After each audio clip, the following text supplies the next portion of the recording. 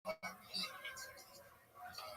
has very little with some of the stories that originally were the origination of some of the stories that appear in the Bible go back 10,000 years. Wouldn't you love to fly the wall 10,000 years ago to the whole week as written down? What really happened? What really happened? Well, I mean, it seems like for sure something happened. But whatever the whole Jesus Christ thing was, it seems like that was a real event, right? As opposed to the flood. The flood seems like a real event too. Don't you think the flood was a real event? I think the flood was the Energize impact. I think, like, obviously, I don't know what I'm talking about, but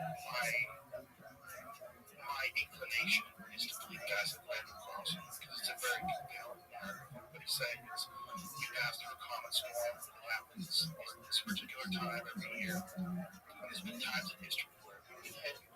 It's very likely that this time period, this Younger Dryas impact time period, that could have been the end of whatever civilization existed at the time.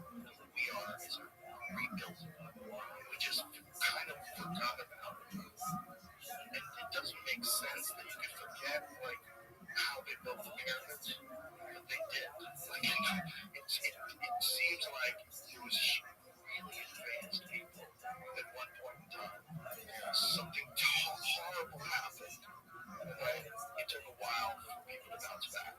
And we're the direct linear progression of the people like from Mesopotamia, Iraq, and all that. That's us now. But before that, it was probably something really wild. Yeah.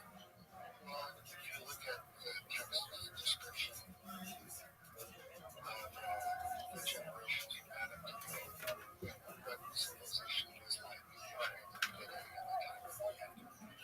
Yeah, I mean, it became filled with violence. And God just said that, yeah, so that's one way of looking at it.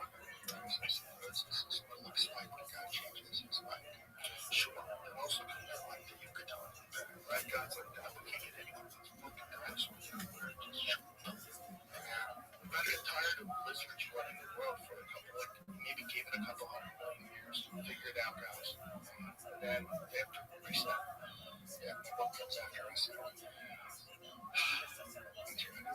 years.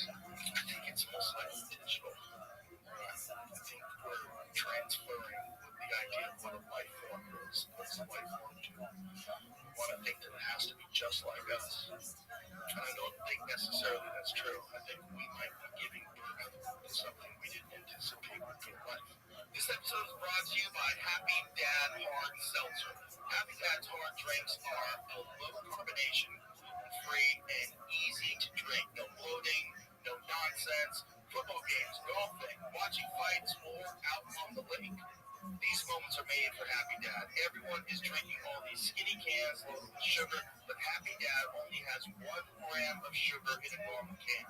Can't decide on a flavor? Grab a variety pack. Lemon lime, watermelon, pineapple, and wild cherry. They also have a great flavor in collaboration with Death Row Records. Happy Dad is now available nationwide in the USA and Canada. Go to your local liquor store or visit happydad.com. And for a limited time, use the code Rogan to buy 1 Happy Dad trucker hat and get 1 free. Enjoy a cold Happy Dad. Must be 21 plus. Please drink responsibly. Happy Dad Hard Seltzer NT. Malt alcohol, Orange County, California. Yeah, very cool. Good guy for trying to mention himself as possible. It's called the first and last meal. But only the statement that talks about 19 species of animals. This is their first one. This is starts at 82 billion years. This is huge. Yeah. And it's mostly genetically diverse. Like brains that occupy a football field is species. Yeah, so as far as occurs biologically, through genetic manipulation. Just sincere. Yeah, I'd love to be thankful. It's all basically based on what people are, what people want. So there's one species that instead of love as kind of the core value feeling, they hate as their core value feeling. Just can't wait to hate it. Yeah.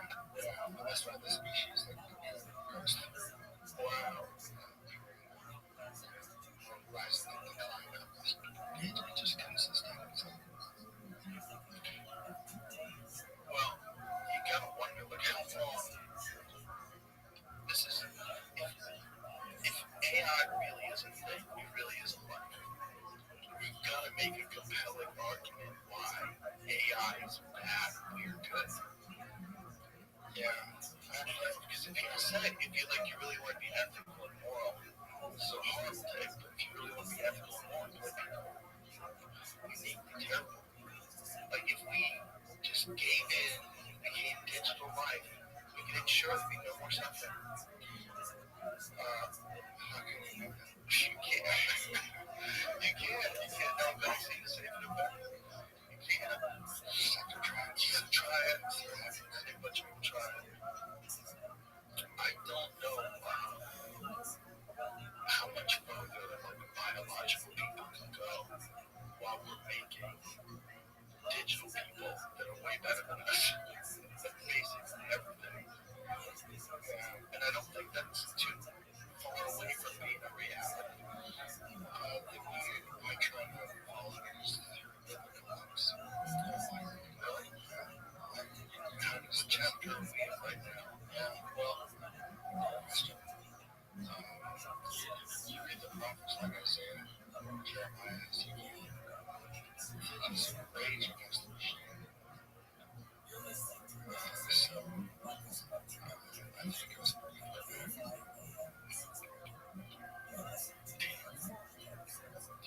Yeah, there's always giving back. There's always right or wrong. How do we decide that? That's what I like about the Bible. It's very like my own mind about things, but it's nice having that kind of an option. Religion, tradition, to refer to decide what's good and bad.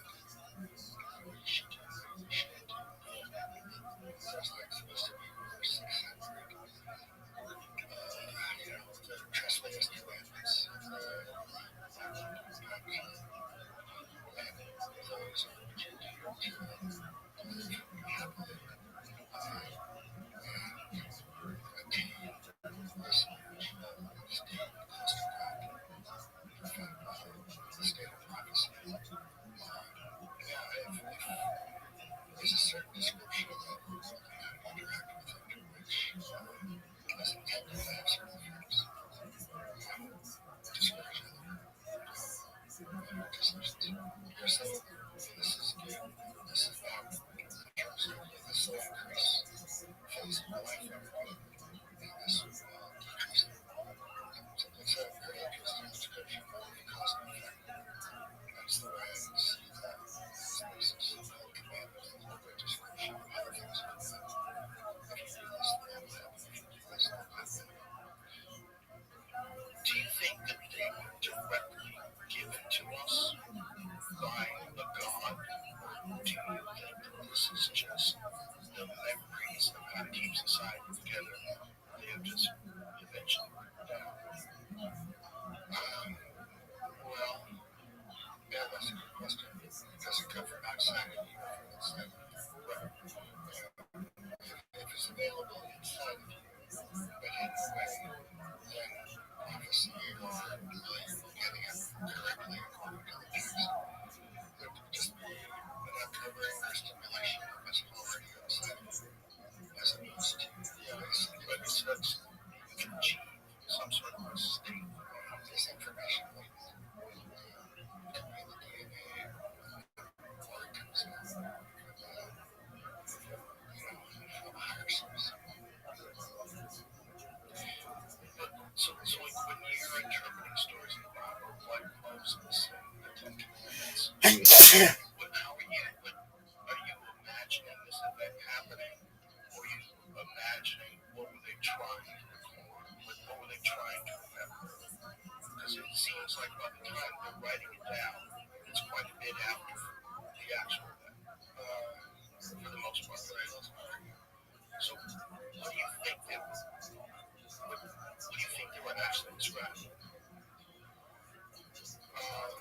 Well, we talked about this briefly last time I was here, was if I believed in the reality of like those things really happen as well. Yeah. And I said, well, it's really inconsistent. So, and I thought about it as well, and I started thinking about it well,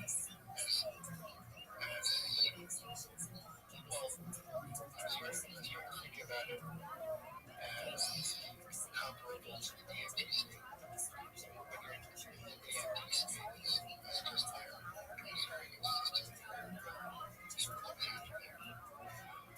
And so I think the early version, I think the character, I think what happened early on in the character was like the DMT world. It was a parallel.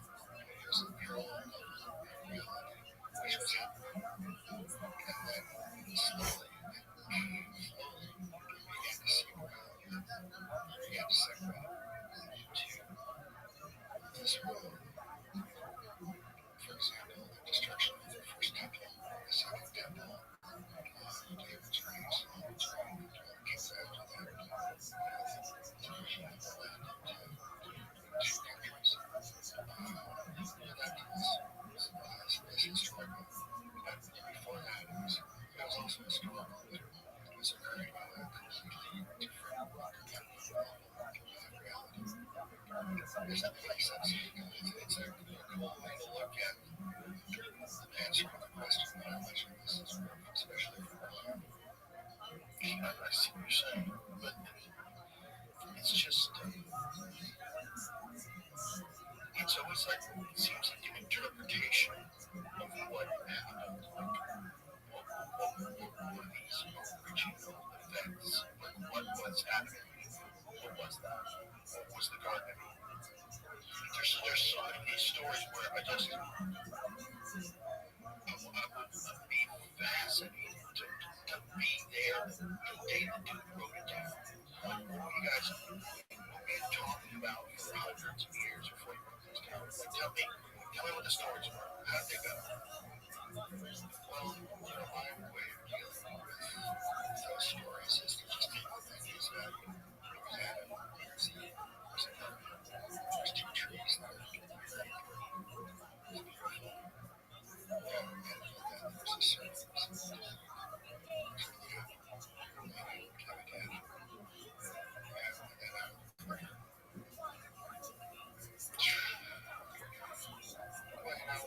what's the people in the psychedelic community looking at the tree of knowledge of good and evil as some indication where God being jealous wanted competition.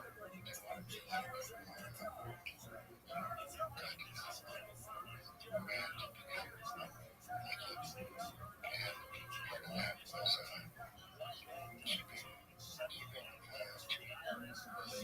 people away from the tree of knowledge of good and evil. It's not so much the tree of knowledge, but the tree of knowledge of good and evil. And you know that distinction because once they found the tree, they were nervous because of the nakedness. And they could hide from God. Kind of went into verses good versus evil as opposed to true versus false, which was honor, which was so there was before you went to the apple or whatever they just leave truth and falsehood. And after from the tree of knowledge of good and evil, they were embarrassed, trying to hide themselves. Tree like covered colors of leaves on large trees. Yeah, just like to look at it as if it were happening on the other side of the universe.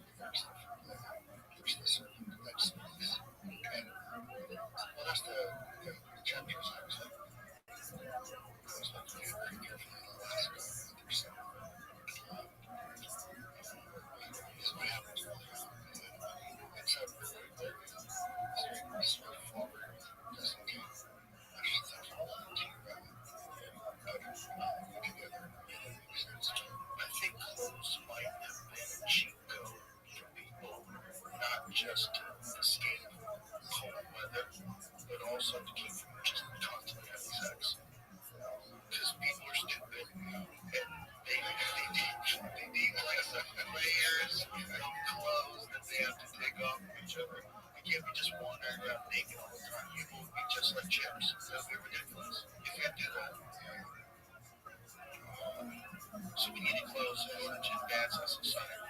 But can't you take them closer? Yeah, you can. Yeah, it's like you decide, like, I don't want to feel that good. I don't want to be out there in the air. I don't want to be brushing up against naked people. We all made that decision a long, long time ago. I think when people became civilized, they realized, like, if we don't cover ourselves up, you know, people are too gross. Just be having sex with each other. And we gotta get things done. We want to keep society moving. Wear some clothes. Wear clothes. Well, that's the only thing that should be, you know, that's how we're really trying to totally makes sense. It also makes sense, like, an intelligent hominid emerging would start to realize that, oh my God, self-awareness, look at my boobs, my dick, this is crazy, and I'm living out here naked, because it's kind of becoming self-aware as opposed to, like, chimpanzees. And as time would go on, it would become more self-aware, and if it happened over a relatively short period of time, you kind of have memories of the past. That would make sense. Well, it's got to emerge, right? Like, it came from lower hominids, which everybody kind of agrees. Something had to emerge, this understanding of yourself. This thought about what you look like, this thought about what you sound like. Well, there's two kinds of life. There's what's called original life, the childhood, like a newborn. And then there's a life as an adult.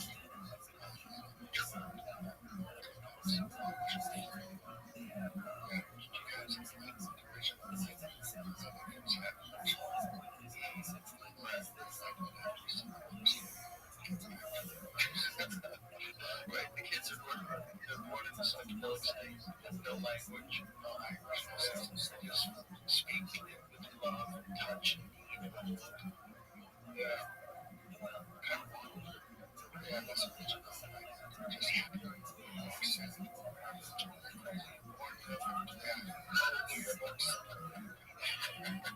Well, yeah, as long as people are taking care of it. Well, you know, the Hebrew word for perfect life or simple life.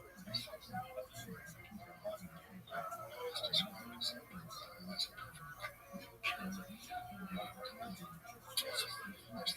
That's another good story. Okay.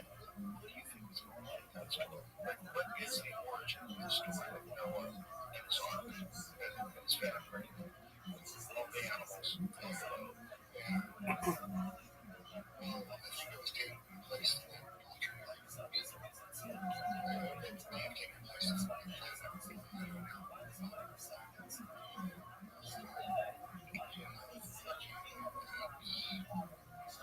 Why we don't have any clear archaeological history story. Rabbi, What I up, big? lost 19 pounds. I went to the doctor and it turned out it was 269 to 50. That's great, big dog. How'd So you? I went up. That's great. That's great, big dog. How'd you do it? I've been working out. I've been taking walks and I have runs sometimes. And I have this weight over here so my legs look like this. I'll show you.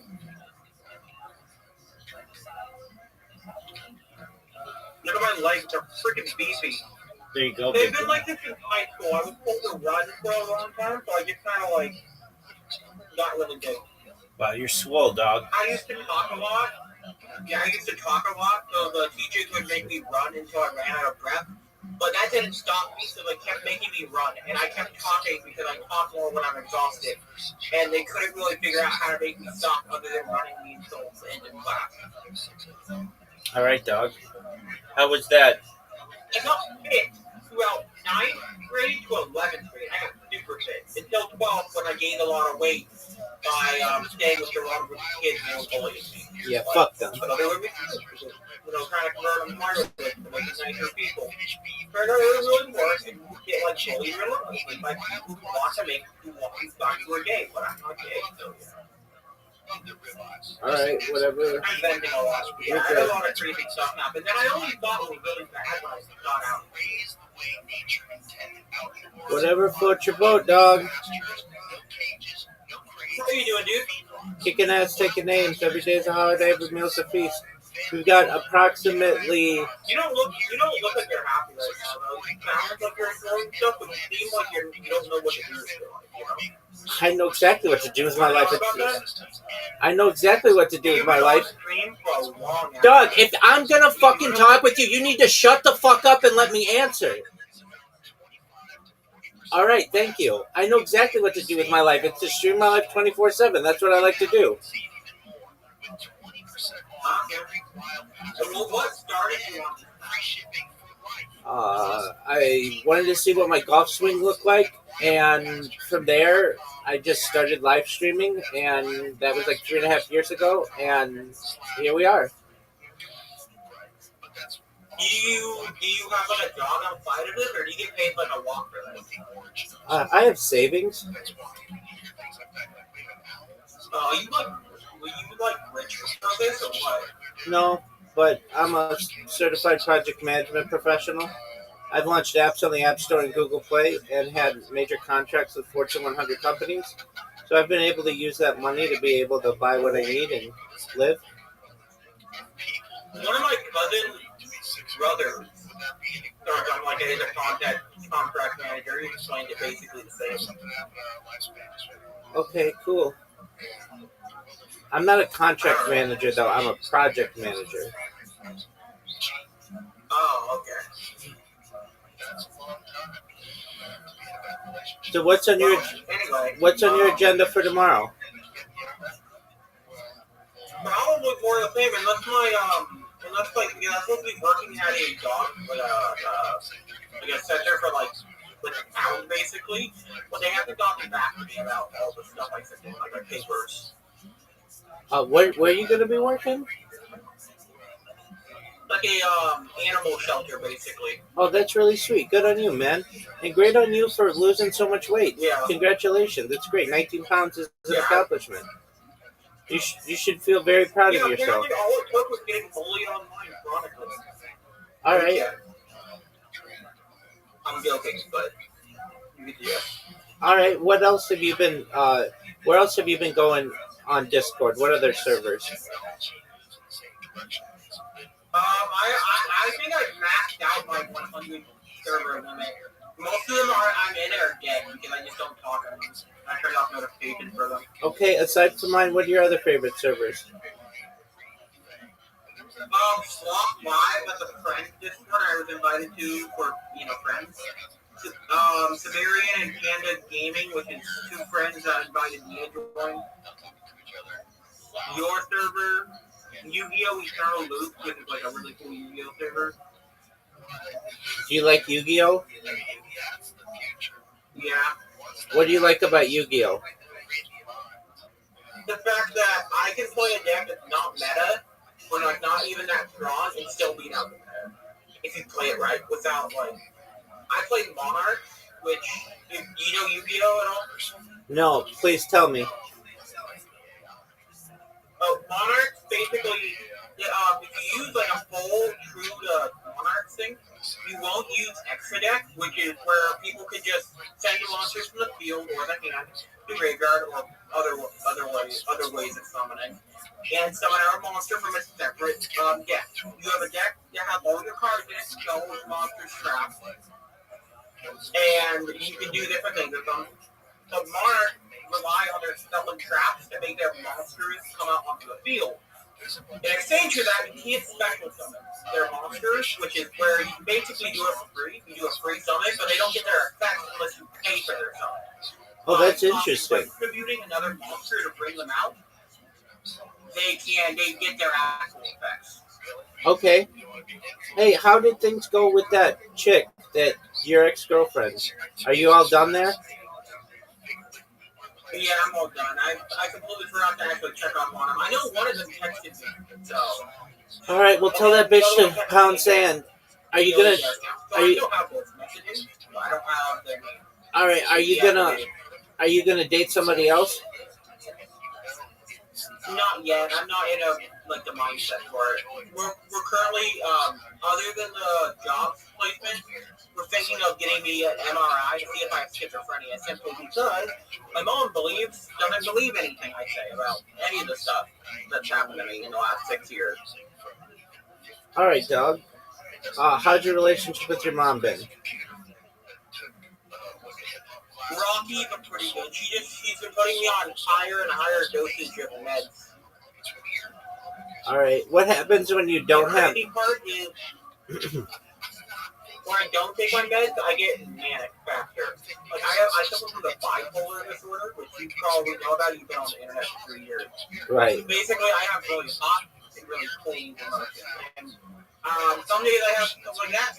But my meds slow that change from really hot to really cold to make it like with this middle. When I don't take it, I switch very quickly from being a crackhead crazy person to being a really depressed emo kid with a really edgy sense of humor. Okay. What are you looking forward to in the next couple months?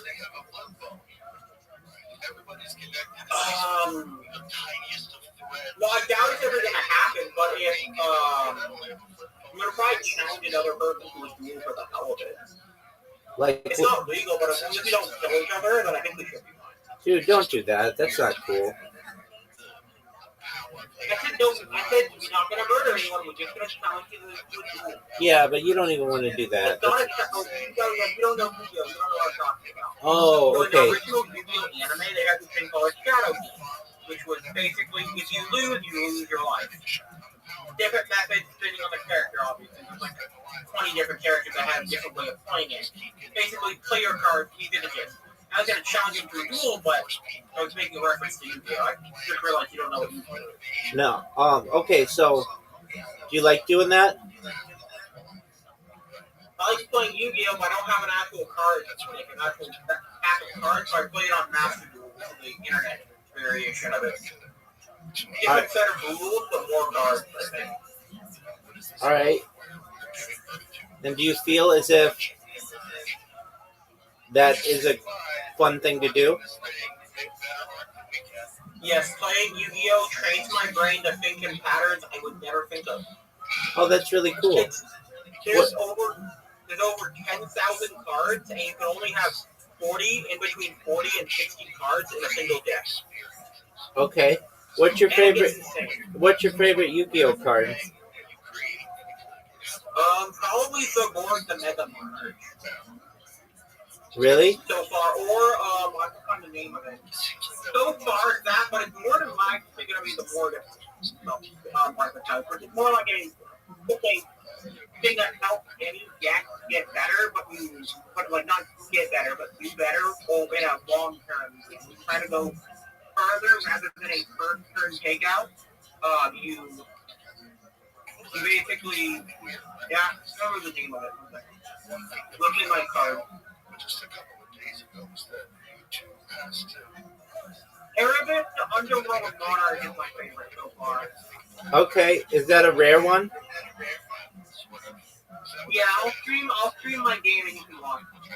Okay, sounds cool. One second. For a reason, I can't do anything. That's not good. So, stop that for a second. Okay. That they have to reinstate their accounts.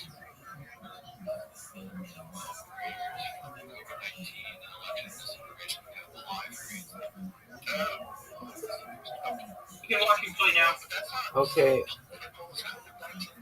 The back deck, mind you, but the pretty close. Pretty fun. There's decks that go significantly faster, but mine is about going slow and taking control of the board. But making it so your opponent can't like do their thing. So like in a more fair way. Okay.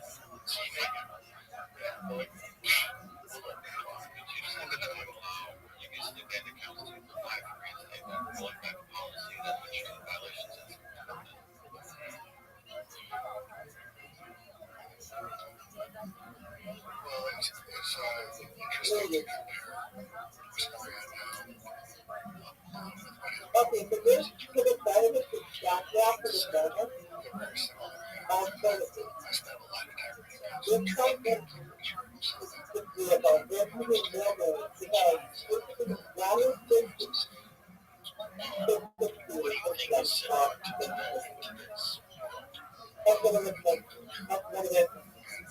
Big Dog, you're covering up your microphone. I can't really hear you.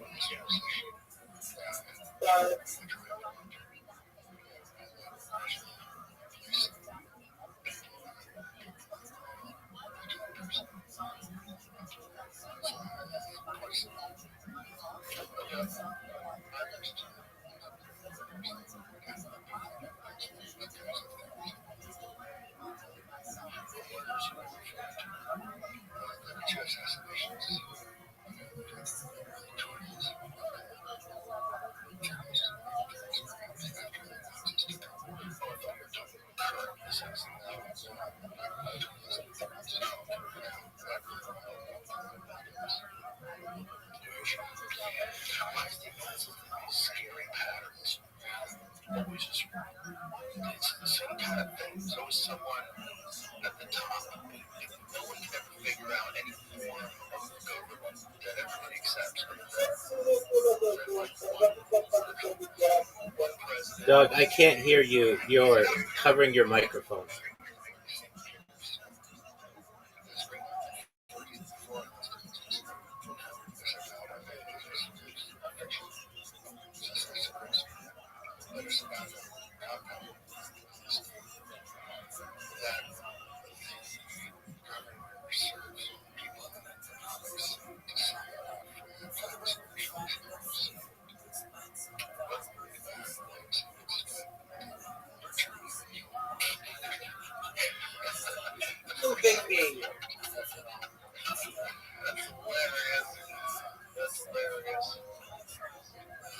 They're gonna hand loop me until I can't play the game. That was my job. Why is that? Oh, so they're gonna hand looping means they're gonna get rid of all the cards in your hand, which is the cards you use like right here. You start with 5. They took out 2 of those and sent them to the graveyard. Those are some of the strongest effects in the game. And some people have a strategy they steal from a YouTuber and just blurt it out for themselves. It's also toxic too, right? So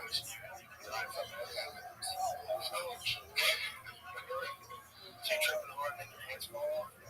Wow. You took drugs, did you? Look at your hands to see how high you were. No, I was actually pretty aware. Whoa, that's what happened. Oh my God. This person's hands are about to fall. Oh my God, they're going to fall.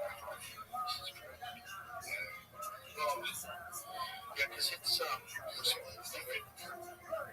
probably a connection between atmosphere and witch trials. The summer behavior, right? It's urban poisoning. Living in a time where no one's even figured out running water yet. And everybody's tripping balls and thinking that witches are Such an annoying person rolling up against.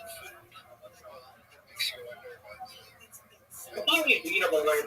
Their board has no response. It's just gonna be annoying.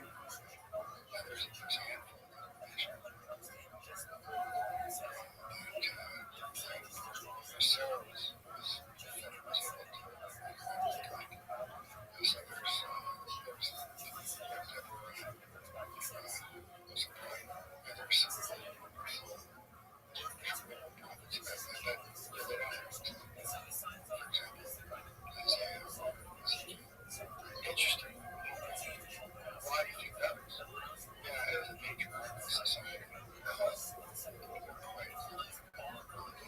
they still do that. They still have concerns. So they like Sarah,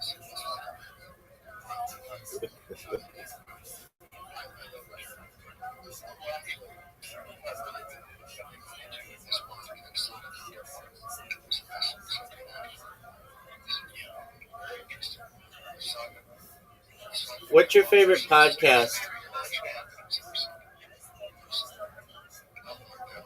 I don't listen to podcasts. Okay. Why not? I don't have Spotify Premium, bro. Dude, they're like all on YouTube for free. Yeah, but I don't like looking at people when I'm trying to listen to them. I mean, can't you just not look at them? Probably, but then I wouldn't know if they're trying to steal my money. Do you recognize that many times your logic doesn't make sense? That's the point. Okay, I'm down. Remember, I'm you up. can't be decent if your logic isn't following their logic. Okay. I'm joking, obviously. Obviously, Doc. Yeah. I'm not that high. I'm not even high at all, honestly.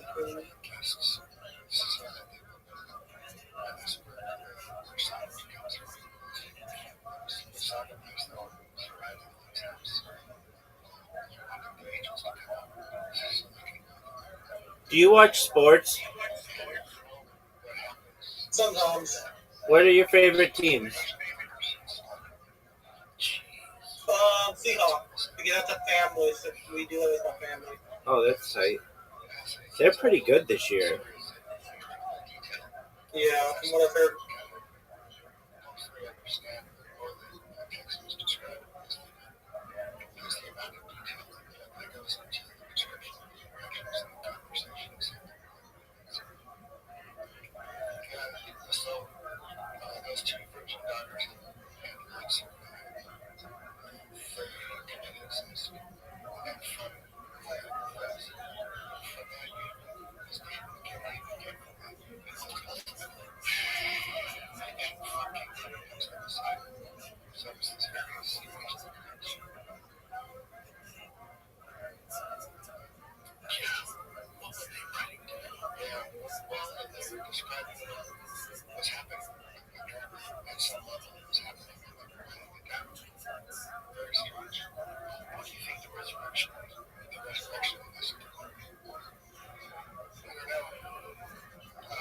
Yeah, no, I'm not fighting Labyrinth.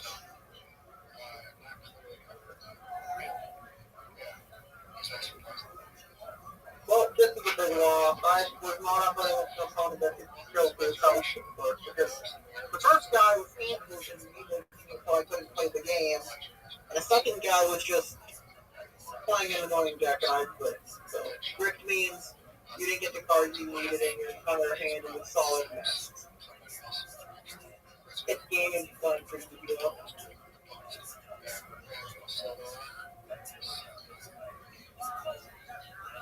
Well, if you want to play it, it's called Yu-Gi-Oh! Master Duel. It's free on the App Store, the Play Store.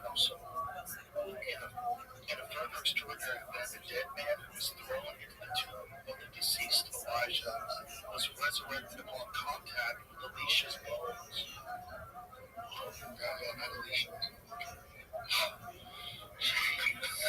Contact with the bones? Yeah, so, he was a prophet who resurrected him. Well, very interesting face to face.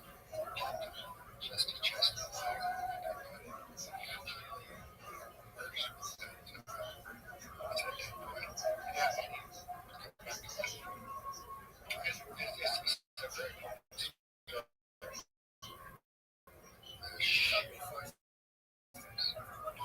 What do you think that's doing? What happened? Really think that someone did that and brought someone back to life? Well, yeah, that's how it's described. That's what happened. So, are we arrogant to assume that that would be bullshit if someone said it today? Because if that happened today, you know, this person died and it's got a date on it, and they came back to life. Yeah, most people say, well, that's something that we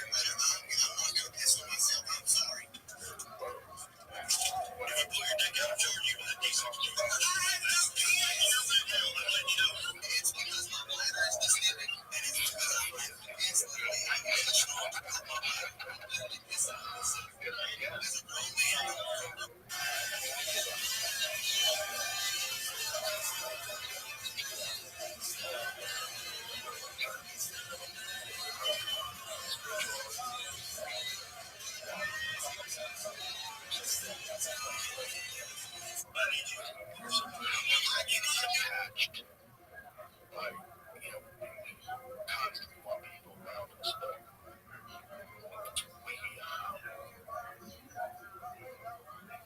we're always going to be detached by bodies. We assume that that's forever. But there comes a time we figure out how to separate consciousness from the body and let consciousness interact without a shell. That's going to get really weird. I think we'll still have the same problems. I think we're always going to have problems because if we don't have problems, then we don't work really hard to find solutions. We don't make better stuff. Right, at least we're working hard. A little bit, yeah. There's it seems to be a very clear incentive program that the universe has put in place, which is, what do you think? Well, it's not entirely based on happiness. It's not based on happiness.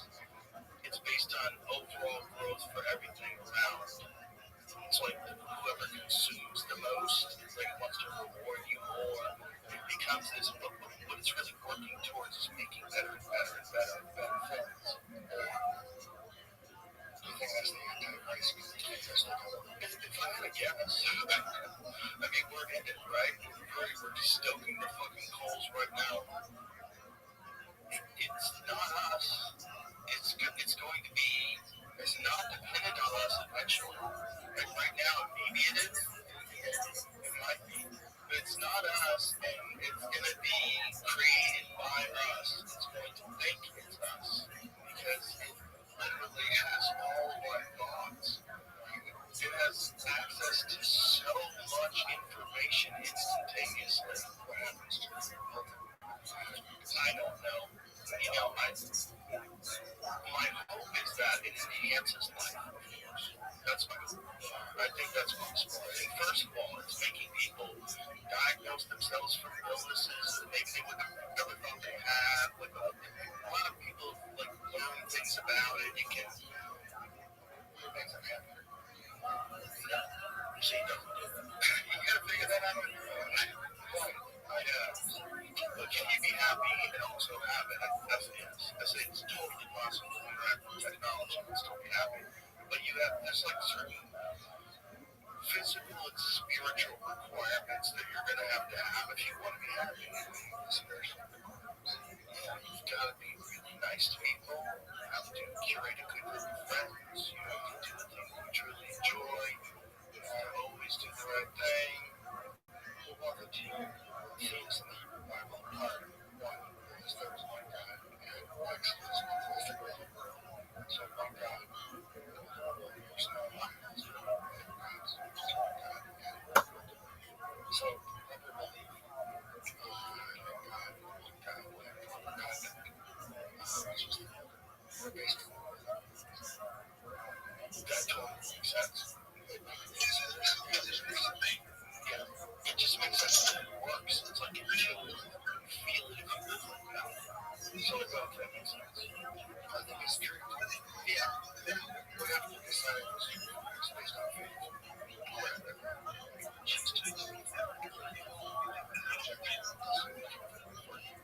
When you hear about these biblical depictions, fantastic events, how many of them are attributing to the psychedelic experience?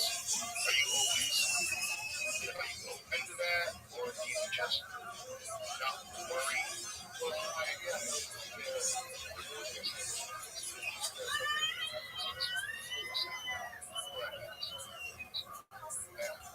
it's a psychedelic period. Why it is really psychedelic. I think it's from the release of or from that's what you think the origin of it could be afterwards. It's a psychedelic experience. Could be from scriptures. I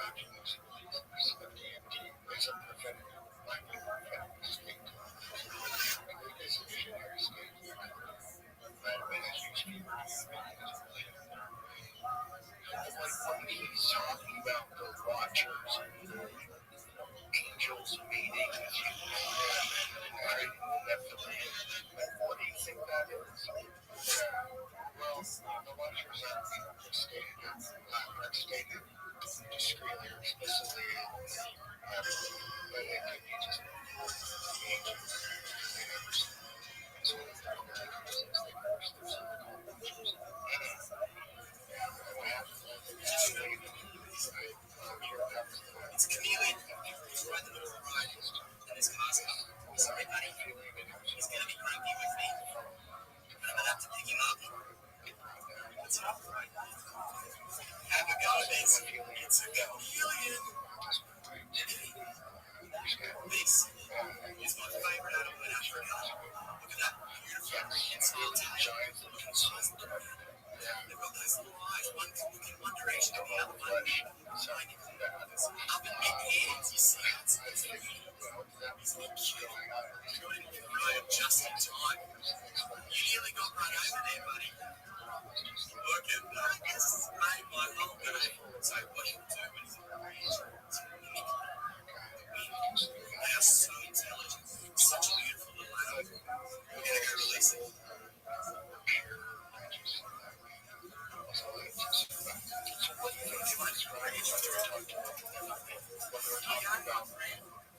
As giants, you think that's just a bad reputation?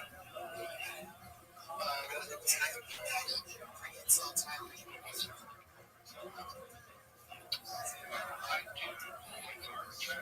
do think they even have an actual description of how tall they were, like some measurement. This is what it says.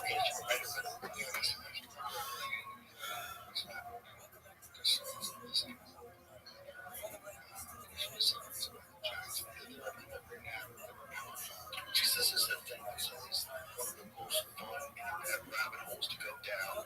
Is are they hiding evidence that giants existed? 30-foot tall men lived in the mountains. And there's always been weird stories of giants all throughout history. These people supposedly discovered giant bones stored in the basement of some famous museum. Won't let anybody have access to it.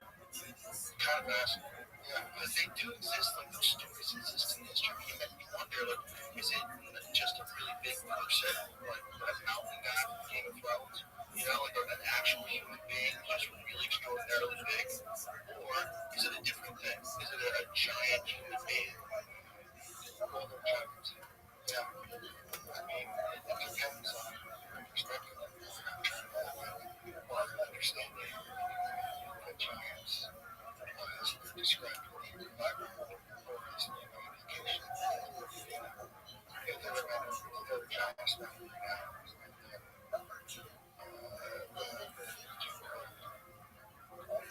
they consume them. That's it. The problem is, like, if you look at the least charitable version of human beings in 2025, there's a lot of examples that you can point to go, that's not a lot like us. Or maybe, well, there would be a flood that destroys them. Without floods, that would destroy them. There's no reason that we have this.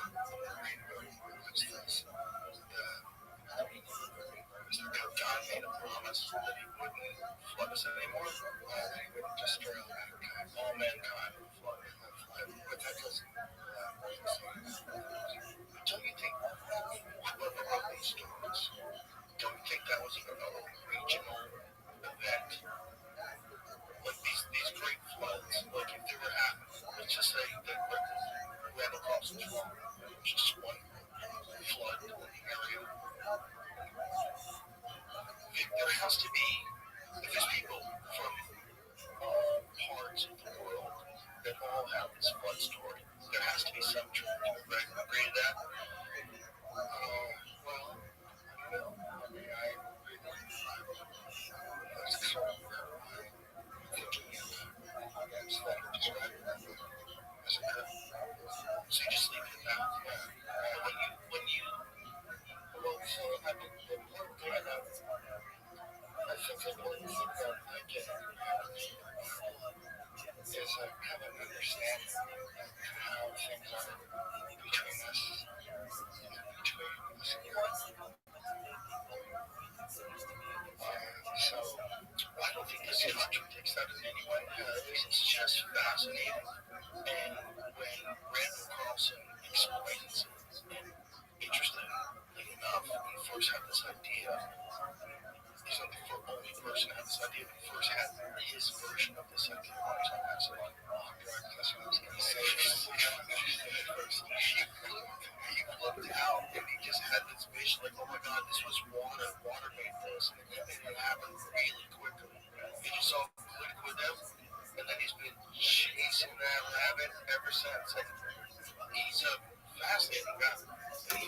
he's so well read in the subject that he can just recall information so effortlessly. So it's a really fascinating guy to listen to talk about because he's very compelling. And I think those younger guys that should go to life.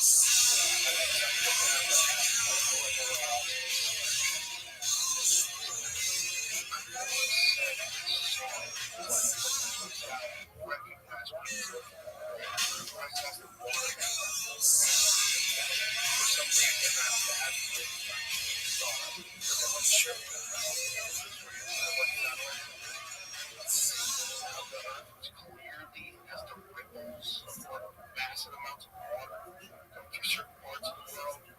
Yeah, well, it kind of raises the issue of spiritual poverty for pharmacy, psychedelics, spiritual not just our own faith, but like getting to your more hands. They have tests. I think they just want to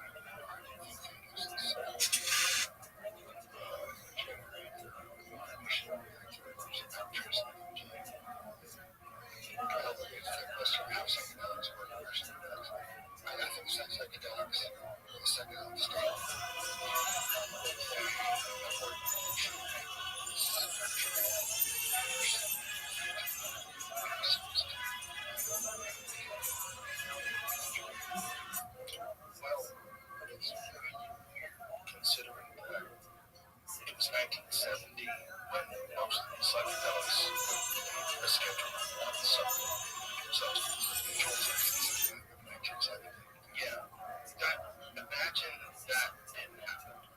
Imagine Nixon was not president, that didn't happen, that didn't go through, and the world evolves technologically at the same level that it has now, but also has access the entire time to all these different psychedelics legally. I think people really were after. I'm sure they were, but I bet they weren't as much. It's dangerous. People get put in jail. People don't want to lose their lives because they want to take a tap fast. So they didn't do it. Well, it's a real deterrent for a lot of people who want to have a good future. But if mushrooms were legal, like you might have made a completely different life choice a long time ago that made you happier. Right. Well, or not. The option to try should be yours. So you're pro-legalization. Yes. And it certainly shouldn't be restricted by people who haven't experienced it. That doesn't make any sense to me. Like, why would a person who has never experienced psychedelics be able to tell people who've done psychedelics that they can't do it? That's nuts. Like, you don't even know what you're talking about. You don't have any experience in the state of mind that is enhancing these people's lives and come back from war. Like, especially like IMD therapy, which is they're passed now in Texas, so they're allowing that to happen now for people with like severe drug addiction, PTSD. It's really a very interesting drug. It's one like don't have it, but it's beautiful that it's being approved and used here because there's so many people that can so many people go have to fight overseas and come back home scrambled and need some help. And people who got hooked up on pills because they got injured or something happened or whatever it is, and then all of a sudden you have a real problem. Ibogaine is one of the best ways to kick it. Like one of the absolute best ways. It's very effective, right? It's like one dose, it's like one experience is like 80 something percent of the people never go back to whatever they were addicted to. Yeah. I'm not sure if it's because of the drug levels. The guy who first started to kind of popularize Ibogaine was a fellow who was himself.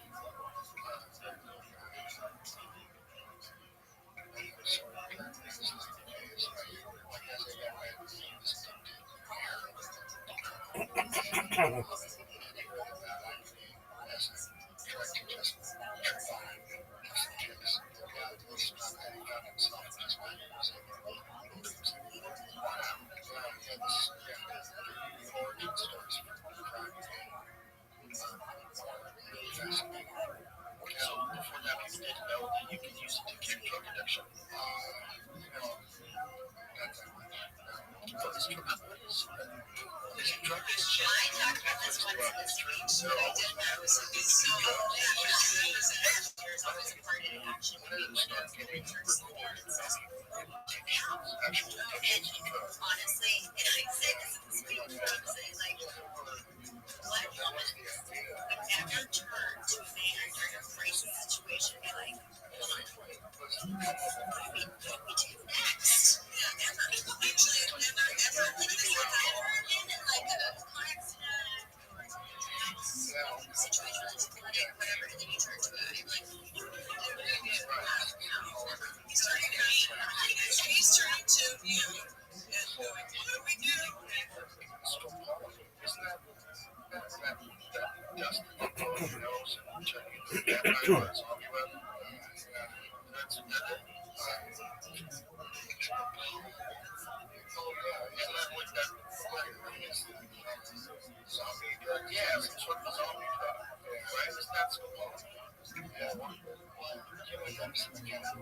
He tells the story of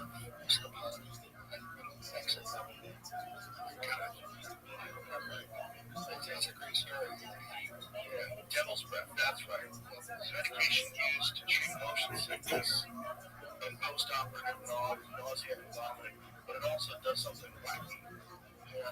Like if you take large doses of it, the devil's breath, and so you get it in drama. That's what drama means, right? Isn't like the stuff that makes you less nauseous when you're seasick? Isn't that? Does drama mean this stuff? It's not the same. Sorry. Dramamine is oral antihistamine called dimethylhydronate, while scopolamine is a different prescription-only anti-cholinergic medicine, particularly in patch form used to prevent motion sickness. Okay, so they put in a patch form to stop motion sickness, whereas Dramamine is the oral thing that stops motion sickness. God. Right. It is a weird thing. So, but scopolamine, you can get in a patch, and it is for motion sickness, right? But it's when they blow it up your nose, it's not good.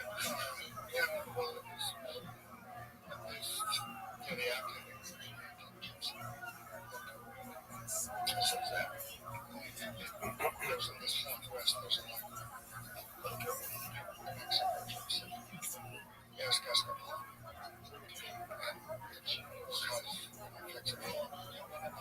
Patients the VA, the lawyer, there wasn't a lot back in the day. Took chips and tea, drank a lot of water, lifted the desert for 2-3 days when I was in stories, came back. Thing that he said, I had to wait 6 months to get my hands on this thing. I said, this thing was so powerful. Do me this favor.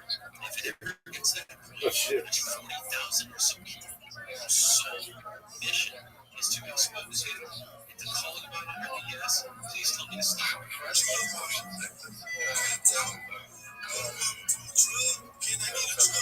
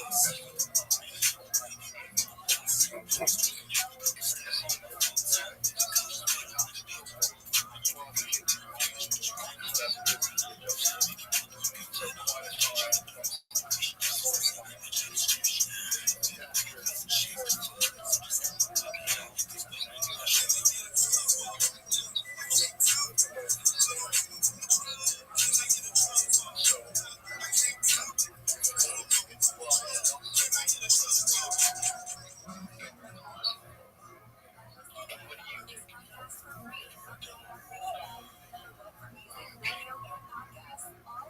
What kind of pain you get?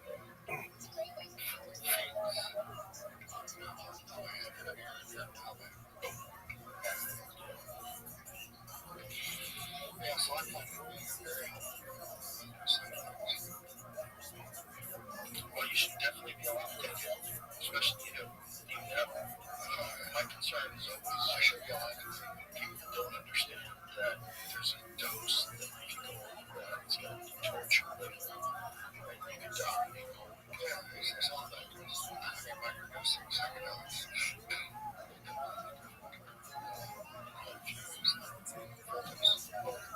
Affects people. Yeah, for sure. Yeah. Have you tried microdosing? Yeah. Yeah, a while back, I was having some belly issues. I microdosed ayahuasca for a month. It was helpful. Very helpful. What is every day? Microdosing ayahuasca. Yeah, it's a microdosing sound. Like a microdose. So it just gave you just a little bit. I wish. Not really. I was going to that. This is like coffee. Smoking coffee is too much. Oh, yeah.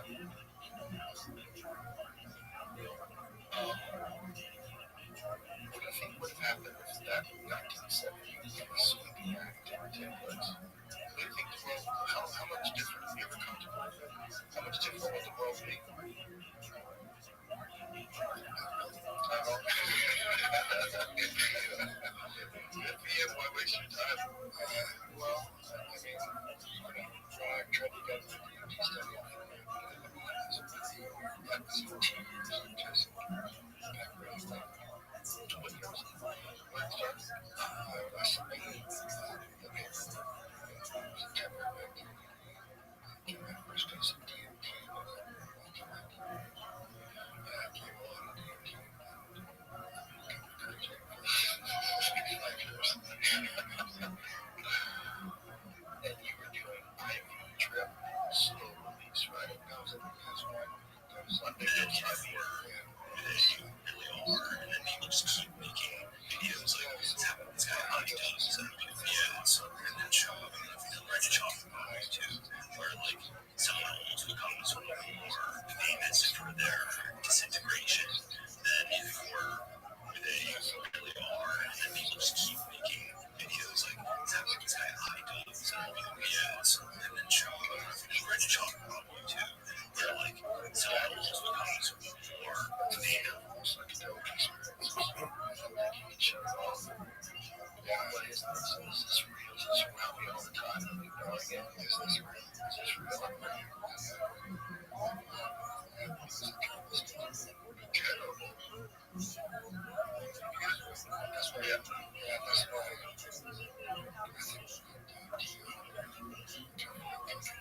I think everything's careful taken, especially if you've got something wrong with all that. You're self-diagnosing with some potent stuff. Right. Some things that happen to everyone. Yeah. Well, I mean, how is going to decide? Yeah. Well, no one's decided for you. You can go fill your bar at home more than enough to kill yourself. Right? Like most people can. Most people, if you got like a little bar in your house, like 3 or 4 bottles of Jack Daniels, couple of this, couple of that, you're dead. Drink all that stuff, you're dead. Yeah. Have you ever gone through drinking bars? I don't drink at all. But I will still, if I feel like it, I'll have a glass of water. Or I'll have a margarita. I think a nice Cabernet Sauvignon. Just like a little red wine sometimes. But I've only had like 2 or 3 glasses of anything over the last like 8, 9 months. And even like I didn't even finish the wine. It's like I've lost my taste. I just, the trade-off is not worth it. Like, I have a lot of fun people in my life, and I have a lot of fun without alcohol. Like, I don't necessarily think it was provided me with the amount of good versus the amount of negative. The negative outweighed, especially physically.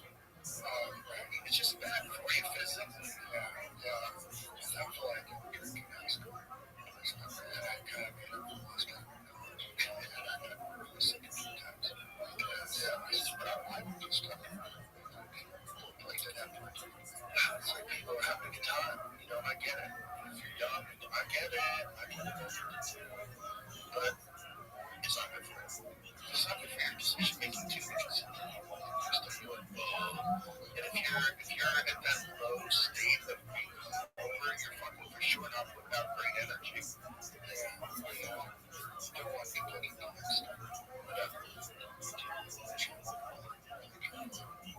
Yeah.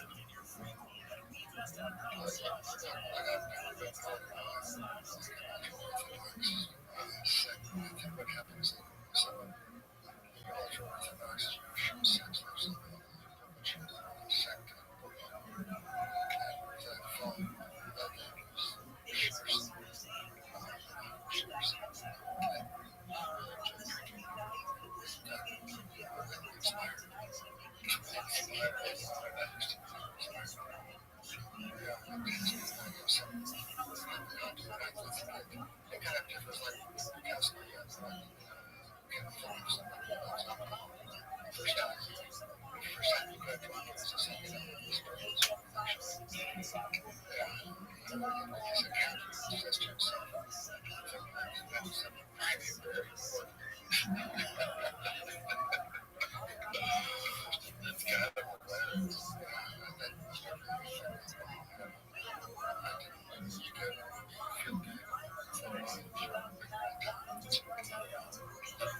obviously all different biologically, but some people it's a switch that something else does.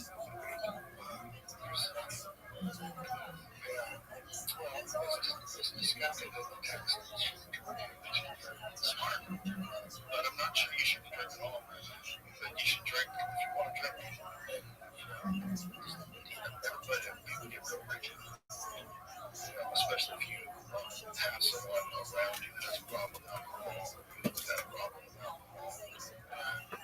Well, there's a huge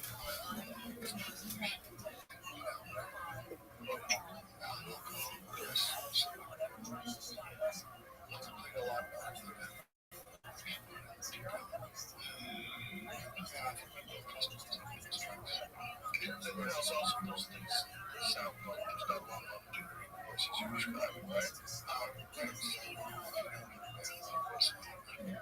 You're outside a reservation. Or on a reservation. Yeah.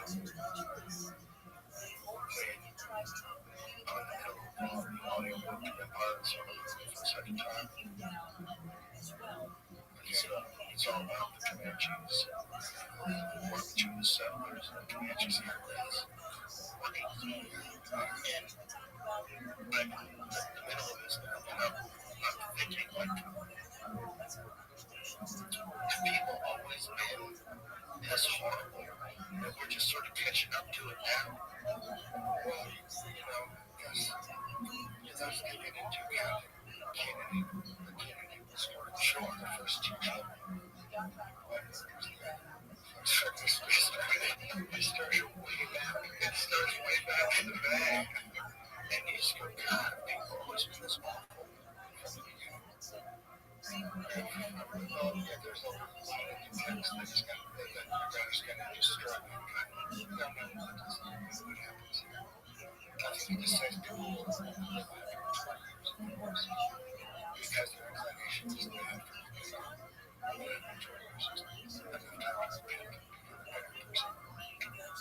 wow. Check it out.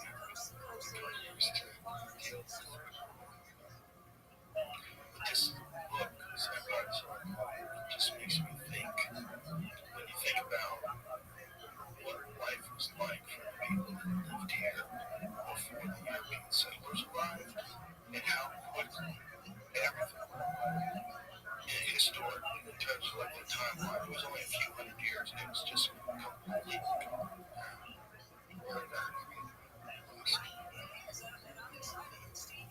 It was awesome. There was a lot more. That's the thing that everybody likes to leave out. Like, I'm fascinated with American culture. I'm fascinated with this Comanche civilization that lived here, because this book, Empire and Somerville, is just, it's so interesting. They were so fierce, and they lived right here. Yeah.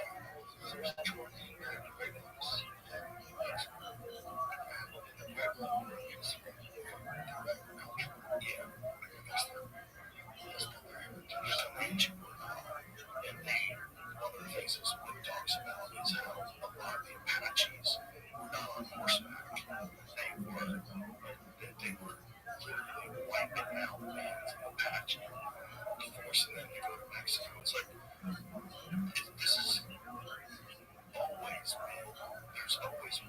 once they've had horses, which is really look after this got here, then once the Comanches figured out horses, they got really good at it. They were looking at possible barrier to get through this part of the country. And there was mostly Navajo. They were nomads. They raised sheep. Sure, the eastern side, a lot more agriculture, right? It's just the amount of time that it took for everything to get pushed. Where if you're a Native American and it's 2025 and you live on a reservation, you're like, whoa, what happened? You start going into the history and look, how many people died? What happened? This is the Comanche presence. A lot of signs, I'll tell you that. A lot of signs like Quantum Parker Lane, he's the last Comanche chief. Well, they always name things after what used to be. Well, this is all that area. Comanche, this area that went all the way down to Oklahoma. It was just a barrier that you couldn't get through.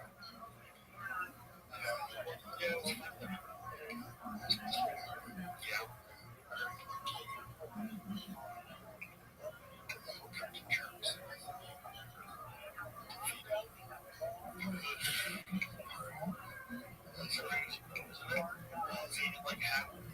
All those things had to take place in order to get New York City. So you have to decide, what do you like more? New York City, or you want to go back in time and say, don't sell this? Yeah, what do you like more? Do you like pizza? Do you like to go to a nice... I do too. I get to go to a nice nightclub, have a drink, go to a nice steak dinner in New York City, or give it all back. Give it all back. Go back in time and say, hey guys, you're getting robbed. Don't sell this for whatever it was. How much did they buy New York for? Really? No. Wow, what a deal. What a great origin story for a villainous country. Their number one city was made through a swindle deal. It was fake jewelry. Well, this one, yes, that's right.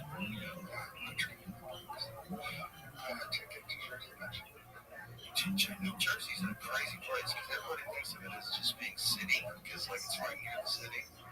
It's had Hoboken and stuff like that, but it's like mostly rural.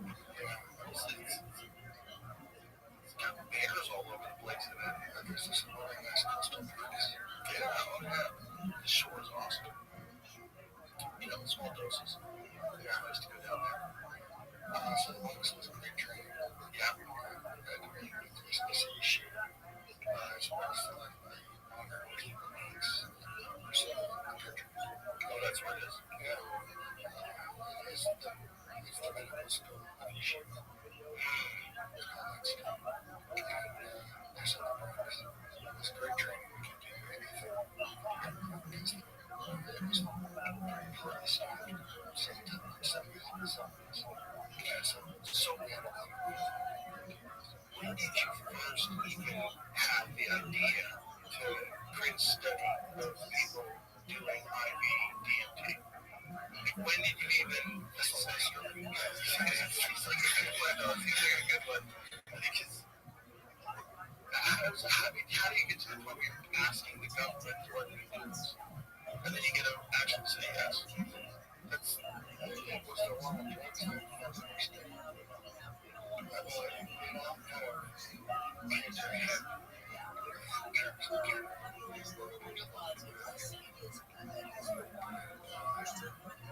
still the same DMT was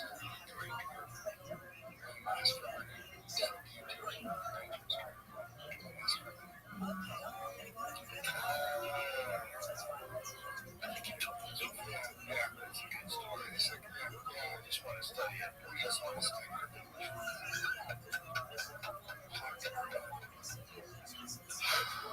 It's clever because you're not lying.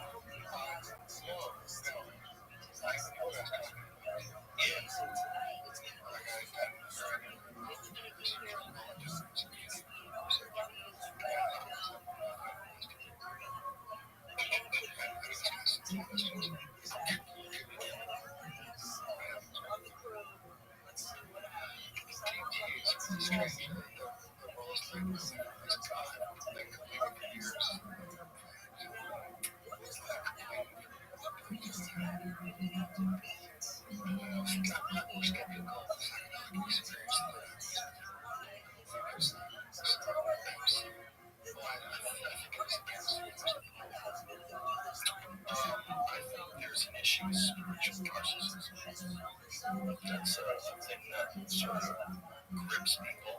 They start doing it a lot. Their identity is wrapped up in doing it a lot.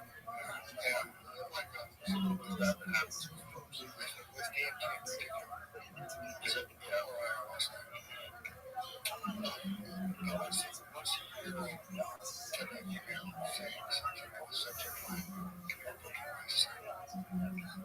And I was just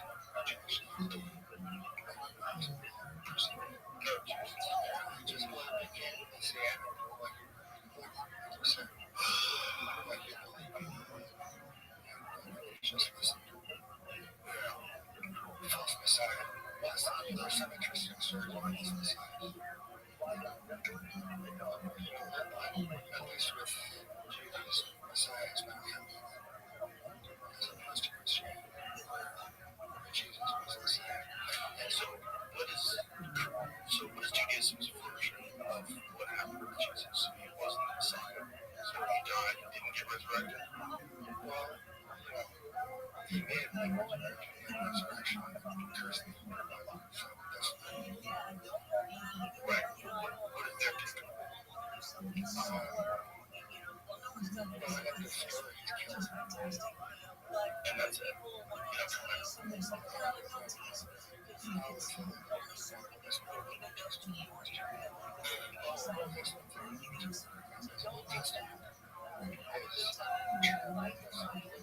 disparaging.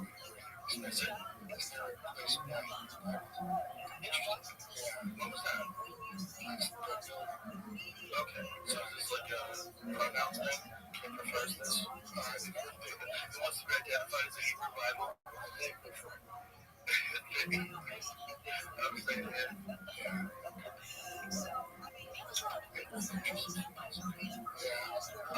Like I was thinking, you have people do prophetic phrases.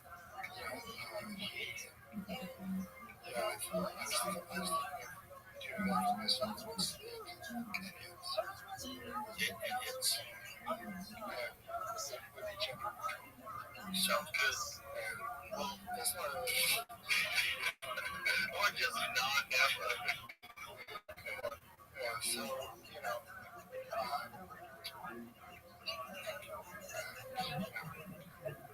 those kind of tentacles. Doesn't seem like it's the likely way, but there's probably some sort of a interdimensional psychedelic equivalent of intercourse that higher beings have interaction with each other. I think it was the optimal form. The optimal form, yeah, could contain certain consciousness to particular things. It's not good for it, you know, so that's why it took a particular unique shape. Fall dysfunction. Right. I got confused there. What are you referring to? Oh, well, you know, the specific one, I think I was referring to man being made in God's image. Okay. Yeah, with the genitals. Oh, right. Yeah, okay. Yeah, but I think it, you know, when you're in the attitude, things evolve to do certain things that have function, which combine to determine our rich behaviors. So I think it use this story was the optimal form as well. Perhaps. What do you think happened when human beings had this doubling of brain size over a period of 2 billion years? What do you think that was?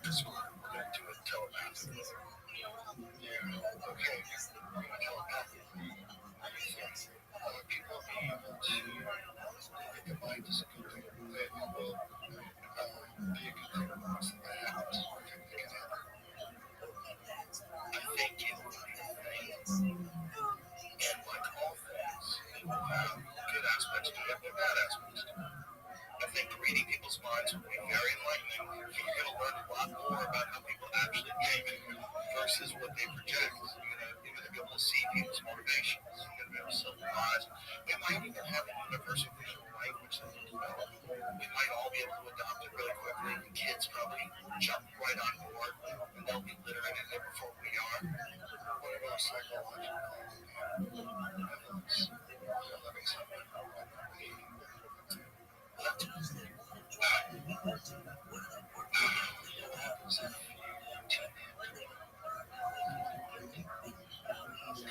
if that's solely the case. If you're this is a real thing. You have an unconscious too. Things become stored away psychologically.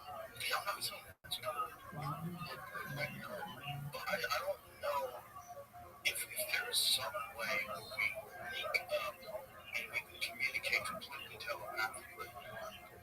It can be really weird, but it will be a thing. That's my point. It's like we're gonna have to navigate it like we navigated making books, like we navigated everything else. Like if we want to stay alive, we've got to recognize that there's some shit going down. There's some shit going down right now. Well, there's free will forever. Based on all those decisions that you have to make. And this, Why is there free will? The determinism don't think there is. well, it feels as if there's Yeah, I feel like we respect free will, so it's probably a good thing. We respect the person who's like been a drunk their whole life. Puts down the bottle and starts walking around the block. We respect that. Because it's a real thing. Free will there's part of free will. It's like there's something there. There's something there. You make choices. You don't know why you make choices, but you make choices. That's the thing. There's a lot of factors in why you make choices. And it's not 100% determinism. It's not 100% free will. It's kind of, there's a soup. Very.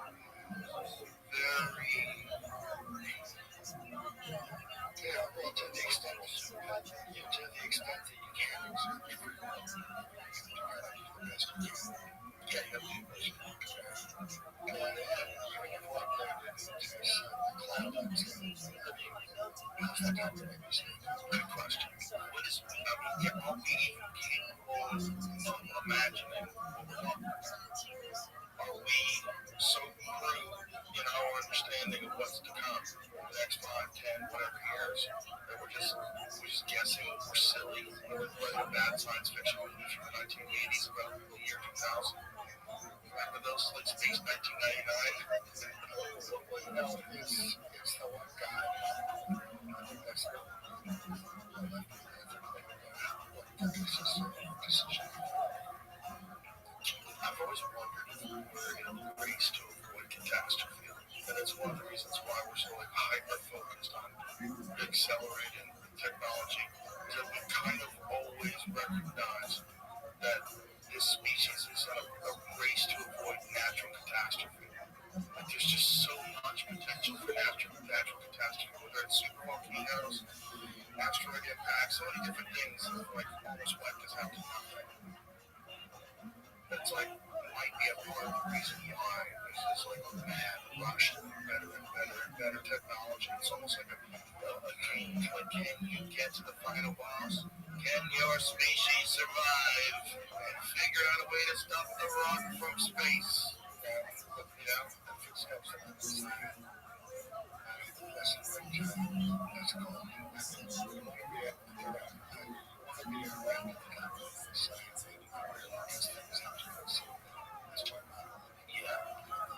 There's also a lot of people that don't recognize being a human being on Earth is being a passenger in an organic spaceship going through the universe.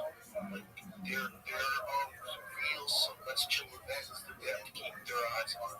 But you haven't experienced in your life, so like, but no, there's giant rocks that killed the dinosaurs, and they're still floating around, same size rocks. And they can't stop them. They don't know how to stop them yet. Like, don't listen to any of these fucking people. Oh, if we saw it, do it. Do this and do that. And sleep tight at night. No. If there was some gigantic state plane-sized chunk of metal flying through the galaxy, we have a real problem. Yeah. Like, it might wipe out all of humanity. Yeah, we might not all do it. Yeah. And it probably came really close to doing that a few times in history. That's what I think. It's the only thing that makes sense. If we know that we're hit all the time, we all accept the fact that the Yucatan impact has killed the dinosaurs. There's been a bunch of them throughout history. We've seen the find craters everywhere. Everyone knows that we've been hit multiple times. The Tunguska thing in Russia, with flattened this enormous patch of forest that's still flattened. Have you been watching season 2 of and Huck's Ancient Apocalypse? I didn't watch season 2 yet. I watched season 1. Yeah. What's season 2 about? It's like the Americans, right? Yeah. The Americans are crazy. Yeah, I like Graham. He's the best. He's a hard worker. Oh, he loves what he does, man. He really, really does. And the fact that he's finally been over all these attacks, he's finally indicated that people are starting to accept more and more things are probably a lot older than we want to believe. And especially after go back to that kind of like that pop network on everything. And everyone's like, okay, this is definitely been buried for 11,000 years. So this is kind of crazy. We didn't know we could do that back then. Well, before coming out here, I asked ChatGPT how old are some of the stories with the attacks of the Bible, and according to ChatGPT, it's 10,000. So, oh my God, because something may have been said at that time. That makes sense. Yeah, that's interesting. So, I think the moral is a good story. I'm working on this translation of the Bible. I've got a Substack now. I'm putting out things every week.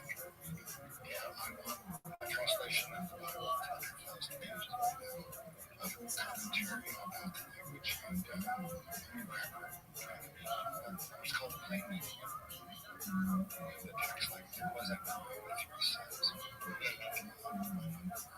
Yeah, so that's like my big project, but I think I can smile.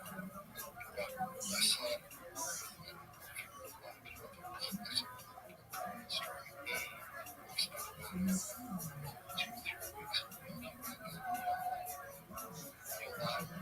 virgin daughters that answer his house, asking to know him. He himself, like he with his 2 virgin daughters, and he sleeps with them. They lie with him. Yeah, they've got 2 kids and they become very they grow up and they have a messy life. So,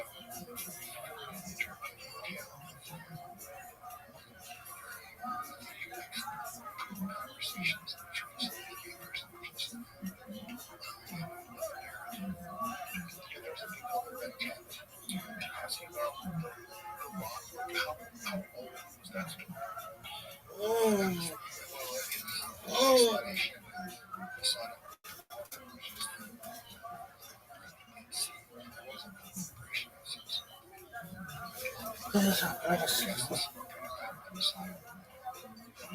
What actually happened it's well, the story is a lot about there's fire and sulfur pouring down the side of the door. Yeah, it goes to the end of the night. Yeah, so that's so yeah, it is a good scene because it was having small concentration zones. Kind of closed off.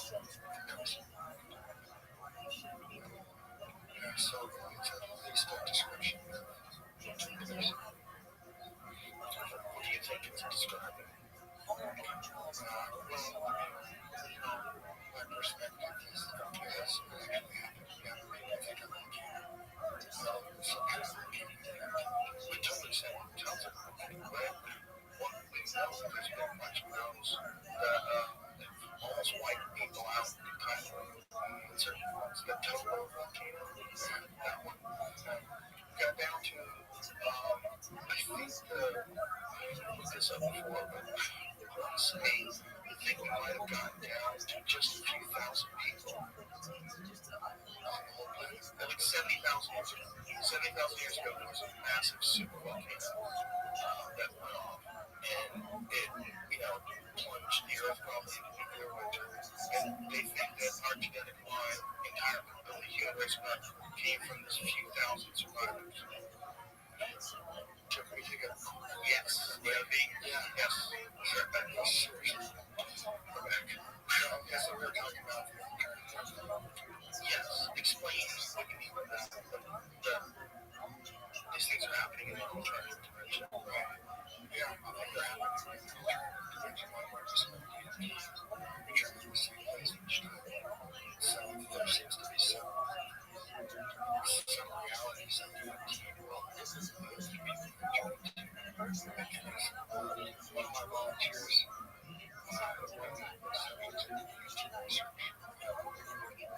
Traffic goes one day and then a few months later, he said that it's very interesting. He said things have just continued at pace since his first exposure, his first something that's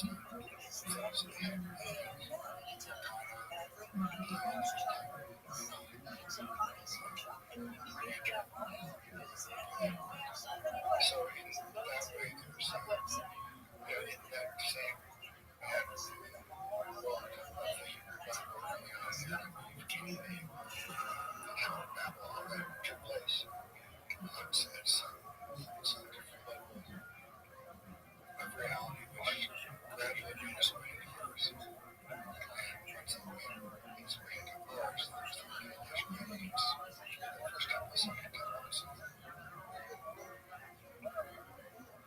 so there was a transition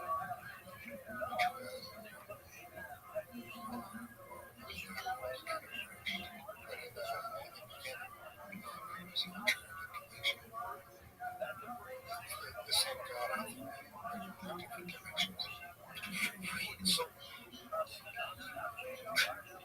is this your own personal? Yeah. Well, when I was on the show last time, you were asking me if I believe those things took place. And when you said that, take it as if it were true. And then I started thinking how I would do that. In what role would that be true to be different? I feel like I've always believed that they're trying to record something. I just didn't always trust that human beings were completely honest with their recollection of events. So that there's something that they were trying to write down. But was it really coming from God? Are these accurate events? What exactly happened with Noah and the ark? What really happened? Well, three stories. Three levels. Two of each. One pair of 7 years. Yeah, cows and feet and animals eat other animals. All kinds of cows. You need a lot more rabbits. You need so many animals to keep just the lions alive. It doesn't make any sense. How's he getting them all from all over the world into a stupid boat? Yeah, there's so many things that are wrong. But the story of him being told that some shit is about to go down, and you probably should, find some way to restart your version of civilization somewhere. There's probably multiple, like the flood myth that we, whatever you want to call it, the stories of the flood that you get from ethical Gilgamesh, that you get from Noah. It's not just those. There's many, many different cultures all throughout history have a flood story, right? So it's probably like that some crazy shit went down. Most likely was the flood. Just what you learn from it. How do you do better on what basis do you rebuild yourself? I think there's different orders. Yet the biblical one is interesting because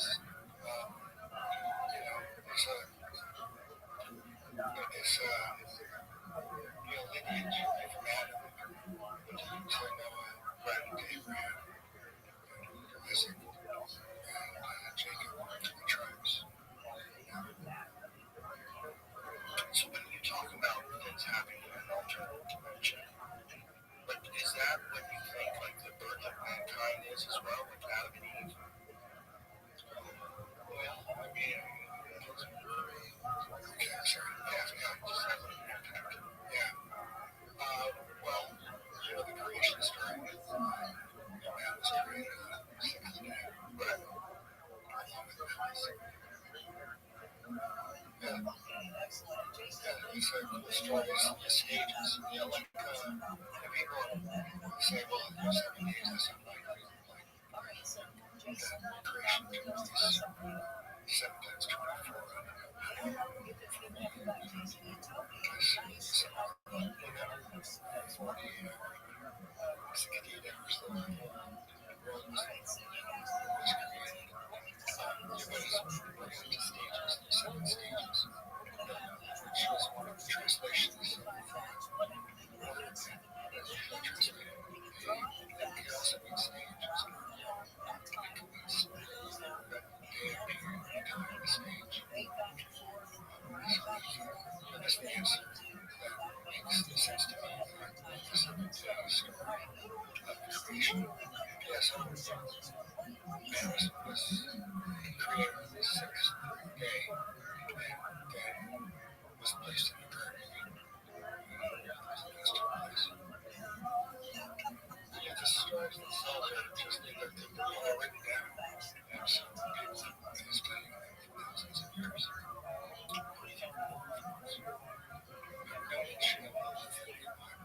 Really? Yeah. What's the story of Lilith and March? Well, it comes from what's called Midrash. What's that? It comes from a word, it means to explicate, to expand upon, to investigate. Yeah, so what happened after Adam and Eve sinned? Did they have sex again? Yeah, they do. You have it on Cain and Abel. And so it starts on, and then there's a third son, Shane, who is the inheritor of Adam's of his traits. He's got traits and bad traits. It's like God as well. So there's a distinct lineage that he's supposed to be. Lilith was a demon. She slept with Adam after the sin of Eve from the fruit of knowledge of good and evil. So there's a story that built up around the biblical story that they were separated. Adam and Eve were separated for a long period. So who was Adam's name? Well, it was expanded in the Midrash that there was GUINNESS. Slept with Adam for a couple of years. And then Adam reconciled. Well, yeah. So Lilith is she doesn't appear in the text of the Hebrew book as such. So there's a mythology that's running around as well. Well, there's a festival, there's a festival called the ROTHSCHILD there. Yeah, it's a festival of the spirit that demon is. Sure was one thing. I'm not totally sure. It was her neighbor.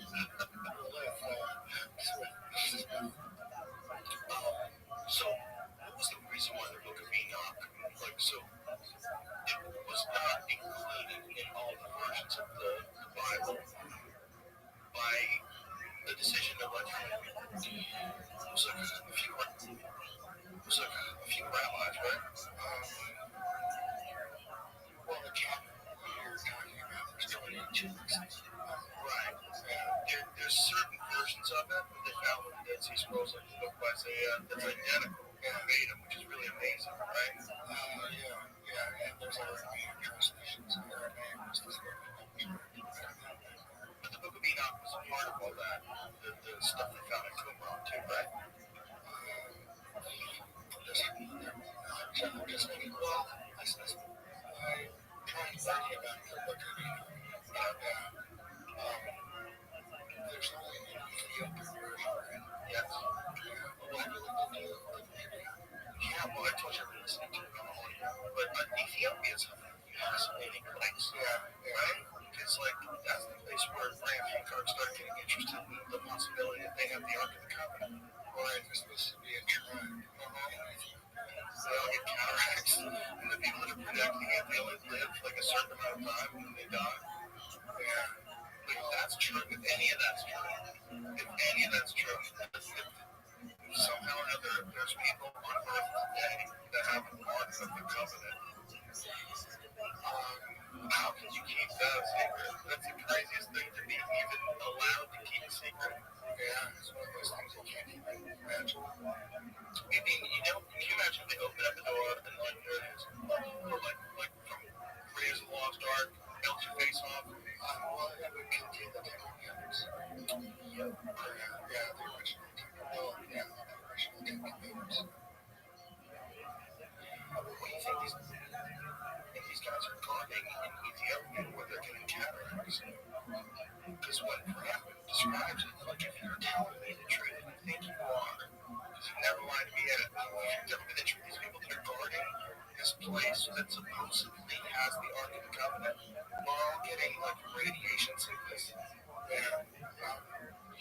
Well, if the Ark is hidden, that's because it's decided to as they so just don't know.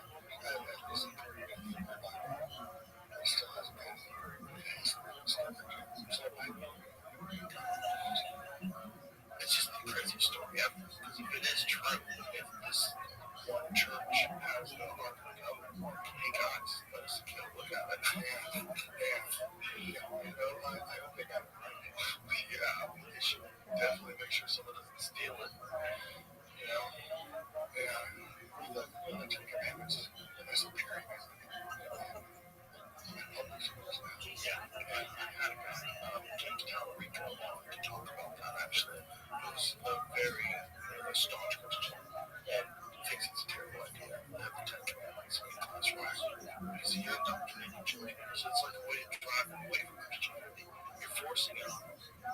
He's like, we shouldn't do it that way, and certainly not do it in a way where you're only going to have the Ten Commandments. You're not going to have anything about Buddhism, you're not going to have anything about Islam, you're not going to have anything about baptism, fill the blank. Mormons, fill the blank.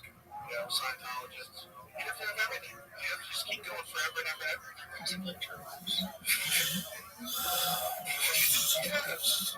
So he's got a good argument. I mean, I think he's right. I think they should stop doing that. If you want to teach it in a classroom that someone applies for, that's great.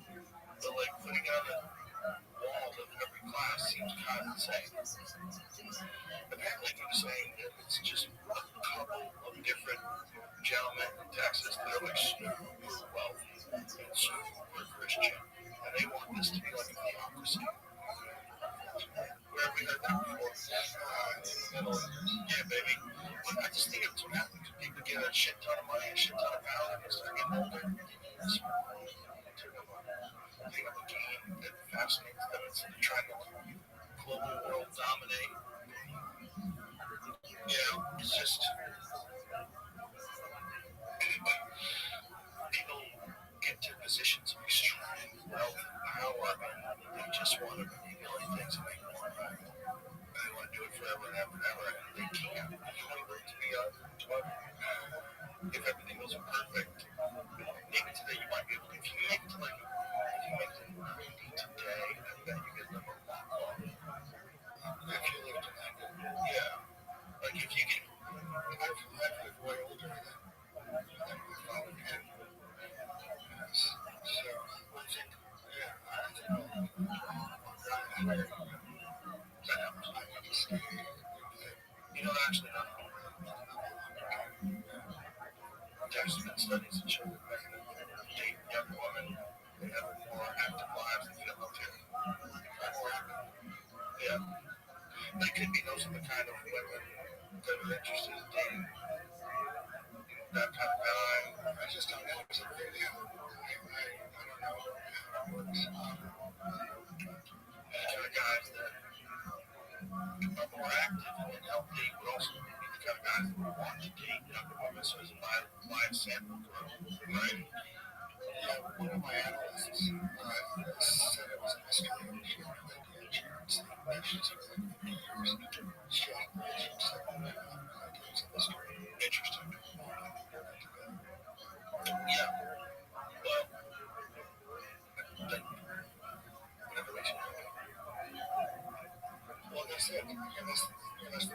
Ecclesiastes. It's about emptiness, and small emptiness. But in the end, you should make your life happy. What do you think of that? Good advice. Solid advice. I was living 2,000 years ago. I would say the same thing. Right. There's no medicine. You have no antibiotics. There's no orthopedic surgeons that are going to put your knee back together again. Yeah.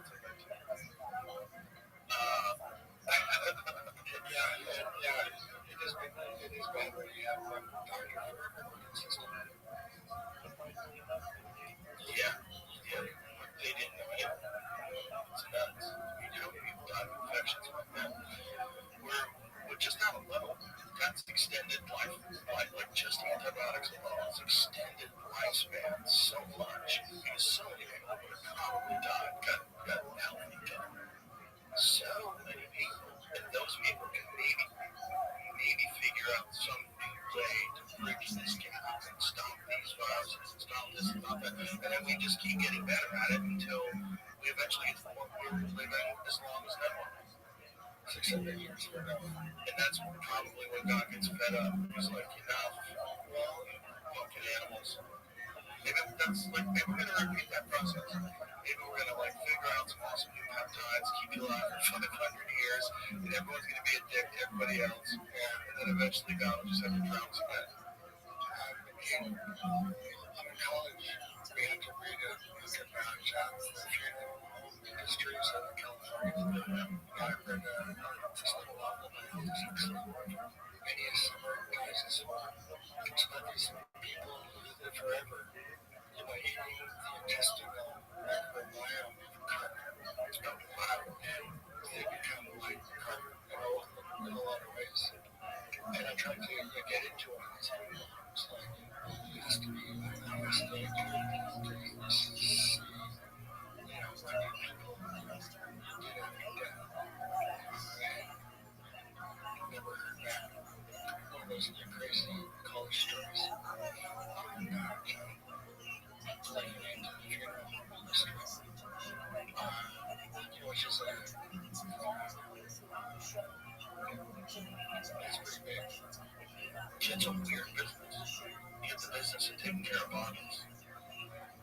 And you don't really have a lot of options. Right? You're not, if someone dies, I don't think are you just allowed to let them fertilize some plants? Are you allowed to do that? Yeah, you have to put them in formaldehyde, you have to do all that stuff.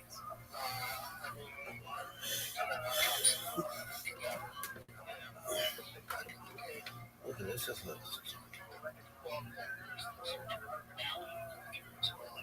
Right.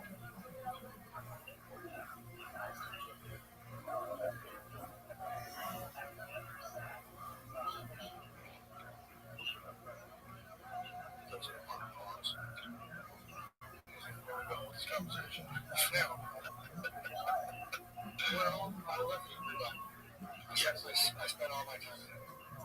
Just the weirdest thing there is. Do you have any idea why the book of Enoch was supposedly excluded from being included in the Bible? There seems to be some debate about that, right? Yeah, I know. There's, the reason I think that it's these folk who used to look at me. It was like a book. Right, yeah. Well, the thing about the book of Enoch is really, very secondary. But there's not much. I don't think there's much in it as far as Judaism itself. There's the discussion of the righteous being rewarded and the evil being punished. Punished beyond belief. What it means to be righteous. And where from the book of Enoch we seem to be. You don't know how. Yeah, there's not that much information. It's historical. And it's weird astronomical stuff too. I think they got to be included in the text.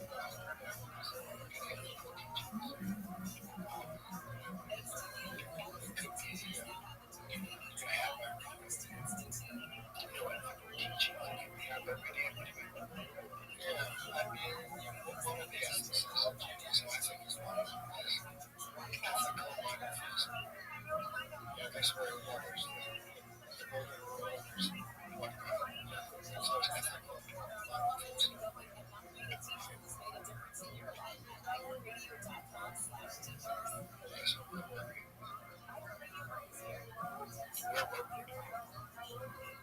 Yeah, it's just We were talking about the Hebrew Bible. We were talking about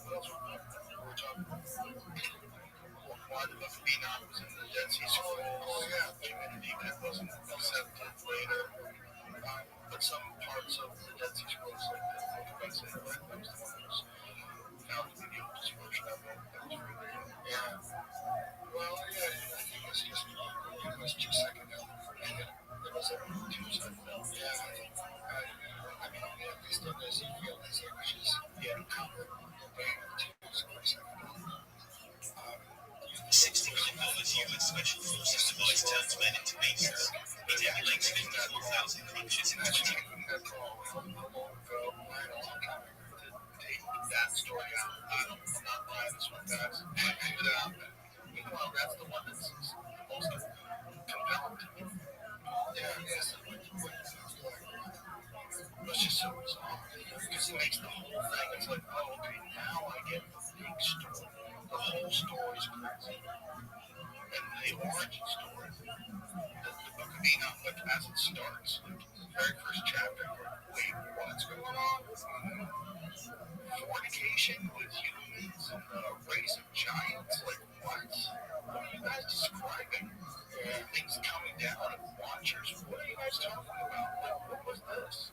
This is so left field of the rest of the Bible, but it was included in the same, like those clay pots that they found in Google. It was in there too. Just you don't know what to believe. Like what happened there? Well, yeah, you might not know what to believe, but you can also believe in one way of doing it as well. One way of doing it. As long as you don't get doctrinaire. Right. Yeah. You just get yourself. Well, when I think about it, I just go blank. I just try to imagine, like, what are they even describing? Like, what is any of that stuff? It just seems so real. There's watchers, and they mate with humans, and they create the Nephilim giants that consume and destroy the earth.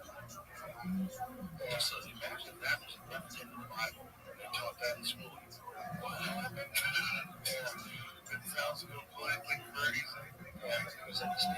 Yeah, that's why there's the film. Yes, it was filled with violence. I mean, look, we're this size. You know, we have so many problems with each other. Imagine something that's like triple the size of us that's running around with us, just picking us up and beating us over the head with each other. Yeah, you know, one of the figures of Old Texas, the Great Seal, is a man race the land before the sea. And the giants, they're believed to be giants. They'll talk about how the bed of one of these caves over Chicago was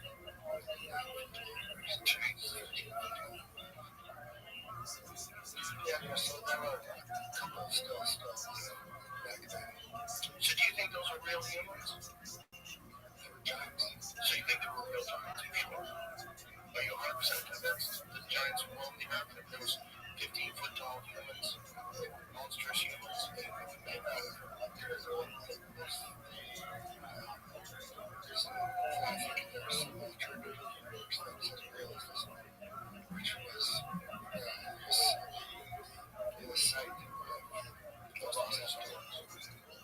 So when you say there's an alternative universe that's as real as this one, do you think we dance back and forth between possible universes? Do you think we're always in the constant same universe, or do you think like this concept of parallel universes or alternative universes, these you go back and forth between these?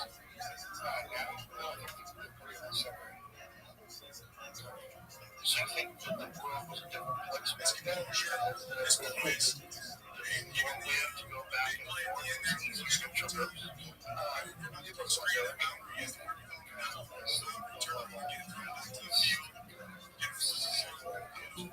So do you think these things involve psychedelics while they were doing this? While they were writing all this stuff down? No. I think it's just the whole idea with the command and offense. I really can't talk to him about it. He's been doing food down here. He's really thinking he's like, just skin the foundations. And he can, so just tells you what I do. We have one hard to do. If you're living in a world where you can't imagine living in a world that's 5 hours or less, like where it's constantly surrounded by Wi-Fi, 5G, and we're eating microplastics and plastics on every vegetable. Where, like, yes, we're in a super toxic. We can't imagine what it's like to not have that and to not be burdened down by electronics and all the different things you see. So you definitely very different. Yeah, just human beings, I bet they're really very balanced in their own way. That's one of the reasons why I'm still such a difference from you. I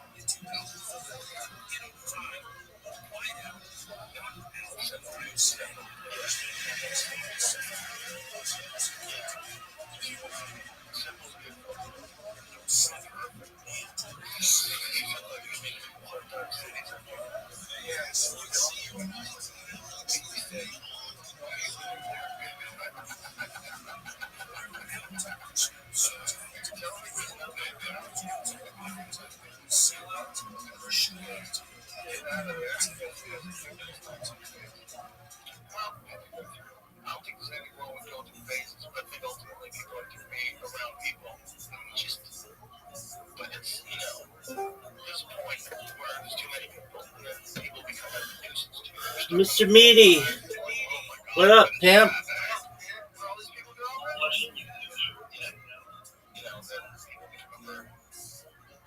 There's a nice balance to be had. I don't think it's like How's that light going? The motion detector light. I know. How is it?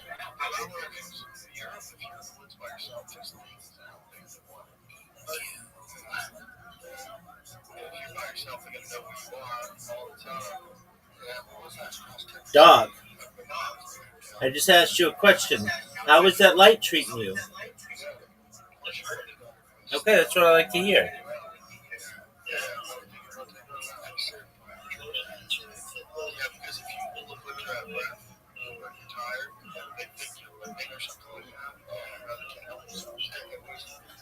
Any way that light can help your mic not suck? Okay. People have this romantic idea of what a mountain lion is. You say that until it kills your dog in front of you. Listen to me. What's your... What are you watching on YouTube Shorts? Some shit about this guy.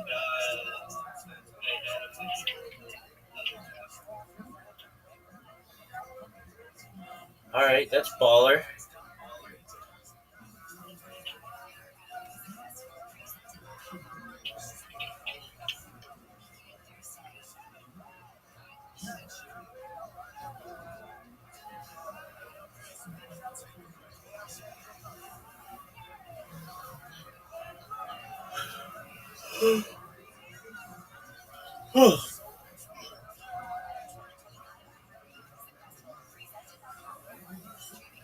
Dangerous predators.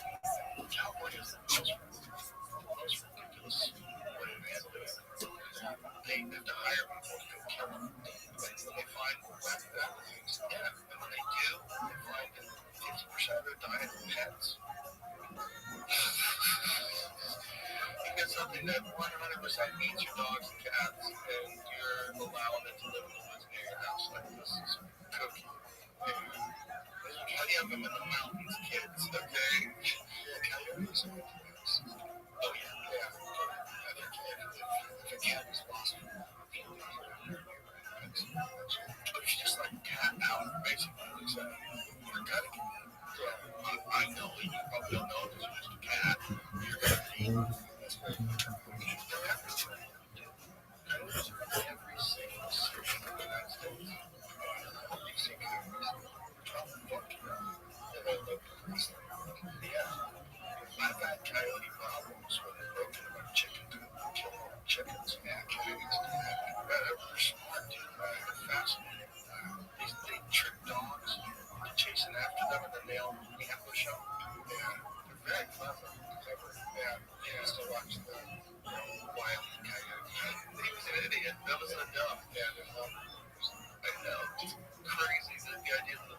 smarter than a coyote. Coyotes are so clever. Have you ever read Dan Fly's book, Coyote and Method? It's really good. It's about the origin of the coyote and why the coyote is everywhere now. And part of it is because of the persecution by the great wolf. So the great wolves don't mate with the coyotes, but the red wolves do. The great wolves, so they're from a totally different line, so they didn't just kill the coyotes. This coyote is just a small wolf. And so what they figured out is that when a coyote dies, like when they yell out, and it's like roll call. And if someone's missing, the females produce more pups. So they have extra pups. And then they spread. So they extra pups and they move to a new place. And by doing, just because they were persecuted by the great wolves, when they started getting persecuted by humans, like so human beings and extradited wolves, they killed them all off except for a few in the upper northern parts of the United States with strychnine. But they couldn't do it with coyotes. The coyotes just kept moving around. Suddenly they just went to different spots. They're very smart. They're super smart. They're in New York City right now. Right now, there's coyotes in Central Park in New York City. Little wild wolves running around Central Park, coexisting. Just big enough where they don't look threatening. They're just a clever little player of nature's game. It's a really good book, though. It's also about like what's called Coyote America. Yeah, because small geography, geography of the country is Alaska. I'm sure he probably read a book about coyotes too. This is just different. This is about the origins of, coyote mythology amongst Native Americans. There's thought to be a trickster. It is a uniquely American animal. It adapts. Yeah, well, that's too bad it's the chickens. Shit happened. Sorry to hear that. Well, it happened. They killed them all. That chickens in California, they got into a chicken coop. They killed like 5 of them. So the chicken coop got damaged because of the fire. So we had to get another chicken coop set up. And so when we set up the other chicken coop, there was one we just buy from like a pet store. It wasn't that durable. The time we figured out how to open it. And then it's fucked up these chickens. Oh, yeah. All feathers. Yeah. It's horrible. They just went out. They just killed them all. But, that's the fucking game they play. And I love that they exist. I'm a fan of coyotes. I like hearing them at night. I think they're cool. I don't want them to eat my dog, though. And it's like, and they're not going to listen. Hey, don't eat my dog. We're cool. No, they're playing a game. It's like, wait till you turn your back and they'll attack your top one. I think recess, movie trailers, things I watch on YouTube, those trailers, yeah, how do you do those? Yeah, they're pretty serious. It is. Yeah. It's pretty interesting. These people were in India and they were on some sort of park drive. They went to wildlife parks and they watched a tiger take out an animal right in front of them. A tiger took out a deer right in front of them. And they filmed it. It was cool. Well, the ones I like are warthogs. Wow, they're so weird looking, aren't they? Yeah. They look like a Star Wars character. A real animal. Yeah. Kosher. Interesting. It's not kosher. Kosher. Anything with a kosher, you could have separate wars. But that's our main country. Do you think that's because of ancient diseases? Because it just makes sense that we know that tuberculosis, a lot of that comes from pork, right? And it always seems to be pigs or animals. The food is consistent, given the choice pigs are very common animals. So it's hard to say about the real aspect. That's domesticated. Wild pigs are filthy animals. Wild pigs? Yeah. 100%.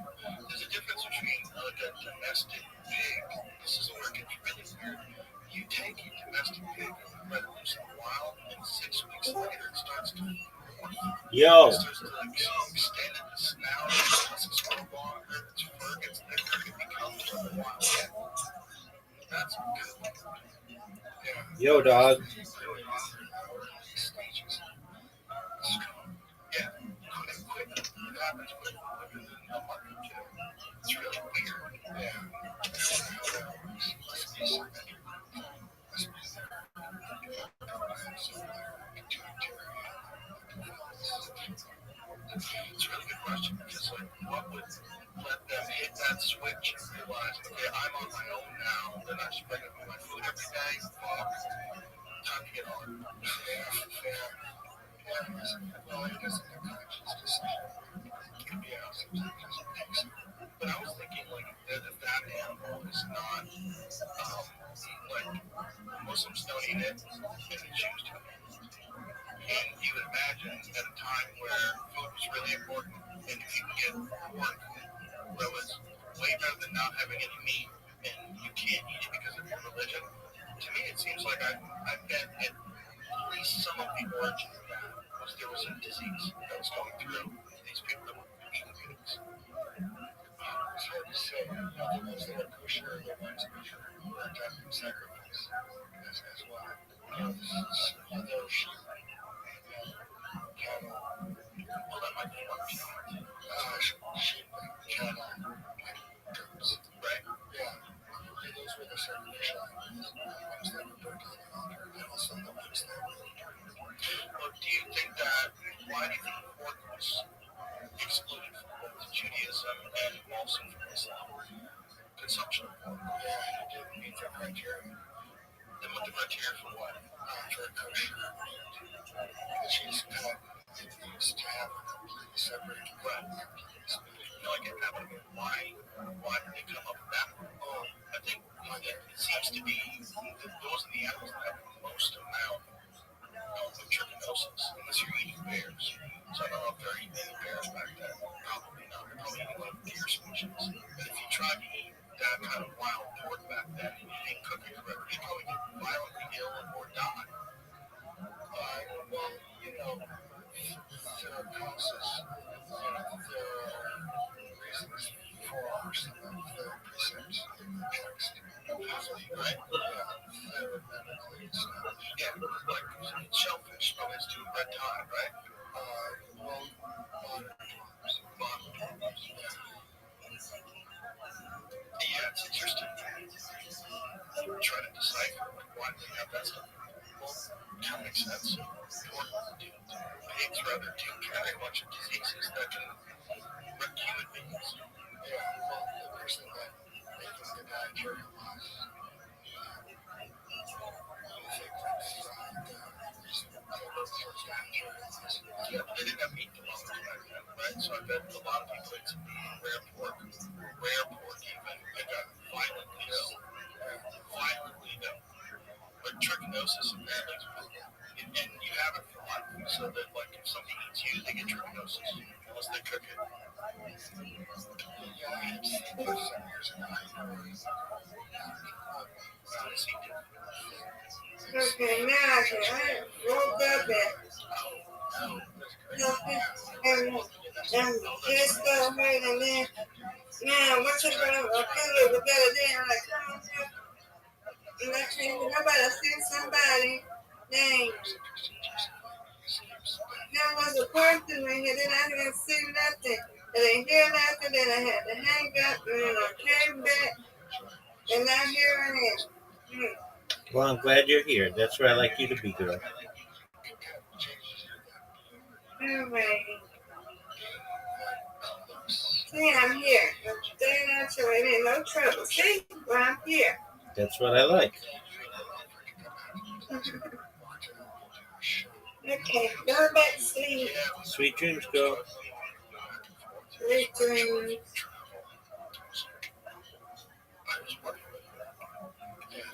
Because you bounded back. You looked great. But there was a time where I was worried about you because you didn't sound like you were doing well at all. Like you were really struggling. And so, yeah, that's one of the things that was well, I began reading concentration camp literature. Really? How bad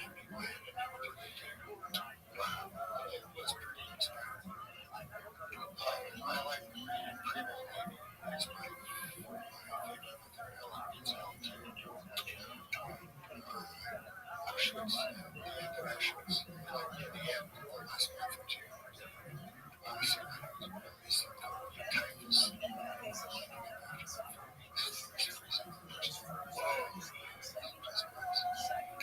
so you're really chemistry, clinical, dispassionate, journalist, description. Yeah, was that your lamp in a way? Distracted.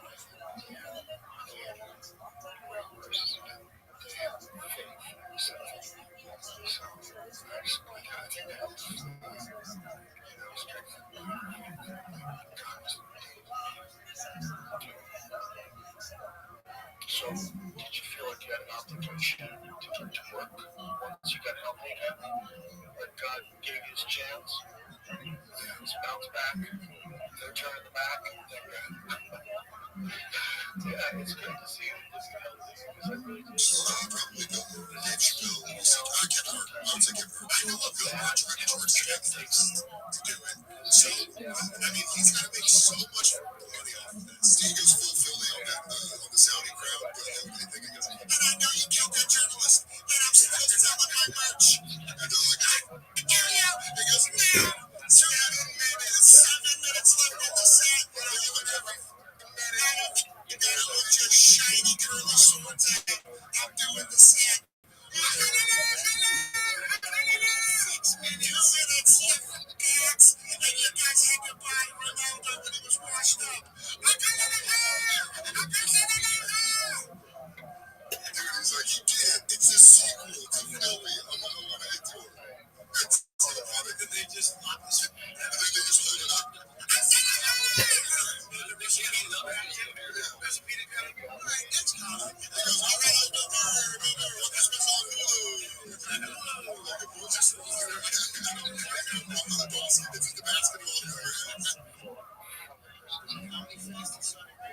Yeah, I guess. If you look at that money, yeah. Who's getting paid the most? Kevin Milberg gave Chappelle Louis C.K. Kevin Hart. I would say Kevin Hart. I know Kevin Hart trying to charge Stanford to do it.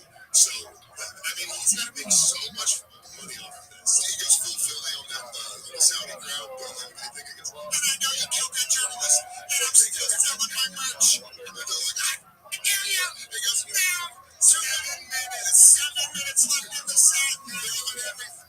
I gotta look your shiny curly swords out. I'm doing the set. 6 minutes, you fucks. And you guys had to buy Ronaldo when he was washed up. Dude, he's like, you can't. It's a sequel to Philly. I'm not into it. That's so funny. And they just lock this in. And then they just hold it up.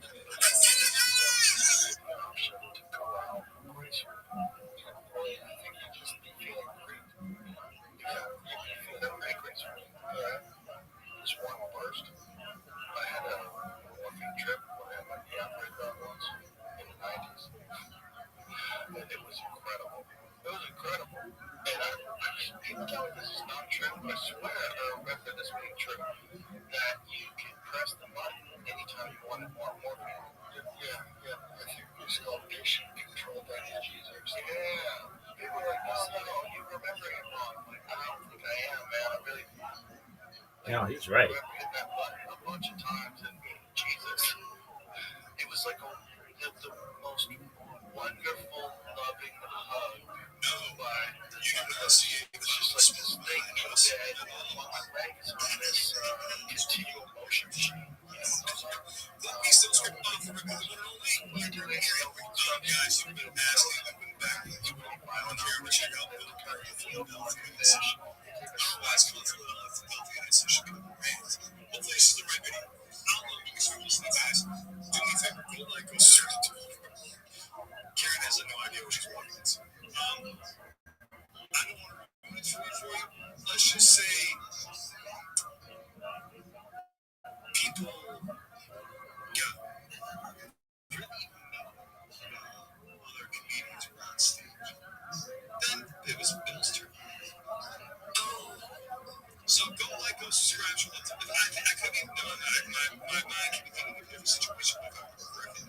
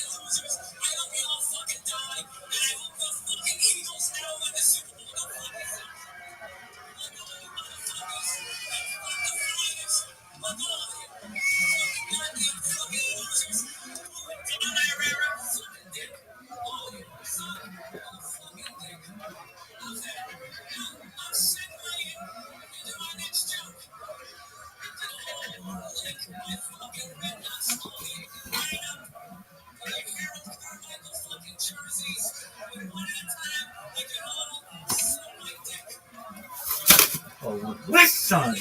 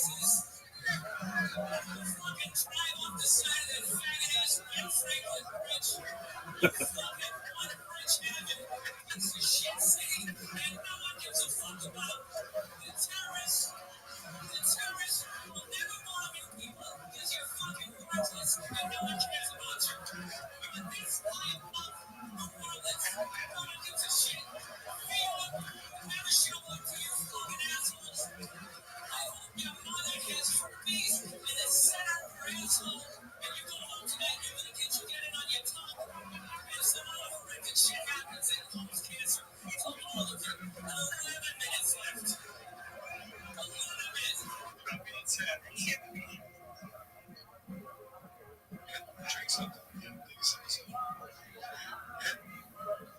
She's still sick, ladies and gentlemen. Trying to get through the sickness. But it's still, he said he has a lot to say and take a breather. I mean, people are acting, you're giving you shit. The last one, just now they're laughing. This is the last person you really want to be laughing. All right, go for it. Somebody takes a fucking beer stein and just slaps you in the back of your sin-infested fucking shoulders, and you awful man and tank tops. I've got episode of the last fucking dicks in your fucking shoulder blade, and then I see you afterwards. Hey, how's it going?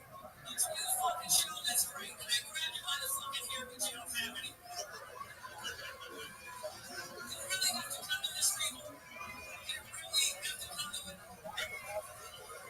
I really hope all of you run into all those black people that you love so much here in Camden. I really hope that happens. I hope there's a line of all you guys getting fucking carjacked, and they take out their big black dicks and then just shove them right in your fucking mouths each and every way. And somehow they just keep repeatedly coming right in your fucking eyeballs. This video may be age restricted or just give you minutes. So much that your eyes are fucking cross over. You can't see shit. And somehow there's another dick in there for you to suck. 10 minutes left. Get your pieces when you want. Bunch of fucking losers. Fucking Rocky is your hero. The whole prettiest city's built around a fucking guy who doesn't even exist. Fucking Joe Frazier is from there, but he's black, so you can't fucking deal with him. So you make a fucking statue for some 3-foot fucking Italian, you stupid. Really cheesy, fucking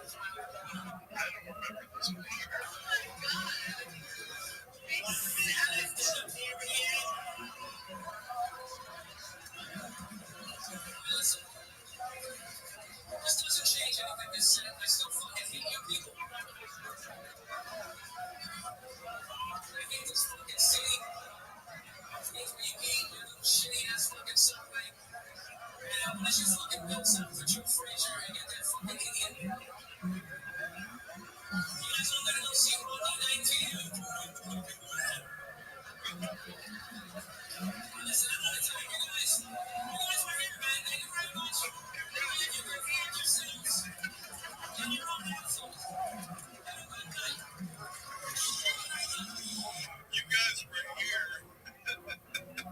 He was like, you got work. Because typically you'd be like, oh, thank you for being here. You're a great crowd. You guys were amazing. You were here. You were present, I suppose. I just told you strictly to see if Karen a good laugh and see what happens when Bill Burr steps up. There's other ones too. Well, it sucks for a comedian when you gotta walk out to, like, he's had been in the back for 3 hours and he's like, I gotta do this time slot where y'all are out of acid at this point.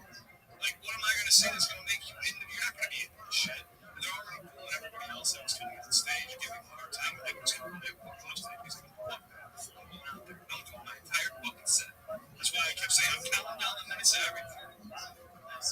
11 minutes. He's a set. Every minute. Bill Burr's said he has some good ones. I like to think about, like, yeah, watch out, Joe Frazier. You're fucking praising Rocky, a fictional character. He's at 3 fucking seconds. I think he was like 5'10". Still, it's fine. He's at 3 fucking 10. Oh man, yeah, this video is not going to be monetized. Don't worry. We'll probably have an age restriction and everything. So, I hope you enjoyed. For our sake, enjoy. That was intense. I felt bad for the crowd, but I also kind of not because they were being rude. They deserve it. Yeah, and I think he was like, I'm getting paid for this. You paid for this. Yeah, so I hope I hit the one kid in the face. That was I'm making out to go to college. It's fucking insane. It was like, oh my god. I've only heard this, I think, once or twice before, and I'll have to listen to it again with better quality. I'll be able to go like, he said the terrorists would skip the fuck over. Yeah, he was like, hey, I didn't know it. You sit there and eat your fucking sandwich. It's in your subway. You said you want fucking French handbags. Shit, then you love French. Oh, man. Like, I'm really crazy. I was afraid of that. We had to do it, guys. Thank you for watching. It means a lot. We hope you enjoyed it. As you can tell, this one's still a little sick, so we gotta go take care of it. If you guys enjoyed this, you want more Bill Burr, you want more comedy, you know what to do. Hit that subscribe button, comment down below what you want to see. Yes, we are seeing the suggestions. That's this popping up right now, so let us know. And it's on to the next one, baby. What should they do? That's subscribe. It would mean a lot if you did, and helps out with YouTube. But it's on to the next one, and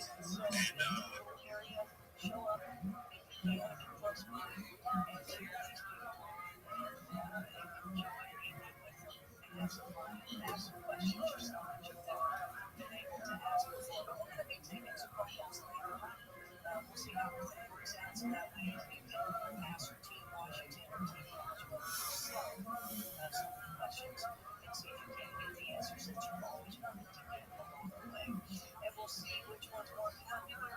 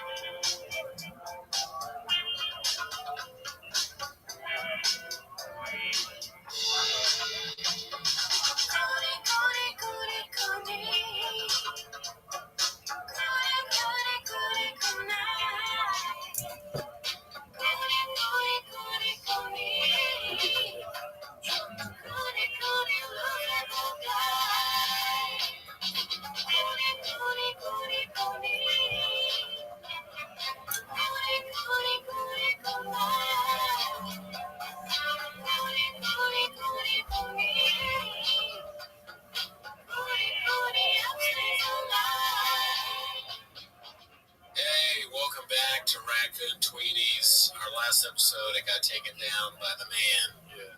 You know, we tried to put up the video of it when it was live. What does premiere mean again? Premiere just means that the episode is premiering. Premiering. Yeah. Okay. I thought it was like live. I don't know. I don't even know what that means. It's basically the same kind of component as live, but it knows it's not live. Yeah. Well, anyways, it got taken down, but not a copyright strike. Yeah. Just a regular old strike. Yeah, no, just a claim, just a claim. So it made a claim against us that it was not ours to use, but the audio episode is up, so you can listen to it on that. And you know, we came to an agreement. No more. Well, unless Shab does something really crazy. Oh my God, here we go. No more full Shab episodes. Yeah. Actually, you know what? I take it back. There could very well be so in the future. I mean, who knows? We came to an agreement before.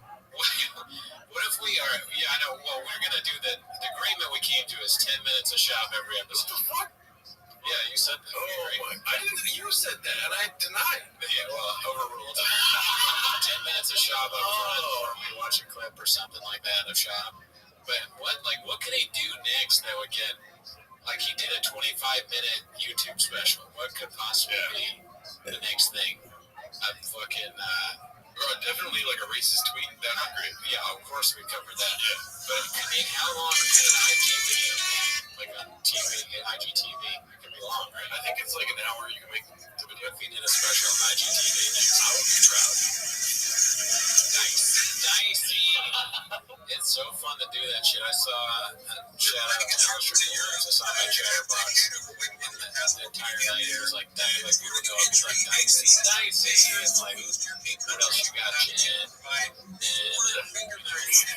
Blockbuster. We were having a good time there. And I'm look, I don't know, you probably can't see, but you got the Gringo Coffee t-shirt. Thank you, Cheryl. And Blue Shorts are sending a birthday gift. I like how I did the ask.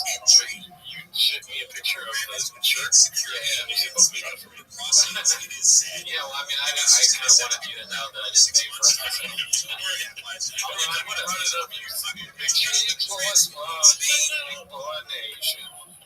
I don't know whether I'm more Thick Boy Squad or more Fighter in the Kid subreddit. I think you're getting thick because you had some steak today, dude. I know. I went on the Firm's Dollar. I went to Houston's. Got a wood grilled prime rib. Very AKA wine and dine, dude. Wine and dine and pay for it. Got shared a key lime pie. That was pretty good. It's been a good day for me. Some might say best day of my life. I had a burrito at Spanglish afterwards. Yes. Feeling a bit full. I have an update, by the way. What's up? So I went to Taco Zapoya the other day, and it was a different cook. If you remember the story. Do you remember the story about Miguel fucking leaving the country? Right, he didn't pay for his burrito or whatever. Yeah. And why did the lady let it slide? Because she said that it was a different cook that was there. This was the fucking cook, dude. He treated us with a fucking attitude, dude. All right. Yeah. What did he do? So we ordered our stuff for here, whatever. And he put all our stuff in the to-go stuff, and Miguel, right? He walked over to the guy, and he was like, but I ordered it for here. And so the guy grabbed his food with his hand, just like on, like, exposed and looked out, whatever. Grabbed that shit and put it on the to-go, or for here plate. If I was a taco truck guy, I could see having fun disrespecting Miguel. Yeah. He's so soft-spoken. Yeah. He probably went up there kind of respectfully. He was like, hey, babe, I ordered for you. And he's like, and then you're just like, I'm going to fuck with this guy. Yeah. Fuck this soft-spoken, nice guy. What are you going to say about this? You're looking at him the whole time. Yeah. I put your shit on a plate. I don't know why I'm turning him into Sebastian Maniscalco. Aren't you embarrassed? I can't even do Sebastian. Look at this. It's on a plate now. It's on a plate. What are you going to do, Miguel? Yeah, so it's 10 minutes of shop. We promised the people. Right now, 10 minutes? 10 minutes, pull up a clip. All right, let's see what we got. Once you pull up a clip, I will put it on my watch, 10 minutes of shop. All right, you got. What if, there was a study done and that's all people can take? Doctors say over 10 minutes of shop can cause migraine, headaches, and anal bleeding. Trust me, less than that can. Here we go. All right, I'm starting the timer now. 2 weeks ago, I was in New York in a press for my special that dropped. We're gonna go lobby.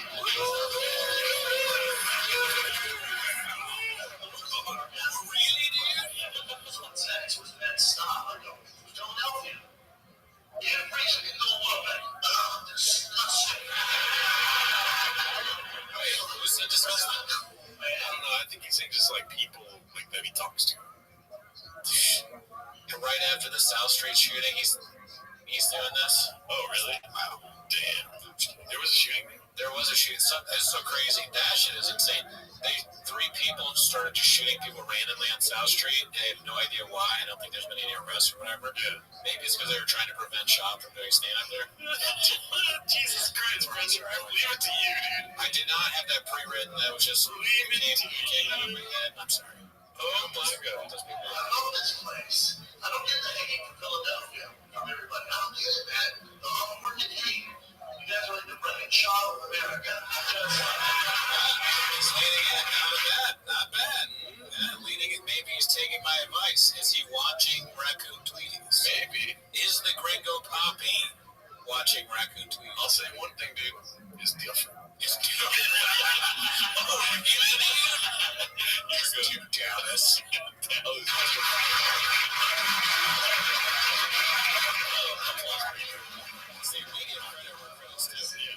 We're not just haters. Oh, cheesesteaks. My favorite.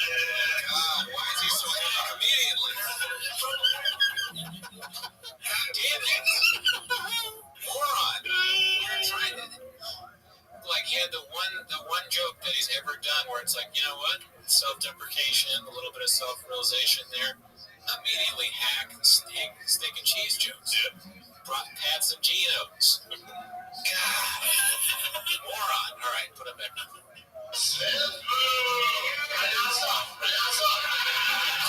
Dicey. That's very dicey.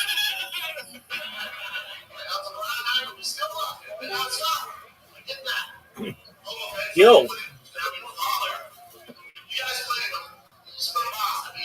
What's going on? How are you? Well, my friend, you're difficult to hear. You're really low. What about now? Oh, like 1,000 times better. Yeah. So, what was your day? So far, so good. I've got my bots going. Nice. I am excited for tomorrow. We got fantasy football. It'll be a big day. And had some friends come in. We played some games. And just relaxed. Now I'm watching some podcasts. What about you? Like, just to look up, I just want to talk like a little bit about the work, because I talk with you, it is like making me relaxing, something like making me like take on hope. Absolutely. Well, that's really sweet of you.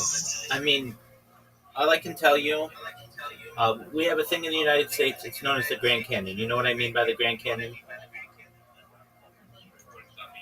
The Colorado River dug a canyon into the ground, and it's like one of the biggest. Do you know what a canyon is? Yeah, look up Grand Canyon. It's GRAND. Okay, so GRAND. No, AND. AND. And then canyon is CANYON.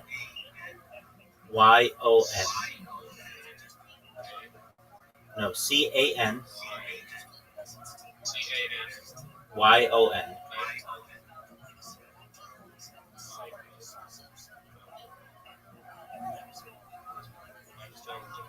Okay, look at pictures.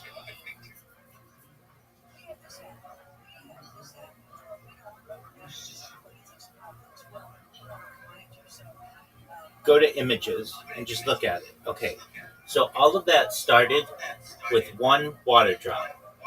Basically, at one time, it just rained, and that created a little stream and that stream eventually created a river, and that river eventually created that canyon.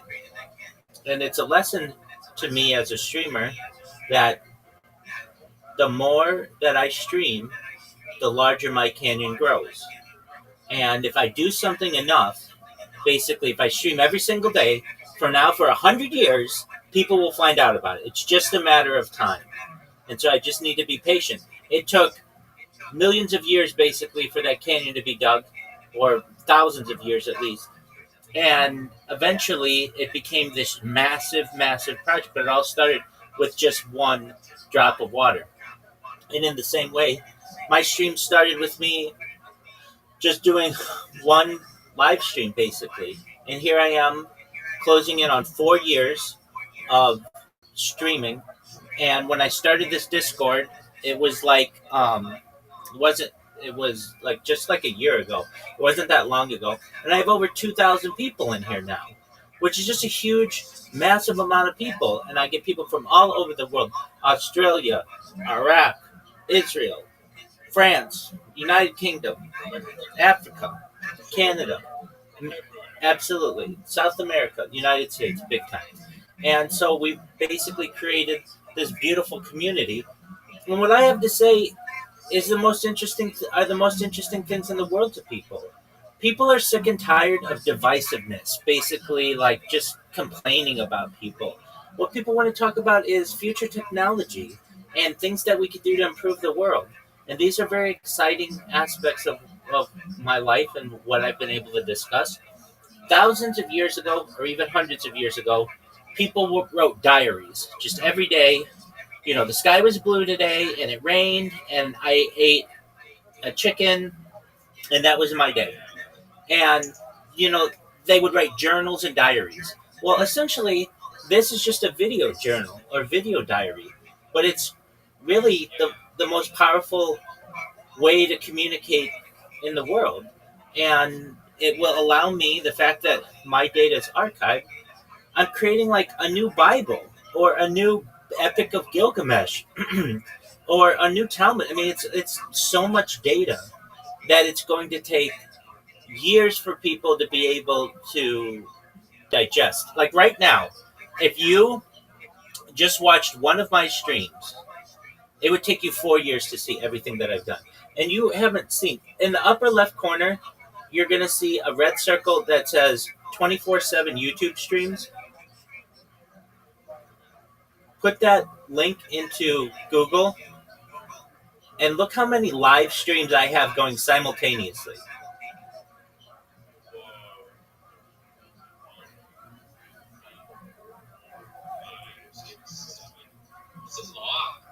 Exactly.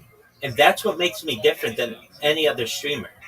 No other streamer gives you a view of their life in 360 degrees. And so that you can literally watch every aspect of my day.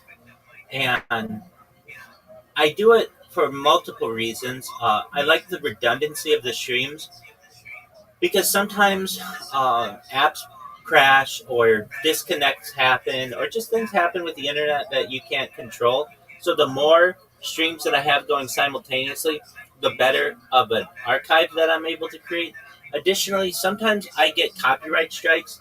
Like I was telling you, like the reason why I couldn't watch the Silk Road with you on my stream is because I'll get a copyright strike. So what I have to do in order to avoid that is play multiple types of media simultaneously so that it tricks the algorithm into not knowing that something that I'm watching is copyrighted.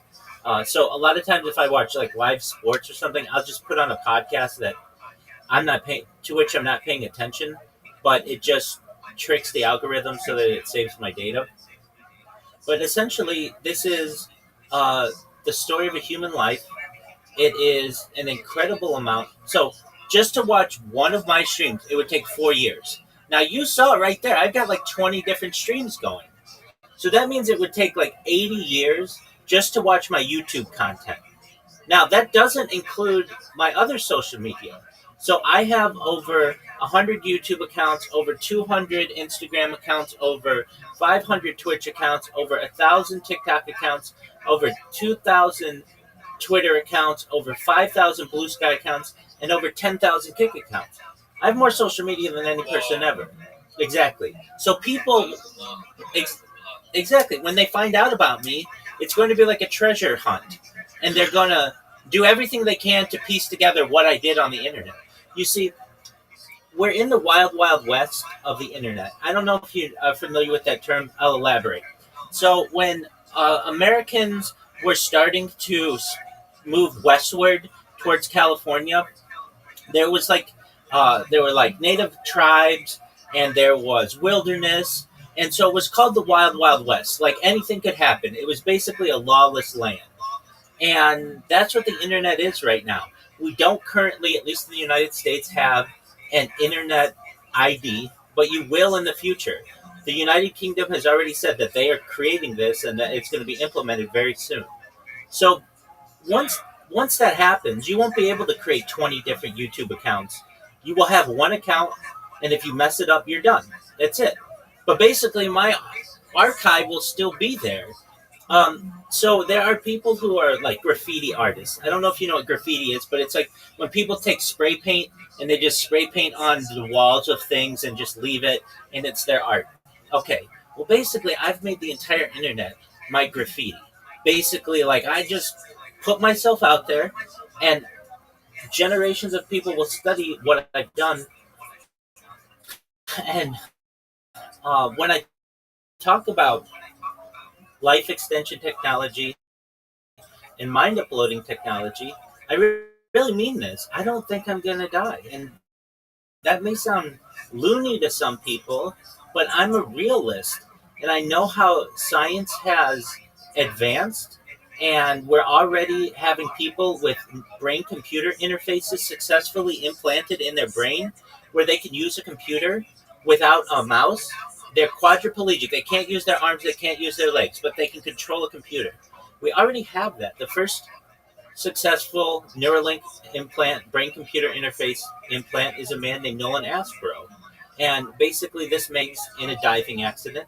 But he can play video games better than you or I can or anyone else on Earth. He basically has an auto aimer in his head, and it allows him to be able to use a computer faster than a regular person. And there have been other implants of that. Now, 10 years ago, that would have seemed like science fiction. Like, that would have seemed like that's impossible to do. But we already have that. That person lives with that on a daily basis, and they've already implanted it in another half dozen people. And then they've created a cap that allows you to have essentially a wireless brain computer interface.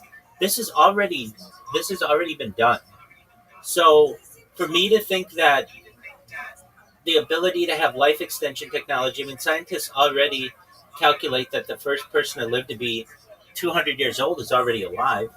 And the idea that from there we can have mind uploading technology where we scan someone's brain into a computer like a CAT scan or an MRI, knowing where every atom is in their central nervous system and their peripheral nervous system, for later download as an android, an avatar, a cyborg, a cybernetic being, a clone of themselves, a robot, an ethereal being, whatever they want to be.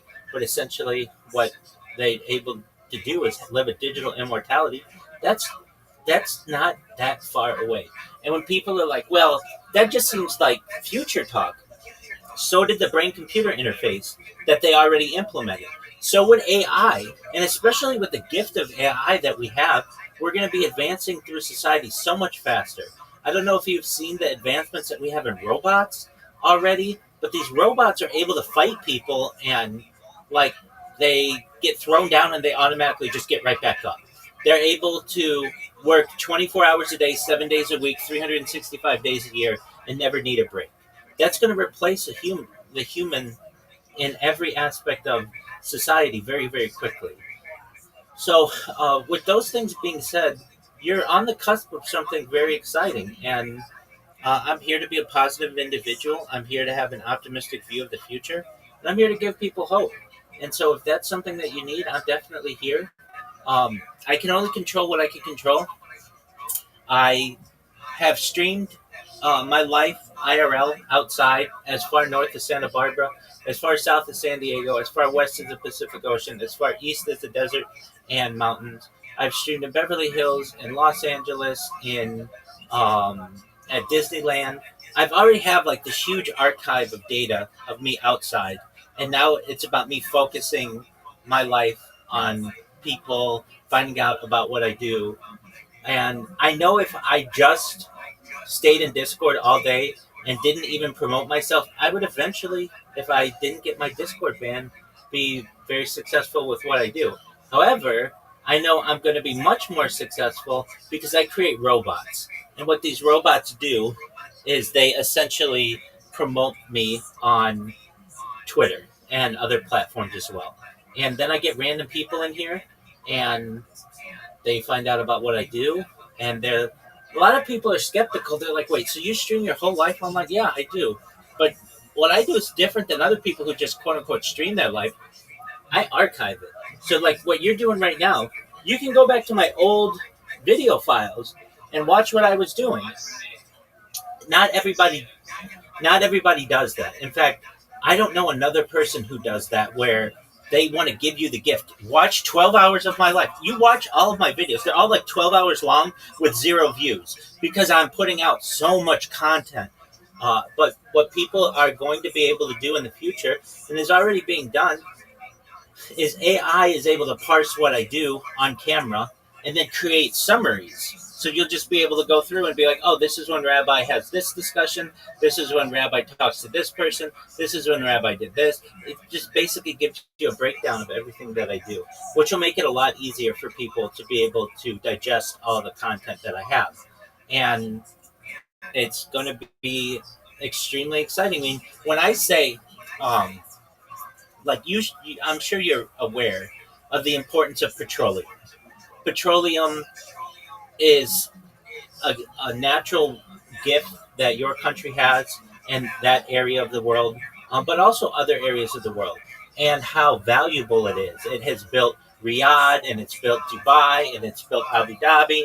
And when I say to you, in 2018, The Economist magazine, basically the most influential magazine in um, economics, stated that data overtook petroleum as the number one resource. And I have more data of myself archived than any person ever.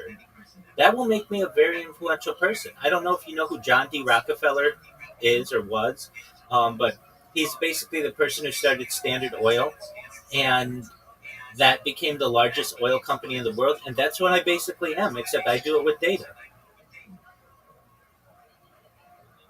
So these things should make you very excited. So, like when I finished my work yesterday, like I got a weird idea, so fucking weird idea.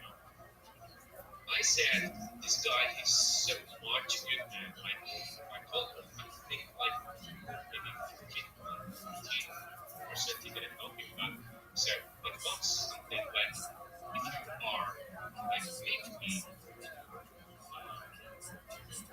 like do your own service and so we stick with you at your home, like you can make like I am working you, so that's gonna be like inviting me to like United States to work at your home.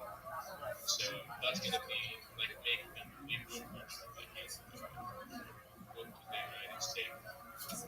Yeah, if you want to know how that's going to work, somebody's going to see what I do on Twitter, and they're going to say, this is really wild. I'm going to repost what this person said. And then that's going to gain traction. Then the whole world is eventually going to be like, wow, there's one person who you can watch at any given time. And there are going to be people who want me to do endorsements for them. So cryptocurrencies and products and cars and data companies and science companies, all kinds of things. And I'll be able to make a lot of money with that. And what I'll do is basically have like a trust, basically a for lack of a better term, a bank account.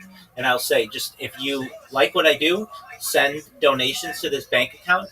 Every single person who has helped me along my stream, I'm going to write them a check. And so I will write you a check or make a deposit into your bank account. And it'll be like $1 million or $100 million.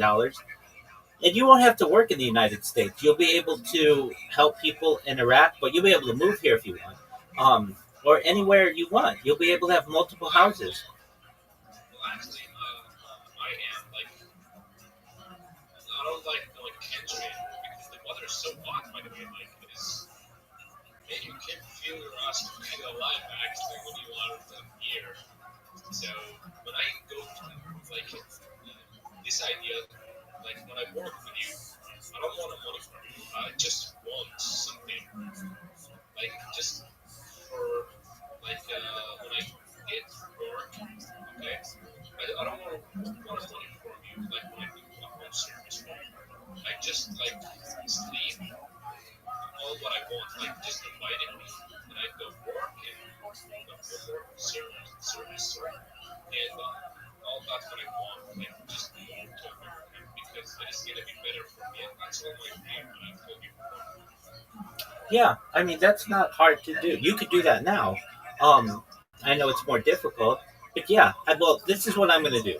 I'm going to give you the money that you need to be able to pay for a visa or citizenship or whatever it takes, and you'll be able to take your mom and your sister and anyone else you want and buy a house anywhere you want in the world. But specifically, if you want to live in the United States, you'll be able to do so. And then you do whatever you want. You start your own business. You start your own charity. You invest whatever you want. Ideally, I'd want you to help other Iraqis. Look, I am someone who lived through multiple Iraq wars, and I know how unjust it was of what the United States did in many ways.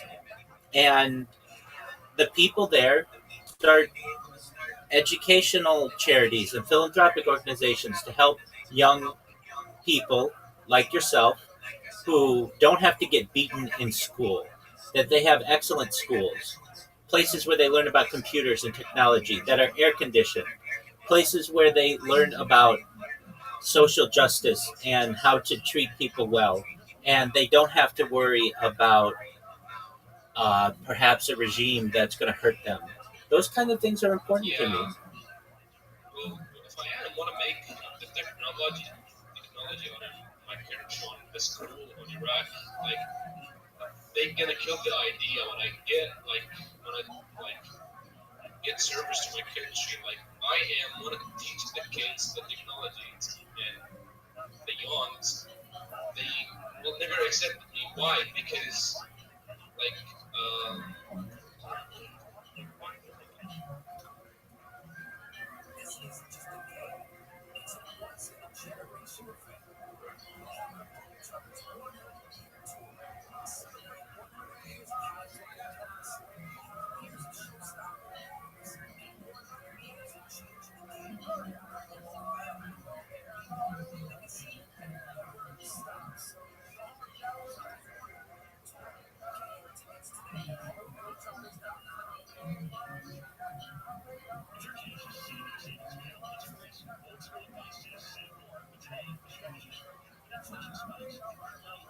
like there is fish.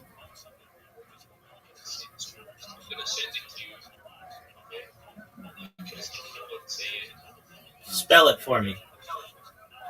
I send it to you on the chat on the private chat. Uh, okay, I don't use those accounts. So if you, I don't use those accounts for chatting. So Right. I'll send you a message. Nice. Okay, here you go. Okay, so what you wrote. Okay, no, I do see this. There are phobic configurations that prevent the thing and do not support it. Dog. They've only been around for like 20 years. They haven't been around that long. When I say to them that I want to rebuild Babylon, that's going to be very interesting to them. When I say to them that I want to create air conditioning outside like they have in Dubai, that'll be very interesting to them. All of the oil that they possess, they didn't possess 20 years ago. It was Saddam Hussein. He's gone. And unless they want the same type of result that he had, they're going to listen to me. I'm going to make them recognize that it doesn't matter if you're Sunni or you're Shiite, Muslim or you're Catholic or Protestant, Christian, or you're Orthodox or another type of denomination of Judaism, that we all don't differ that much, that we all basically have the same traditions. We all come from Abraham. As Jews, we come from Jacob and Isaac and Abraham. As Muslims, or their story um, comes from Ishmael, and basically we all have the same father, uh, at least from a patriarchy standpoint. And if I had this conversation with someone, was it from Qatar? No, somebody from. Oh, they actually had an Iraqi wife, and they came in not recently, or recently, like within the last week, and they're like, okay, so like most people are gonna like what you do, but what about the people who are like, women need to wear hijab? Okay, that's fine. If you want that, that's cool. We're gonna create a biodome, basically a place where they can live if they want to wear hijabs and things like that. But at any point those women don't want to wear a hijab, they can leave. And eventually those people who have these really strict customs will die out. And we won't have to worry about them anymore. We won't have to go to war with them. We don't have to kill them. They'll just basically die out. And there are ways. And I ask it, I'm sorry, like, and I ask it myself when they killed and tortured the people, like, if they said, the God tell us we have to kill the people, then why the God to create the heaven and the hell? So what is the point of this part? Like why the God create the heaven and the hell, and you are killing the people? Well, I don't. Yeah. They would have to understand that I don't want anyone to die, and they shouldn't either. And also, they should understand that they don't know that if I'm human enough to say, as a rabbi and Orthodox Jew, that at the end of the day, we don't know. We don't know if there's a God. We don't know if our religion is right. We don't know even if the sky is blue. These are just things that we interpret, but nobody really knows anything. And I could say the same thing to them, that you may have a story that's relatively new in the big scheme of things. I mean, I can tell you from a religion standpoint, my religion, we take to the beginning of the world 5,786 years ago. And Islam is like 1,400 years. It's not that long. Like, that's not long at all. It's relatively new. So we explained to them, look, maybe Muhammad was right. Maybe Moses was right. Who knows? We don't know. You're just doing what your parents told you to do, and what their parents told them to do, and what their grandparents told them, et cetera, et cetera. But basically, if you recognize that you don't have a boss until, like, and I'm also going to be live streaming this, so that's a huge power. This isn't going to be behind closed doors. Basically, I'll put pressure on them to say, look, you need to stop torturing people and executing people. You should. Now, that doesn't mean that there shouldn't be justice, but you don't have to have torture and punishment to the point where people die. If somebody does something incorrectly, well, there are scientific ways to punish them. Scientists are experimenting with a way that you could essentially do an entire prison sentence in a minute. So it feels like you were in jail for like 10 years, but only a minute really goes by. It's like something that's implanted in your head. So I say to them, look, you've got to recognize that there are new ways. If you guys like to torture people, there are new ways to do it. Now, do you want me to use these types of devices on you? Because we're much more advanced than you are. And, go ahead. You do what you need to do, Victor.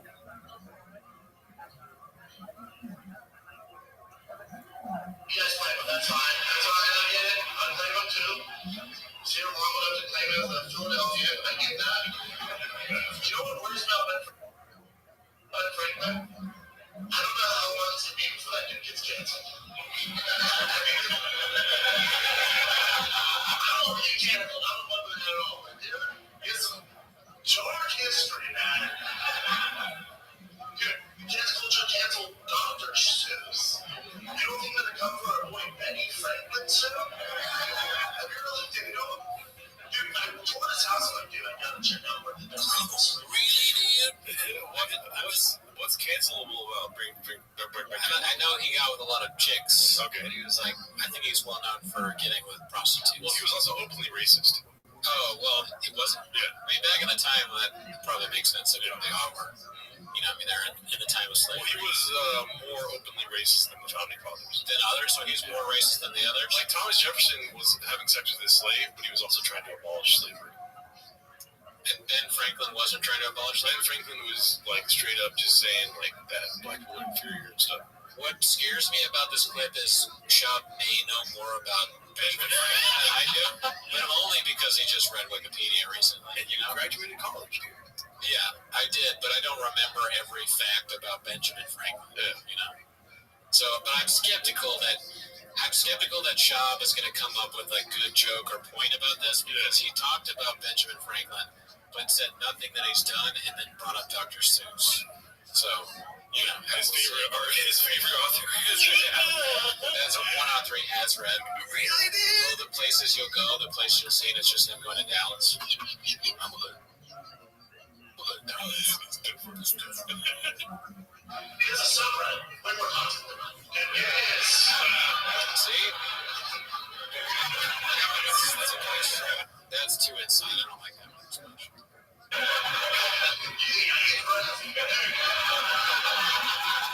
It doesn't make sense. It doesn't, because I got very good Benjamin news. Franklin does not have a subreddit. What is your good news? I get very good news. Wait, just let me check my phone first. Alright. Yes. So my mother, when I go to her, she asked me about get for her a water. When I give her the water, she said, "Your uncle, like your brother, he is gonna take care of her." So yeah, finally, yes. So she just said that because, like, for I have better life. She know I'm gonna like travel, and she said, like, you have to don't worry when you travel. You have to don't care about me because my brother, he will take care of me and of your sister. Oh, that's wonderful. So you could move to the United States now. Yes, I can. Okay, well, that's wonderful. Scott. That's wonderful. Okay, so then what you got to do is start saving your money. Yes, I'm gonna save my money for moving. So maybe I will come to you and like maybe we do work together. You know.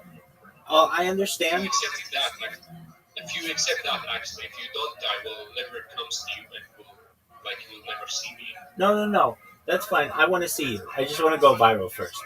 I've had fans come visit me from like 8 hours away, and it's fine.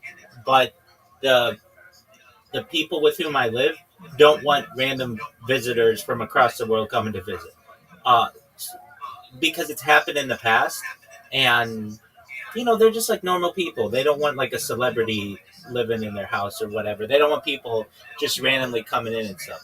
But I can help you with everything that you need, and that doesn't mean in the future that we can't help My you. dream, oh my god, I can't believe that because I am going over my dream. I take the road of my dream. I select that road. Yes, finally. Okay. So then you basically have to save money and Yes. get a plane ticket to the United States. and you should also know that um, like Donald Trump, who's the president right now, he can't be president. First, He can't be president again. He's uh, term limited. So the next president is probably going to be more liberal and let all the people who were deported back. So like it'll be like there won't be as much pressure on kicking people out, and so you just have to wait a little. I mean, like you don't even have to wait. You could come right now. Like I told you, there's a guy who I a year ago was talking to from Tunisia, and we were just talking, and I was like, all right, well, if you want to get here, No. I'm not representing from Iraq to New York City. I will come from Mexico to Las Vegas. okay, why don't you just fly to Las Vegas? I don't know. Wait, hold on. Let me see Google Map. Wait, why do you want to go to Las Vegas? Las Vegas isn't a good place for Iraqis. Come to Los Angeles.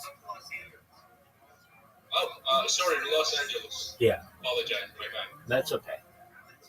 The habit is like it has controlled me now. I'm sorry. That's okay.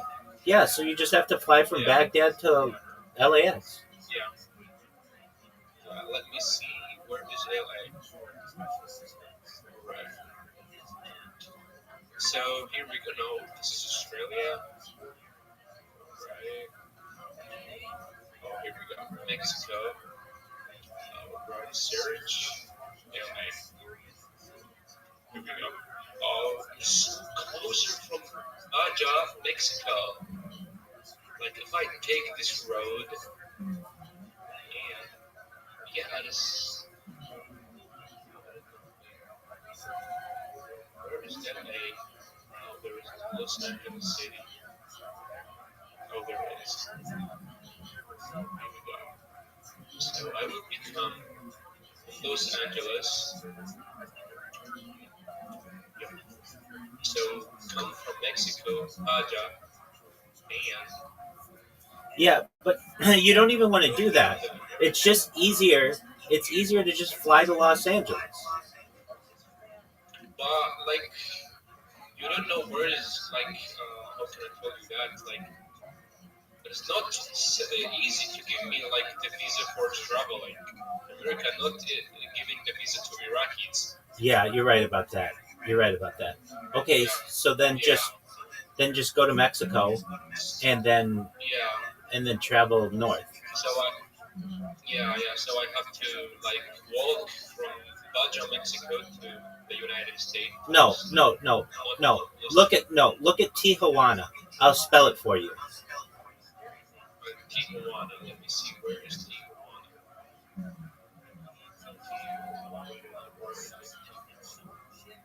Let me spell it for you.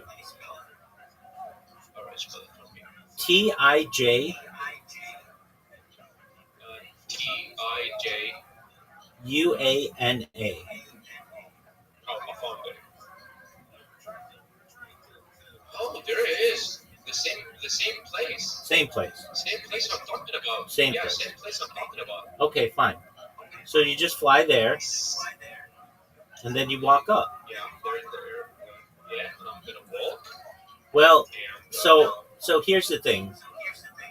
You can watch videos of people doing this. There are like holes in the wall, or like open doors, and you can just walk in. Or if you want, you can seek asylum. wait, hold on. Like the Just give me a minute.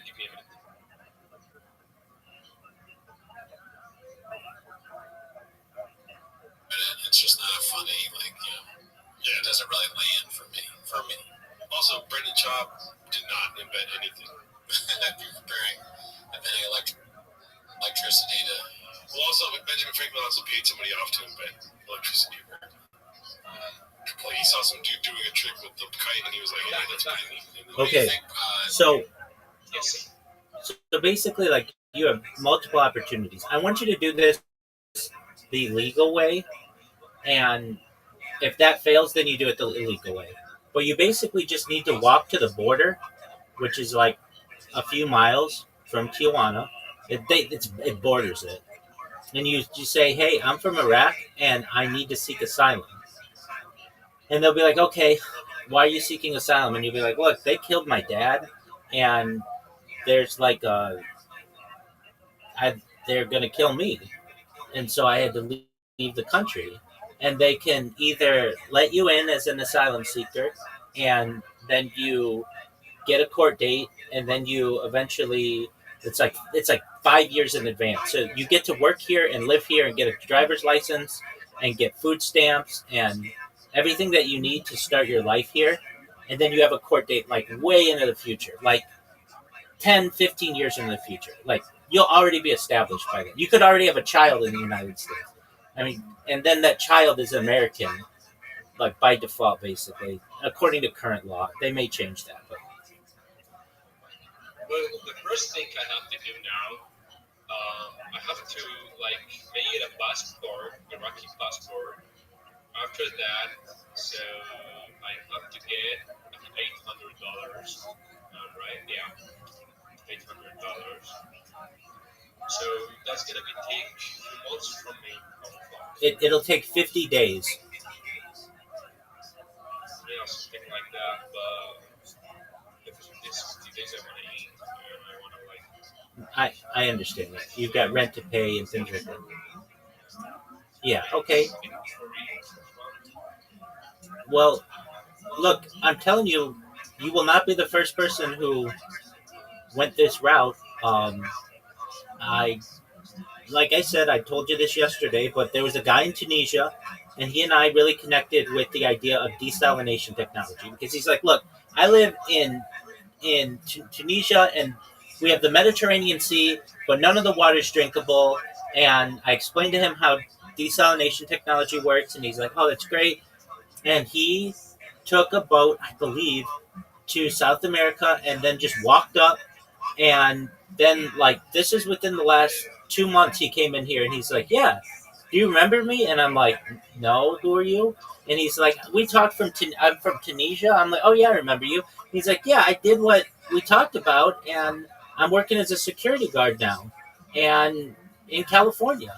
And I'm like, "Oh, well, that's great." And I was like, "Well, where in California?" Like, and he's like, "Well, I don't really want to say because I don't want to get in trouble." I'm like, "Okay, that's totally fine, but that's wonderful. You could be my neighbor, and I don't even know it." And it's just a really beautiful story. And um, so okay, but let's look at what's the worst thing that can happen to you. All right, so you come to the United States and you get caught, and they deport you. Okay, you tried, and that doesn't necessarily mean that you can't come back again. It's not like if you fail, then you just try again. You make it your life goal. There are people here who have made it their life goal. Look, I know a lot of Iranian people, and they had the revolution, and they became very, very successful in Southern California. Extremely successful. Some of the most successful people in Southern California are Iranian. And um, many of them tried the first time and failed, and then tried again and tried again and tried, and then they had children here, and then they eventually were able to create the American dream. And if that's what you want, then I'll do everything I can to help you with that. I just wanted to ask you about something. Like, I hope you can help me with it. Like, when I be in America, I swear to God, I'm gonna like check the money for you. Like, can you help me with like just for my passport and my travel ticket No, to travel? no, I don't give out money to people. If I did, I would have no money myself because I'd be giving it all away. So you have to do all that on your own, but I'll advise you in any way that I can. And you have a major advantage of most people who are immigrating to the United States. You speak very good English. And that's like a huge advantage. If you look at the migrant caravans that come to the United States, none of those people speak English, and they're coming from like Guatemala and Peru, and none of them speak any English. So you'll be able to come here, and literally on your first day, you just go to a construction site and you say, "I want to work," and they'll be like, "All right, we pay $20 an hour, and you get paid at the end of each day, and we'll pay you cash. And you'd be like, all right. And so long as you can take care of your body, which you already do, you'll just be building like a house or a building of some sort. Like, see, I'm actually a bodybuilder. Like, let's become from construction worker this muscle. Excellent, Anyway, excellent.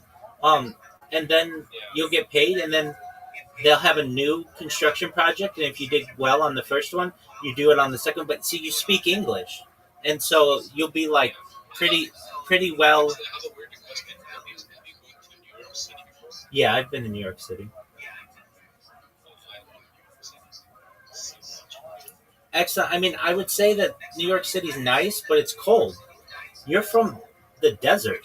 You're not gonna do well there. True, bro, true. That is true. That is not gonna. I'm not gonna control myself with that because it's so cool. Right, and the construction industry isn't 12 months out of the year there, and it is in the United States, or it is in Southern California. So, and then there are other things that you'll be able to do that you don't really recognize, but you'd be able to work as an interpreter.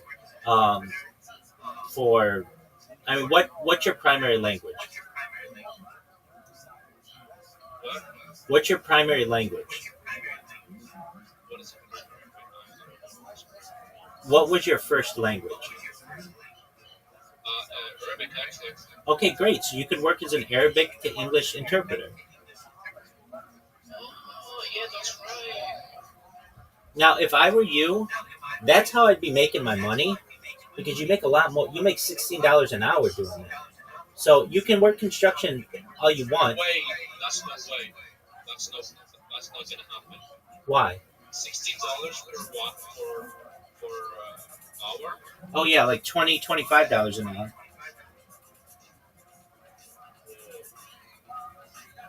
Yeah. So there are a lot of ways to do this.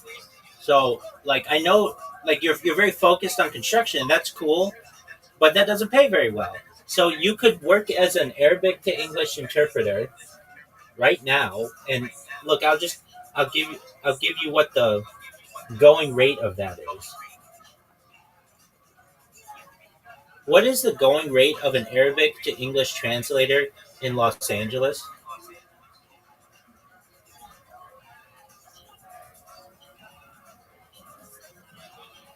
Um, I'm so happy. so there are I'm still in Iraq. I'm still in Iraq. I don't do anything now for now, but I'm still happy. I don't know what yeah, this happiness comes from. Where? I don't know. sure. So it's about $30 to $100 an hour. It's nice. Yeah. Now, what you can also do, and like this is what I would do if I were you, is I would do translation for videos in Arabic. So basically, you watch a YouTube video and you translate it to Arabic or to English on YouTube, and they'll pay you between 10 and 16 cents a word. So that's like something like probably $25 an hour. But first, when I become an Wait, LA, wait, first I have to you can do that in Iraq. Like right now, my English is not very, very, very, very good. it's fine. It's fine. I don't know it. It's fine, and you'll learn them very quickly. So like if I were you, I would like. Do you have a resume? Like, don't worry. If I be in LA, I like maybe. I hope you accept that. Like, I'm gonna be with your mom, like if you want, for just like be like I can get home and I get a car, like just be at your home like for 2 months. Yeah, If you want, honestly. yeah. If you want, that's You can't do that. I can't just have random people living with me. The place where I live won't allow it. I'm only the only person allowed. It's like I have like a contract, and so I can't have other people live with me. Or I would do that. What you can do though, and what you should do, is you need a resume, and it's very easy to create. You just go to ChatGPT and say that I need a resume for an Arabic English translator, and I want to be able to market myself on different websites. Okay, and it'll populate. It'll give you all the information that you need. And then you just take that information and you start applying for Arabic interpreter jobs. And they work remote. And so you just sit at home and you translate and you'll make like $25 an hour. You'll make in 1 hour what you make in a day in construction. And then you make enough money so that when you move to the United States, you just get a place of your own. If I could, I would let you sleep on my floor, but I can't do that.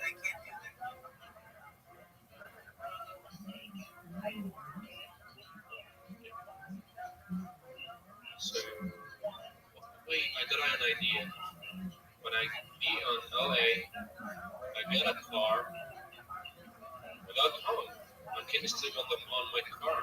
Yeah, so that's uh, the police will basically impound your car for that. They don't like people doing that.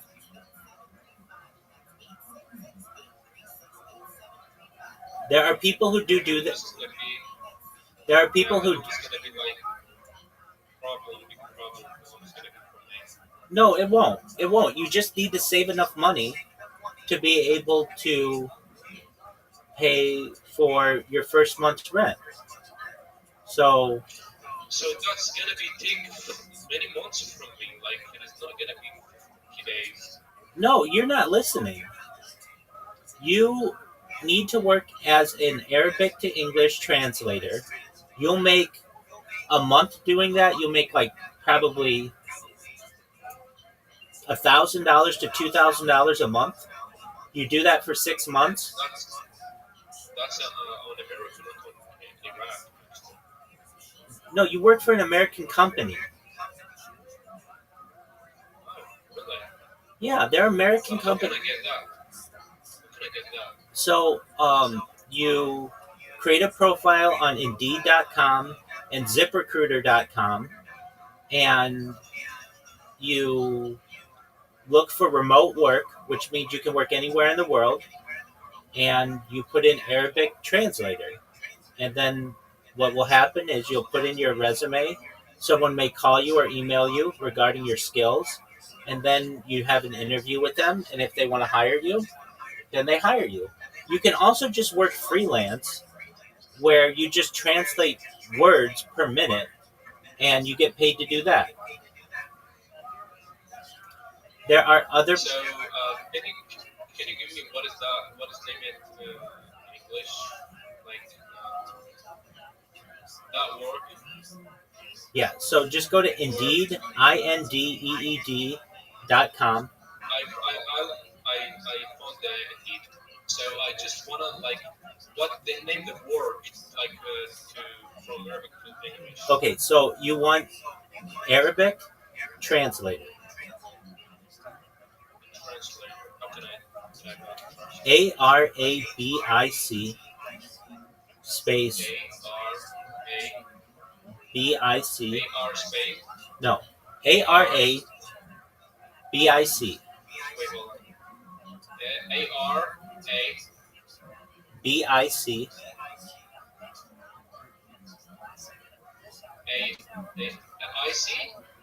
Okay, I'm going to spell it again. ARABIC. B. IC. Correct.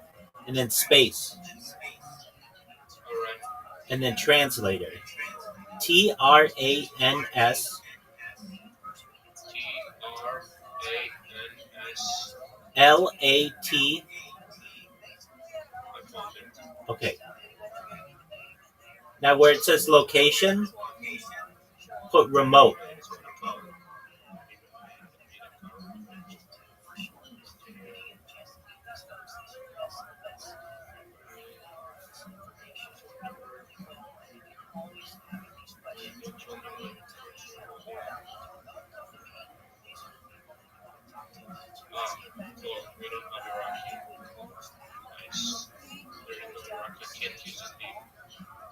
Yes, you can. You just need to get. I can. Yes, you can. Look, I don't have. look. There are ways around this. Add in verify your phone number to connect to. Okay, so then just go to a new tab All right. and type in SMS Verify, like short messaging service. SMS Verify. Verify. SMS and then space Verify. Verify.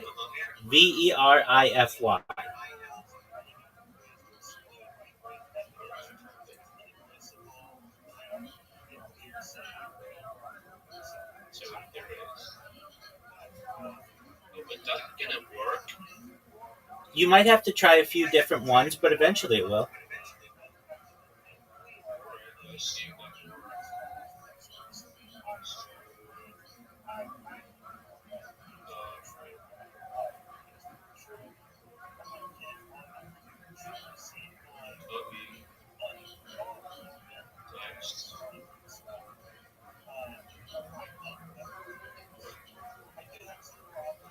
that works.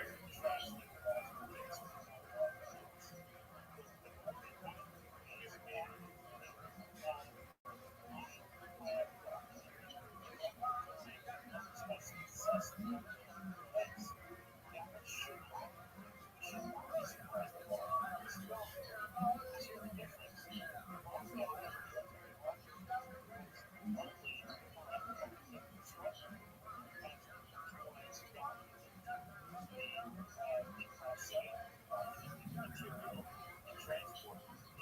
text.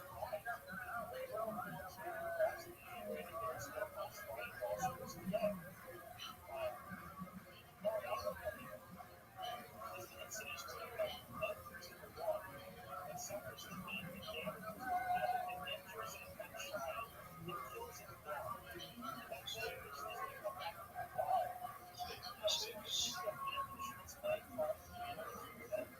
Oh. Oh my God. Yo. Just hit the door. Oh, there's the knob.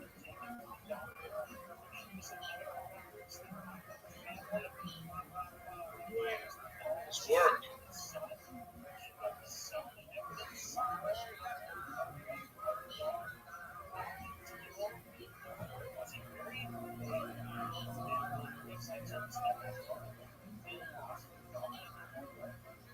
That can't be possible. It's worked.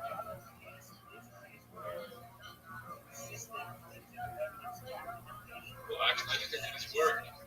So ARA. BIC. All right. Listen, Mustafa. We got to get something straight right now. Anything is possible. Okay? Anything. I talk about bringing back your father. I talk about having you live in the United States. These are all possible things. Okay? It just takes time and effort. But with enough time and effort, anything is possible. Okay? Even perhaps time travel. Like what do you mean? I mean, like you could go back in time and witness events that happened in the past with enough energy. So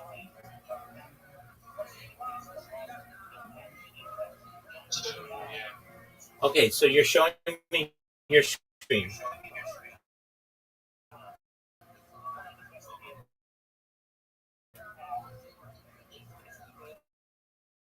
So Italian, Russian. No, you want Arabic.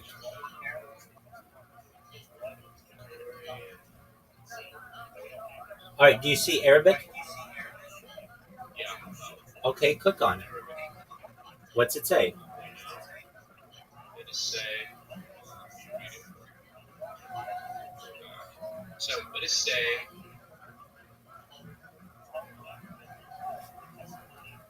It is for hour $20 per hour, $21 per hour, and per time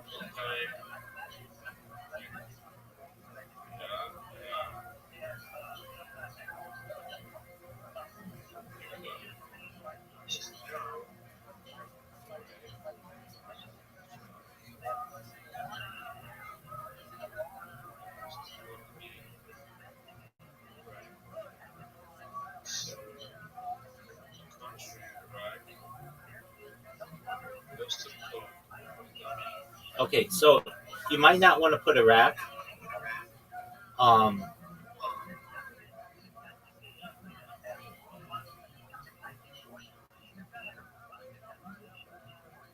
what are you looking? Postal code? Okay, so they shouldn't necessarily need this information. Type in uh, Arabic translator into Indeed. No, Indeed. And then where it says location, put remote. REMOTE.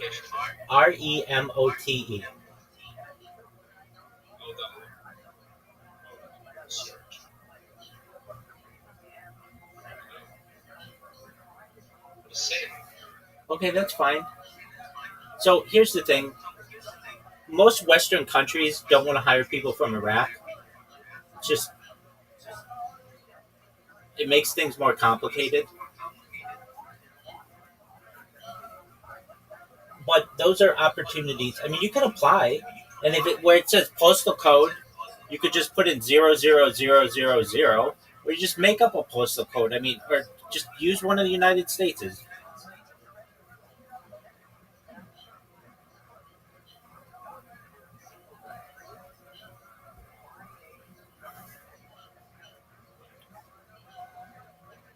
Okay, but here's something. So that's a way. I'm not saying that's the way. Go to ChatGPT.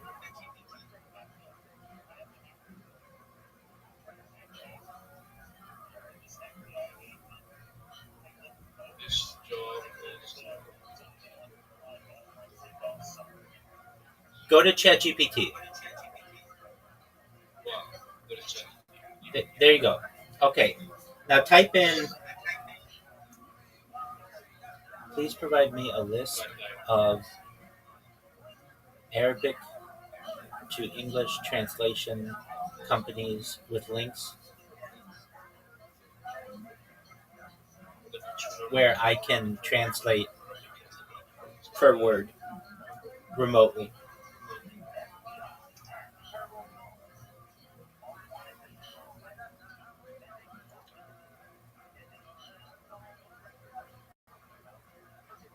All right, I'm going to just send you the prompt. Okay.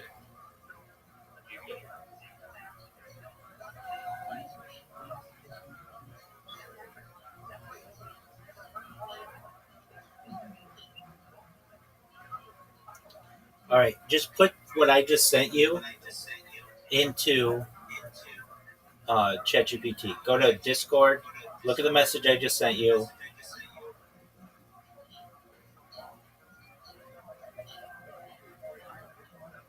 There you go.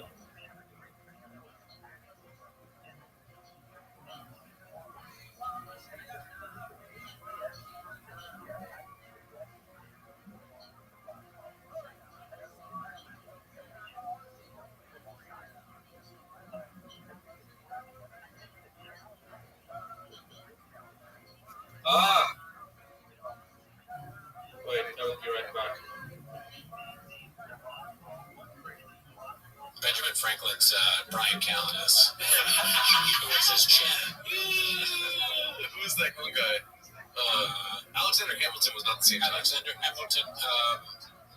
Yeah, yeah, it was. Oh, he was. Yeah, yeah. Oh no, I was thinking of the badass, the president. John Adams. No, John Adams was the same time. John Adams, same time. You're thinking Andrew. Andrew Jackson. Yes, Andrew Jackson.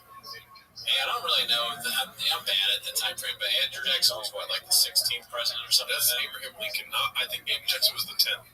Jesus Christ, Brendan. I'm tired, man. I'm tired, dude. I'm tired. I'm in a job. I'm like shopping out. Oh, that was such a shop moment.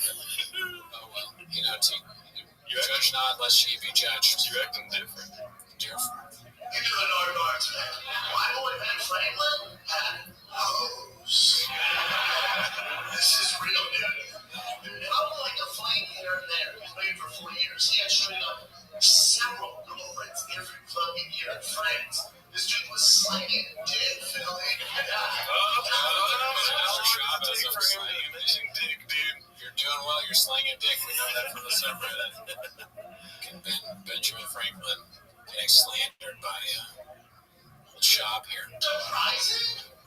He discovered electricity. Electricity? He invented eyeglasses. Oh, really? That's what like historians are saying that right now. That's so unfactual. This is on the history teacher subreddit. They're like, oh, really, dude? Yeah. Shop. Right. Yeah. Okay, so just go to ChatGPT, and did it give you a list of places that do that?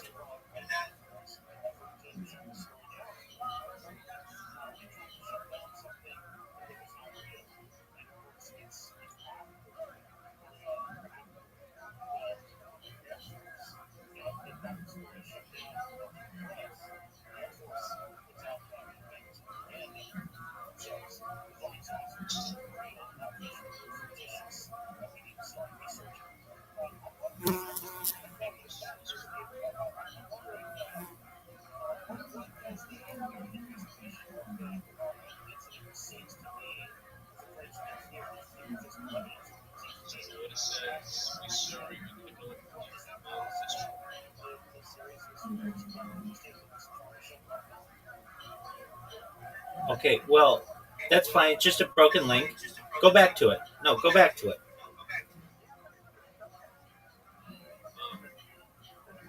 There you go. Apply.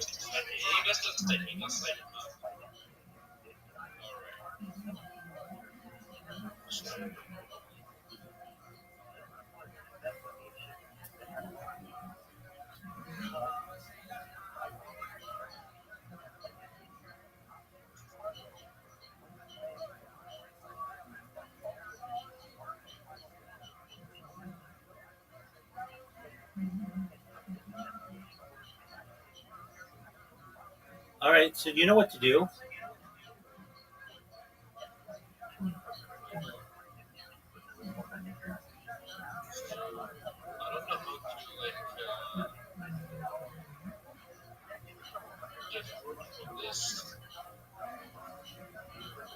Is there a sign up button?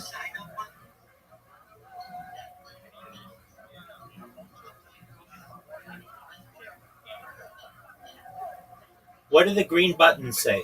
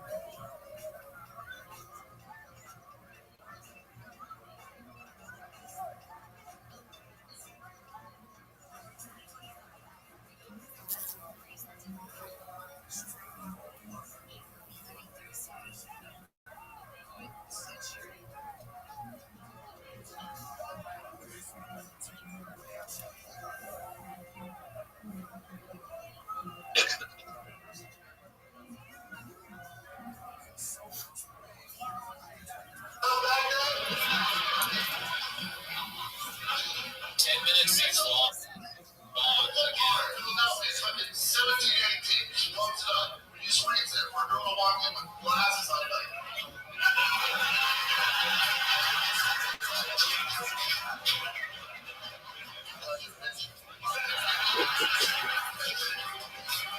I will say, Brendan Schaub would be a whole lot funnier if he didn't laugh at his own jokes all the time. Yeah, he definitely shouldn't be laughing at something like that. Yeah. It's not funny. But it is interesting that he talk about Benjamin Franklin sort of being a cripper. Yeah. Because he has the whole thing about him making Annie Letterman walk to his car, and she's like, "I'm not gonna suck your half-penny dick." Yeah. Wonder what Benjamin Franklin. They're like, "I'm not gonna suck your fucking guy who invented electricity dick." Okay, so you don't think it's funny that Benjamin Franklin goes up to a girl with glasses on, and he's like, "How's your vision?" That's pretty funny. Because he's gonna hit on the girl by saying that he invented eyeglasses.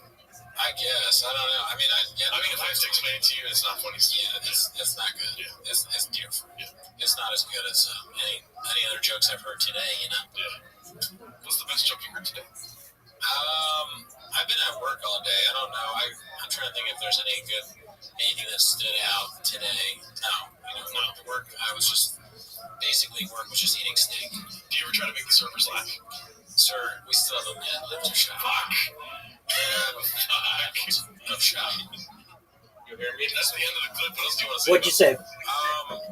Is there any controversy? Yeah, what's up? So I bought that one.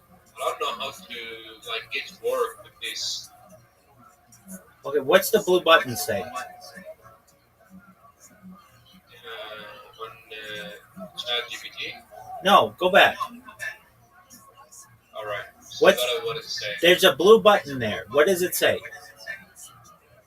Which one? Either one of them. What does that say? What do I click? That is Arabic trade facility service. Feature illumination.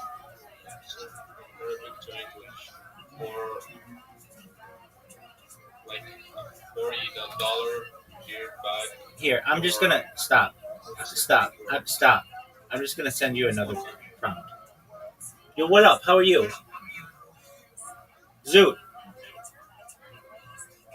Hello, Zoot. What's up? Well, how are you doing? Doing today? Zoot, are you ready How's to... your day? Yeah, answer his question. There you go.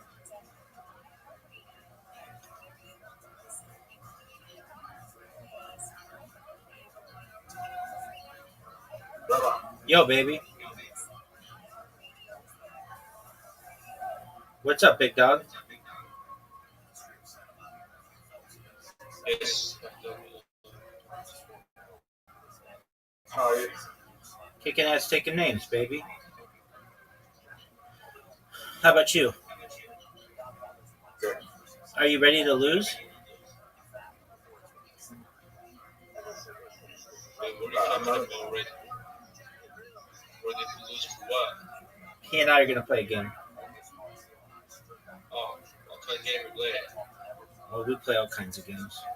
Chess, checkers, that kind of stuff. Oh. I'd invite you, but you've got to do this. All right, look at the prompt I just sent, and just put that into ChatGPT. All right, so you ready for your invitation, son? Yes. Ready. No. Ready. No. Zoot. Zoot. Zoot. Zoot, can you hear me? Yeah. Okay. Quit acting like a jackass. You have an invitation, Zoot. Are you ready?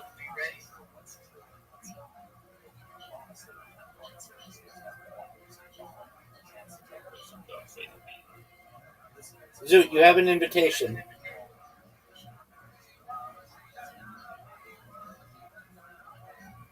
Zoot.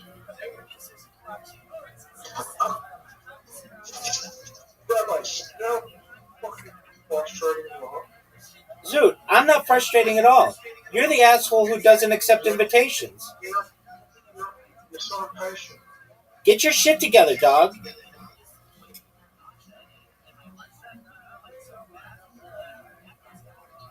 Oh, fuck. What is this place? I've never seen this before. Same. Matching tiles will trigger a bomb?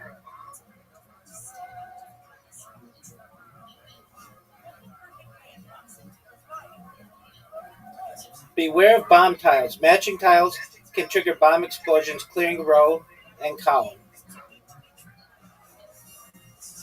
Oh, fuck it. Oh, whoa.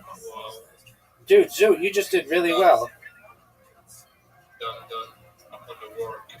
All right, now apply for Oh it. my god. I don't know how can I thank you? How can I say it? Big dog, no need. Just apply. That's all I want you to do. Don't thank me, just apply. Fuck. Zoo, what the fuck, man? Zoo, you just... I don't have enough energy in my mind. I gotta go. All right, you do whatever you want to do. Zoo, dude, I still haven't gone yet. So I have to. Don't forget to see Silk Road movie, okay? I know, I will. Okay, goodbye. Bye-bye. Your Dude, turn. look at all that shit I just blew up. Oh, no. Rabbi. What up, baby?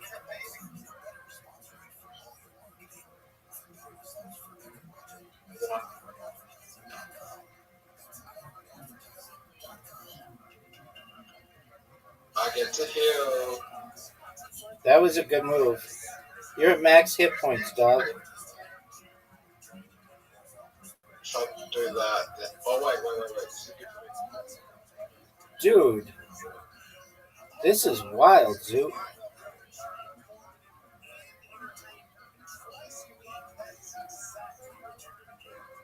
Rabbi, did I win? Maybe.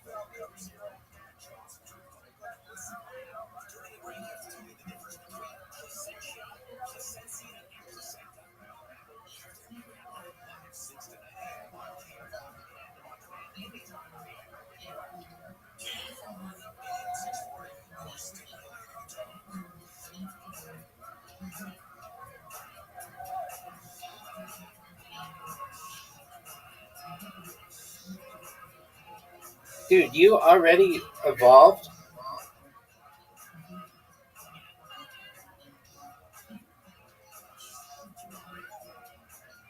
I won.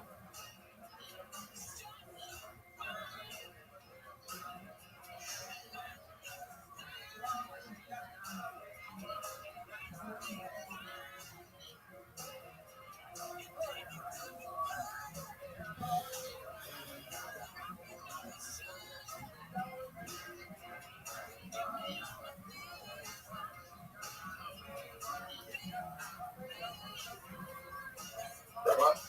Yo, big dog.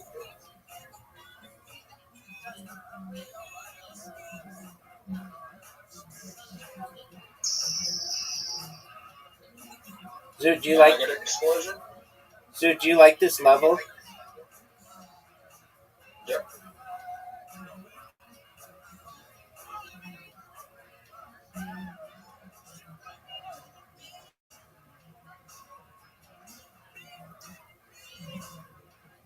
I don't think I was very much for you. Alright, well. When I want your opinion, I'll give it to you. Guess what, Rabbi? What up, baby? I won. Good. Are you sure about that? I got hit.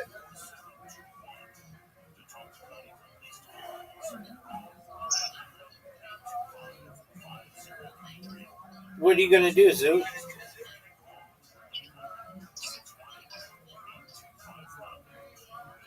You get an explosion on the next one. Um,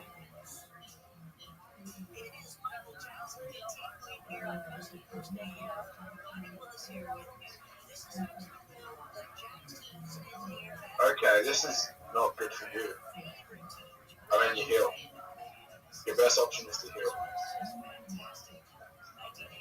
Where do I heal? Top left one.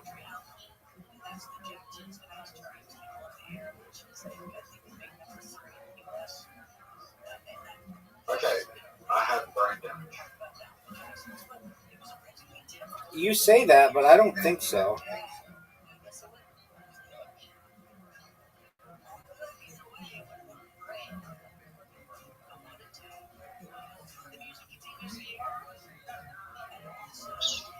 Good news is, So did you play a lot of Australian rules football or rugby or soccer when you were a kid? not really. Okay. Why? Well, maybe you have CTE.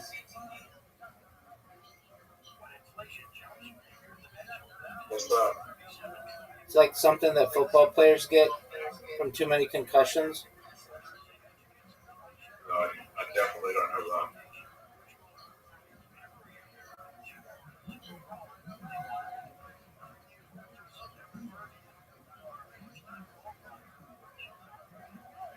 Dude, I might just straight up lose. Yep. I see your best option. That's your best option. Oh, look at that. Look at that. Look at the bomb. Does the bomb hurt you? Yeah, but look at this. I think I won. The bomb hurts you? I won. Dog, The bomb doesn't hurt. that was brilliant, Zoot. You played brilliantly. Rabbi, have you thought about changing your team? Because, like, I got the fuck. Maybe 2 in a row with this team. You got fortunate, dude. I have the best team ever. I don't think so. Zoot, your team sucks. Depends on the background. Oh, yeah.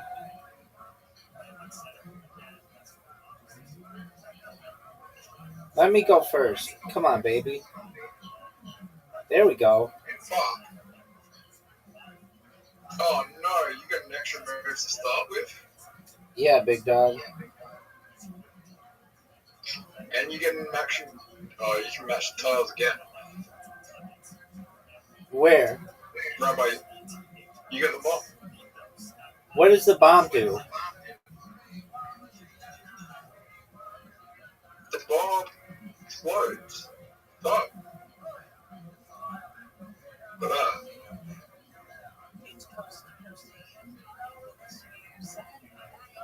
Rabbi, you got the most obvious move ever. And you still fucked it up. Do you know why you fucked it up? Dude, just go. How about that?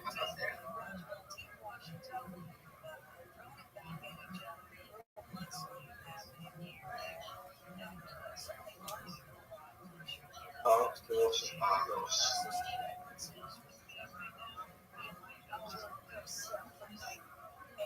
You ever had Calm down, Zoot. You just fucked me, Zoot.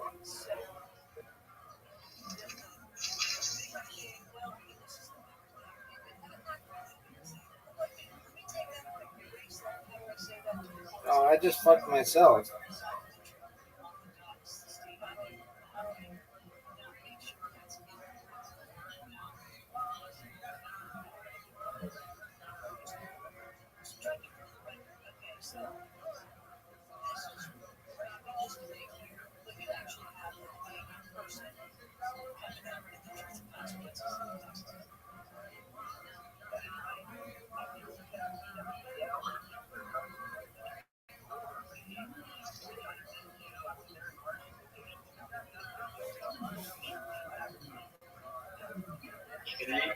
kitty.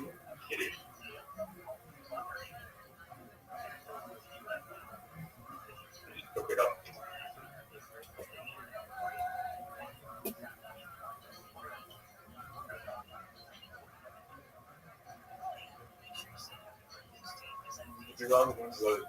Dude, how about you just go? How about you quit sucking your own dick and go? You fucked me. Yeah, that was not cool, dog.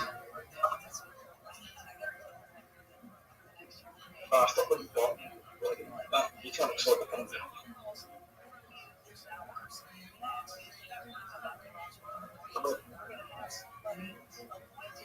You just gave me the easiest in the world.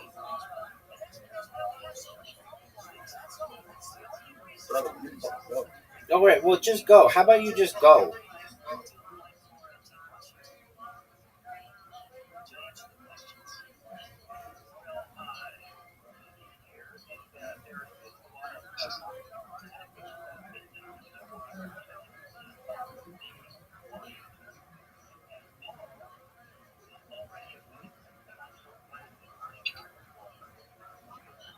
Lost down live and work.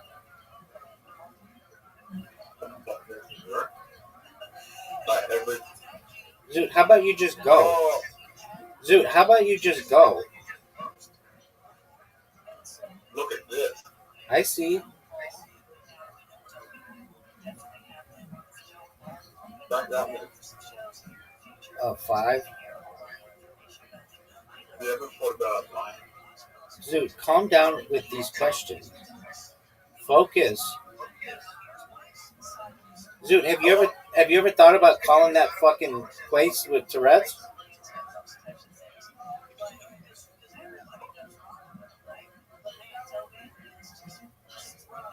Have you ever thought about... Dude, answer my question. Have you ever thought about going viral online? Dude. I'm working on that. You're not working on your thing.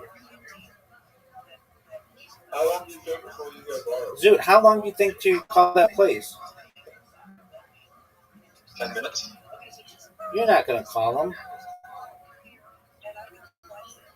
Maybe I don't want to cure Tourette's. I know. And then you're not going to have a normal life.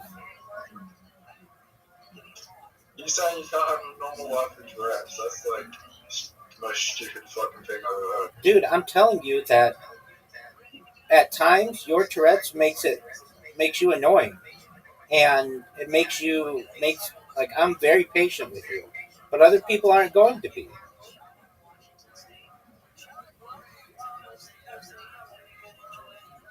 You just said you can't have a normal life with Tourette's. Like, that is like, not true.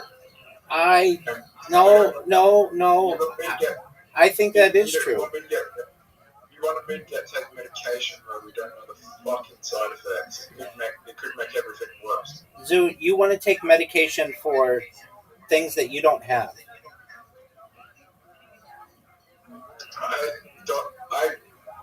You don't listen to a word I fucking say because I've been anti-medication this whole fucking stream you go back to. No, you're not. You take Ritalin and all kinds of other shit you talk about.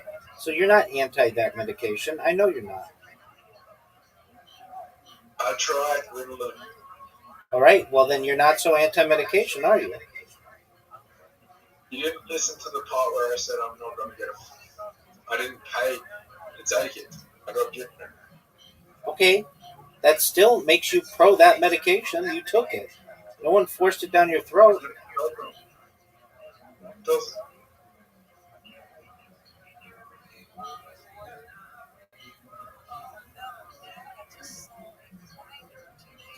Good move, Zoot.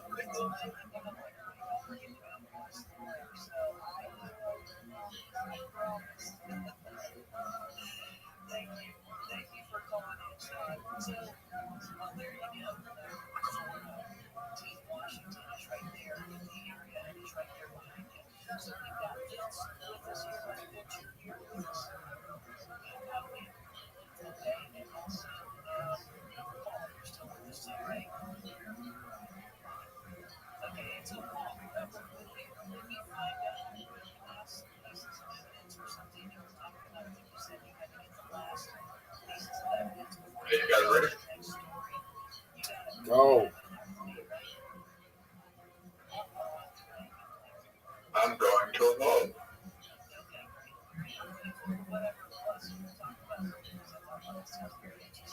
I didn't like how it takes so long for you to evolve. Okay.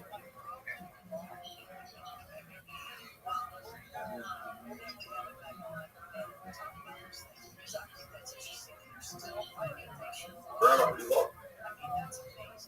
I don't know about that, son. Should I go to the beach tomorrow? You should call that place. Are you ready? Yep. Dude, Are you doing stand up on Monday? this tomorrow night? Are you excited? Yeah. What joke are you going to say?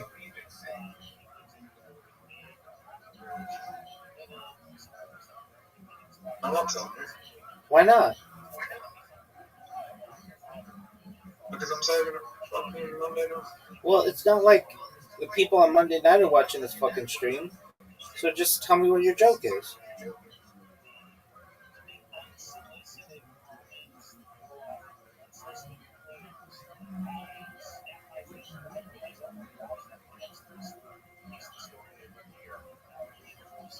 I bet your taste in comedy is fucking dog shit.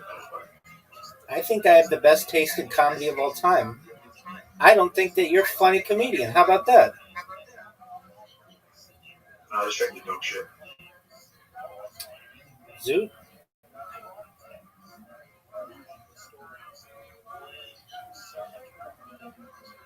If you were such a good comedian, then the open mic guy would want you to do stand up every week.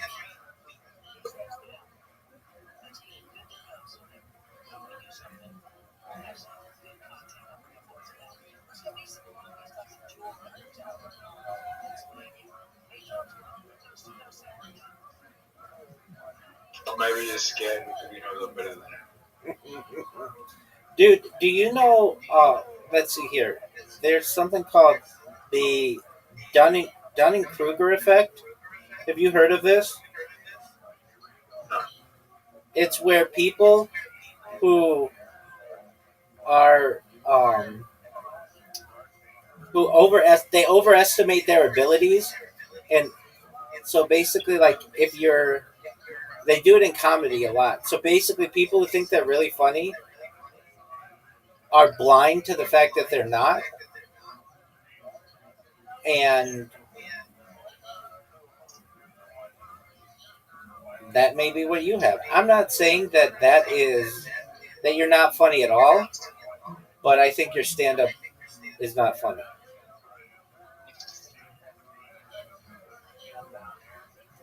But I don't know. You don't share it with me. You're like the most secretive comedian of all time. I'm sitting here. I'm waiting for your jokes, and you're like not telling them.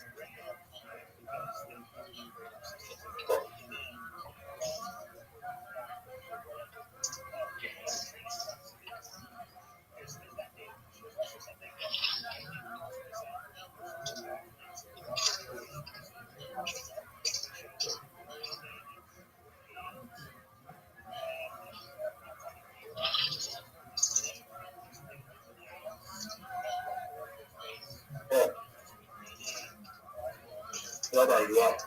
I know. I stopped your streak. I'm going to take a break from it. Sounds like a plan, Stan.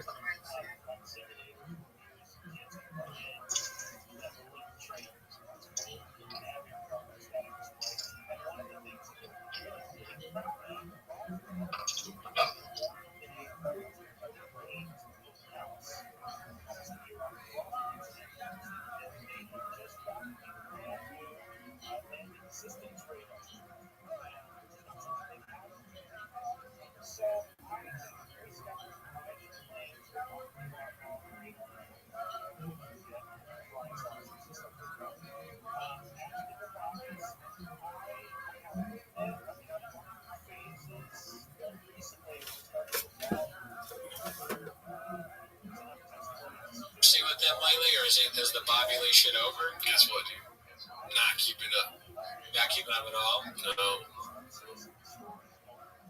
I want more shop content. I'm like, I'm enjoying the shop shit. Yeah. You want to see if there's another video? Yeah, well, we can see how long it takes you because we have 1 minute left. Okay, I'm right here. Let's see the first video. Boom. Let's go. Of course, the videos. I heard something. Stab Martin, not a bad white basketball game. The worst basketball game you've ever seen. What's that, dude? He cannot do anything but stereotypes. He's obsessed with stereotypes. Yeah. A white guy is bad at basketball. A guy that has a lot of women is getting hosed. Philly cheesesteak. Philadelphia's cheesesteak. Philadelphia's Benjamin Franklin. He owns nothing original. Shop never notices anything that hasn't already been done. It's like he has some sort of disorder where he's like, if he were to come here, he'd be like, Gerardo's Alhambra, Chinese food, right? Chinese food. He would talk about tacos El Pollo nonstop, probably. He's slinging hacky dick, dude. He is slinging dick to shop is actually a good thing. That's what I learned that from the shop, right? If you're slinging dick, that means you're very cool. Oh, okay. 9 seconds left for shop. All right, say something very funny about shopping right now. Shop, I don't have anything to say for 3 seconds. Boom, done. All right. We did it.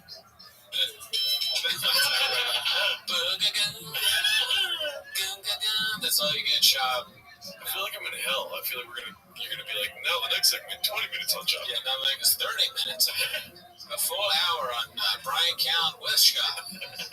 All right, pull up that article about that we're going to talk about. All right, here you go. All right, so today, I don't know if it's today, but there's a Washington Post writer, Dave Weigel. You ever heard of Dave Weigel? Never.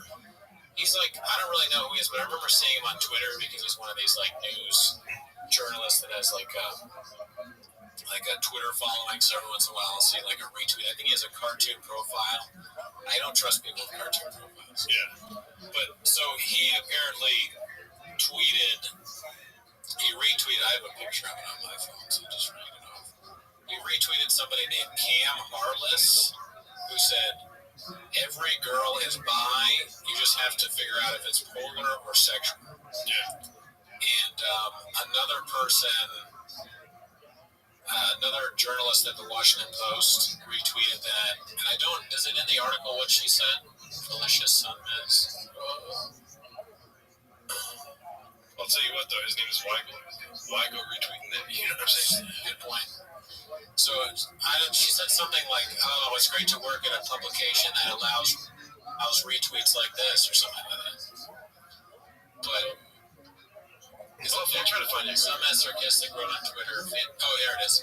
Fantastic to work at a new fantastic. Yeah. So just right off the bat, the phrasing lets you know that this is sort of an annoying person. If we can be honest, when you tweet, when you write like that or talk like that, whatever your side is that you're on, even if you're right, when you're like fantastic to work, it's like it's grating.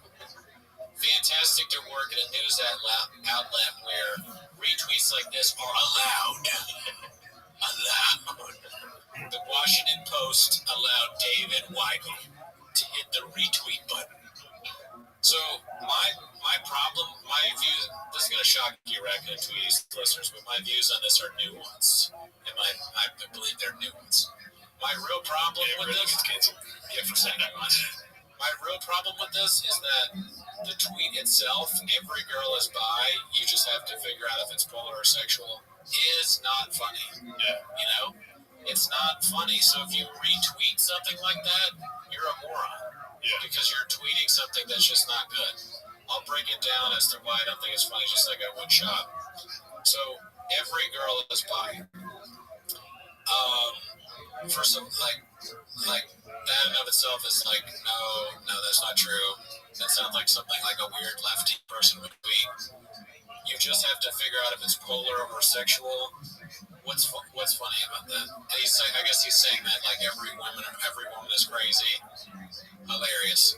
It's no different than the lefty Twitter, like the viral tweets about like men are trash or are men okay or men suck or that's all not funny. It doesn't make me mad, and I don't think these people should be canceled. They're just hacks. It's hacky shit, right? Like, you shouldn't, just because some viral, and it can be man or woman, because both men or women do the whole, like, men suck or women are dumb. Just because one of the men suck tweets, they do that does not mean that they should get fired from their, 15-hour-a-week work-from-home barista job, Yeah. They're just like, whatever it is that they do for a living shouldn't be affected by their tweets. The only reason you should get fired for tweets or something like that is if you tweet some horribly racist thing or say something if somebody was like that shooting was great, I really liked what happened there, then yeah, fire them from their job. But there's this other tweet that says, I'm not mad at the every girl is bisexual or polar joke because it's sexist. I'm mad because it doesn't include biracial, and I feel like we're left out. I guess, yeah. I don't understand that at all. Oh, she's making a joke. I don't think that's funny either. I didn't lie. I was laughing because of I don't know, but and so this shit blew up like crazy. Yeah. This guy, the guy who retweeted it, has been suspended from his job, and then this woman, Felicia, what's her face or whatever, is going off saying that she's being attacked or whatever, and then nothing is happening to this guy Cam Harless, who's the one that tweeted it. The one who's tweeting it. He's the one who's not funny. So in my opinion, he's the most guilty out of all of them. Yeah. Again, if you find this tweet offensive, should it not be the person who did the tweet that you're angry with? Yeah. I still don't think that you should be that angry with it because it's so dumb that it's it should be below what you when I hear a really bad joke from a comic that I don't respect, I don't think about it for all day. I'm not I cannot believe this comedian who's not funny said something unfunny. Yeah. I can't believe that this person who I've never seen do anything good, who I dread seeing at open mics, who always says something offensive, it's shocking to me that they would again say something offensive and unfunny. And that's why I look at this guy's profile picture. He's a big fat guy, big beard, cowboy hat. His name is Cam. What do you think is going to come out of his mouth? Dude, David Weigel has a tweet from 2015 that says, "You shut your whore mouth." No way. Yeah. Is he replying to somebody or what? Yeah. But you know how bad he's replying to Maya Angelou. He's replying to Jesse Burney. Who's Jesse Burney? Probably a woman. But is it like a joke? It was in the old days of Twitter where there was no reply. It was just you're adding people. You know what I mean? See, because that sounds like a joke. You know how you joke with your friends? You say you shut your whore mouth. Yeah, you know how you say that to your friends. Yeah. You do that. Well, yeah, I call you a bitch all the time. Yeah, exactly. But he does though. And I think it's funny.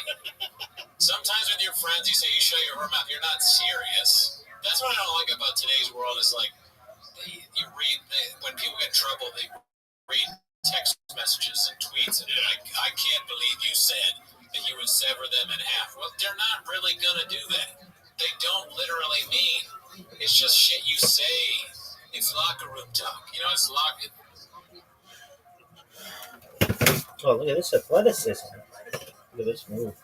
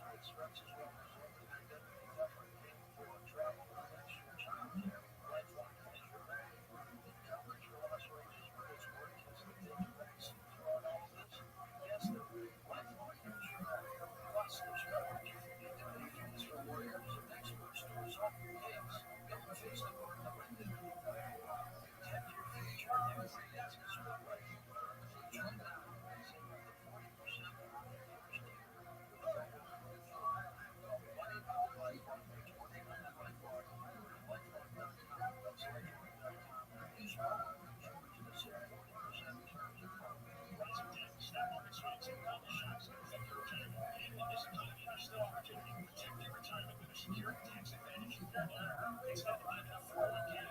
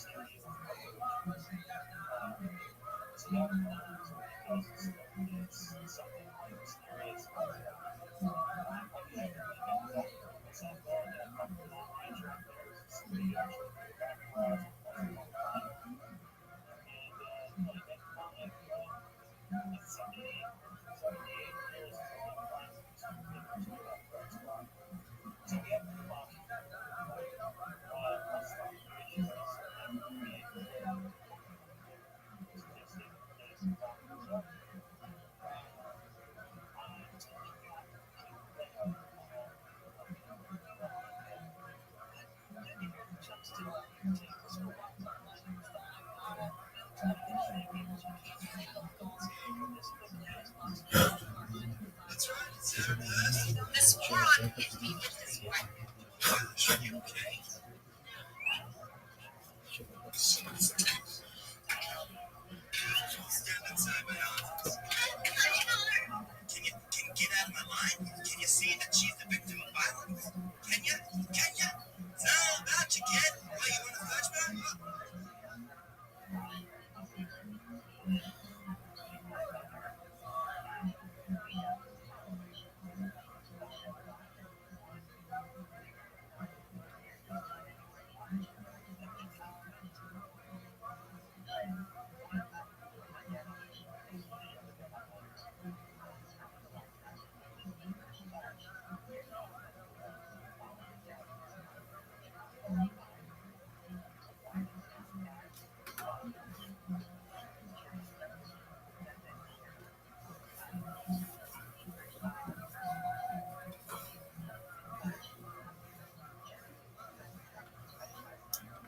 Will be over ambition if you take tar. There is some truth to the law. Hard, which is hard, soften it up. Even though later on it becomes just as hard as it started out with, it's still considered bishul because you softened it up. If you take, the Gemara says it's possible, it's a riddle. How do I get to 7 different malachas if I make a barrel made out of earthenware? Says the Gemara, it's possible to be over on teichen, the dirt, fire the dirt, merakid, you sift out the dirt, lush, you knead the dirt, memachet, you smooth it all out, you light the fire of the oven, and then you're mavashal it. If you were to make a real oven out of earthenware, you'd be over on one more called makib patish, whereas a barrel doesn't have makib patish because it happens by itself in the oven. There is no binus, says Rashi, because there's no binyan b'stira when it comes to kelim. If one were to make a basket out of reeds, you could be over on 11 different averis. How? You have to plant the reed, you have to reap the reed, you have to gather the reed, you have to select it, you have to smooth it out, you have to grind it, you have to cut it, you have to start it on a reel, mesach, you do shtei batenirim, you start it out in the 2 loops, oireg, you put the reeds together, and makib and patish. And if you were to bend over the top and make a lip for it, you could be over also on taifer, on sewing, and kosher, making a knot. If you were to do tvika, spin the wool of an animal while it's still attached to the animal, machlokes. According to Rabbi Bachani, it can be over on 3 things. Guy says, minapitz, untangling it, and tvia, spinning. Rav Kahana says, but since it's on the animal is alive, or it's still on the animal, that's not the way to do it, and therefore, you're not over, and that's klachiyat, you're not over. Even though in the Mishkan you had women that did the tvia, they spun it on the animal while the animal was alive, that's chachama, it has special chachma, but today it's considered kilachiyat. If one were to pluck a feather from a bird, you're over on geizes. If you cut it specifically on the top, you're over on mechatach, and if you pull off the feathers, the small feathers, off the stem, you're over on memachek, smoothing it out. Where was there knots in the Mishkan? The folks who were trapping the chilazon to make tchelas, they used nets, and they would add to the net and take off from the net, so they made kshiras, and they made knots, and they would undo the knots. Now, you can't say that the pshat is that there were 2 knots and 2 threads in the Mishkan, and you undid one, because even for a regular king, you wouldn't do so certainly not for HaKadosh Baruch Hu. Taifer, sewing means 1 in, 1 out. In other words, 1 full stitch. It doesn't come apart because you make a knot on it. Have a wonderful day.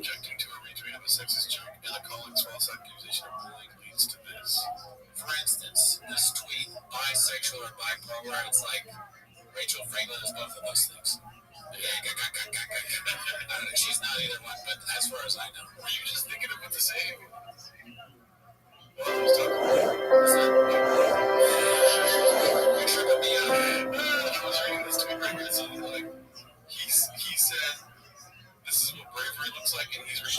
Ayin Hey. One of the Lamitas Malachas in the Mishnah is Kireya Almanas Litvar, peering in order to sow. Where in the Mishnah do we find this? If a worm, for instance, made a hole in one of the panels, we don't just leave it as is and sew it, we peer it even more in order to make a proper stick. Rav Zutra heard three things from Rav at the same exact time, and they are seemingly connected. If a person takes a thread and tightens the thread in order to pull two pieces of garment together, that is considered sewing. If a person learns Torah from a Magash, what is a Magash? Machlokes, he's Chayev Misa. Rav says a Magash is a Megadev, somebody that constantly talks about Avodah Zarah, and the concern is he'll influence you Avodah Zarah. We see that Rav said that a person learns from a Magash even one thing, he's Chayev Misa. Obviously, he's not talking about a Machashev, a sorcerer, because it's not also to learn from a sorcerer in order to understand what they do and how to prevent it. But it is also to learn from Avodah Zarah. Shmuel, on the other hand, says a Magash is a Machashev, a sorcerer. And the third thing he said is that if a person knows how to calculate mazalois and kufais, the constellations and those sort of things, and he doesn't do so, he's over on the pasuk the beautiful creations of HaKadosh Baruch Hu. They don't see when they don't see his handiwork, and therefore it's also to talk to such a person. The Yochanan says, in fact, it's a mitzvah to calculate kufais and mazalois, as it says in the pasuk Shmat Masisim, this is your chachma. Towards the nation, explains Rashi that you will know through the mazalois when it will start raining, when it will be hot, etc. One of the malachas in the Mishnah is Hatzot Tzvi, capturing an animal, a deer. Included in that is trapping a fish, a chilazoin, the snail that you make the tailors from. If you squeeze the dye out of the chilazoin, you're not over on dash, according to the Tanakama, which is Reshi. Dash is only in Gibulei Karka, something that grows from the ground. Yehuda argues and says you can do dash even on an animal. You're not over on the Tilas Neshama, although you killed this snail, you're not over on the Tilas Neshama. Even Reb Shimon admits by desecration that if you were to chop an animal's head off and say, I didn't mean to kill it, you know that obviously he's going to die. In this case, since he wants the snail to stay alive, it's in his benefit that the snail should continue living, since the dye will be clear. Therefore, it's considered a misaseh, and he's potter. What is the isser to shech an animal? According to Shmuel, it's the netilas neshama. According to Rav, there's also netilas neshama, but in addition to that, there's the isser of tzeveya of a dye. Says Rav, I don't want people in future generations would prefer to have blood on the neck of the animal by the Makam Shita so that other people will see that it's fresh meat and they'll come and they'll buy it. Says in the Mishnah, two malachas. If you salt the hide and you tan the hide. Rabbi and Shlomo both say that those are one of the same, and therefore let's take one of those away and instead insert the malacha of misartet, of creating lines like we have in the Sefer Torah, putting lines into the hide. This is Asur Daraisa. Rabbi Ravuna says, and this is explained by Ravashi, if you salt meat because you want to keep it for long term, you want to go on the way with it, that is ma'abed, that's tanning. Rabbi says there's no such thing as tanning food, and it's not awesome. The Mishnah says, smoothing out and cutting. Says Rabbi Bar Chanina, you could be over a memachik of smoothing out if you smooth out dirt between the pillars of a building. Rishon Levi says 3 halachas. If you cut wood for a fence and you sharpen the top so people can't climb over, you're over on mechatik, on cutting wood in specific lengths. If you take a bandage and you put it over a wound and you have a cream and ointment and you smooth out the ointment, that is memachik. Anything that has that you're doing it, you're finishing off the object, that's called makim b'kadosh, one of the last halachas in the Mishnah. For instance, if you take a stone that's already not attached, detached from the ground, and you smooth it out, or you make a depiction on a kli, you blow glass, or if you have a garment that the small things in it, little fibers bother you, and you take them out, that's makim b'kadosh. They had writing in the Mishkan, and that was just like on a sukkah panel, you write, this is 1, 2, north, south. They had the same thing on the Kairos of the Mishkan. However, erasing is more stringent than writing. Writing, you need two ICOs. Doesn't matter how big the ICO is. But erasing, even erasing one very large ice where you can write two ICOs, would also be over. The Rush points out it doesn't have to be erasing a letter, it could be erasing a glob of ink, as long as you're making room to write two letters. We learned in the Mishnah, these are the Avos Malachos. What is it? These are the Avos Malachos. Tell us that there aren't more than the 39 mentioned, although according to Rabbi Lezer, you're also chayav on every tolda. If you do it together with the Av, you'd be chayav. In addition to the Av, you'd be chayav for the tolda. Our Mishnah holds you're chayav one for the Av, and all the toldas are included in that Av. According to Rabbi Yehuda, there are an additional two malachas, bringing you up to 41. Shoivek and medaktik. These are malachas concerning weaving. You bring down the chassis, the erev. What we have in our Mishnah are one less than 40, meaning we don't include those two. Those two are included in Mesa and Oire. Says the new Mishnah, there's another rule, not a large rule like the first Mishnah, not a major rule, but a rule, nevertheless. Now we're talking about Itzah, for the next daf we're talking about Itzah for a while. In order to be over on Itzah from one rishus to another rishus, it has to be an item that you typically store and it has the right shear that you store. If typical people don't store this, but you store it, you yourself will be over, no one else. In the Gemara, what's an item that people don't store? One man says Dam Nida, the other man says Asherah tree. Another is a tree, which is also Asubana. The man says Dam Nida certainly would agree with Asherah, since it's Asubana is not something people store. Although Dam Nida, even once you showed it to the Rav, there's no need for it at all, you could possibly feed it to a cat. The Bible says that's a terrible idea. The person that the dam comes from will suffer if a cat drinks that blood. And finally, our Mishnah cannot be going according to Shim by Yochai, who says that there's a difference between a wealthy person and a poor person in terms of the shear. Different people need different amounts, and our Mishnah argues and says everybody has the same shear. Have a wonderful day. I can't believe I have to work in a place like this where people have syphilis. I just don't like that anybody at any time can cancel you for nothing. I don't like that this guy's working with me and he already sued. Who sues with it? The Washington Post says a good place to work. You go to work, you think you work all day. Shabbos Daf Ayin Vav. We're continuing with yesterday's Mishnah. What constitutes an object that people care about, and therefore it's also to bring up from one domain to another? The Shimon Elazar comes up with a third opinion. He says, if this object typically people don't care about, but you do care about it, you showed interest in it, and you keep it, you just cause the entire world to be over the Isra of Eitzah if they take it out. Says the Mishnah, when it comes to animal food, what's the shear? Says the Mishnah, well, it depends on every type of food and who eats this food. For instance, if you're talking about teven, which is the top part of the straw which cows eat, then it all depends on the cow. So the shear is a cow's mouthful of teven. Anything less than that, you're not chayav. If you're talking about atzah, which is bean straw, which only camels typically eat, so then the shear is a camel's mouthful, which is larger than a cow's mouthful. If you're talking about the bottom part of the straw, the kash, that's what sheep eat. So it's a sheep's mouthful, which is, in fact, a gregaris, a dried fig. Grass and garlic and onion leaves, if they're dry, that becomes goat food, and it's a goat's mouthful. And if they are moist, it's no longer raw for a goat, that becomes human consumption, and therefore it's a gregaris, a dried fig. This is machlokes.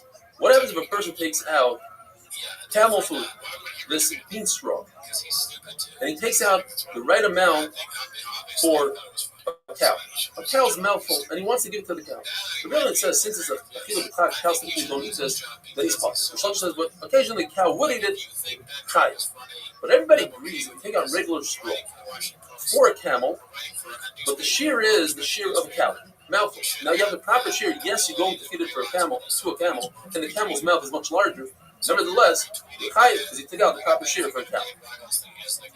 All these different foods in the Mishnah do not combine one with another, unless you're taking the more chomer to combine it with the less food. For instance, if you're dealing with camel food, and the shear is a camel's mouthful, it's a lot, but you're missing a half a dried fig, and you take sheep food, which all you need is a dried fig, and you take a half of that and add it to the camel food, then you have a full shear. But if you do the reverse, you're missing a half a gregaris for sheep food, and you try to take a half a gregaris of camel food of bean straw, that's not going to work. And the reason is because people would take and combine these foods to show as samples to sell. And we have a similar halacha when it comes to different garments and different fabrics. What constitutes a fabric to be mekabel tumah? So a regular fabric is 3 tefachim by 3 tefachim. If you're talking about a sack, it's 4 tefachim by 4 tefachim. Leather is 5 tefachim by 5. And a reed mat is 6 by 6.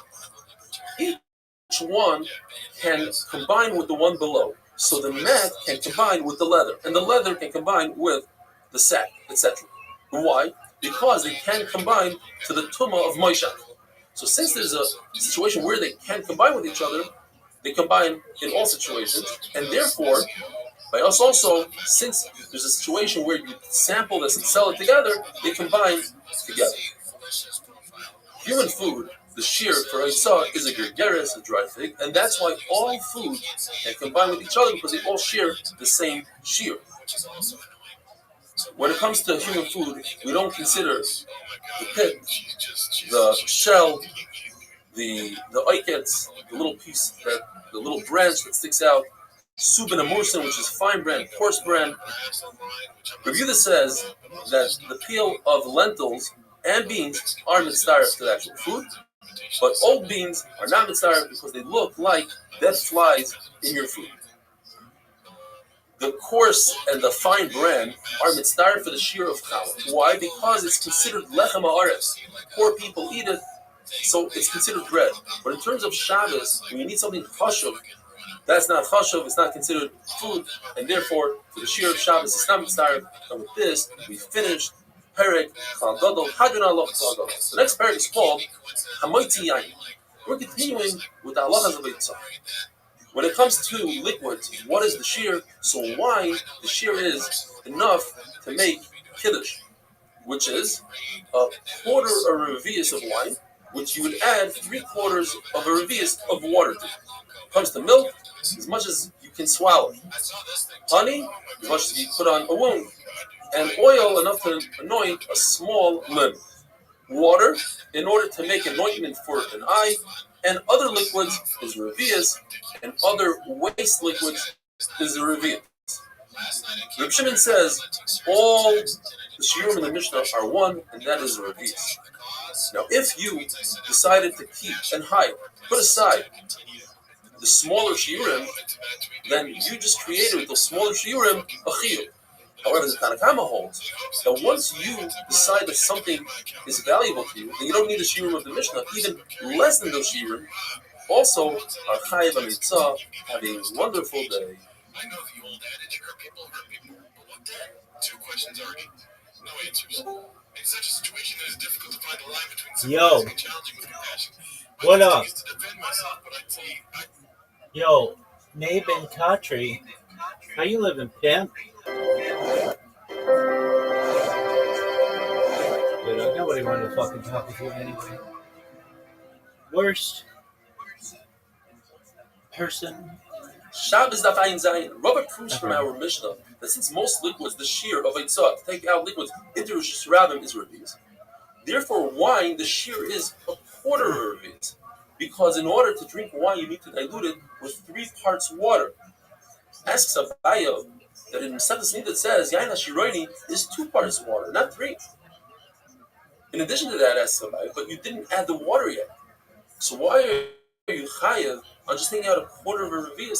Says Rabbi, because a quarter of a revius is chashuv, and in order to be over on Eitzah, it has to be something that's chashuv. Since you could add water, even though you didn't, it's chashuv.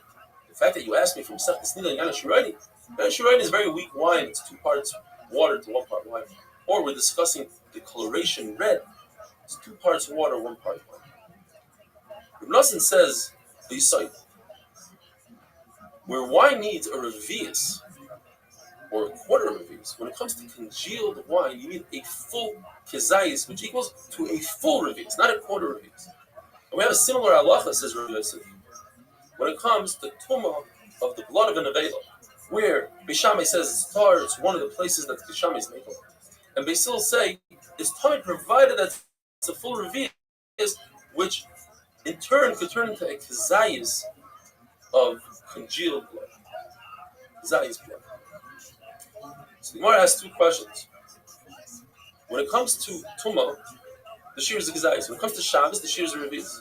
Therefore, there's no correlation between the two aspects. Perhaps blood, which is thicker than wine, requires a kezayis. But wine needs a lot more than a revius to create a kezayis. And therefore, if you take out into Rosh Hashanah less than a kezayis congealed wine, maybe you're already over. Maybe in that you have a revius. On the other hand, perhaps wine this then needs a revius. Perhaps blood that's thicker needs less than a revius to create a kezayis. The Mishnah uses the word gemiyah. The shear for milk is to swallow, gemiyah. Says the Gemara, in our Mishnah, gemiyah is spelled with the aleph, not an ayin. But there are three other Mishnayos in Sefer Shabbos that have words that could be spelled either way, aleph or ayin, and they're all spelled with the ayin. Gar'inim, oimemois, and ma'amtzit. They're all with the ayin. The milk of an animal, the shear is enough to swallow. A goat, the milk of a woman, and the white of an egg is enough to put into the ointment called keeler. And keeler itself is enough to mix it with water. That's the shear. The Gemara remains in the teku. As Rashi explains, we're talking about putting this ointment in 2 eyes. The Gemara just asks, is it enough to put in 2 eyes, or 2 eyes plus whatever remains on your finger, which is a larger shear? Rav says an amazing, famous saying that everything HaKadosh Baruch Hu created in this world is for a purpose. Even an annoying fly can serve a purpose to heal the bite of a hornet, the sting of a hornet. And the slug, which you think has no purpose, could heal a wound. A mosquito could heal a snake bite, and the snake itself could heal boils. That is, if you take a black snake and a white snake and you boil them up, you smear it on the wound. A spider could heal the wound of a scorpion. And the Gemara tells us there are 5 irrational fears where the strong is scared of the weak. One of them is that the lion is scared of a certain animal that screams really loud. Some say, in Yoda, I think, or others, want to say something similar to a honey badger, which is known today as a very small animal that's fearless and scares the lion away. An elephant is scared of a mosquito going into its nose, into its ear, and a scorpion is scared of the spider. An eagle is scared of a swallow, and the leviathan is scared of the kilbis. There are 3 animals that, as they age, they get stronger. A snake, a fish, as we know, gets larger as it grows, as it gets older, and a pig. Reb Zera bumped into Rabbi Yehuda when it looked like Rabbi Yehuda was in a very good mood, and he figured now is a great time for him to ask all the questions in Yonei de Alma, things that seem mundane. And he started off asking him, why do the goats go in front of the sheep? And he said, that's like Bris Oilom. Goats that are dark are like the choshech of the darkness, then came the light. Why do sheep have a tail that covers their rear where goats don't? He tells him because we use the sheep's wool for clothing, we cover ourselves, therefore the sheep covers himself. Why does a camel have a very short tail? Because he eats from the thorns. Because Baruch didn't want his tail to get stuck in the thorns. Why do cows, bulls have long tails? To swat away the flies in the swamps. Why do grasshoppers have very flexible antennas? Because they jump around in tough trees. If they were harder, they would break off. If someone wants to blind a poor grasshopper or an ant, he can remove his antennas. Why did HaKadosh Baruch Hu create the eyelids of a chicken that they go from the bottom up? Look at all these questions that he's asking him. He noticed all these things in the Bria, and he wanted to hear an answer. And if you Shar and others explain the deeper meaning behind these questions and answers. He says HaKadosh Baruch Hu didn't want the chickens to be blinded by the smoke that comes up, and the chickens used on higher places. And then he asked him the meaning and the significance of somewhere around 15 words in Aramaic For instance, he asked him, what does dasha mean? What's the meaning of dasha, door? And he says, derech sham. Go through there. And why is it called a darga, step? Derech gag, go to the rooftop. And in the Mishnah we learned that shem and oil, the shear is to anoint a limb, says the Gemara. It's a small limb of a small child, says Rashi. One part of a child's finger, that's a small limb. Have a wonderful day.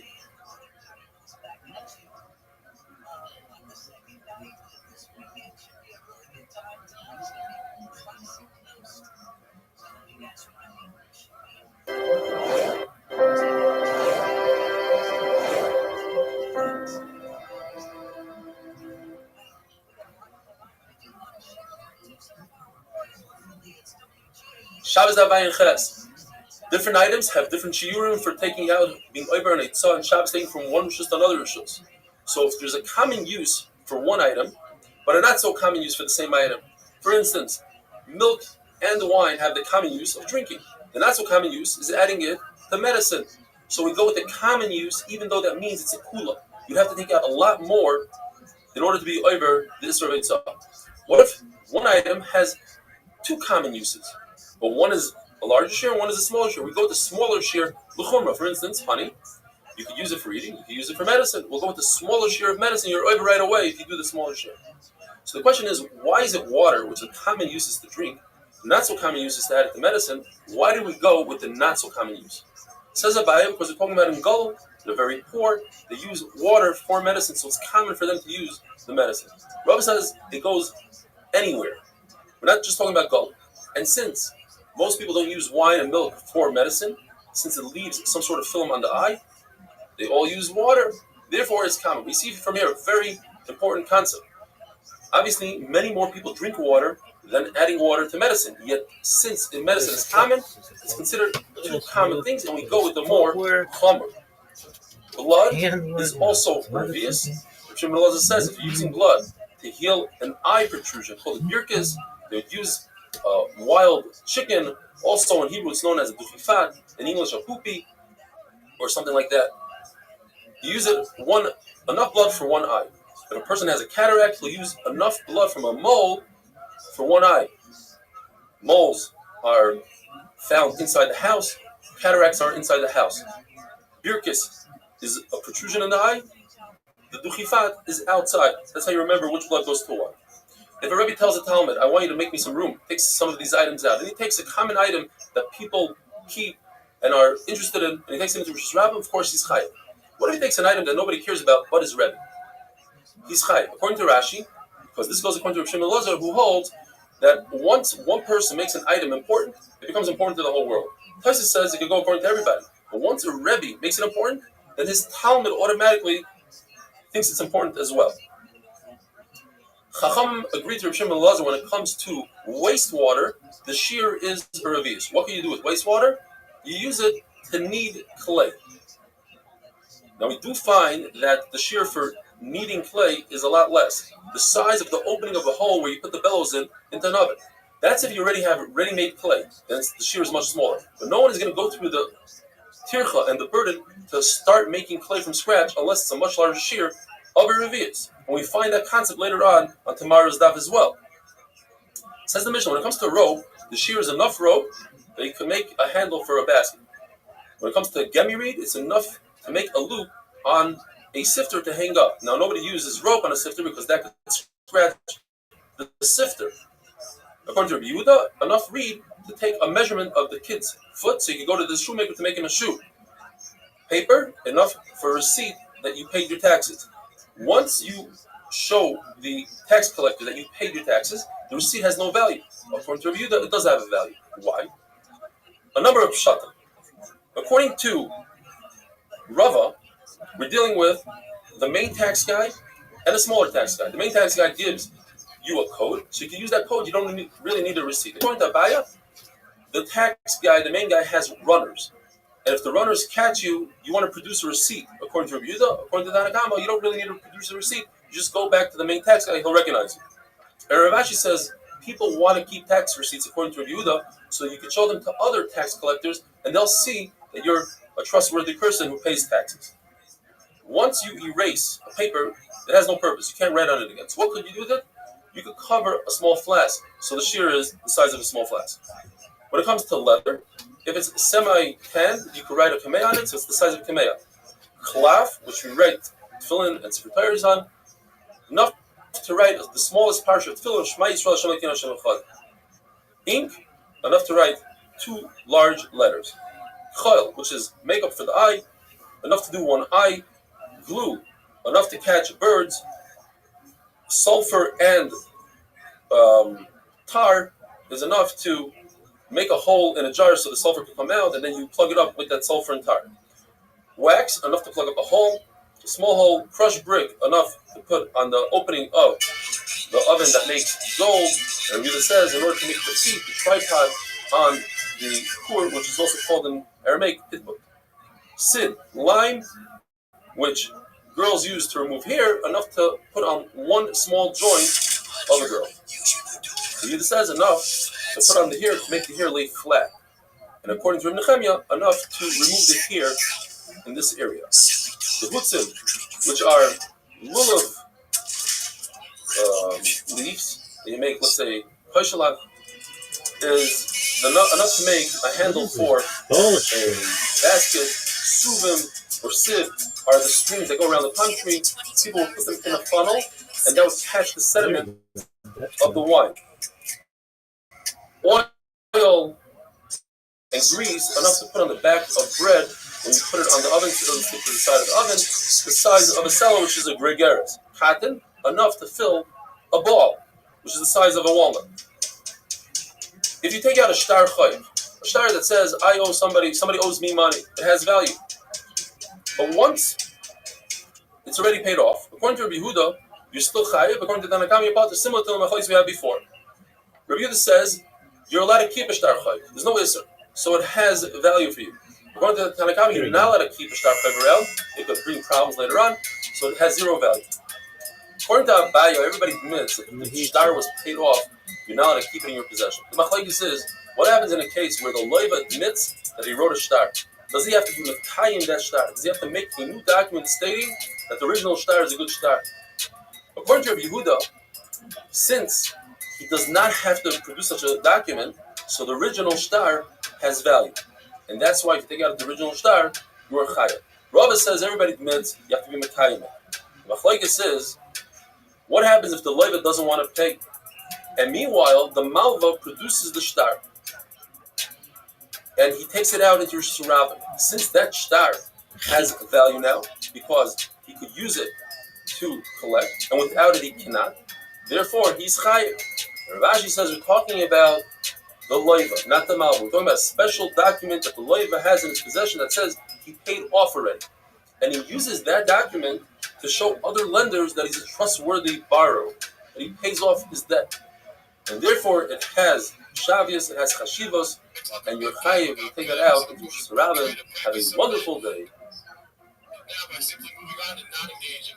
See, but this guy, although he's talking like this because he has to, because this is how these people talk, he seems to make a lot of sense. He's the normal adult here, but the other people are insane. They're attacking this man. His thing was like, be kind to people. If that makes you mad, you need to get therapy. Yeah. How would that make you mad? It doesn't matter which side you're on. If someone's like, hey, let's all come. Shabbos daf test. When it comes to hide leather, the shear is the size of a kameya in order to be over hitzah. And going from one domain to another domain, you have to take out the size of an emulet. Not only that, says the Nachman, this size of an emulet applies to everything. Whether this piece of hide is tanned, untanned, you want to tan it, you don't want to tan it. Not only that, if you're tanning hide, what's the shear to be hide for tanning? The size of an emulet, of a kameya. Similarly, we say the same thing by spinning. The malachas of melaben, to clean the wool, menapetz, to untangle, teveah, to dye, and toiva, to spin, are all the same exact shear, even though some of them are before the finished product, some of them are after. The shear is the same. Kisit kafel. This is a sit from finger to finger times 2. Anytime you find an inconsistency in the shear, that the shear is a lot larger before the finished product versus after the finished product, that is because people don't want to burden themselves with a small shear. They'll only take care of that melacha when there's a larger shear. For instance, 3 different examples the Gemara brings. When it comes to herbs, Seveya dies before you cook the herbs, the shear is much larger. It's the size of a walnut, enough to dye a full svacha, a woman's cap. But once it's cooked, then the size is dugma li'ira. A dugma is a sample cloth that vendors will show different colors. Li'ira, the size that you put on the device that holds the Erev string that goes through the chassis. The end has a small piece of fabric that keeps the thread from unraveling. It's a smaller piece, much smaller than a svacha.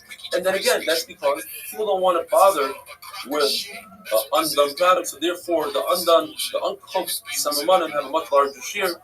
When it comes to seeds, unplanted seeds, the shear is much greater than planted seeds. Unplanted seeds are either, according to Tanakama, enough to have a gregaris, slightly less than a gregaris. According to Rabbi, it's 5 seeds. But once they're planted, it's 1 seed for a leek or a cabbage, according to Rabbi Kiva. Again, people don't want to be matriach themselves with 1 seed unless it's planted. When it comes to wastewater, you say that wastewater, the shear is a revius in order to knead clay. But once the clay is kneaded, then the shear is much smaller. It's the size of pikur. There are 3 levels, or 3 stages, that is, when you make hide, when you pan hide. And they involve salt, flour, and gallnuts. If there's only salt, that's called chipa. And the shear of that piece of hide is bikameya. If there's salt and flour added, but no gallnuts, that's called diftera. The shear of that is to write the main essential parts of the get, and the name of the person. If there's no salt or flour or gallnuts, that's called matzah. Plain, like matzah. And that the size is in order to protect a weight. That's a much larger shear than a kameya, and that's because it's moist and you cannot can it. The tumah of medrash, when a zava nida sit or stand on a piece of fabric, leather, as we had the other day, maybe a week ago or so, is 3 by 3 tefachim for a piece of cloth, 4 by 4 tefachim for a sack, 5 by 5 for a piece of leather. All of a sudden now it's 5 by 5 tefachim for leather, and not the size of kameya. And the answer is because we're dealing with something that's cooked really hard. The only thing you can produce from this leather are tables and things like that. I had 2 shows this week. We said in the Mishnah that klaf is enough, the shear for klaf is enough to write the smallest parchment in tefillin, which is shema. And the Brisa says the sustos is enough to write a mezuzah. What's the sustos? Well, the parchment comes in something called gvil. If you separate the two, you have the part closer to the flesh of the animal is called the sustos, and the part closer to the hair of the animal is called klaf, according to Taisvas. And according to Taisvas, we write on the part that's further away, on the opposite side of the hair and the opposite side of the flesh. Tefillin are only written on klaf. Mezuzah, the maskan of the Gemara is you can write it on klaf, but also on the sustos. And the Sefer Torah you can write it on klaf to sustos and on gvil when they're still connected. The sustos, which is not roi for tefillin, therefore it needs a larger shear, the size of a mezuzah. Sometimes you could call the parsha of tefillin by the name of mezuzah. For instance, the halacha is that if the tefillin has the ritzua, you shouldn't touch it. That's one of the 18 enactments of Beis Shammai. It's with tam of the yadayim, tam of the hands for truma. The ritzua by itself, not. Rav Shimon says you have to touch the actual backs of the tefillin. Zaki says you have to touch the actual mezuzah of the tefillin, meaning the parish of the tefillin. Rav says a statement. The sustos is like klaf. As part of the Gemara, what he meant to say is opposite of what we would think. That klaf is like the sustos. In other words, just like a mezuzah can be written on the sustos, it can also be written on klav. The halacha is that a sefer Torah and tefillin that you're about to put in the shemas, you cannot cut out the parsha of a mezuzah and use it as a mezuzah, because malam b'kodesh v'lo meridin, you don't go downwards in kedusha, you go upwards. We have to be talking about that the tefillin were written in a klav, and therefore you could write the mezuzah, even a mezuzah, on klav according to Rabbi Meir. Rabbi Meir holds that you could write a mezuzah on klav since it's better for the mezuzah. It'll last longer. It's better protected like that. Have a wonderful day. Wonderful day. That's wonderful. What is athleticism? I support. And then I did the brunch. Josh had a brunch at Brookville. That's hard to do in the 1 p.m. show. Yeah, it's hard to do comedy early in the day. Yeah. But the audience was chill. Shabbos daf pay. How much ink does one have to take out from Rosh Hashanah into Rosh Hashanah in order to be over a mitzvah? 2 letters worth. It doesn't matter if it's dry, if it's in a pen, or in an inkwell. 2 letters worth. The Gemara remains in a suffix. What happens if you take 1 letter's worth in a pen and 1 letter's worth in an inkwell, or ink in a pen? A different combination. Heiku. Says Rabbi, we know that when it comes to Hitzah, a person has to lift something up from Rabbi and place it down in the second domain. Writing consists of putting down. So if you're walking Rosh Hashanah, and while you're walking, you write, it's as if you put it in its resting place in Rosh Hashanah. If you wrote 1 letter, and in one awareness you wrote the second letter, however, by the time you wrote the second letter, the first letter dried up. The 2 letters do not combine to create a shear, and you are part. If you put down a half a shear in Rosh Hashanah, a half a fig, and before you had a chance to put down the second half in order to be over, you lifted the first half. It's as if a dog came and consumed it, and the 2 halves do not combine. If a person puts down a half a shear in Rosh Hashanah, and he takes the second half, and he doesn't place it down, he walks above the first half. And he's within 3 tefachim. You have the concept of lavud, because 3 tefachim is as if he was touching the other piece, and they combine for 1 shear, and he's chai. If a person takes out an object, a half a shear into Rosh Hashanah, and another half a shear into a second Rosh Hashanah, they are mitzaref as 1. Yossi says if there's a rishus between them, it separates the 2 Rosh Hashanah, and he's potter. What about a Carmelist? If a Carmelist divides the 2, that's considered another rishus, and therefore he's potter. Rabbi says a Carmelist, since it's only the Rabbanon, is not mafsik. It's not considered another rishus. Rabbi says even a beam between the 2 Rosh Hashanah is enough to create a separation, and they don't combine, because we see in Ethan that if a husband gives his wife his domain just to be kind of the get, and the get lands on a beam, it's not considered the wife's, because a beam is a different rishus. How much makeup, eyeliner, is 1 chayiv? Well, it depends.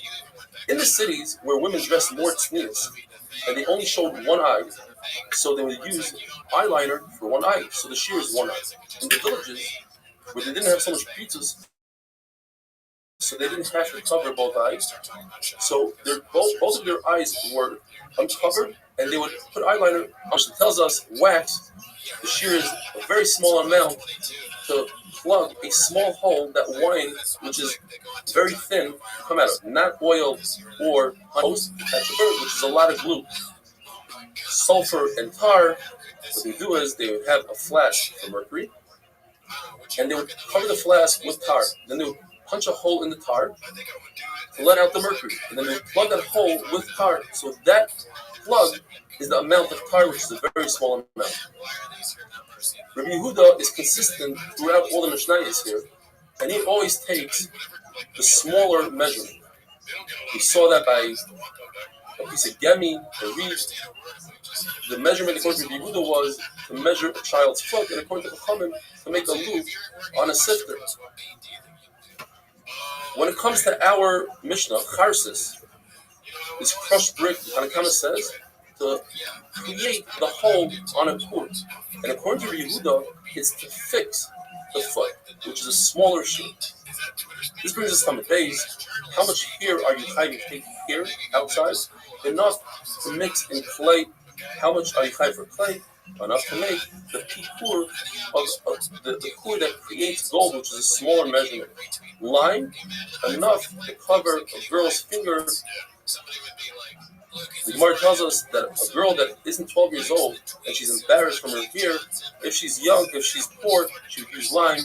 If she's wealthy, she would use fine flour. And if she comes from kingdom, from the king, she's a princess, she would use shemen amor, like in Megillah Esther, shisha chadashim shemen amor.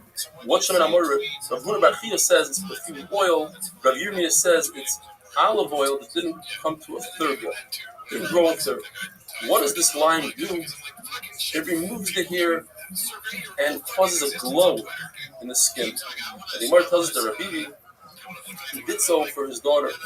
He took limb by limb, one at a time, covered it in lime, and he was able to get a great guy for his daughter who actually gave him 400 zuz. There was a guy that noticed this, and he said, let me do this for my daughter.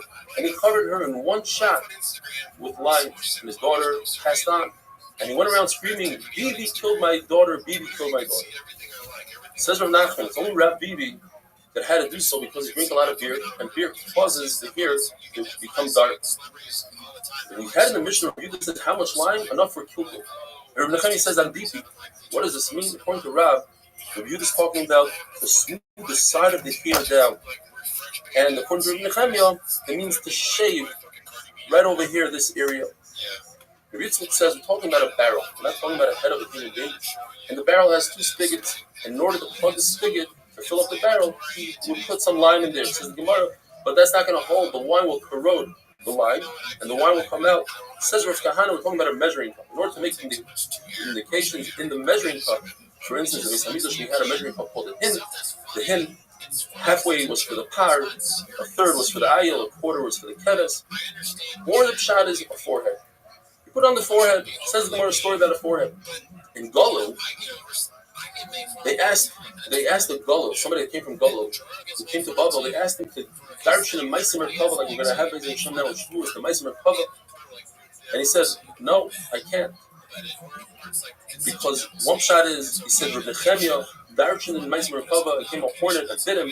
According to others, the shot is, he himself darshan, and a hornet came and bit him on the forehead. What's very interesting that Ben Yoyada says in the time of a Mageifa, you're supposed to wear a mask, not like we do today, over our mouth and nose, but rather on the forehead. And he brings this Gemara to explain that the forehead is where the Malach HaMavis sees a person's deed. So if you cover the forehead, you won't have any clue. Says the Mishnah, how about red clay? Rabbi Kiva says enough to seal a cargo sack on a ship. Chacham say enough to seal a letter, which is much less. Fertilizer and very thin sand. For the Rabbi Kiva, enough to fertilize one cabbage or another sheet, enough to fertilize a leek. If you have a reed, a piece of reed, what can you do with it? You can make a pen, and it has to come up to the joints in the fingers. Machlekes Shaila Gemara Teku, is it the joint that connects to the hand, or is it this joint over here?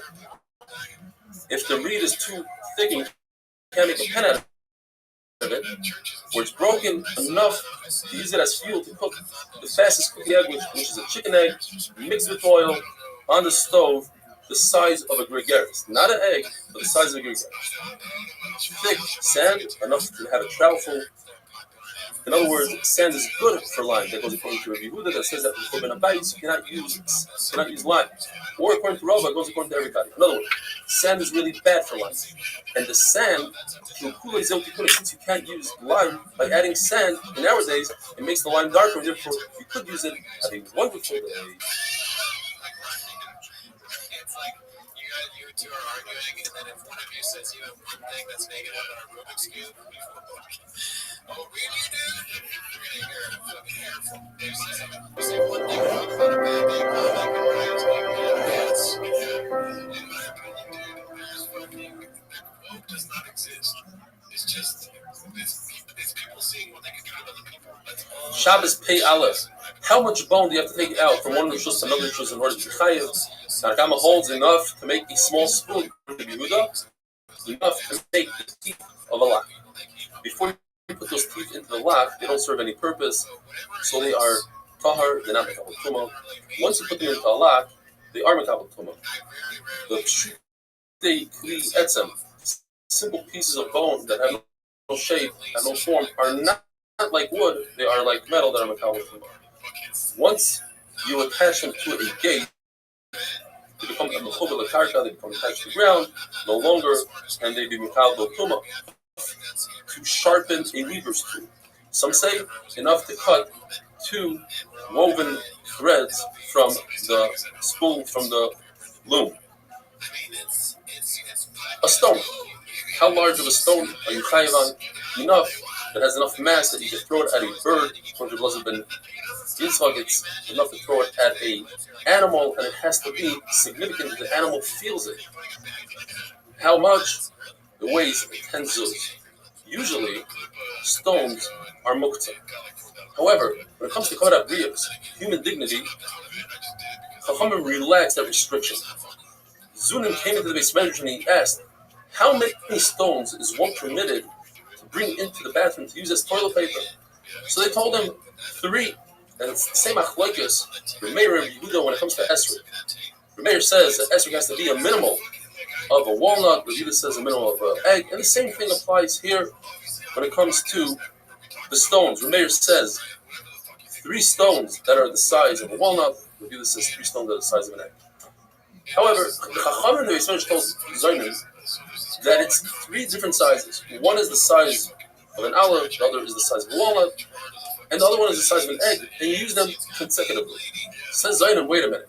Does that mean I have to carry around a scale? I have to get the exact measurements? So he said, you're right. The shear is whatever fits into your hand. We don't care. 5 stones, 2 stones, what size, whatever fits into your hand, that is the shear. Rabbi says, if it's a permanent bathroom, so whatever fits into your hand, because whatever you're not going to use now, you'll use later, so it's not most of Shabbos for no reason. However, it's not a permanent bathroom, and the shear is I like the compromise, meaning the middle shear. We have olive, walnut, egg. The middle one, the size of a walnut. Rabbi says it's also used for toilet paper. You're not allowed to use something called pipes, which are pebbles that crumble. Rabbi says you're not allowed to. They would, in order, if somebody was constipated, they would massage with some sort of stone. So you're not allowed to massage on Shabbos with stone or sand because of the issue of glazes. You might come to shear here. But if you do it instead of holding it with a full hand, you hold it with 2 fingers. That's mutter. If you take a mortar, which is designed to crush something, so it's you want to use that for toilet paper. If it has remnants that somebody else used it before, so nobody's going to use this any longer for klishim lachta this, you're not going to use it for food, then it's mutter to use it for toilet paper. What if it got washed off with rainwater? If you can still see some remnants, it's a mutter. You want to ask the kasha. There are 10 things that enhance or help the ability to have hemorrhoids. One of them is using a stone that somebody else used already. How do you say that you use it now? So the one brings 3 roots of it. It's also to use a stone that somebody else used when it's moist, or if it was used on both sides. Or it's a stone that somebody else used, and here we're dealing with a stone that you yourself used. What are the other 9 things? Gemara says, if you eat reed leaves or grape leaves or rigid meat like tongue, esophagus, besakaisis without salt, the spine of a fish, herring that's not completely cooked, the sediment of wine, leaves, if somebody uses lime or earthenware for toilet paper. And some say even somebody that hangs himself, straighten out his neck in the bathroom. What about doing extra tirch Shabbos, carrying up these stones for toilet paper to the top floor? Kavod habriyos allows us, you see in the Torah was relaxed when it comes to Hashem Saveda. If somebody's zaken b'init with Yifboidai, Talmid Chacham doesn't have to return on Aveda if it's below his dignity, so too Chacham will be relaxed when it comes to toilet paper. It's not similar to the case the Gemara says of somebody that got a piece of meat stuck between his teeth, also an issue of human dignity. He wants to remove it and he wants to use a splinter that's mukta. We don't care, we say he can't use it. Why? Because he should have been prepared with toothpicks before the meal, but when it comes to a bathroom, people don't know where they're going to have to use it. Maybe somebody will be occupied, will have to use a different bathroom. He can't be prepared. It's also to to walk on a plowed field, even during the weekday, because you're ruining the other person's plow. On Shabbos, there's another issue of using a bathroom in a plowed field because you might come to take a stone and cover a hole, and as we learned earlier, that consists of charisha. If it's in your house, that would be boina, smoothing out the floor. It's mutter to use a stone that has on the other side grass. If you pull the grass out, you're chayav on toilet. But we're not concerned you'll do it. It's davar shenim skaven, and it's certainly not a psik reisha. The Gemara wants to bring a raya from here. In those days, they would plant planters that had holes in them and use them as kaparas, Rashi says. They would take it and go around their head 7 times and say, Zechalifasi, Zeturasi, and throw it into the river, do a tashlah with the kaparas. You're allowed to lift it up on Shabbos even if it has grass growing on the bottom. Based on this halacha, you're allowed to pick up a rock. Says Gemara, what's the connection? Stone, I need to do it. I need it right now for human dignity, but I don't have to pick up this pot. Abaye says halacha that if I have this pot with holes on it and it's on top of a stand and I lower it to the ground, that would be planting on Shabbos. Now it gets more moisture out of the ground. And if the reverse was on the ground and I put it on a stand on Shabbos, that would be toilish. Both these surim would be only midrabbanan. Rabbi says, not only is it usher to use earthenware during the weekday because of kishuf, even on Shabbos it's usher to use. You rather use a stone than earthenware, even though the earthenware is less muktzah than a stone because of kishuf. Rabbi explains Rabbi that we're talking about. He's talking about the problem of voices shearing here on Shabbos and it's davar shenim skaven. It's also the issue is that Rabbi passes like the Stam Mishnah. The Stam Mishnah holds that a nazir could shampoo his head even though he might tear out some hair by mistake. Davar shenim skaven is mutter, and now we're saying it's awesome. Rav Chizda and Rav Huna were on a boat. And Goya wanted to go onto the boat, and they said no. So she said, if you don't let me go on, I'm going to stop the boat with Kishuf. And she did. She didn't let the boat go, and they said something, and it started moving. She didn't realize, and she thought that her Kishuf didn't work, and she said, the reason why it's not working is because you don't use earthenware as toilet paper, and you don't kill a louse on your clothing, and you don't take out vegetables from a bundle before you untie it. In other words, the Gemara, it seems like from the Gemara that Rabbi Chana and were over on these things, and that's why it did work, but she didn't realize it. Have a wonderful day. We're not scholars, but you, 100%, I know this for a fact, cannot tweet about flat earth like I do. I know this. I'll be honest. This is really honest. I guarantee that you cannot edit like Toronto does. You cannot film like Toronto does. You can't make Shabbos that Beis. The famous Rav Huna asks Rabbi, his son, I don't understand. Why don't you take advantage of the Rav Chizda, who's extremely smart and sharp? Says Rabbi, because every time I go to him, I don't learn Torah. He teaches us how to use the bathroom. Don't sit down quickly. Don't strain yourself. The body has 3 shini karkashta. You might blow one out. You'll ruin the whole system. Says Rav Huna, Rabbi, you need to learn how to save yourself, how to keep your body intact.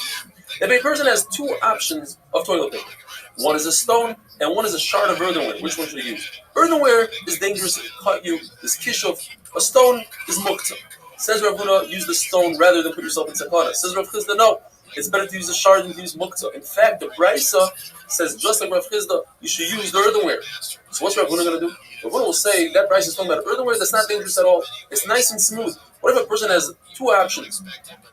Grass and a stone, and according to the second Shana Rashi, we're talking about Shabbos. Grass is also slightly abrasive and dangerous. Machlekes, Rav Chizda, and Rav Huna. The big problem is, there's a concept when it comes to toilet paper that you're not allowed to use toilet paper that's flammable. Why we do so today is a different problem. When the Rabbi talks about it, the Ramah says that's what people do. Some say, how do we use grass as the Gemara? Because this grass is moist, and therefore it's not flammable. A person needs to go to the bathroom. He needs to relieve himself and he holds himself back. Machlokes, what happens between Rav Chizda and Ravina? Either he'll have bad breath, Rashi explains the decaying food will rise, or he'll simply have bad body odor from the Bryce's mashma that is bad body odor. If a person physically can't relieve himself, constipated, number of tricks. According to Rav Chizdi, should stand up and sit down, stand up and sit down. In fact, Rabbi says, I saw with my own eyes an Arab that did so, and he spilled out like a pot that spills over. Rav Chanan says, a person not only should stand up and sit down, that's great, but he also has to walk a little bit. Find another place. And therefore, this fits into the halacha that a person is about to have a very long meal and is embarrassed to stop in the middle of the meal and take a break. So before the meal, he should either walk 4 times 10 amos or 10 times 4 amos, which is helpful in the relief. The Mishnah tells us that the person has a piece of earthenware, shard of earthenware. What is the shear that would be chayiv for itself, taking out from one rishus to another rishus? 3-way machlokes. Either says enough that you can put between beams, you stack up beams. Rabbi says enough to hold a coal, fire. And Rabbi says enough to hold a revius of water. Rabbi says I have a zeicher, a hint from the pasuk. When the Navi talks about the churban, the Baruch is going to destroy things to the point where you can't even hold a coal in a piece of earthenware. So you see, earthenware, in order to be chashuv, has to hold a coal. Says Rabbi Yossi, but if you just continue to the end of the pasuk, it says, and the Baruch will destroy to a point where you can't hold water in the earthenware. Rameir will explain that what the pasuk is saying is, first, that Baruch will destroy everything that has value, such as things that hold fire, and then he'll destroy things that, even things that don't have value. From the pasuk itself, you can understand that Rameir's shear of holding fire is greater than the shear of a revius. Because it just makes sense. The pasuk starts off with a large item. I will destroy the larger items. Then HaKadosh Baruch will destroy the smaller items. Says Rabbi, and that's how you have to explain it in our mission as well. We're dealing with a very large bonfire. You cannot walk over to a large bonfire with a small piece of shard earthenware and pick up a coal. You will get burned.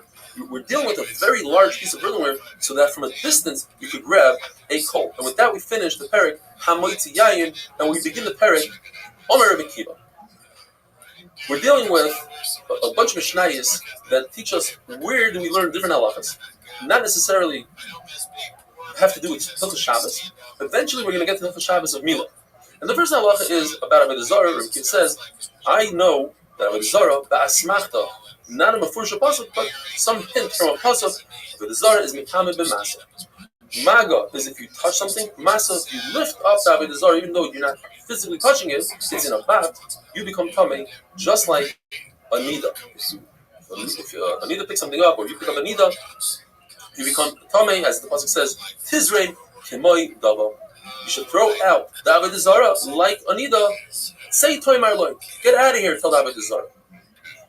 The Brisa says that if a Jew built a wall, and then a non-Jew built 3 walls around his wall and made that wall that the Jew built into Avodah Zarah, and the wall fell down.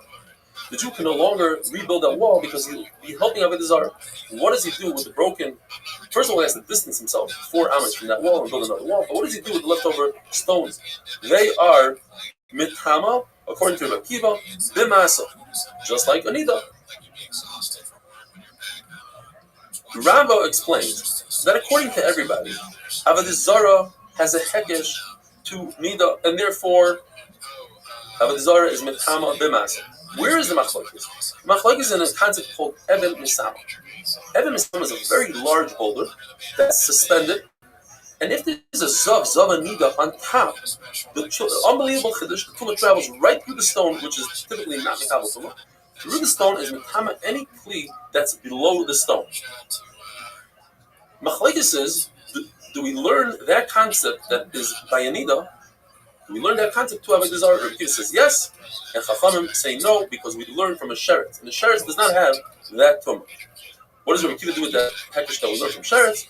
That the Meshamshim Avodah Zarah, a kli that held Avodah Zarah, is not mitama b'masa, but is mitama b'maga. And what do Rabbanan do with the hekesh of Avodah Zarah to Anida? That's mitama b'masa, but there is no Even Misama. Why? Because Chachamim learn the hekesh of Nida, Avodah Zarah, that tells the concept of a var. That is, if a limb, Rahman al-Islam, is cut off from a Nida, that limb loses the Tumas Nida, gains a new Tumah of Tumas Eber Menachai, so it's Metame Ba'oil, the Masa Mumaga, but not the Even Misama.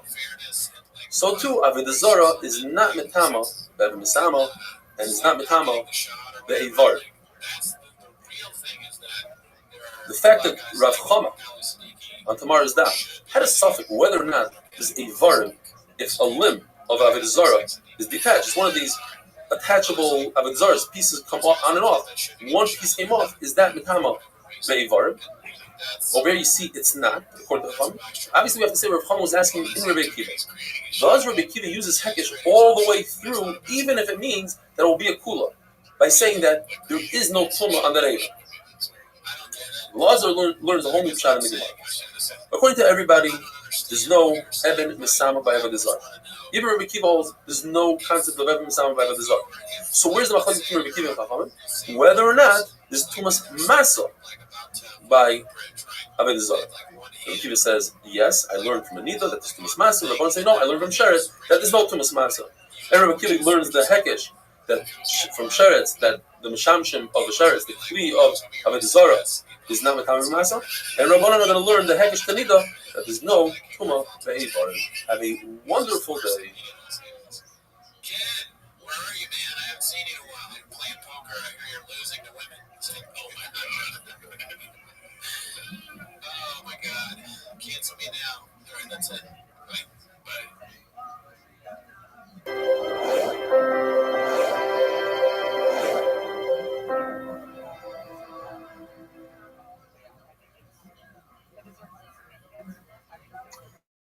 Shabbos Daf Pei Vav, we're continuing with Mishnayos for the theme. How do you learn certain halachas that are not necessarily connected to the Masechta Shabbos?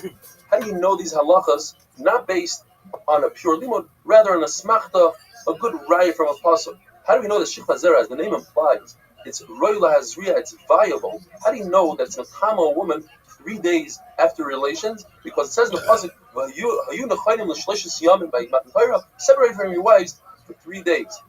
And this is the reason, because we want the women to be the tahara during Matan Torah.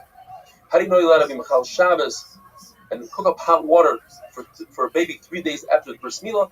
It says by Shem that Shimon and Levi waited for 3 days after the bris. When they're in pain, you see that 3 days after bris, the baby's considered a chayil shesh b'sakana. It can be Machal Shabbos in those days. How do you know that the Soyer HaMishtaleach, the Lazazel, the goat you throw off a cliff on Yom Kippur, you'd wrap a band around its neck, a red band, and another band you tie to the foot, and you watch the band change colors from red to white. This is a pasuk in Shai that says, if your sins are red, they'll turn white like snow. How do you know that on Yom Kippur, you're not allowed to anoint yourself, you're not allowed to put oil on your body, just like you're not allowed to drink? Because the word shemen and water come in the same pasuk, but come to mind the kirbon with the shemen ba'atz moisa. This is Machlokes whether an anonymous Mishnah can be going according to different Tanoi. If you hold that a Stam Mishnah could go according to different Tanoi, so the ratio does not go according to Lazar ben Azariah, you're going to see soon, who hold that a woman is only coming for 2 days. Our Mishnah says 2 days. But the same can go according to Lazar ben Azariah by Niva. You say the Mishnah has to go according to one Tana, so we have to switch the word in the ratio. Instead of saying that 3 days you're talking, you have to say 3 days you are talking. Lazar ben Azariah, as we said, says that a woman who's elected Shikha Zera is male for 2 days. In other words, minimum 2 aynos, maximum 4 aynos. So ayna is night and day, 12 hours. If the relations were at the tail end of the first day, that leaves this person with 2 aynos only from the second day. If it was all the way in the beginning of the day, the relations, then she has 4 aynos. 2 from the first day, and 2 12-hour periods from the second day. Rabbi Shmuel says, no, it's 3 days that she's coming. 3 days, because maximum have 3 24-hour periods with 3 times 12, which is 6 aynos, and 5 aynos if the relation were midday on the first day, or 4 aynos if the relation was all the way at the tail end of the first day. Now you're left with only 2 24-hour periods of 4 times 12. The Rabbi says there's always 5 items, regardless. It's exactly 60 hours from the time of the relationship until the time she's no longer coming. So even if she had a relationship a few hours into the first item, we go a few hours into the last item. It's always exactly 60 hours. According to the Chachamim, it's exactly 72 hours, 3 full days. According to Rabbi Akiva, where did he get this 5 items from? 5 times 12. Rabbi Akiva holds that Moshe Rabbeinu always ascended, went up to Shemayim at daybreak, and always came down at daybreak. Therefore, if Moshe Rabbeinu came down on the 4th day at daybreak, that's 12 hours into the 4th day, into Wednesday. Because Wednesday starts at Shkia. Therefore, he's only left with 12 hours for Wednesday, plus another 48 hours for Thursday and Friday, a total of 60 hours. If these women went to the mikvah on Friday night, they are not completely tired. They're considered Tfula Yom. A woman has to wait until the sun goes down, but she went to the mikvah after the sun goes down, and therefore she has to wait until the following night, sundown. Says the Gemara, that's not a problem. You could be mechabel the Torah in a state of Tful Yom. However, that never happened. There was not a single woman in Klal Yisrael that was in a state of Tful Yom. They all went to the mikvah. They were able to go before sundown on Friday, and therefore once sundown on Friday came, they were no longer a Tful Yom. They were completely tired. According to Kiva, why couldn't Rabbi Baruch give the Torah on Friday night? He's already a 60-hour period from Wednesday morning until Friday night, the 60 hours. The answer is because the Torah cannot be given at night, as it says in the Pasuk, Loi Merosh V'Seisei V'Darti. The book of talk in secrecy didn't give all the Torah in secrecy, wanted all the nations to see Matan Torah in broad daylight. So why couldn't Klal Yisrael go to the mikvah on Shabbos morning? Why did they have to go Friday night? The answer is, it doesn't make sense for some people to go to the mikvah while others are going to Matan Torah. Explains Tosfos that if we would wait for these women to go to the mikvah, let's say it only took 5 minutes for them to go to the mikvah, that's 5 minutes of Bittul Torah for all Klal Yisrael that can never be replaced. The machlokes of how long Tumah lasts by a woman, that's only by a woman. But by a man, everybody agrees that if the zera on clothing that's moist, it's metama forever as long as it's moist. The mother remains in a suck. Is this halacha that the zera only remains for 3 days in the state of Tumah?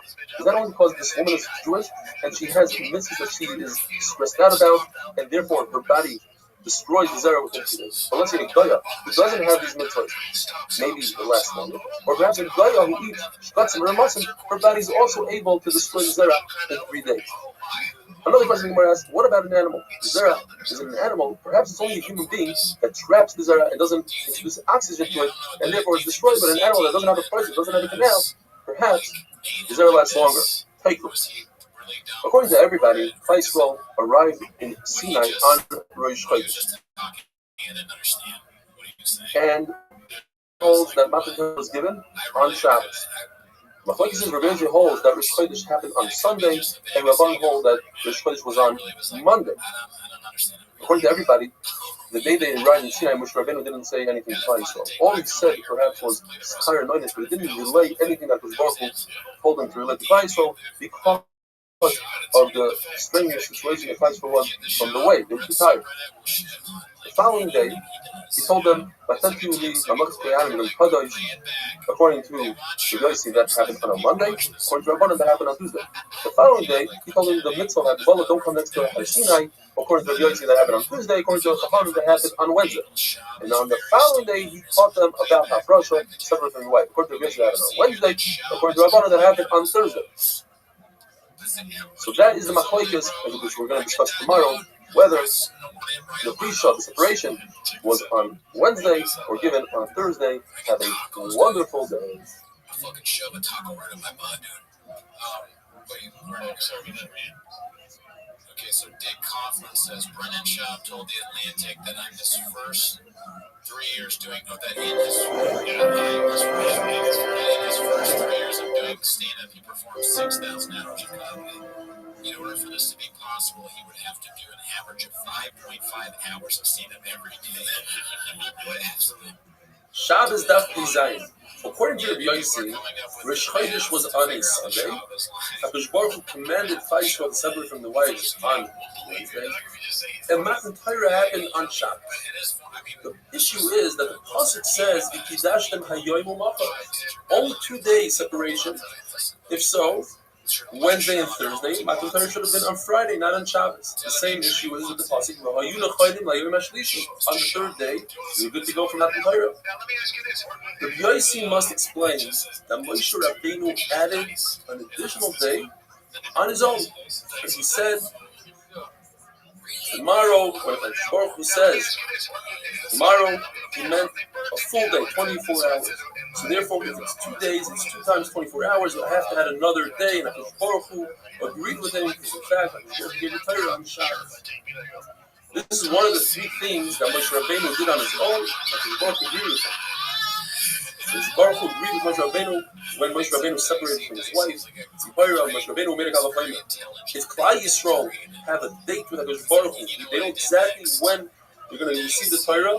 HaKadosh Baruch Hu said they have to separate from the wives a few days earlier. So I, Moshe Rabbeinu, who HaKadosh Baruch Hu speaks to me all the time, and I don't know exactly when he'll speak to me, I certainly should separate from my wife, and HaKadosh Baruch Hu agree with him.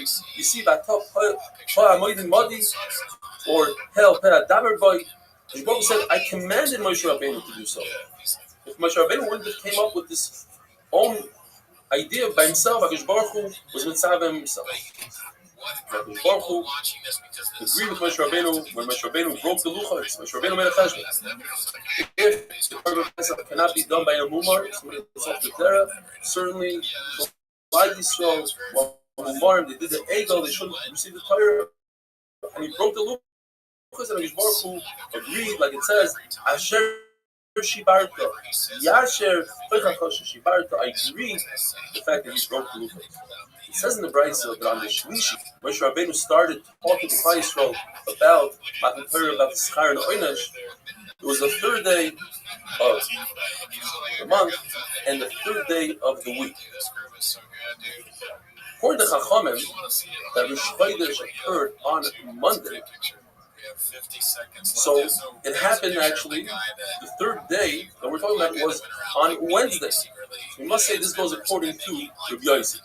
By Yosef, Moshe's Divrei Amel Hashem, there's 2 psukim. One says, Moshe returned to HaKadosh Baruch Hu with Klal Yisrael. So then it says, Vayagid Moshe's Divrei Amel Hashem. A number of pshatim here. Rabbi Yosef Rehuda says that on the 3rd day, HaKadosh Baruch Hu commanded Klal Yisrael on Hagbalah, don't touch the mountain. Rabbi says that first Moshe Rabbeinu told Klal Yisrael about the Oynesh. Shibud. Vayoshev is lashon of Shibud. Shoivavim, distance, keep away. And afterwards, Moshe Rabbeinu told them about the Sechar, about the reward, like Vayaged is a notion about God, things that pull people in. When you teach them Agarika, people come close. And some say the opposite. First, Moshe Rabbeinu told them about the Sechar, about the reward. Vayoshev is notion of Mashivim. And then afterwards, he taught them about the Oynesh, about the punishment. Vayagid is lashon of gidin, says Rashi, like bitter vegetables. Right? It says shish on the 6th day. 6th day of what? Machloikes, according to Rabbi Yossi, it means the 6th day of the month and the 6th day in the week, on Friday. According to Rabbi, it's the 6th day from when they rested. And according to Rabbi Yaakov, the same day that they rested is the day that they left. And there's a fundamental machloikes here. Klal Yisrael received Shabbos, the halachas of Shabbos before Matan Torah. The question is, what did they receive? Did they receive all the halachas, including Tchumim? Place explains it means Vayitzah, going, and they wouldn't be able to travel. And therefore, when they traveled on Sunday, means they traveled and they rested in the same day. Or perhaps they received Hilchos Shabbos, but they didn't receive the Isra of Vayitzah and Tchumim. Therefore, it's possible that they traveled on Shabbos, they still didn't have that Isra. It says in the Brayso that first Nisan the Klal Yisrael left Mitzrayim. First they shefted the carbon. That night was Matas B'chayim, and the following day, on the 15th of Nisan, they left Mitzrayim. Now we know that whatever day of the week, the 15th of the month, falls out, that means Rosh Chodesh was that same day. The Brayso says that was a Thursday. They left on Thursday. That means Rosh Chodesh was on a Thursday. If Rosh Chodesh is on a Thursday, then the following Rosh Chodesh is always either one day after that Thursday or 2 days after the Thursday, depending if it's a full month or a missing month. So if it's a 29-day month, then it's 1 day later. Nisan is always a full month. That means if Rosh Chodesh was on a Thursday, the following month Rosh Chodesh was 2 days later on Shabbos. Says the Gemara, and if Rosh Chodesh here was on a Shabbos, so the following month, Rosh Chodesh Sivan was on a Sunday, because Iyar is a chaser, and it's one day late. Well, thank you. Shabbos means the following Rosh Chodesh is on a Sunday. Now, according to Rabbanan, that Rosh Chodesh fell out on a Monday, we have to say that they made us another Hebrew of Chodesh that year on Iyar, and therefore Rosh Chodesh came on a Sunday, and Rosh Chodesh Sivan on a Monday. The Torah says, "Vayi b'chodesh harishon, b'shana hashenish, b'echad ha'chodesh." The second year, first of the month, Hukam HaMishkan. That's when the Mishkan was permanent. So not only did they put the Mishkan up, but there's 10 things that happened. Number one, it happened on a Sunday, the day that the world was created. Second of all, that's the day that the Nesim broke Karbanos. Third of all, that's when the Kohanim started doing Avodah. Fourth of all, that's when they started bringing Karbanos of the Tzibur, like the Tamid. That's when fire came down to the Shemayim. That's the 15th. Sixth thing was they started eating Chachim in a closed area, Mechitza. The seventh thing is the Shekhinah was showing in the Migdash. The eighth thing, started doing Birkas Kahan. Ninth thing is there's the Isra Bamas. And 10th, that was the first of the Chodesh. There's a rule that if Yontif falls out on a certain day this year, we know that last year the same Yontif fell out 4 days earlier, and if there's a leap year, 5 days earlier. So the Torah tells us specifically that Rosh Chodesh Nisan on the second year fell out on a Sunday, then we know that the year before it fell out on a Wednesday. And if Rosh Chodesh Nisan fell out on a Wednesday, the following month, Iyar, always falls out 2 days later in the week, because Nisan is a Molech, so it fell out on Erev Shabbos. If that's so, the following month, Sivan, falls out 1 day later in the week, because Iyar is a Chaser, so Sivan fell out on Shabbos itself. That is not fitting, not with Rabbi Yossi, not Chacham. Both Rabbi Yossi and Chacham have to answer similar answers. Rabbi Yossi is going to say that year happened to have 7 missing months, and Chacham are going to say that there was 8 missing months, and that fills in the gap. Have a wonderful day.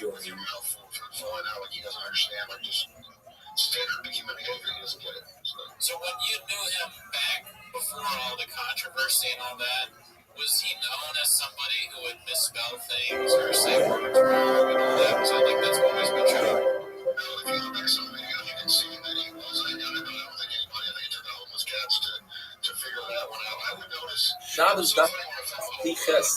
Today's Daf is one of the classic doctrine in Shas with many valuable life lessons. But first, we need to take care of the sugya that we started yesterday. It says in Seder Olam, which coincidentally was written by Rabbi Yossi himself, and that's the machlokes we have right now between Rabbi Yossi and Rabbanan. It says the Tzis Mitzrayim happened on the 15th of Nisan, which occurred on a Friday. And as we know, if the 15th of the month is on a particular day of the week, that means Rosh Chodesh is on the same day. So that means that Rosh Chodesh Nisan that year was on Erev Shabbos.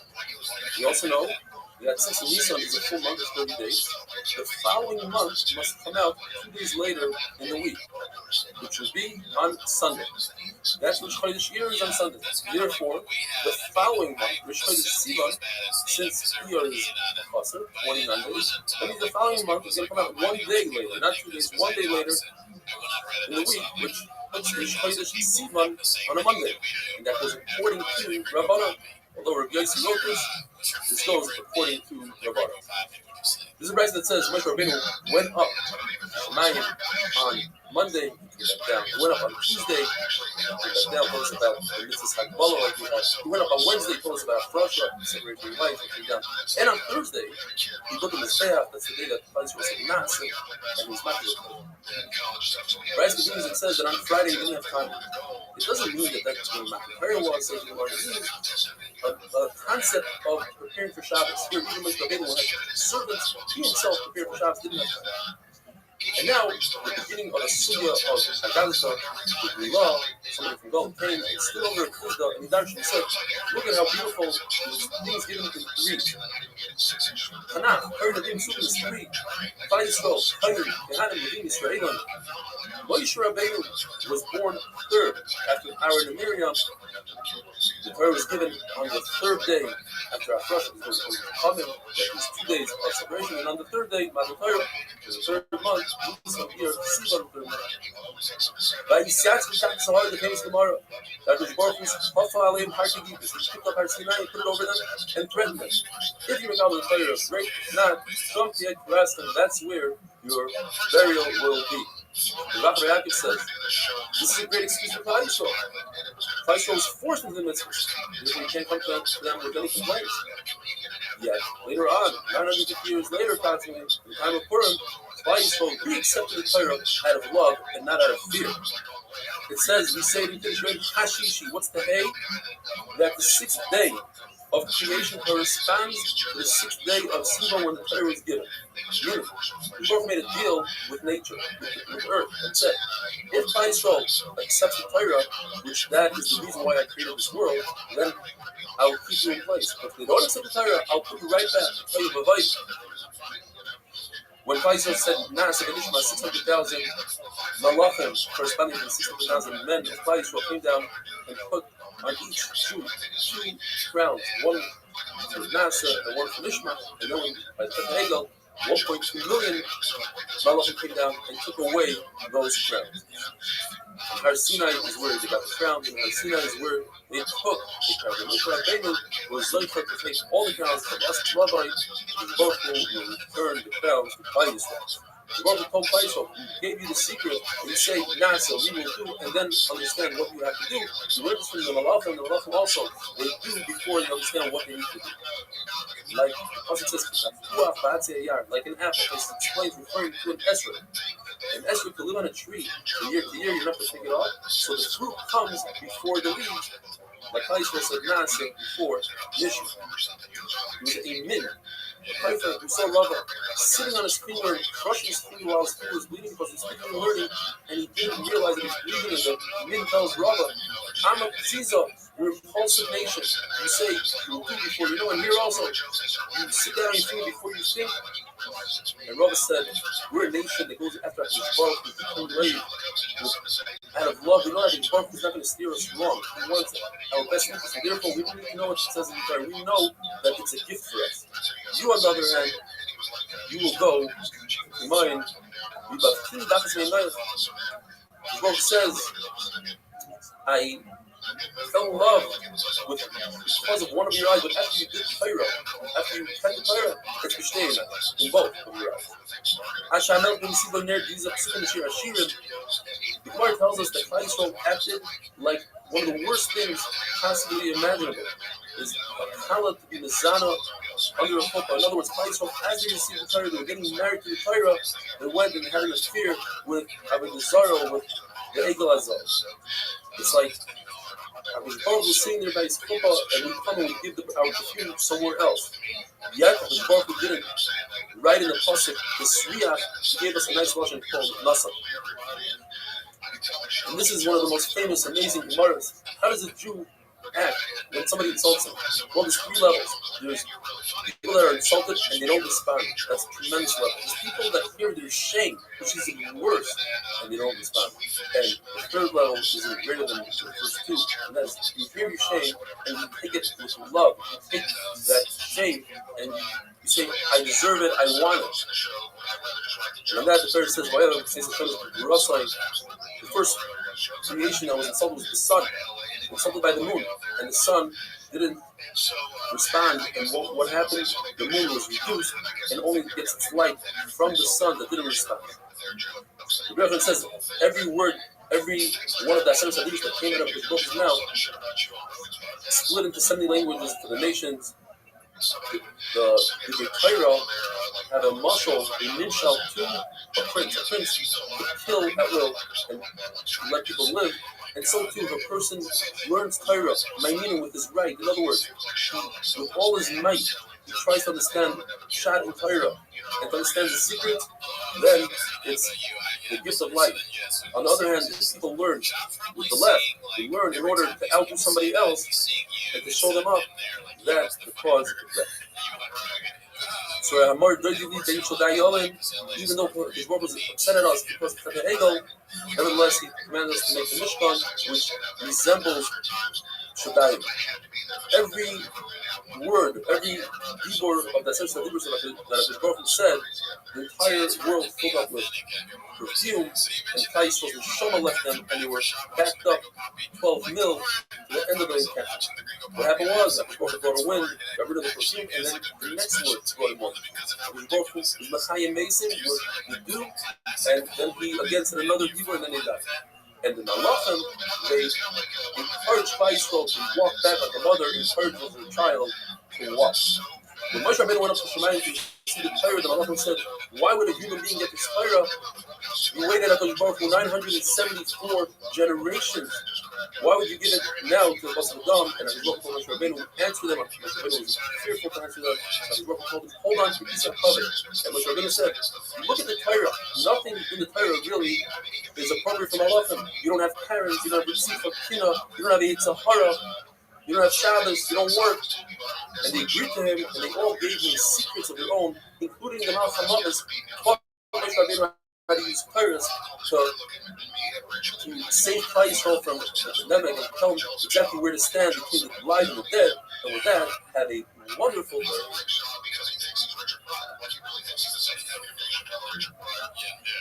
It's impossible to be jealous of Shab at this point. He's so embarrassing. Like he's failed. Like Lonnie said, he's out of fighting go, out of the podcast go. He's failed at everything. I don't even mean that to you. I feel kind of like you absolutely pathetic. Too bad. He's just so bad at everything. But it's funny, every time Phil starts to feel bad for him, then the whole lot of in my truck thinking. Shabbos Dafei Tes will continue is beautiful after the Gemara. The two ladies said a number of statements. After Moshe Rabbeinu came down with the Torah, he brought to make sure that the Yitzhahara was occupied and didn't realize that it was given.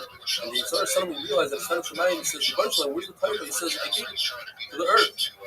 He goes down and he asks the earth, "Where is it?" I don't know. He goes to the ocean, to the behind, to the depths, to get ahead of nobody knows where it is. He goes back to the Jerusalem. I searched everywhere. He says, "I gave it to Ben Amram." We know Amram is one of the 4 tzaddikim that never sinned. I gave it to his son. And so he goes to Moshe Rabbeinu and says, "Where's the Torah?" Moshe looks at it and says, "You think I'm worthy? I have a Torah. I know what I'm talking about." The Jerusalem heard this and says, "Moshe Badoyata." He's saying, "Why?" He says, "Moshe Rabbeinu, you delight in the Torah every day. You have a hundred musa, coveted, beautiful Torah. You think I'm worthy of having the Torah?" The Rebbe says, "Since you put yourself down like that, I'm going to name the Torah after you. The Torah Moshe Avdi." At a certain point where Moshe Rabbeinu was in Shemayim, we noticed that the Rebbe Shalom was writing solid grounds, like we have tagim, shatim, gats, little tagim on top of the letters. And as the Rebbe Shalom, what is that? It's the whole Gemara in Menachos. But the Rebbe Shalom tells Moshe Rabbeinu, "Why did you say hello to me?" Their parents to say hello to somebody. It's not their parents to say the master hello. The Gemara tells us when it says in the pasuk Vayaraham Voishesh Moshe Lama.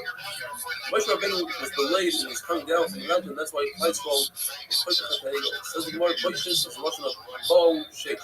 The 6th hour of the day, noon came, and when Moshe Rabbeinu didn't come down, that was the story. The Yitzhahara first asked Yisrael, "Where's Moshe Rabbeinu?" And Moshe told Yisrael he was going to come down after 40 days. What he meant was, he wasn't coming. Yisrael thought he meant a day earlier. And the Yitzhahara made a equivalent in the world dark, like a cloud, and he confused Yisrael. He says, "Where's your Rebbe?" They didn't listen to him. "He's dead." They didn't listen to him. And finally he showed them a depiction of Moshe as if he's dead. And then they realized that perhaps he's not coming back. But God says that the word Sinai perhaps means that the Nisim happened to Yisrael. That doesn't mean that the word Sinai, the Gemara says, Simentai doesn't fit in. So the Gemara says, what does Sinai mean? That's the mountain that caused Sinah to the nation. Once we got the burden they did, it was Sinah by Israel. You see the same thing about Rabbi Kalina. He says there were 5 names in the Midbar, 5 different locations in the one Midbar. One is called Midbar Sin. That's what the Tzibur, that's what the commandments is referring to. It's called Midbar Kadesh. Kadesh became Kadesh. Kadmos is where the Torah that was there before the world existed was given. Number 4 is Para. Para Rabbi after they separate from their wives, Shula come away from go back. And it actually says that every woman became pregnant with a Ben Zachar.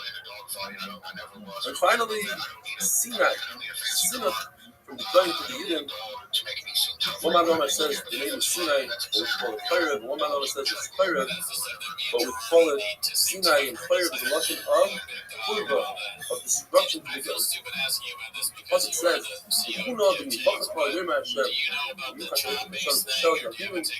what's the lesson?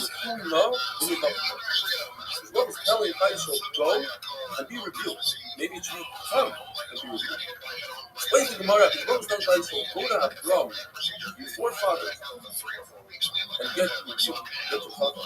Kaishel doesn't learn from him. Why should we go to Avram? Avram heard that we're going to be in slavery for 400 years. Yaakov, Yitzchak, gave the brothers to Esau, and he didn't die for us. Yaakov knew about the 4 Goliaths, and he didn't die for us. We want you, we want to rebuke from you.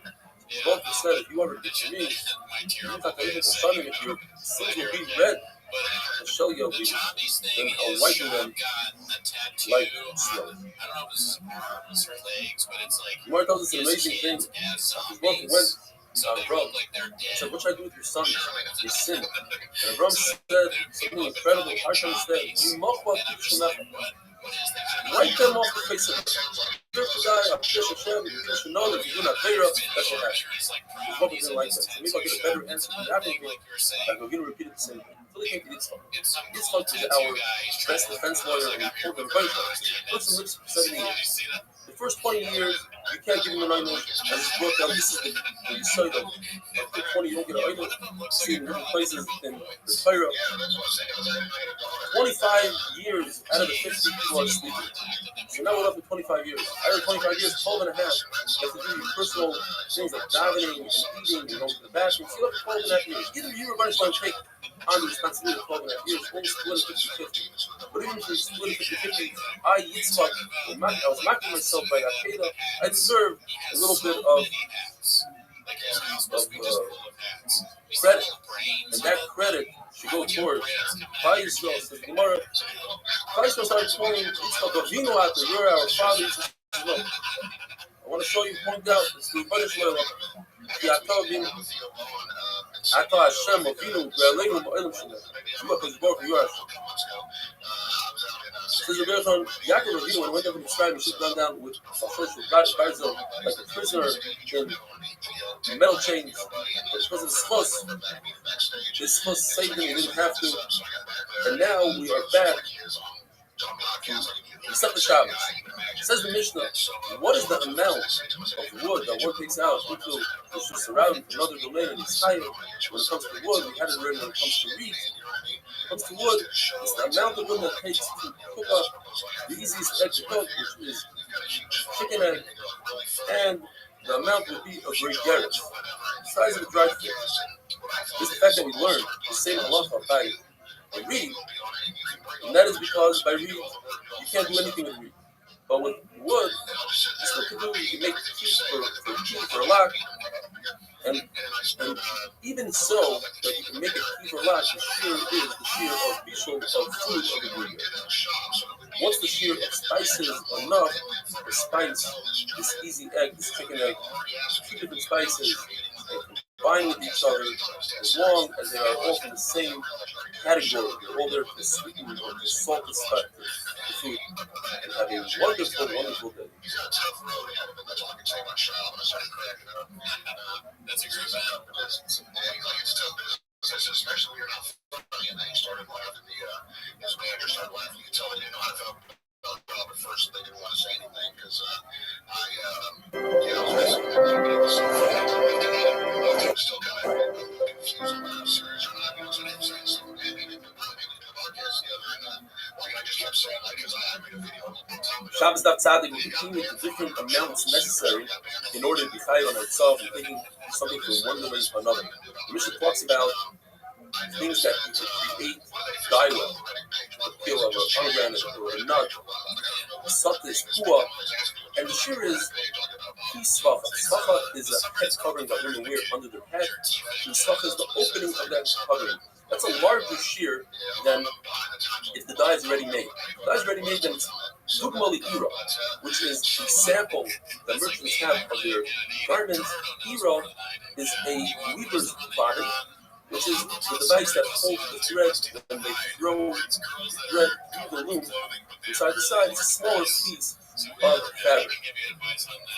Meraglayim, these are stain removers, and the shear is also pisvacha. According to Rashi and the Gemara, it's when the Meraglayim is at least 40 days old. According to Pesach, from 3 to 40 days old. Rashi is in another place. Neser, says Gemara, this is also a stain remover. It has to be from Alexandria. Barish, the Gemara translates as aloe vera. There's two types of aloe vera.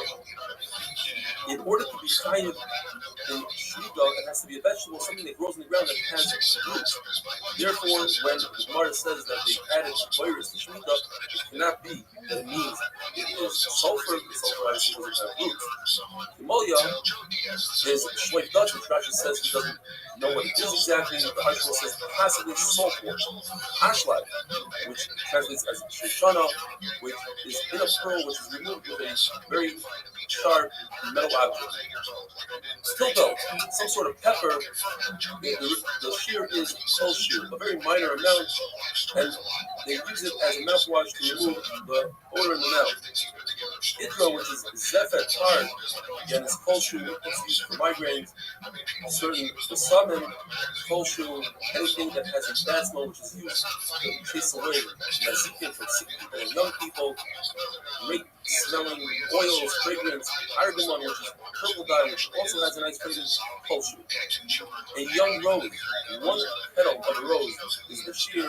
Different metals, the shear is kol shear, a very small amount, enough to make a prod goat.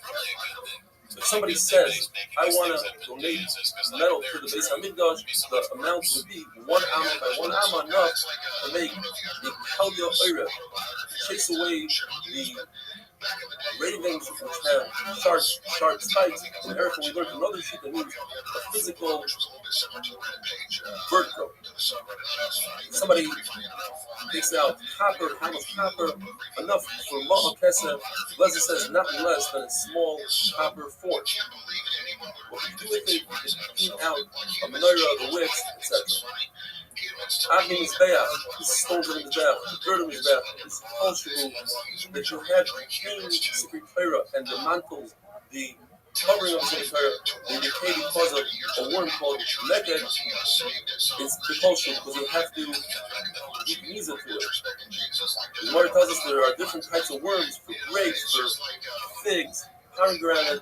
They are all extremely dangerous. The Gemara tells a story that Talmud told the Rebbe, I just ate a fig and it has thorns in it. The Rebbe turned to others and said, this Talmud is going to die because it's not thorns, it's a worm called puff that makes real holes through a person's neck. The Rebbe says, you're also chayiv on the Shanta Avodah things that hold Avodah Zarah. He argues with what we learned earlier in the chapter that Shanta Avodah Zarah has no value at all. He also says the possible Yishva, the Yot Hamuluma, the tree, get rid of it, so it has a purpose. Says the Mishnah, if a person takes out a box full of samples, you only chayiv one copy for all the samples. The big tradition is in Taisus, as Taisus explained, is that even if you have an awareness between sample and sample, you bring a part on one sample, and then you realize you got the second sample, you still putter, whereas if it wasn't in the box and you had an awareness in between different items, you could try two fatalities. Different seeds. One man says it's a little bit less than a gregaris, a red fig. The Rebbe says it's 5 seeds, whichever is less. If you have seeds of a cucumber which have a lot of value, and they are royal in the field. In other words, you could plant them. Not that you are going to plant them. It's 2 seeds. If you're going to eat them, it's 1 seed enough to fill a pig's mouth, which is 1 seed. If you're using the seeds for it, these are seeds of dates. If you're using it for fuel, then it's enough to cook. It's easy egg, which is a chicken egg. If you're using it for math, if you count something, it's either 2, or according to Fair, the layer it's 5, because you don't need 2 seeds to count. You start using count after right around 5. If it's a seed of a pumpkin, or Mitzvah Institute. Is that fertilizer? And then there we learn, especially in Kiva, whether it's enough to fertilize one seed of a cabbage or one seed of a leek. That's because you already planted it, and as we said earlier, once it's done, then the shear is much less. If you're going to plant, then you need at least 5 seeds or more. If one takes out around 2 years of a forest or a cow, you tie it, why? You can make traps for birds with it. A very hard bristle on a back of a pig is 1. Pine tree leaves or pine tree vines, leaves are 2, the vines are 1. A live grasshopper, if it's kosher, you can eat it. It's kosher because you give it to your child to play with as a toy. Once it's dead, now it's food. If you're a raw food in Gregeres, is a grasshopper called from him, whether it's alive or dead, the shear is kosher, but small amount, because you use it for the tour. Rabbi says you find it in a very young palm tree that has a single vine. What you do is you use it for a memory. You cut it in half, the right half, the left half, put it in a small copper tube, you seal it many, many times. You want to say 60 recipes many times. You put it on your left arm, and then you learn as much as you want. All that learning you are going to remember forever, provided that you use the left side and learn the left side, you will lose everything that you try to learn. Kavitana says, you don't give a non-kosher grasshopper to a youngster, it might die and the child might eat it. The Rabbi says, since it's a toy for the child, instead of eating the grasshopper, will utilize the grasshopper, eat the grasshopper. That's the difference. There's no concern. Have a wonderful day. He said it isn't worth it because I'm too witty, and that's what Shams loves saying that with Dana White. Like, oh, you want to play that game with me? I'll light you up. And I like you on Twitter, so I'll play with you. Everyone's trying to get him to say something. But actually, unfortunately, sadly, one of the things I'm best at is making fun of people. It's not getting people out like this, but Shabbos Daf Tzadik Aleph. As I do every day before the year, I read some emails. I'd like to start reading a synopsis of an email. Just send me in your name, where you live, how the 8-minute has inspired you, or whatever, and try to get to it.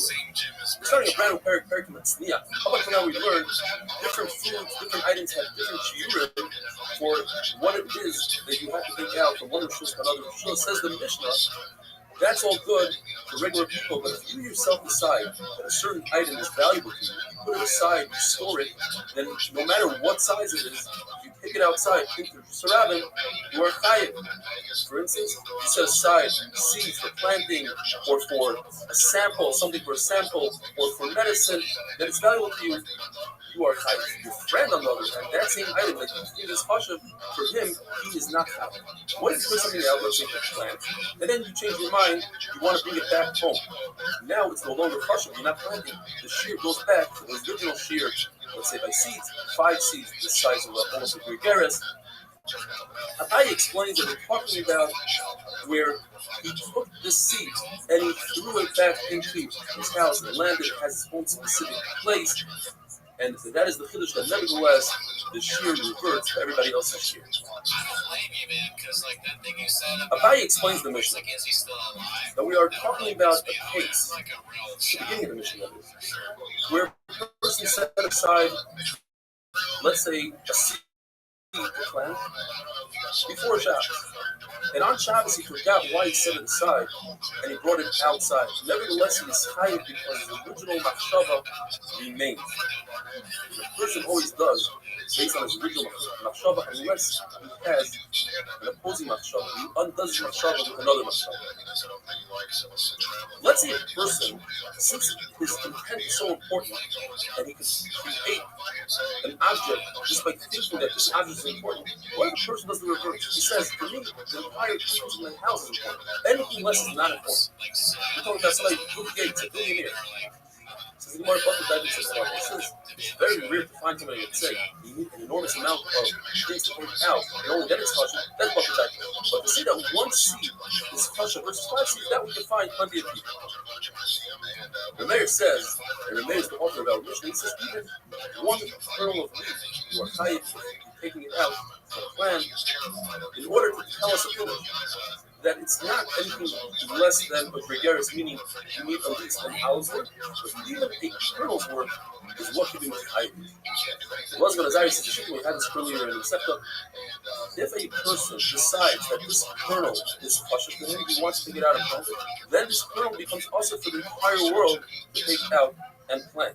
As we learned in the first daf of the second Shabbos, in order to be over himself, whether it's taking out from one domain to another domain, or people walking down and into the Islam, you have to do two things. Akira and Anapha. Lift it up, walk the down and into the next source, and put it down, or walk into the next source and put it down.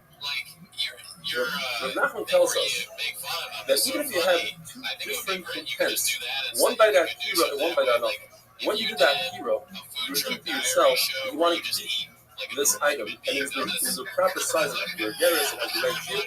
You took it outside, and then before you put it down, you switch your intent to plant it. That doesn't ruin anything. You are tight. Where has the shayla? What happens if he takes out a half a gregarious with the intent to plant? So far, you'd be tight. This half a gregarious blew up the full gregarious, and then he switched his intent to eat it. The Gemara's suffix is, when he took it out, he didn't have enough of a shear. It was only half a shear. Later on, he did. So perhaps in that case, you're not going to agree that the two mashams, the two intents, are not going to start. This perhaps in between. And if you say that you are kind of, what about if the reverse case happened? In other words, he started out thinking that this full sheer gregarious food, he wants to eat it outside. Then it shrunk. And only then he switched his intent to plant it. The first initial machshava intent is no longer there. He wants to eat it, and he can't eat it. If he left it as is, he wouldn't be chayiv because there's no sheer of the gregarious. He had to switch his intent. Perhaps in that case, he's puzzled. And if you would say he's chayiv, what happens in the case? He started out with a full shear.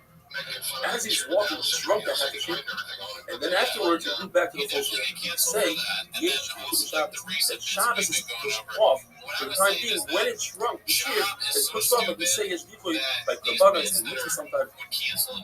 What remains because they're done. Another incredible shayla in the Gemara, what happens if a person has less than an egg's worth of food in the house with his dead body? That less than an egg's worth will not be become other food. So he goes ahead and he throws a piece of olive size onto that egg, and now together you have a full shear of mother. But this is on Shabbos. We say that olive worth, since it has the ability to make an egg's worth, so now it's a question of piece that has wood, and therefore if you over on Shabbos, we typically need a larger shear than an olive. You need a gregarious when you grow and land. Over here, since you did something, you accomplished something, that's enough to do higher. Opening your eyes to the Gemara from Lechem HaPanim, if you want to be over on a side Shabbos, you have to take out the gregarious. But the question is, when you take out the Lechem HaPanim, you are chayiv immediately on a tizayis. For Yotzei, not for Shabbos, for Yotzei.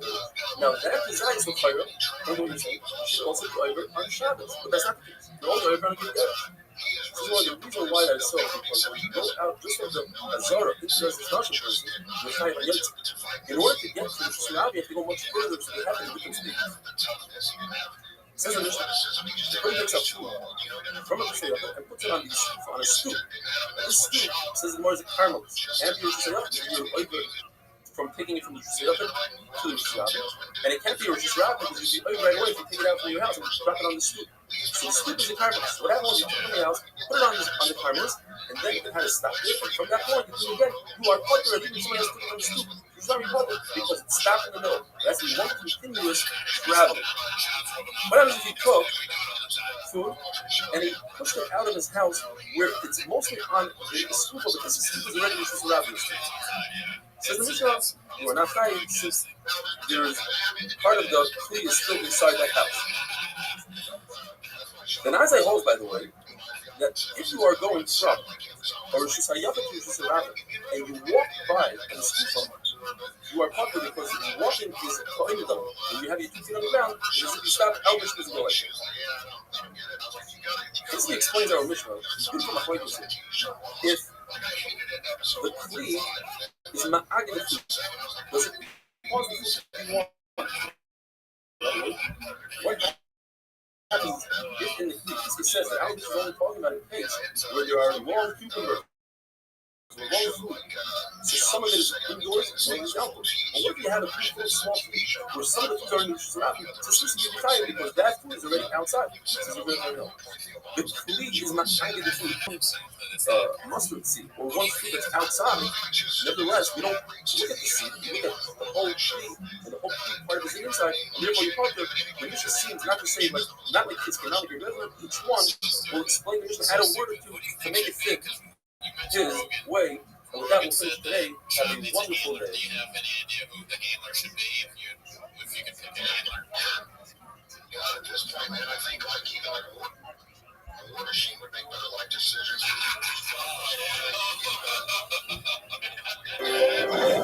If you could pick anybody, I mean, anybody just to ask, I think that's what happened. A lot of people that are moving, I'm sure. It's what's funny is I go to Austin, Sean was moving to the second month. Like he told his wife, like, yeah, man, just what are you gonna do? And she's like, listen, I know this from inside source. Shabbos Daf Tzadik Beis. Please send me in some emails with pictures, or even without pictures. Tell me where you learned David Daf, how it inspired you, your name, where you live. I'll try to read it out. We learned an amazing halacha about a person who steals a pouch of money. As he lifts it up, he's over on Gneva. When he takes it out from Rishus Hayafet to Rishus Rabbi, he's over on Eitzah. Those two things happen at 2 different times. However, if he dragged the pouch out from Rishus Hayafet to Rishus Rabbi, stealing the money and the Isser Shabbos come simultaneously, and then we say, Kom Lei the Rabbi Menei, he's only chayav on the greater Isser, which is Isser Shabbos, which is a Piyut Nisa, versus the money. The other one holds, everything that's in this pouch goes by the pouch and not what's in the pouch. So all the money is in the pouch, and you're only chayav once the entire pouch comes out of the Rishus Hayafet into the Rishus Rabbi. However, if the opening of the pouch faces the Rishus Rabbi, and he has access to the money, he's chayav on Gneva before the pouch comes out completely because he can access the money. So they don't have it simultaneously. However, if the pouch is flipped over, although he has access from the back, but we're dealing with larger pieces of silver, says the Gemara, and therefore we go by the money. Since some of the silver is in the Rishus Hayafet, he's not chayav until everything comes out. The Gemara says, what about the shnatzim, these drawstrings that close the pouch? If part of the shnatzim were inside Rishus Hayafet, that would mean and the entire pouch is considered Rishus Hayafet. You have to say the shnatzim were folded over, or there are no shnatzim at all. Abaye and Rava reversed their shittas later on in life, and Rava holds that Eged Kli Shmei Eged, and Abaye says Eged Kli Lo Shmei Eged. Therefore, we have to flip a member of a machlokes between Abaye and Rava. Rava holds that if you have something in your hand and you go from Rishus Hayafet to Rishus Rabbi, since Eged Guf Lo Shmei Eged, your hand doesn't go by your body, so you're chayav right away by putting it into Rishus Rabbi. We're talking about that your hand is within 3 tefachim of Rishus Rabbi, so as if you did Hanoch. And Abaye says the reverse. Now we're going to be dealing with the halacha of la'achar yad. You all know the halacha, if you touch mutz with your elbow, perhaps you're not chayav, you're not close to this mission. You're chayav on Eitzah when you do it in the typical manner. You carry it with your right hand, with your left hand, you carry it in your chest, like you carry a baby, you carry it on your shoulders, like the naked husband in the midbar. But what if you carried something on your feet, in your mouth, if it's not food, in your marpeg, according to Kreiskus, armpit, or in your elbow, you carry something in your ear, or in your ear, or you have an upside down money bag. You carry it between your belt and your garment, and in your shoe or sandal. These are all Shalei Kedera, and you are covered. Reza says, although Rishus Rabbi is up to 10 tefachim, if you carry something above 10 tefachim, and that's how B'nai Chazid, you are chayav. He says, Moshe Rabbeinu must have been at least 10 amas high, which is about 20 feet tall. And that is because Moshe Rabbeinu himself put the Urias HaMishkan atop the Mishkan, that was 10 amas high. Therefore, you can assume that all of them were approximately 10 amas tall. And they carried the Mizbeach on their shoulders. And we know the Mizbeach was 10 amas. And you typically carry something 2/3 below your shoulder and 1/3 above. That would leave 3.3 amos, which is 20 tefachim between the bottom of the mizbeach and the ground. And we're looking for a raya that he carried above 10 tefachim. Here's a raya that he carried almost 20 tefachim. Now, are you going to tell me that Moshe Rabbeinu was really tall? Because the Shekhinah Shoran, and somebody who's the Shekhinah Shoran has to be taller and wealthier and smarter and stronger than everybody else. So I'll say, okay, let's say that all the Levim were average height. They were, to be honest, approximately 6 feet tall. Don't forget, they also carried the Aron. The Aron was only 9 tefachim. Another time, but it was 9 tefachim. And if you do 2/3 below the shoulder and 1/3 above the shoulder, it comes out that there was 11.3 tefachim between the bottom of the Aron and the ground, because the shoulder was approximately 18 tefachim tall. Rabbi says that even Anshe Hutzel, the people of Hutzel, used to carry things on their heads like barrels of wine and oil. If someone like that went out on Shabbos with something on his head, he would be bothered because Baba Dad used to call them. They are the minority and we don't go by them.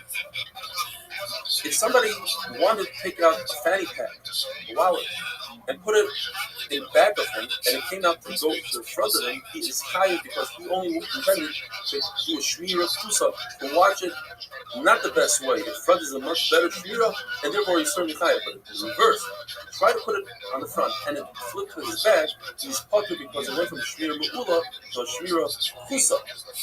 And according to Rabbi, it's two different man'armim saying this. The Mishnah says that interesting notion. The MS Amru, the Lord tells us that means this is halacha. A woman who wears some sort of undergarment, that she says it's like pants, and she puts like a spoon or something between her pants and herself. The typical derek is that it's going to reverse it, go from the front to the back, and therefore she is chayav because that is the derek. Rabbi says even the male couriers who run and bring letters for the king, they have a tube, they put letters, and that tube will flip from the front to the back, from the back to the front, and therefore they're chayav. According to everybody, if somebody put something, a fanny pack on his back, and it remained on his back, according to everybody, he's chayav because his intention was done as he intended.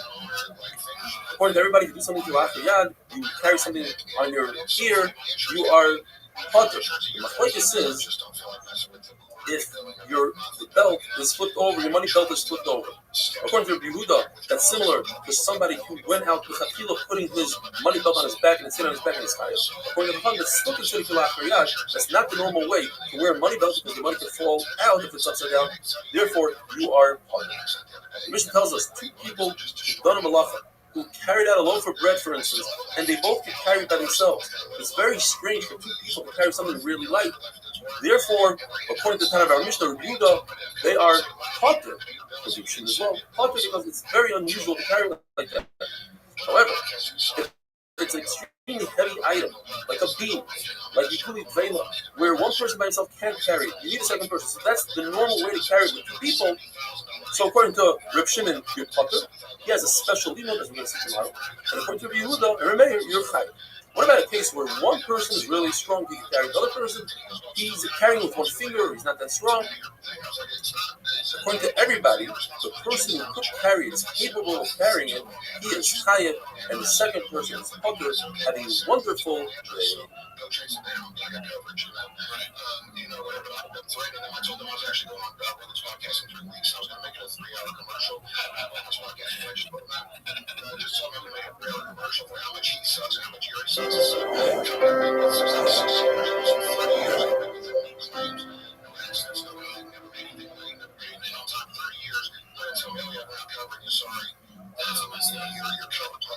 Shabbos Daf Tzadik Gimel, how's everybody doing? The pasuk says, "Nefesh achas kachto ba'asoisa." There are 3 words here in the singular. According to Rav Shimon, they come to exclude anytime a person does a malacha with someone else on Shabbos, he's potter, because the Torah says in singular, you do it by yourself and then you're chayav. They come to exclude 3 cases, starting from the least finished to the biggest finished. case where one person does the akira and the other person does the hanacha. Both patur. Second case, if both of them are capable of carrying this item by themselves individually and they do it together, that's different. No one really carries like that. Biggest finish is even if it's a very heavy item where you typically need two people and that's how people carry things, a heavy refrigerator, two people. Nevertheless, on Shabbos, both of them are possible. Rabbi says, I agree to you that there are 3 miyutim in this possible, all in red. However, 2 of them are referring to the case of Shnayim Shasu, and one of them is talking about something else. So therefore, according to review, the 2 easiest cases are excluded, and therefore, one person does that pure, one person does that hanacha. Or in the case where both of them can carry the item by themselves, both patur. The third meal comes to say that if Sanhedrin made a mistake and said, for instance, you could eat chalev, and you go ahead and you eat chalev, you are patur. Meir says no. This pasuk only has 2 miyutim. The 2 words, nefesh achas, go together, it's 1 meal. Ba'asai says a meal by itself. Therefore, I'll exclude if one person does an akira and one person does an hanacha. In that case, you patur. But in the 2 other cases, zeh yachal, or zeh yachal, both cases you are chayiv. And the same meal of the pasuk comes to exclude the case of when Bez made a mistake, Sanhedrin made a mistake, and you ate chayla because of them, you are patur. In a case where one person can carry the weight all by himself, the other person does not, he cannot, let's say he lends 1 finger or he's physically too weak, the person who can carry all of it by himself is chayiv, the person that's helping out is patur. The question is, why is he patur? He helped out, he carried somewhat. The answer is because misayeya ein bo imamish. The helper is as if he's a nobody. He doesn't carry anything. And the Gemara goes on to prove it from 3 different places. The halacha is that by a zav who sits down on something or lays down on a beged, he's metama that beged b'medrash, provided that he puts most of his weight on the beged. So let's say he's laying on a bed and you put a beged under each one of the legs. He's not putting all his weight on each one of the legs. L'chari is only putting down 25% of his weight. However, if you were to remove one of the legs, the bed will collapse. Therefore, we view each leg as if it's carrying all of the weight, and all 4 begadim are tummy. However, when it comes to an animal, since an animal can balance himself on 3 legs, all 4 begadim are tar. The question is why? Why don't we view each leg as a helper, as a Messiah?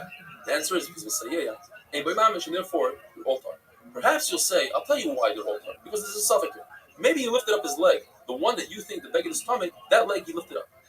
The answer is, when it comes to a zav, and we have a suffix, we say everything's tummy. For instance, if a zav lays lengthwise on a table, like in the blue arrow, the table is tummy, because all his weight is on the table. If he lays on the width of the tables, all 5 tables, they're all tar because each one is only carrying 1/5 of his weight, and that's tar. But let's say he fell asleep and you don't know which direction he went. He started out lengthwise, but perhaps, or he started out to the width, and perhaps he went to the length. We don't know which way he went, and therefore all the tables are tamei. So we should say the same thing by the animal. The answer is because misayeya ein by mamish. Even if the animal put the weight down, it's misayeya ein by mamish. He's just the helper, and that doesn't count. Rabbi Yossi says that a horse, when he leans forward on his 4 legs on a beged, they're mitama, but his hind legs are not mitama beged. And a donkey is the reverse. And we don't say, perhaps, by a horse, for instance, the hind legs should also be mitama, because they are helping the sayeya ein by mamish. The avodah in the Beis Hamikdash, the Kohanim put where their feet had to be flat on the surface of the Beis Hamikdash. What if he put 1 foot on a stone or a bench? Well, if you remove that stone or bench, and the kohen can keep his balance, his avodah is kosher. The question is why? The bench was a Messiah, helped him out. He put some of his weight on it. The answer is Messiah ein by mamish. The halacha is when the blood comes out of the base of the shechita, you have to catch it with a kli. You have to hold the kli with your right hand. And if your left hand assisted in catching the blood, kabbalah sadam, the avodah is kosher. Why? It's Messiah. It was helped by the left. The answer is Messiah ein by mamish. This is machlokes in Meir when he says zeh yachal v'zeh yachal. 2 people who are very capable of carrying an item all by themselves, and they help each other to carry it. According to Meir, they are both chayiv. The question is, do you need this item to have 2 shiurim, 2 dried figs worth, 1 fig for each person, or they share the chiyuv in 1 dried fig? And the Gemara brings 3 rayos to this as well.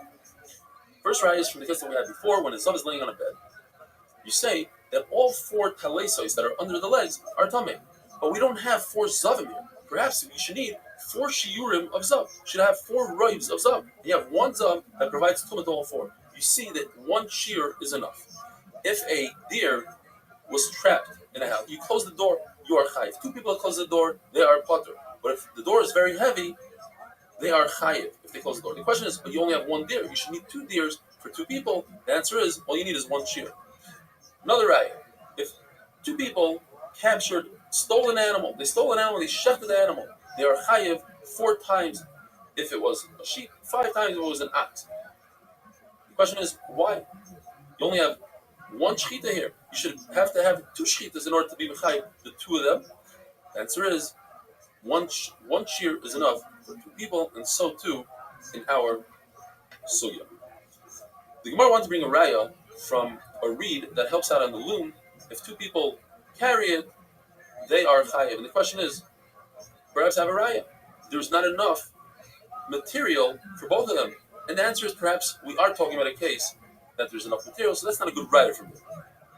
Says the Mishnah, if a person takes out a kli into Rosh Hashanah, and in the kli there's food, but the food is not a proper shear, it doesn't have a full fig's worth. So he's putter on the food, and he's also putter on the kli because the kli is secondary to the food. If a person takes out a live human being on a bed, he's putter for taking out the human being and putter for taking out the bed. The bed is secondary to the human being, that's why he's putter on the bed. But the human being is a new concept called chai noises atzma. The live person assists in lifting himself up. You're not carrying dead weight. You're carrying a live person, which is lighter than a dead person, because he assists the gravity or whatever you want to explain, and therefore you're putter on him, and therefore you're also putter on the bed. However, if you carry a dead person, you are chayiv on the dead person. And if you take out a kazais of a dead person, or kazais of a nevela, or a kadash of a sheretz, you're also chayiv on Shabbos. Have a wonderful day.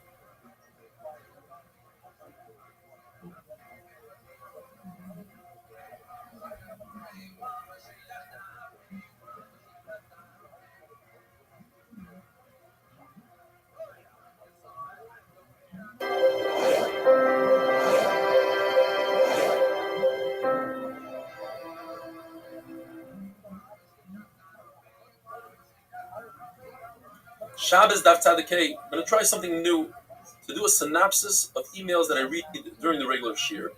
It's my privilege, as the first email, we'll read an email from a boy named Moshe Mosbach from Yerushalayim, a 13-year-old boy. He sent it to me 2 days ago. And he writes that he's had 24 surgeries to correct a rear syndrome that he has, yet he learns the daf, he learns the full shir, and then he does the 8-minute as a chazara, and he writes, learning the daf has made me feel so good about myself. So we wish you, Aaron Mosbacher, a tremendous amount of atzlacha. Hope to see you live at the shir. And here's a picture of Aaron that he sent me, a before and after. Such a Zisa guy. So let's jump into the Gemara. We have 2 Lashonos here. Rabbi Oven, in the name of Rabbi Yossi, Rabbi Chanina says that when a woman braids her hair, she's over on the isser of oireg, weaving. If she paints her eyes blue, that's chaysav writing. And if she does pekesa, she parts her hair, that's tvia spinning. The Gemara says, but that's not how people spin and weave and write. Rather, Rabbi Bo, in the name of Rabbi Yossi, Rabbi Chanina says braiding and pekesa, parting the hair, is binyan. As HaKadosh Baruch Hu braided Chavos hair, and the Torah calls it kliyasa, which the translation is biniyasa, to build. And kocheles, painting one's eye, is not ksiva, rather it's tzviya, dying. As the Gemara says, one should not put blush on their face because that is dying. Reb Shimon Lazar says that when a woman does these 3 things, Gudelos, Bekeses, and Kocheles, what she does to herself, since it's not a perfect job, she's potter. She does it for a friend, that's where she's chayiv. Milking an animal, or making cheese by putting milk on top and having the water come down, and megavin, which means to take the curling of the milk and putting it together, the shear is a gregeres. To sweep a floor, to sprinkle water on a dirt floor, and to break apart a honeycomb and eat it, according to Rebbe, that's a issa deraisa, chatos, as the Torah says, yaris dvash, the forest of honey. In other words, it's like taking off a fruit from the forest. Yontif, you get malchus because this is issa deraisa. According to Rabbanan, it's only shvus, it's only issa derabanan. The Gemara tells this amazing story. Rabbi Nachman bar Guria came to a certain city, and they asked him, "What is the isser of chayla, of milking a cow? What's the isser of migav?" He didn't know. So he said, "What's going on here? Was your Rebbe a katlikanya? Was he a reed chopper? He didn't teach you." So he went around and he asked, and he found out. Milking a cow is mafarik. It's the malacha of dash, of extracting one thing from the other. The malacha of mechabetz is boirer. You're taking the milk, you're pouring it, and out comes the whey, and the cheese remains on top.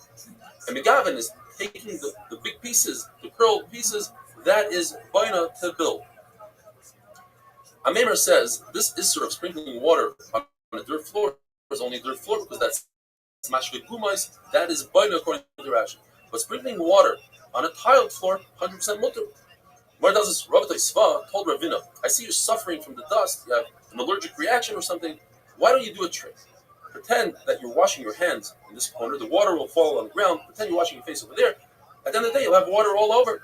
Where tells us that Eishes Tam Chacham, the wife of Tam Chacham, the daughter of Tam Chacham, they know this trick. They wash dishes in this corner, then they go to the next corner, and at the end of the day, their floor is watered and the dust goes down. Where tells us, since lahalacha, we pass like Rabbi Shimon, the davar she'enim skaven is mutter. If you don't intend to do that malacha, so over here, you intended to get rid of the dust. It happens to be that the water fell on the ground and straightened out your floor, but it's not necessary that's going to happen. Sometimes it happens, sometimes it doesn't. It's mutter. Says the Mishnah, there are two types of flower pots. One has a hole in it, one does not have a hole. The one with the perforation, it could have that hole on the side, on the bottom. Sometimes it's considered as if it's part of the ground, it nourishes from the ground, and therefore, if you remove a fruit from that pot on Shabbos, it's like removing a fruit from a regular tree. However, if it doesn't have a hole in the bottom, and it's separated from the ground, there's no Isur Klisha on Shabbos with the Rabbanan only. Shimon says, there's no difference. All pots are not considered attached to the ground, and if you remove a fruit from a pot, even if it has a hole, you are potter. The only time Rabbi Shimon makes the distinction is when it comes to be machshir food, the kabel tumah. That is, in order for fruit to be kabel tumah, you have to introduce them to one of the 7 liquids. If they are attached to the ground, it doesn't matter how much liquid you pour in it, it's not mikabel tumah. However, if it's in a pot that doesn't have a hole in it, then it's not attached to the ground. So it's not attached to the ground, you could introduce water to it. Says Rabbi Shimon. In this case, I agree that if it has a hole in it, it nourishes somewhat from the ground, it won't be mikabel tumah even if you pour water on it. The Gemara brings a story from Ahusab, sometimes it means Eliyahu Hanavi. Ask Rabbi Zera, what if the hole has a root coming out of it? It's poking it, that it's directly by the hole.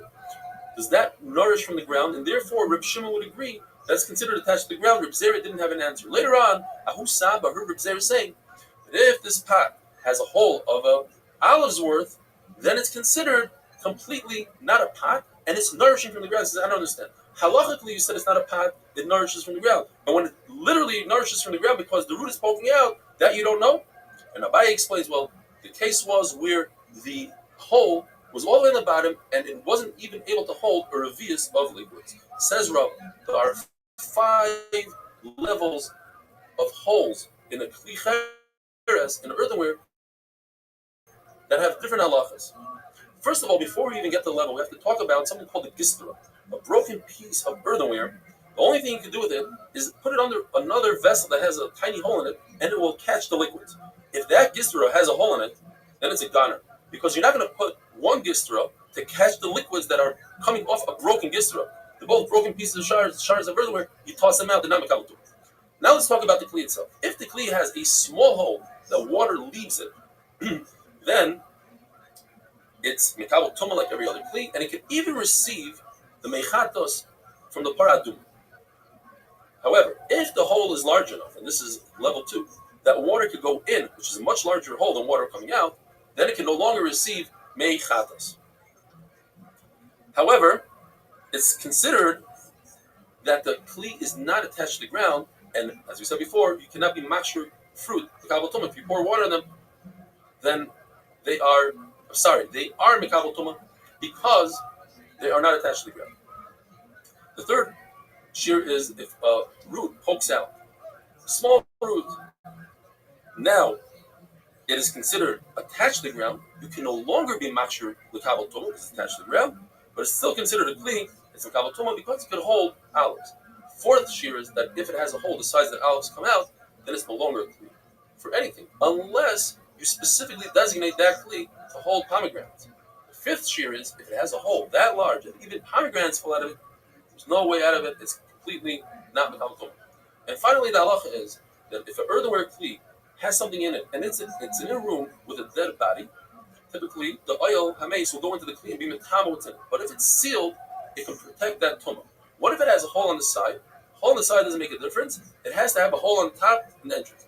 What if the hole is so large that it's as large as 51% of the whole kli? Then the tumah will come in if it's a very large kli. And if it's a small kli, if that hole is as large as a pomegranate, then the tumah will come in even from the side. Have a wonderful day.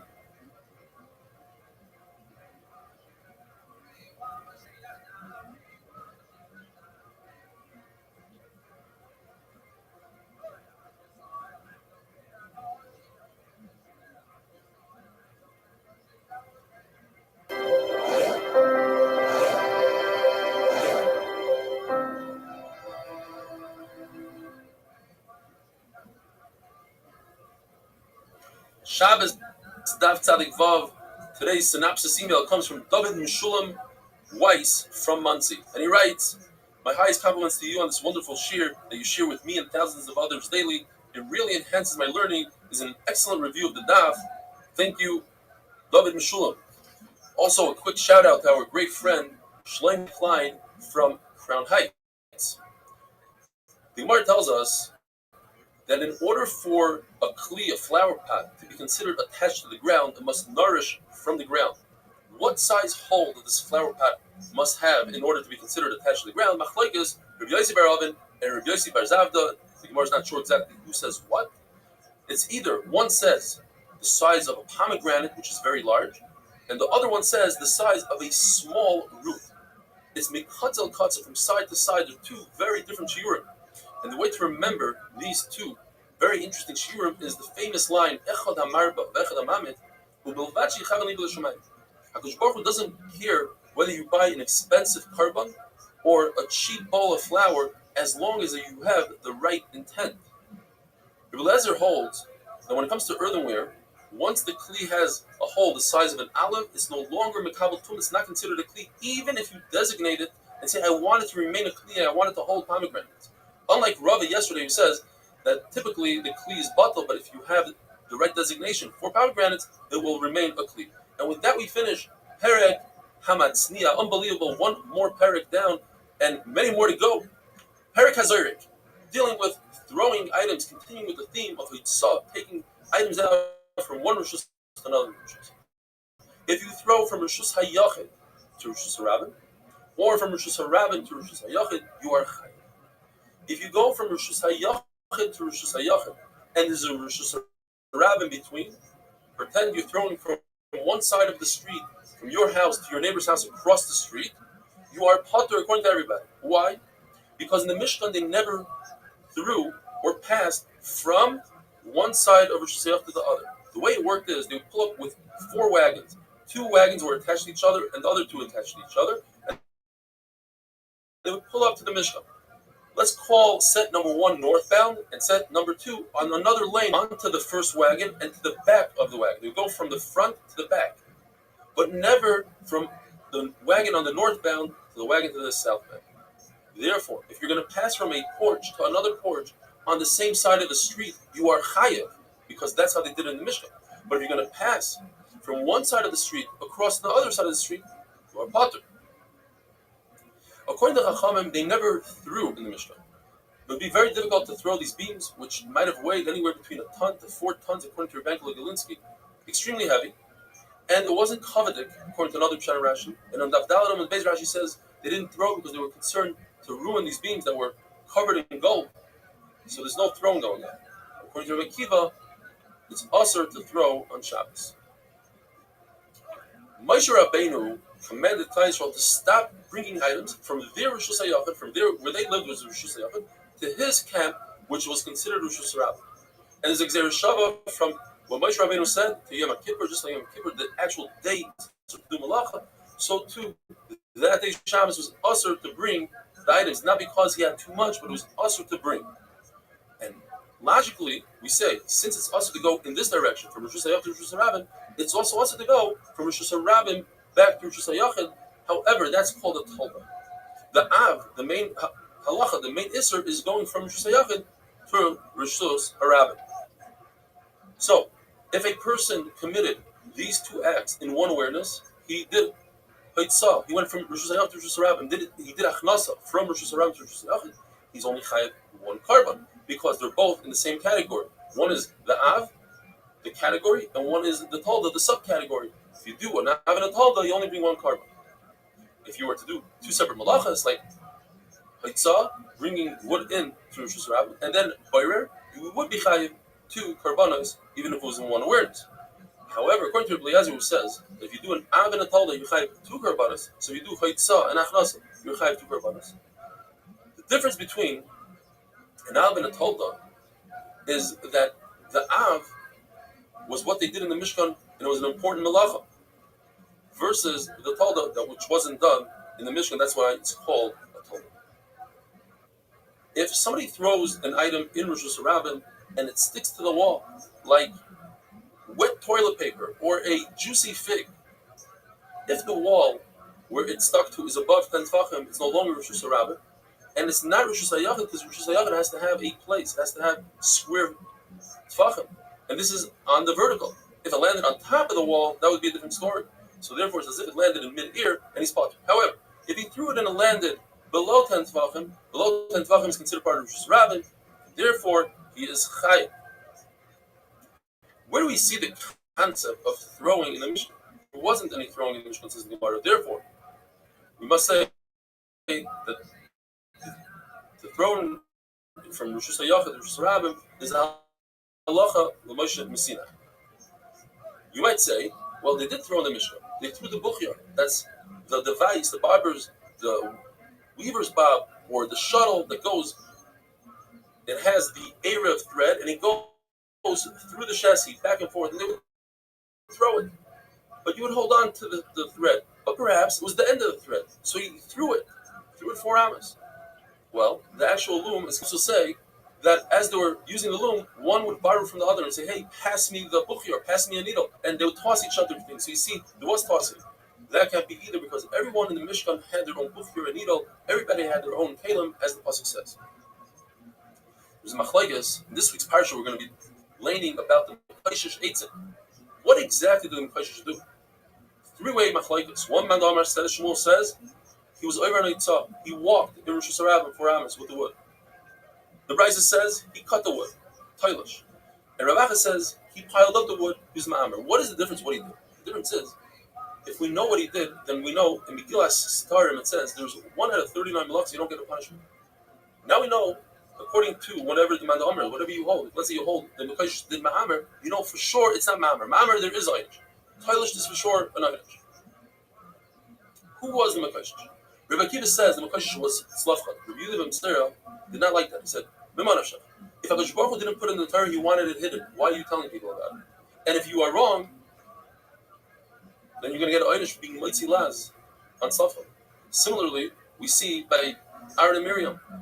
It says in the pasuk, Bam. It says Rabbi Akiva, they both got tzaras. It says Rabbi Yehuda, you have no right telling Klal Yisrael that Aaron and Kohen got tzaras. HaKadosh Baruch Hu wanted it hidden. And if you were wrong, you might see last. So what does he do with the word Bam?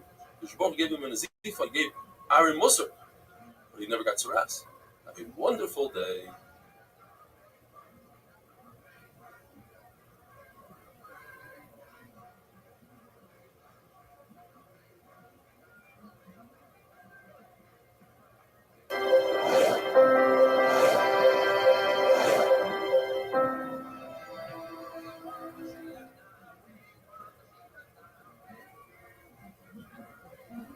Shabbos Daf Tzadik Ches. Today's email comes from David Gladstone from Cedarhurst. After giving his own Var Torah, he writes, just want to say how much I love the shir and helps me start my day off with Torah. I do sometimes join the regular Zoom shir in the middle of my day, but recently everyone has been booking meetings at 2 p.m. May you continue with this great shir, David from Cedarhurst. If somebody takes an object, throws it from one Rosh Hashanah through Rosh Hashanah into the second Rosh Hashanah. The trick here in this brisa is that in the first Rosh Hashanah, it only traveled 2 amas, travel through the Rosh Hashanah, and finally in the second Rosh Hashanah travels an additional 2 amas. According to this brisa, the 2 amas plus 2 amas and the 2 Rosh Hashanahs combine together to make a shear of Isser. But we don't say that since it went from Rosh Hashanah into Rosh Hashanah, he's chayav right away on Achnasa, because this brisa does not hold of the concept called Pluta. We don't say that halachically it rested in the Rosh Hashanah. We're starting now a beautiful sugya of the Mishkan and how the crushing worked. The Gemara tells us the concept. There is no Isser to carry in a Rosh Hashanah that has a rooftop, because in the Mishkan there was no rooftop. And the Gemara analyzes this to see whether or not there was a rooftop in the Mishkan. We're talking about the beams, the crushing that built the Mishkan. When they transported these beams, they transported them on 4 wagons. The wagons were 2.5 amma wide, 5 ammas long. And they would transport the length of the beams on the width of these wagons.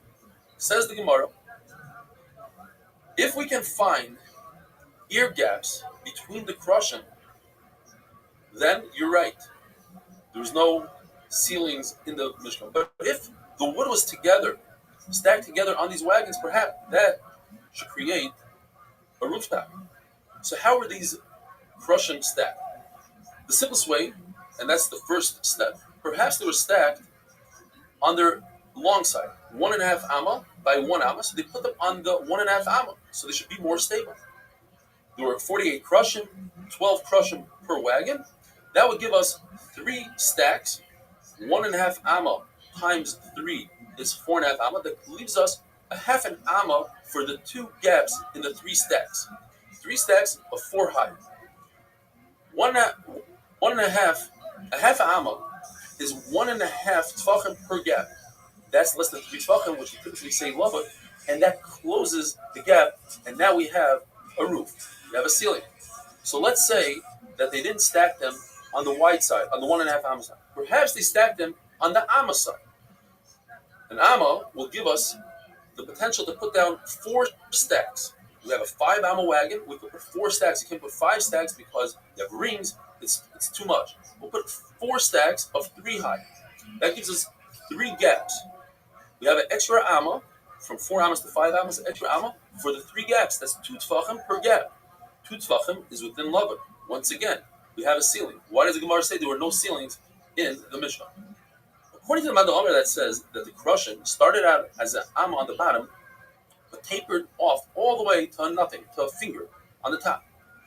If you stack them on the wagons like that, you will indeed have large gaps of air, no problem. But what would they do about the other Manda Omer? Says the Gemara, they stacked them like clothespins, meaning they took 2 stacks and put them together, creating 1 stack, and then they took 2 stacks, putting them together, creating another stack, a second stack. The reason they did so is to give it more stability. When you have 2 stacks put together like a clothespin, they won't tumble. Therefore, the gap between the 2 major stacks is a full amma, and that ruins the roof of this Risusarab. And we're dealing with a wagon that doesn't have a bottom. It's just a frame. Because if it had a bottom, once again, we have a roof in Risusarab. What is machlokes whether or not the crushing were even on the bottom and top, or perhaps we went on a tapered angle? One man Omar says, you samim al roshei. Samim means to finish. Rabbi will say no. Samim means that should be made out of 1 solid piece of wood. You can't connect 2 pieces of wood. Rabbi on the other hand says yachtav. They have to look similar from top to bottom. Rabbi says no. Yachtav means that the wall should be nice and straight without any wood going in and out. The Gemara says, since one of the walls had 6 crushing, we had to find 2 more crushing to put in the corners.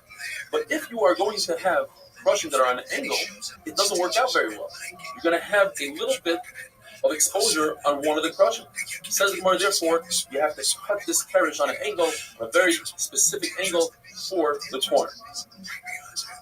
The Gemara tells us there's a big nace. The way these crushing were held up was with metal looping around the outside of the Mishnah. But there was one, according to Rashi, that went in the center. The Beriach went in the center. And it was a big nace. It was over 70 amas long, and it snaked its way through the walls and made the turn on the corners. Even though it was metal, it was able to turn the corner.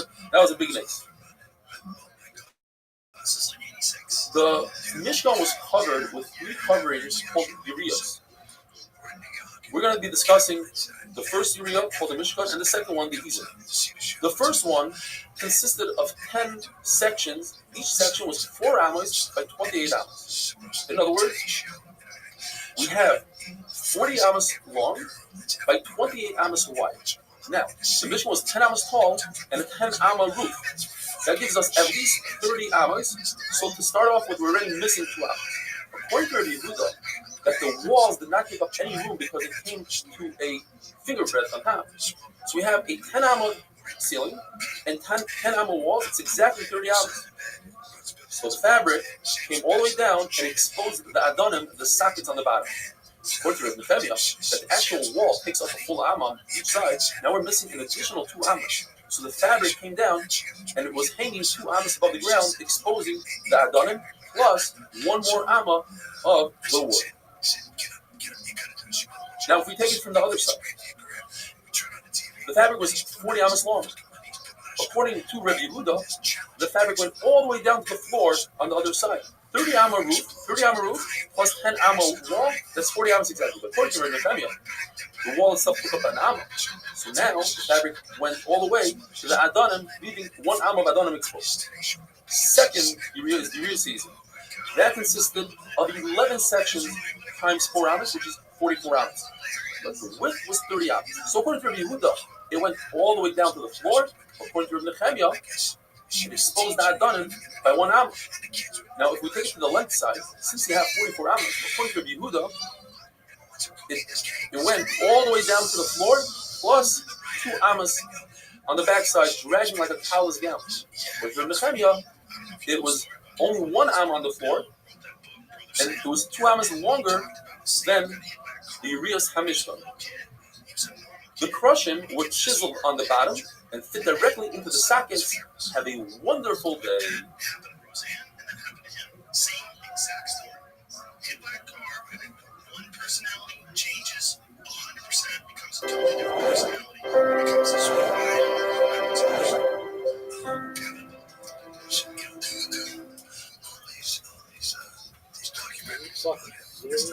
Shabbos Daf Tzadik Test. Today's email comes from Manchester. Ben Gittleson from Manchester. He says he works in a bakery. He's 19 years old. He hasn't been in yeshiva for 3 years because he doesn't think learning all day is for him. He went to the Sina Shas, got inspiration. His boss Velva introduced him to our daf, and he tells him it's geschmack and it's fun. So he gave it a try, and he's never missed a day since. My days feel different when learning the daf with you. I really enjoy it. It made me learn every day. Sometimes he watches in the bakery with his boss, and then he goes home and watches it again with the Gemara. I can't believe I still do the daf every day, he says. I can't wait to finish Shas, coming from a boy who says learning for him all day is not for him. All the way from Manchester, Ben Gittleson, Chazak Ve'amatz. We learned the other day that the Mishkan was covered with 3 Urios, 3 garments. The lower one was made out of purple wool, blue wool, and red wool, and sheish, which is linen. The second layer was made out of goat's hair. The Gemara tells us it's a lot more difficult to make the goat's hair. You have to have a lot more chachma, like the Torah says. Liban b'chachma. It's not just chachma, but their heart and chachma. What is the difference? For the goat's hair, they would wash the goat's hair while it's still on the goat and weave it while it's still on the goat, and that took a lot of chachma. The Priya says that the wagons that carry the crushing, between the wagons, under the wagon, and between the wheels is all considered Rishus HaRabbi. The reason why the wagon was 2.5 amma wide, although a carriage is only at most 1.5 amma wide, and it could fit directly on the wagon, the reason is because they put the crushing lengthways on the narrow way. And we're concerned that if it was only an amma and a half wide, the crushing, which are 10 ammas long, would tip over. If the wagon is 5 ammas, and the way we set up this crushing is either 3 stacks of 4 or 4 stacks of 3, but either way, the most it is 3 stacks of 4, and each stack is 1.5 amma wide. 1.5 amma times 3 is 4.5 amma. Why was the wagon 5 ammas? You have an extra amma here. So the Gemara was necessary because, first of all, the crushing had boys, they had wheels. Second of all, you can't squeeze them that tight. If the wagon was only 4.5 amma, for instance, it would be impossible to squeeze something that's 4.5 amma into 4.5 amma. We gave it a few extra inches. If you take an agala is 2.5 amma, plus the wheels is 5 amma. 2 agalas side by side is 10 amma. But between agala and agala, there was 5 amma space. Together, you have 15 ammas. Why is it that we say Rosh Hashanah has to be 16 ammas? Where do we get that extra amma? Says the Gemara something very interesting. When the agalas were moving through the midbar, there was a lady behind the agalas keeping eye on the crushing. If he noticed that a carrot was about to topple over, he bent over in a half an amma area on the side of the agala, and then he would rearrange the crushing. That half an amma on each side is another amma, and that's why we have 16 ammas for Rosh Hashanah. The Mishnah tells us that if you have a pit and the bank of a pit, in other words, somebody dug out a pit and he has a bank, together it's 10 tefachim by 4 tefachim by 4 tefachim, 10 tefachim deep, that creates Rosh Hashanah. If you have the reverse, you have a stone on Rosh Hashanah that's 10 tefachim high, 4 by 4 wide, that's a Rosh Hashanah. You take something, you put it on top of the stone, take something, you put it into the pit, you're over on a yitzah, or a chnasa. The Gemara says, why does it tell us a case of a pit with a bank? Just say a 10 tefachim pit. The answer is to tell us the chiddush that 5 tefachim, let's say, of a pit and 5 tefachim of a bank combine together to make one rishus. If a pit does not have walls surrounding it, it's the middle of Rosh Hashanah, it's also to drink from it. Even if your head is over the pit, perhaps you'll take water out of the pit in Rosh Hashanah, you'll be over on Hashanah. If there are walls, it's mutter. And if there are no walls, and you put your entire body, most of your body and your head, into the pit, then it's also mutter. So Mordechai asked Rabbi, what happens if you take an object and you throw it on top of this stone that's in the middle of Rosh Hashanah? Do we say, since you picked it up from Rosh Hashanah, you did an akira, and it landed, or from the Rosh Hashanah, you did an akira, and it landed on the Rosh Hashanah, you did an akira and an anacha? Or perhaps, since it had to travel through a Makom Torah, you know that above the tefachim was no longer Rosh Hashanah, since this object traveled through a Makom Torah, this person should be parted. He asked Rabbi, he asked Rabbi, he asked Rabbi Yosef, all 3 of them holding the same exact words. It's our Mishnah. In our Mishnah it says that if you take an object and you put it on top of a stone, you're over. So you see, even though he went through the Makom Torah, he threw it through the Makom Torah, you are still chayav. And he told them, you spit the same spit. Why are you telling me the same exact words? And what about you? What do you think, Rabbi Mordechai? He said, I think that you can explain our Mishnah that we're talking about a needle that is that landed, or you put it on a protrusion from that rock. It's not on top of the 10 tefachim, it's below the 10 tefachim. Nevertheless, that protrusion is considered part of the Rosh Hashanah, so it's part of the rock. Or you put it into a groove in the rock. That's how you can be dafek our Mishnah. If you have a very narrow fence that you built in order to surround the Carmelis, which is only Rosh Hashanah, and you just created Rosh Hashanah. One has a question: what happens if you throw something and it lands on top of that fence? The top of the fence is not 4 tefachim, so it's not Rosh Hashanah. On the other hand, since it's created Rosh Hashanah, the inside of Rosh Hashanah is as if it's filled up, and now the fence, rather than looking at it as a very narrow fence, it's a very wide fence. It's the entire size of Rosh Hashanah. Comes along and says a third shot, and he says, if this fence has the power to make a Carmelis into Rosh Hashanah, then the fence should have a power to make itself a Rosh Hashanah, and therefore you are chayav. Rabbi had a beautiful question, 2 questions actually. What happens if you have a pit that's only 9 tefachim deep, and you go and you dig out the final tefach? Is that considered an akira? Did you lift up something from within a pit? Or perhaps it wasn't a pit when you lifted it up, but it happened together simultaneously? Do we say that simultaneously you're able to be chayav on Yitzhak? Because even if you're going to say, when you lifted it up, it didn't have a proper 10 tefachim. So what happens if you do something in reverse? Take a pit that's 10 tefachim, and you throw dirt to the bottom of the pit, and now it's no longer 10 tefachim. Are you over? At the end of the day, you threw dirt into a place that was 10 tefachim. It was 7. But by the time it landed, it just became, let's say, 9 tefachim. It's less than 10 tefachim, but it happened simultaneously. Are you chayav or not? The Gemara says you cannot prove from Rabbi himself, who says that if you throw a very juicy, sticky fig onto the wall, 4 hours is just surrounding your chayav. Why should you be chayav? Let's say that the fig just reduced, even in a case where it was exactly 4 hours, if you're on the wall, you're chayav. So you just reduced your area a little less than 4 because now you have the fig to contend with. You can't answer that because the fig is something that you're going to eat later on. So you don't want to be mevatel that fig to the wall. But dirt, you want the dirt to stay on the bottom of the pit. So perhaps to reduce the size of the pit. If you threw a plank of wood, let's say, onto very narrow beams in Rishus Rabbah, and you just created a Rishus HaYachid with the plank. And on top of the plank, let's say you had another item. And as it landed, they both landed together. Do we say that that other item landed on Rishus HaYachid, but it happened together with the plank? And that's the same thing as Rabbi Yochanan said that it happened together, and perhaps it shouldn't be a Rishus HaYachid. But maybe as it landed, whatever item it was jumped up a little bit from the hard landing, and it came down. That second landing should make it another hanacha. It should be chayiv. The Gemara remains with a teiku. Have a wonderful day.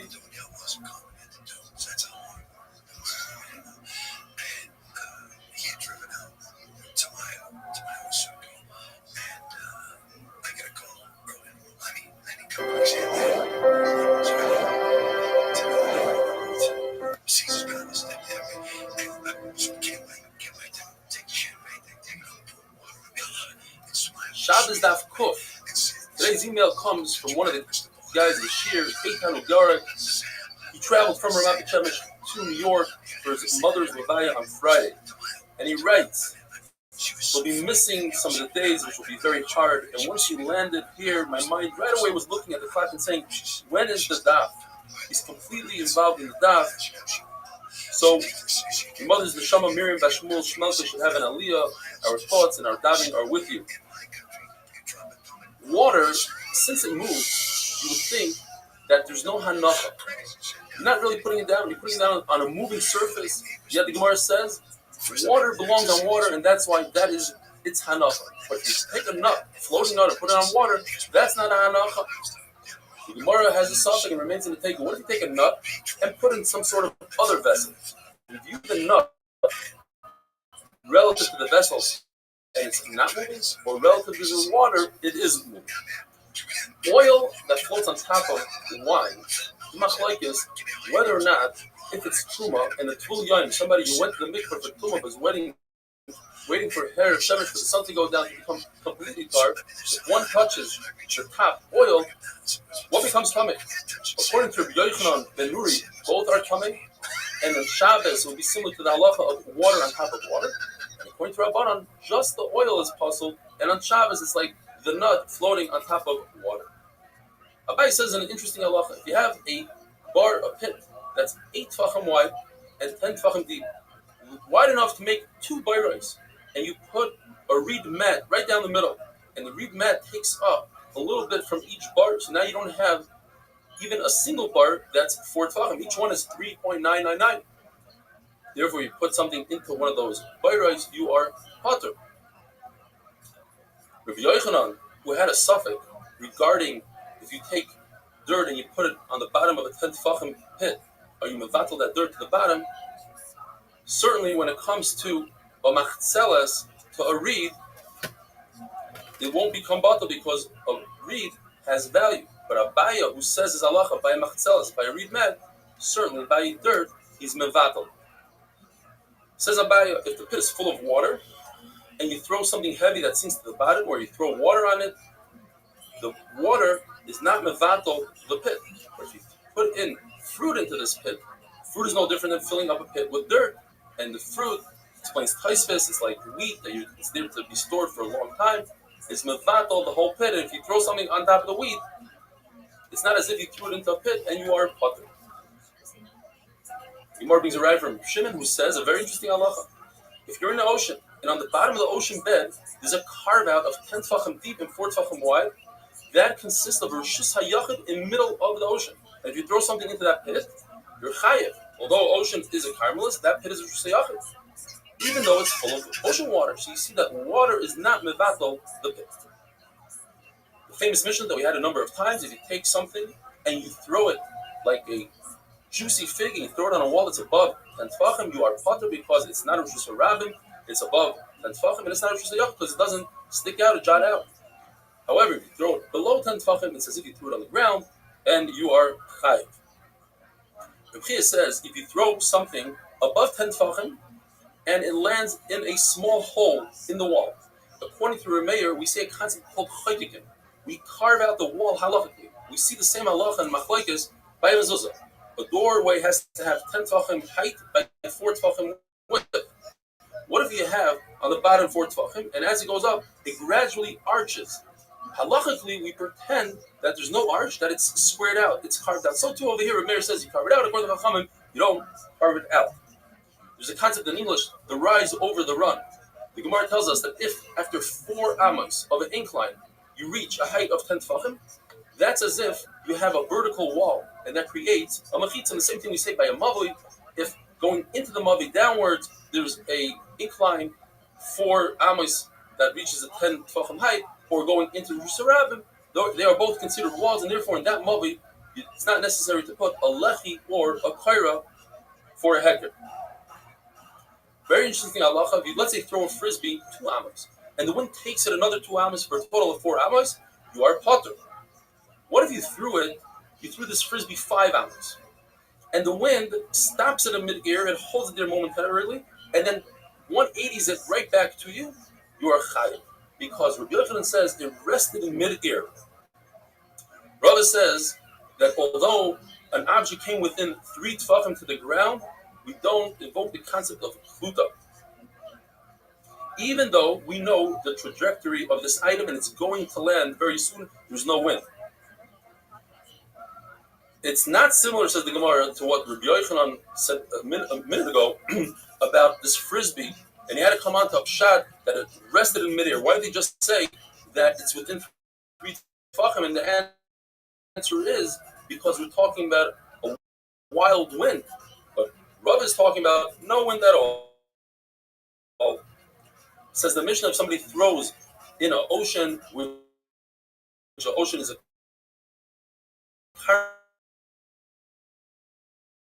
carmelist, if he throws it down Amos, he's potter.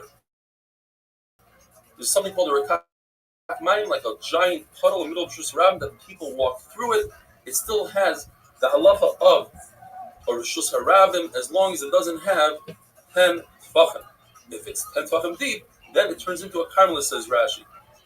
And the Mishnah repeats the same words twice, and the Gemara tells us that by walking there, it's still considered reshus harabim, but if you're inconvenienced using the word rekat twice to tell us, the read shut in the Gemara according to Rabbi. One is talking about in the summer that typically people do. And if it just says the winter, I would say, well, people have dirty shoes anyway, so that's why they go through it, but not in the summer. Abaye says that this rakak is Dalet Amos.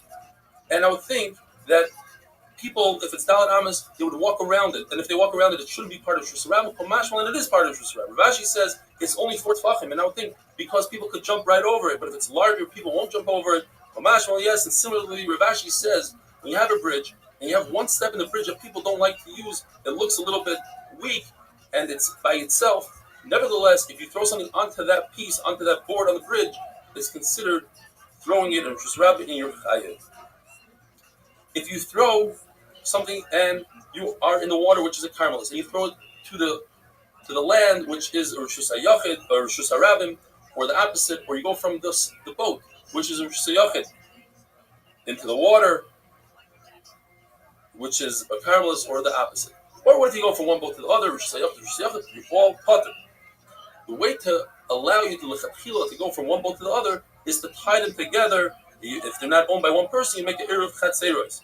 In order to draw water from the ocean, you have to either make, according to Rav Huna, a little pipe, and you say, this is where I'm drawing water for as a heger, that typically you're not allowed to. Or, according to Rav Chizda and Rav Huna, you make a frame 4x4, and then you invoke the concept called achis mechitza. That frame goes all the way down to the water. The difference is Rav Huna says that the carmelist starts in the bottom of the ocean bed. By the time you get to the top of the water, it's already a makom keturah, therefore it's completely mutter. But Rabbi and Rav Chizda hold that the carmelist begins on the top of the water, therefore we have to make a much larger heker or a good achis mechitza. Have a wonderful day.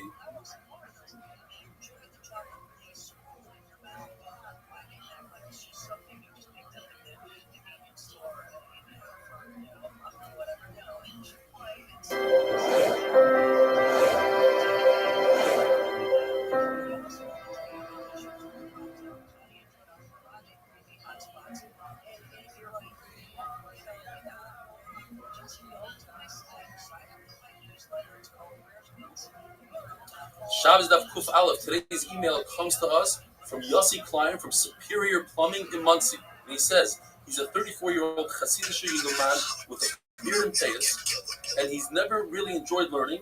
Up until this point, he started to have true Ahavas HaTorah, he says. He realized that he's a visual person, and because the shir involves so many visuals, he started enjoying learning. And finally, after a whole long email here, he writes, believe it or not, Shabbos afternoon, instead of taking books out to read, what he's used to doing, he takes out a Gemara to Chazer old Dapim. It's crazy. I never knew I'll be on that kind of level to enjoy learning and to do Chazara on old Dapim. Keep up the good work. We have a big schus in Shemayim. Yossi Klein from Superior Plumbing. Alei v'hatzlach. We were discussing if a person is on a ship on Shabbos, he could draw water either by making a heger with some sort of rod or making a frame 4x4 tvachim, and he goes through the frame. The frame has a good achis mechitza all the way to the water. What about wastewater? The Gemara says you don't want to spill the wastewater in that frame because you'll be disgusted to draw fresh water from the same place. Rather, what you can do is spill it on the boat's wall, and then it goes down. That's called koichai. It's an indirect force going down into the water. And when it comes to a carmelis, you are not geyser on koichai, is indirect carrying on Shabbos. The Gemara brings a raya. It says that Tanakama says you do not carry from a ship to the ocean, which is a carmelis, and the ship is a Rishus. You don't go from the carmelis to Rishus. Yehuda says if the inside of the ship has 10 tefachim, but the outside wall of the ship is less than 10 tefachim, therefore you are not allowed to carry from the water into the ship. But you could carry from the ship into the water. And we have to explain, like we just said, you spill the water onto the ship's wall and it goes down, and that's koichai.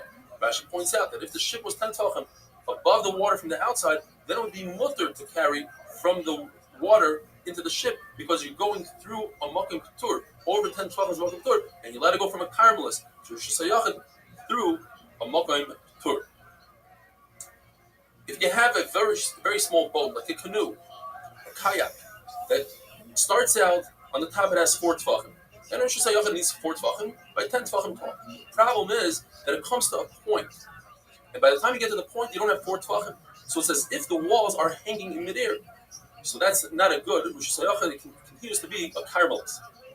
However, if it comes, the walls come all the way down to within 3 tefachim of where it becomes narrow, then we say love it and it's okay. Or if you fill the bottom of the boat with some sort of reed or whatever, you fill up the bottom, again, once again, you have walls that come all the way down, and you don't have a point anymore, then it's okay. If Nachman asked, why don't we invoke the concept of good achis mechista? Let's pretend that the walls on the side go all the way down. Why do we care about the edge, the sharp point that the boat comes to? And Abaye explains that even though Chachams don't say good achis mechista when it comes to a basket on top of a pole, like it.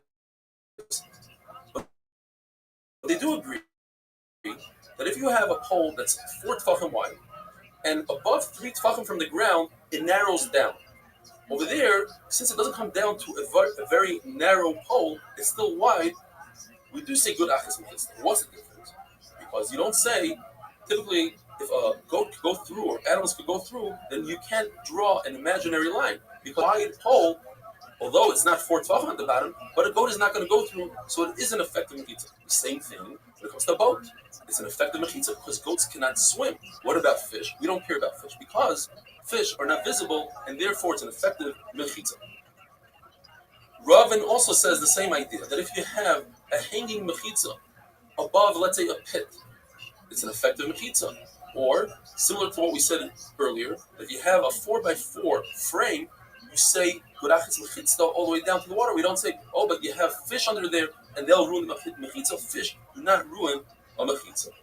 The Mishnah says, as we learned, that if you have 2 ships that are connected, tied together, you could carry from one to the other, and the question is, what is the finish? So Rav explains one way that we're talking about that there's a 3rd ship here, a very small ship, a canoe, between them, and you can carry from the large ship to the canoe, even though the canoe is not tied down, and from the canoe to the 2nd large ship. The Gemara asks, but it doesn't mention anything about a 3rd ship. We're talking about 2 ships. Therefore, And Rav Safra uses a very strong language. He says, Moshe. In other words, Gadol Ador Rabbi. How do you say such a pshat? So he learns, Rav Safra, that we're dealing with two different owners. And the Chiddush is that you can make Eruv Chatzeros on two ships. I don't think Eruv Chatzeros is reserved for houses. Maybe ships. You can't do Eruv Chatzeros. You can do Eruv Chatzeros on two cars. Chiddush is you can do Eruv Chatzeros on two ships. The halacha is, you're not allowed to build a mechitza on Shabbos. If one did it inadvertently, or it was an oinus, he was forced to, or he made a mistake, he was misasik, he thought he was making a mechitza for something else, then it's allowed. The same thing if you tied the ships together, it goes back to the heter. If you had two tied ships and you let it carry forward with the other and they became unattached, you can attach them back together. If you have a mechitza on Shabbos that fell down, you put it back even though you weren't supposed to, it's a good mechitza. But if you do the mezid, when it comes to mechitzas on Shabbos, Rav Nachman holds you can't use it. It's a knas. We punish you. We say you can't use it. When it comes to tying ships, explain then you could use it even if you did it b'mezid, because you have the two rishuyas there. All you're doing is you're connecting them. It's this the Rabbi. The halacha is that if you tie a ship with a metal chain to an oil hameis, you have a tent, you have a body there, and there's an oil. What happens is metal, since the Pasuk says halal cherev, metal has the same halacha if it touches a mace, which is an oil mace, as the mace itself. A mace is avi avois hatuma. That chain touches the boat. It goes down one madrega to avatuma. That boat touches the vessels in the boat, and the vessels become rishon. However, if the boat was tied with a regular rope, a non-metallic rope, so the rope becomes, instead of avi avois hatuma, becomes avatuma. It goes down one step. That rope in return is metama the boat one step lower to a rishon. A rishon cannot be metama the vessels inside the ship as a shame. Yet, Shmuel says that's halacha by tumah. Or by us, you could use any rope you want. It doesn't necessarily have to be a metal rope. It could be a cloth rope as well. Have a wonderful day.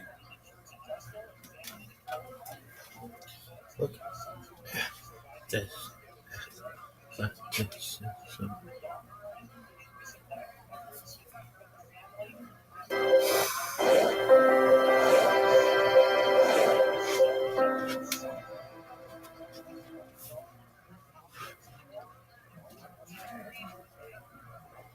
Shabbos Daf Kuf Beis. Today's email comes to us from Kalman Milberg of Woodmere.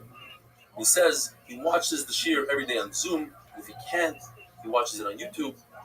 He loves the shir so much that because of all the corona, the riots in New York, he says he wants to move to Ramat Bechemish to be closer to the shir. So we wish him a lot of luck. Thank you, Kalman. And now to the Mishnah on Daf Kuf Beis. The Maskonas HaSugya, the Mishnah is talking about a very big chiddush. The guy takes an object and he throws it. When he threw it, he was a shogeg, he didn't realize it's Shabbos. All of a sudden, in mid-air, he realizes that it's Shabbos. Although he doesn't have any control over the object, he's no longer considered a shogeg, and he does not bring a carbon on that action. What if he threw the object and there was no hanacha? Another individual came towards him and caught it. Or he threw it into a dog that wasn't moving, but the dog's mouth is not 4 amos, 4 tvachim. Or is consumed by a fire. There's no hanacha, so he's pumped. Rav Ashi takes all these cases and he makes them into one. He says if a person threw an item, he didn't realize it's Shabbos, and on the way, in midair, he realizes that it's Shabbos, and then it landed in a dog's mouth or another person came towards it, then he's pumped. But if he forgot again that it's Shabbos, and it landed without a dog, without another person, then he's chayiv in a carbon. Because it goes back to a shogeg. As long as you start out the shogeg and you end the shogeg, you're chayiv in a carbon. The Gemara tells us we can't say that our Mishnah is talking about a case of lechta u'misna. Lechta is the device that holds the saddlebags on the animal. It's a piece of wood, and it's tied to a string, and he tosses the piece of wood but holds onto the string. So I think perhaps if he realizes in mid-air that it's Shabbos, he has the ability to stop the action, and therefore only in that case he's potter from a carbon because it's considered amazing. That doesn't make sense, because since he's holding onto a string, then the action doesn't even begin. There's no akira. It never left his hand. Mars is a very interesting case. What happens if a person did a hitzah? 2 amos, b'shoigeg, 2 amas b'mezid and 2 amas b'shayid. Can we combine the 2 amas in the beginning and the 2 amas at the end and make it one shayid that is chayv b'karban? Says the Gemara, if we're talking about that he was carrying something, so he carried 2 amas and then he carried 2 amas b'mezid. Then he's part of a karban because it's considered amazing. He finished off his action b'mezid. Even according to the man the honor that says, Ein yidiyah l'chatzi shir. In other words, if halfway through an action I write 2 letters, and after the first letter I realize that it's Shabbos, that realization, that awareness does not break up my action, and I am chayv b'karban. Over here it's different, because as he's finishing off the walking and carrying the item, it's in a situation of amazing.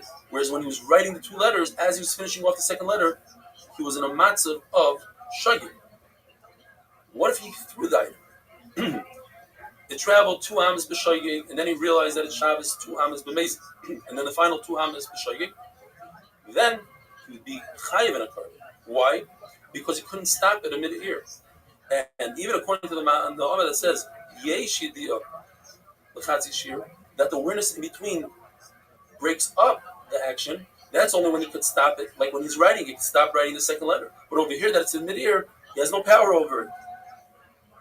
Says Rabbi, if a person has intent that the item should land inside the dog's mouth, then although the dog's mouth is not for tefachim, he just created a place for landing, and he's chayiv. Gemara tells us that if a person who's tummy and he can't eat kachuk, and he eats a piece of kachuk, and that piece of kachuk is also noisar, and it's on Yom Kippur, he's chayiv 4 karbanos chatas and 1 asham because he ate kachuk. Machlokes is whether you could add. Rabbi says, I have a case. You want to ask me a riddle how a person's chayiv a lot of karbanos? He also on was Shabbos, Yom Kippur Shabbos, and he took it out with his mouth. Say Chachamim, well, that's not part of the riddle. We're talking about an Isra Achila, and now you're adding an Isra Itzah. But nevertheless, everybody agrees that he would be chayiv on a Itzah even though it was in his mouth.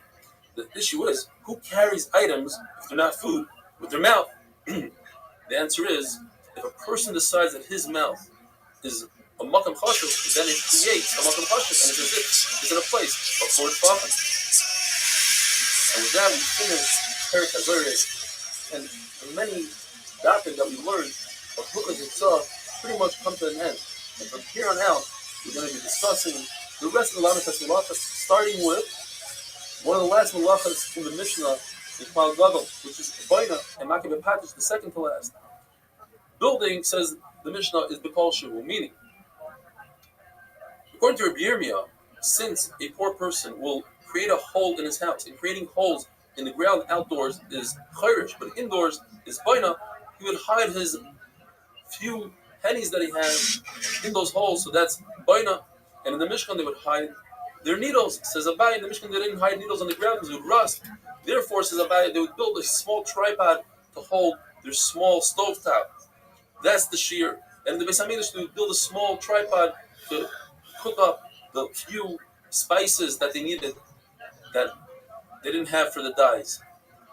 Ravacha argues, he says there's no anios, there's no people. There was such wealth in the Beis HaMikdash, it doesn't make sense that they didn't make enough of this dye. They would overdo it, not underdo it. Therefore, he says, even wealthy people, they would plug up holes in their mansions, just like in the Mikdash, they would plug up a hole in a piece of wood caused by a worm.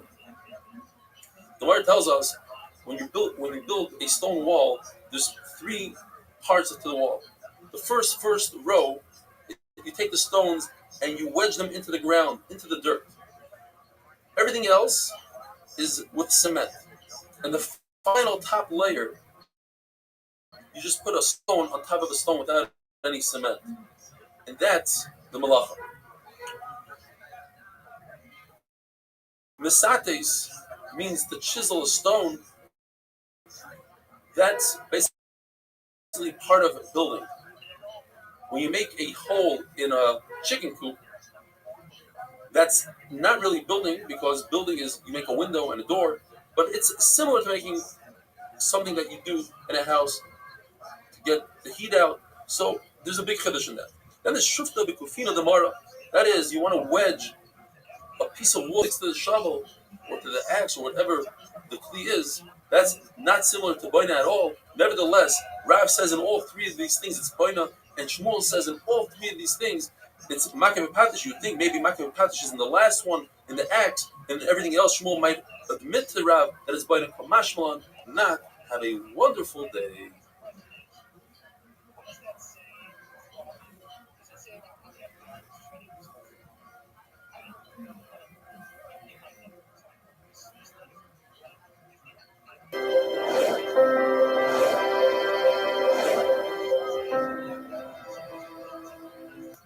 Transform trillions of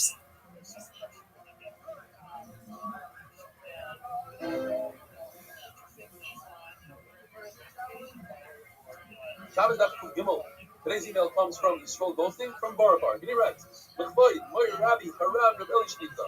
By the way, it's Eli. That's enough. I've been with you live on Zoom since Kuf Gimel Odor. The stream are really enjoyable, very exciting. I used to stay up until midnight to watch it on Zoom. Now I watch it during the day. Every day when you read out the emails, it gives me physically see that there's so many people that are joining or joining the Torah. But from time to time, even you mentioned that these emails sometimes get to your head and you send it yourself and it fills up some diaper. Until last night, when you invested more than a minute of America's Yomi Torah time to praise the greatness of another magic cheer from across the pond. He's referring to had a great conversation, important conversation with extremely important, saying tremendous amount of unbelievable talent and tremendous Shem and a role model. He's a boss who spends most of his day learning Torah and he admires Torah and he truly and he wants some extra schmack stuff on the top. He has something called Great Bites. Go check him out. It shows a tremendous amount of humility to endorse and advertise another so-called competitor. I'm honored to call myself a talent of yours and consider myself lucky to be part of the Rabbi Shemesh brings that Yomi, Yisrael Goldstein from Bar Park. Here is Yisrael Goldstein. So let's jump into this.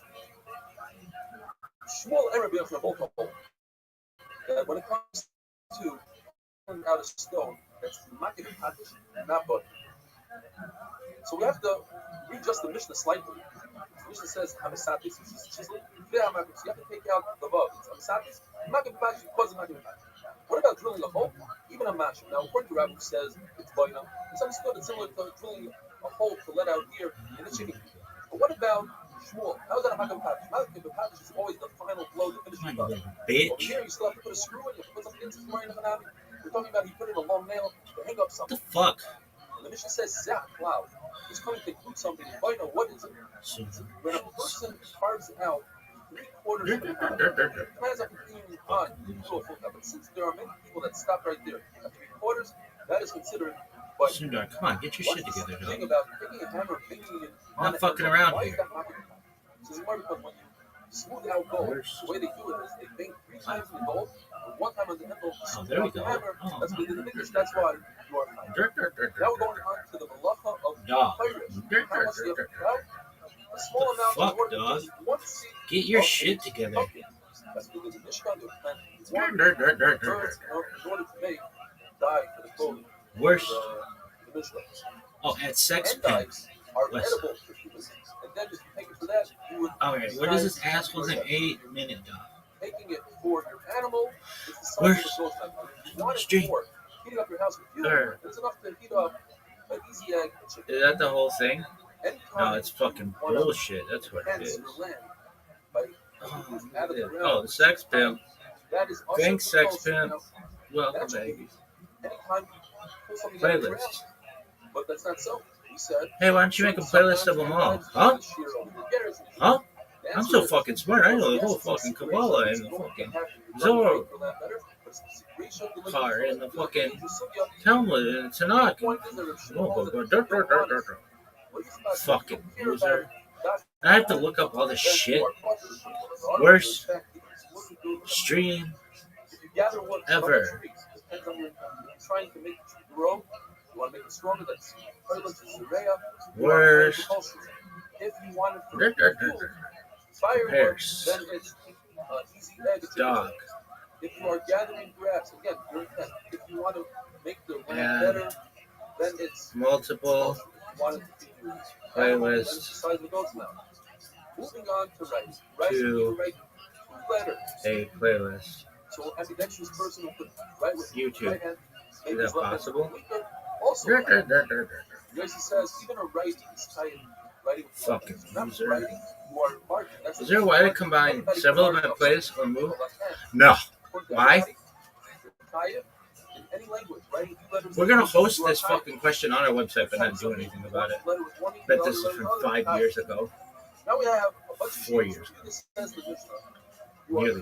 Like 4 years and 10 months. Worst stream ever. Make sure you can always sign in. It's even if it's two identical letters, like Gimel, Gimel, Shin, Shin, which spells God, Root, or Sheish, 6, you are chayav. But it says, even if there are two letters that have nothing to do with each other, they don't spell a word, you're still chayav. No, quit taking so fucking long. You've been blocked by network security. You need to finish the entire word. You don't need to do the whole pasuk. You need a whole word. The Yossi learns, it says in the pasuk by Shoyim, it says, Ba'asa, Me'achas, Me'eva. 2 extra members. And he learns. Oh, tight. Maybe you can do it. First thing it is, Alright. what we just mentioned, this person intended to write a whole word shimon, and he wrote Savis, Me'achas, Shinetz, No, dogs. Like new playlist. Playlist. From them, the whole base is well, you're tired of the rest. And then he says, Is it playlist? One part of Playlist. many korbanos, many malachas. And that is, if a person doesn't know what Shabbos, he does many malachas, so he only made one mistake. Why isn't there like a If a person knew what Shabbos, new playlist? He's tired. Are you fucking serious? The issue that we have when a person writes They don't have a thing? I mean, these guys are just... No wonder they lose their so much money. Seriously. The answer is, They're terrible. is just as good as Save playlist to library. No, It's good. In fact, say, that's not what I want to do. Every Dog. day, they're almost the same. There are Save the weeks, playlist. except on Monday, on the second day, New they playlist. say the same head with the extra men instead of Lusachel. Minisva. Learn We say Lusachel Talmud instead of Minisva. We have an extra men. like And finally, on the seventh day, we say Kinishpat Tam. a With the men pimp, instead of Kinishpat. We have men with men, which spells Mayim, water. aka The use of Hamayim, we're not talking about. Rabbi. The issue is, the first man comes from the word. It is faint him. The last man in the word. It's a closed man. How do you spell the word? No. Mayim, closed man. Talmud. Dude, it just went away. And open. Save the playlist. That argues with the New Brisa, playlist. very lengthy Brisa. But the Brisa says, Rabbi Rothschild's pimp playlist. Rabbi it says Psat Pub. Rothschild. To be Ksib Kava when you write Kill and Mezuzah, you have to be complete. You cannot use a man Pimp. or open man. Talmud.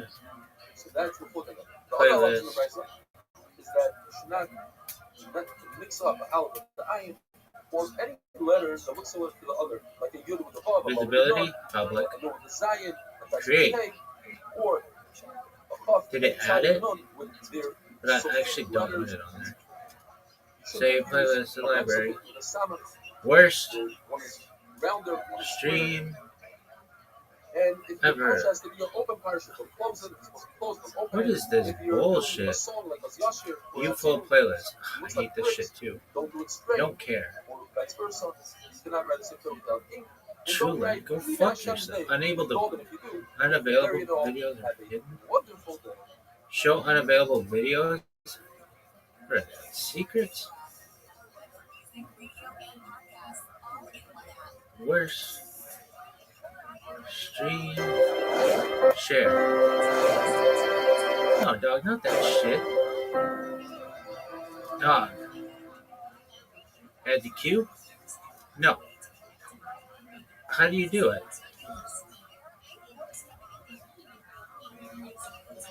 You can add a playlist to another playlist. Find the playlist you want to merge with another. You have to add the playlist and select the one you want to add it to. Worst. Dog, I'm trying to do that. Save playlist to library. That's the only fucking thing you can do. What is this bullshit? Save? Is that it? I just hit save? Oh, yeah. No, this is save video.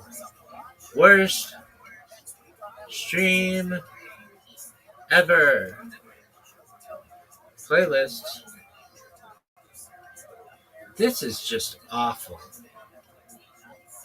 Whatever person designed this should be fucking shot. Why? Because they're the worst. I didn't say with what, shot with water. Maybe just straight up pissed on. Worst stream ever. This is the worst. You've been blocked by network security. Well, how about you go fuck yourself, dog? Fucking loser. I hate the internet. It sucks. Internet sucks. Add to queue. Dog, how do you do it? There's not a fucking way. That's a lie. Product expert. Hey, Pete L. Pete _ L. Does the L stand for liar? Because your shit sucks. You can add a playlist to another. Find the playlist you want to merge with another. Tap the three dots next to it, and then tap Add to Playlist, and select the one you want to add it to. No, you can't. The answer is no. The answer is absolutely no. You cannot do that. How to add? Click on Add Playlist. Like, they shouldn't have this as a fucking question if it's so easy.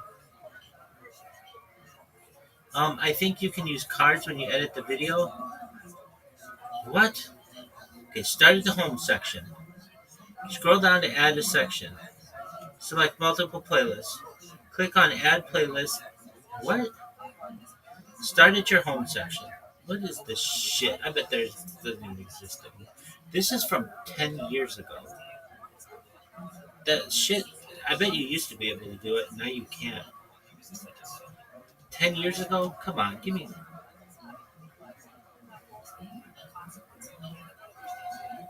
This is the worst.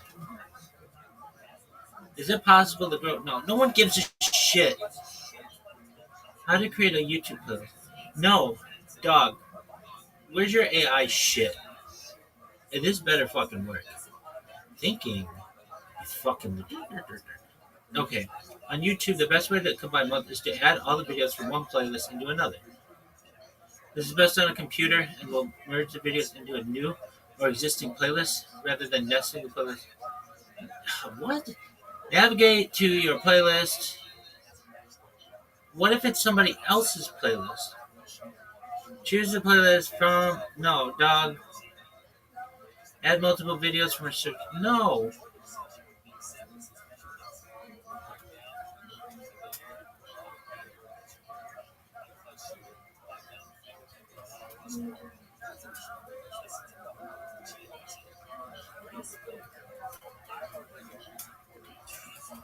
This is the worst.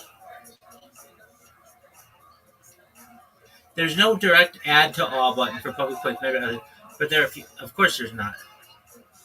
Open the playlist.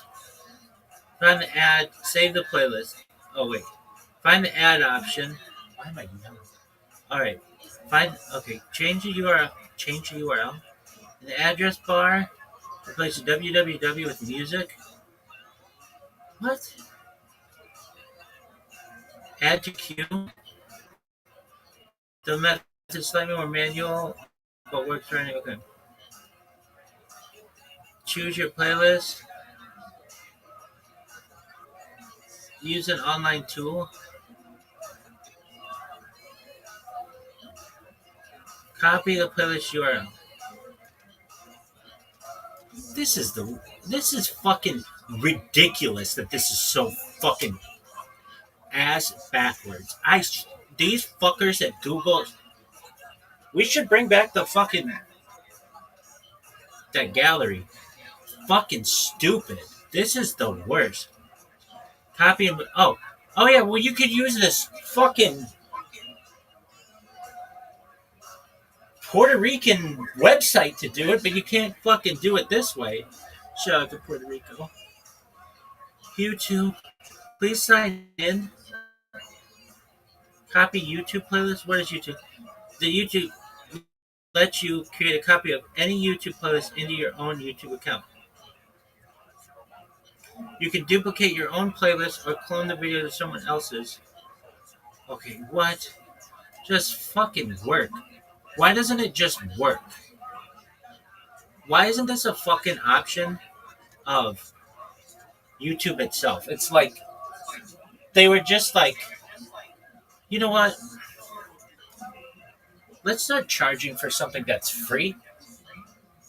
And then they were just like, okay, manage your YouTube account. Dude, I don't fucking give a shit. Do your shit. Do you trust Digital Inspiration? No, I don't trust anybody. Worst stream ever. Alright. This better fucking work, or I'm gonna be so pissed I won't be able to see straight.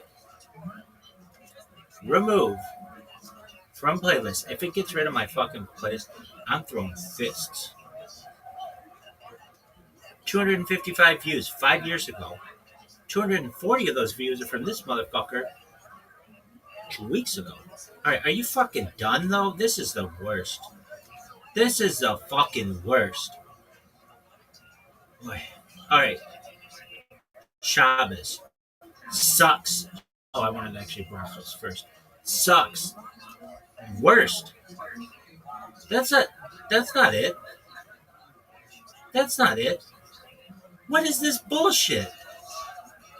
Worst. Share. Copy. Do I paste it in here? This better fucking work. Fetch YouTube playlist. Sorry, this is not a valid YouTube playlist? What? What the absolute fuck? Why does it give me these short fucking links? Thinking like, oh, well, let's just give them the short link. No, give me the fucking link that everybody's gonna know. This is the worst. No, I don't want YouTube Premium. Assholes use that. Are you fucking serious? Dog, this is the worst. They make fucking studying so difficult. Copy link address. If this shit doesn't work, I'm throwing a fist. Fetch YouTube playlist. Fetching videos. How about just work? This is the worst. How fucking long does this take? Stupid shit. This is the worst. Harlem Globetrotters would be sorry. There are no videos in the selected playlist. What the fuck? Dude, the Harlem Globetrotters would think this is such a shit system. Worst. 8-minute Dov Brachos. Okay, play all. But that's not really what I want. I want the fucking link. Playlist. Share. No, dog, the one time I want to use this fucking button. Are you fucking serious? This is asshole. 2 emails today from Los Angeles. The first one comes from Harry Shalom, who says, Rabbi explains why he says that. Finally, I got this asshole. That a Rebbe teaches you Torah is more important than a father in some ways. Stream doesn't care about the title, ever. The smicha, Fetch these fucking videos, thanks dog. to you, I've learned more Torah in the last 3 months than I've learned in my entire life. Worst. From a faithful, are you fucking seeing Harry this? Shalom, Los Angeles. This Second is one the from worst. Harry Ben Shushan from Los Angeles. Chazak Baruch, such an incredible responsibility, etc., day in, day out. Are you fucking serious? He says a beautiful Dvar Torah on the Vuvan. Sorry, there are no videos in the selected playlist? Are you fucking serious? Ruchni's Gashmias, many years to come, Harry Ben Shushan, Los Angeles. Back to our sugya. Oh, if a person writes a single letter with worst. An apostrophe, let's say an R. Are you fucking serious?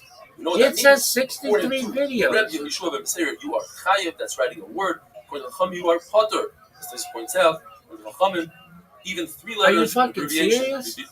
Where do you see the concept of abbreviation in the Torah? All right, this is the worst. This is the worst. Aleph, I made you the fathers of all the nations. But Umais, I made you the chosen nation. Chaviv. We're not so fucking chosen right now, kids. From all the nations. This is the worst. King of all nations. Distinguished. Memon, you're reliable from all the nations. Anoichi Hashem Alikecha. Anoichi stands for Ananachi Kosomsi Havis. I myself want is for this shit to work. Or I'm your name of 8-minute Dov. Or some people read it backwards. Oh, you wanted an 8-minute Dov. Oh, okay. Here you go. Here the playlist. Oh, you wanted Bilam's that mule. playlist? Yorat aderech lenegi. Dude, What is this word? Yorat? Where's the It's an link for abbreviation. this? Yara Ras Hanatza. She saw, she feared, and she veered off the way. When Klaishol brings the carbon oimer, so we can eat chadash, it says in the pasuk Carmel. Carmel is an abbreviation of Carmele, a full Fetch the pillow. YouTube The playlist. barley is bursting, it's moist. If this fucking thing says there are no videos, I'm throwing fists. What is Nimretzes? This is the worst. Noyev, referring to the story of Hashem. Are you fucking serious? Mem, Moyavi, you come from a Moyavi. Ritzayach, Soirer, you're a murderer, you're Please. hated. Eva, you Sample. are disgusting and an abomination. Yehuda says, I don't know what to say. What? You found the Gavia Kesef in The our sack. absolute I don't know what fuck. to say. The Tzadok stands for. The Chayim were upright. This is the worst. Dog, I'm already tired. Says the of Mishnah. this fucking If a stupid person ass writes shit. 2 letters, he's chayav. What if he has an awareness that it's Shabbos or that it's also Playlist. in between the 2 letters? Machlokes. Rabbi says he's chayav because that awareness is the doesn't worst. separate the 2 letters. And yediyah l'chatzi shir. Worst. According to Chachamim's pasuk, because the yediyah yesh yediyah l'chatzi shir, and it does separate. And with that, we finish the parak. Playlist. Habayna. The new parak called Ereg discusses weaving and a loom. According to Eliezer, The copier channel. you're Looking for a chayav copier? for 3 threads. No, I in don't the want a beginning, fucking Kia and 1 Sarah. thread later on. According to Chachamim, I've whether used it's them the though. beginning, They're okay. it's at the end. I like It's middle. Xerox. It's I'm a threads. pimp. At the end, it's only 1 thread. Come There's on, a you stereo ass. contradiction in the Brises.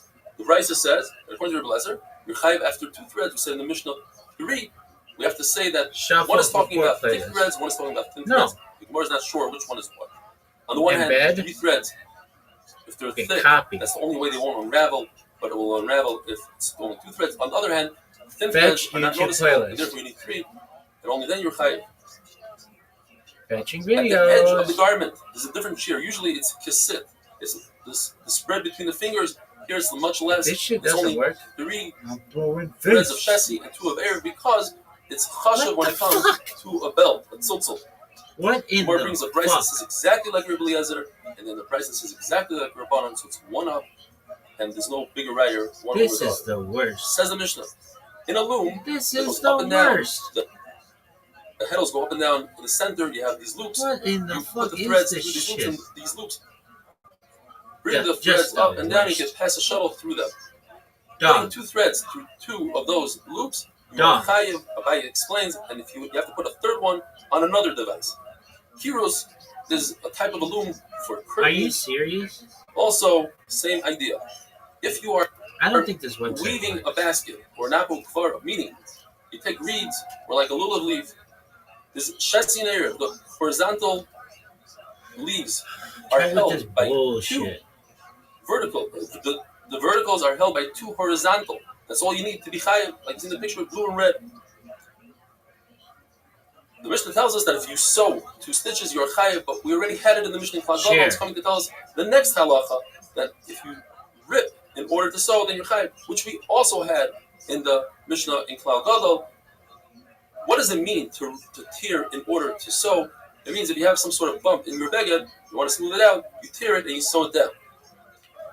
But why do we need this Create halacha? It post? tells the following halacha. No. That if you tear a beged because the person is sad over the loss of a loved one, or he's angry, he is potter. Unless a person breaks tears mekalkel in order to build. Says the Gemara, we must be talking about a dead person that he doesn't have a chiyuv to rip kriya, because if he did, then he did something positive and he would be chayiv on Shabbos. One of these relatives, a mother-in-law, somebody that he doesn't have to rip kriya, he's just responsible over.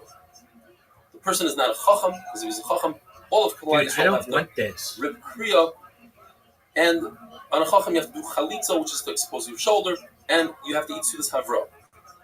He's obviously not a kosher person, because any What is kosher this person bullshit? kriya, and obviously he wasn't at Yitzis Neshama, at the departing of the soul. Takes Otherwise, 1,000 years to regardless compose. of the relationship, you have to This is rip terrible. kriya, just like you rip kriya when you see a Sorry, certain there are Torah no burning. video. Dude, Every this Jew, says website Rashi, sucks. has Torah and mitzvahs, and you have to rip kriya. Worst The shear for stream whitening ever. wool and untangling it and dyeing it YouTube comment. and weaving it is double a sit.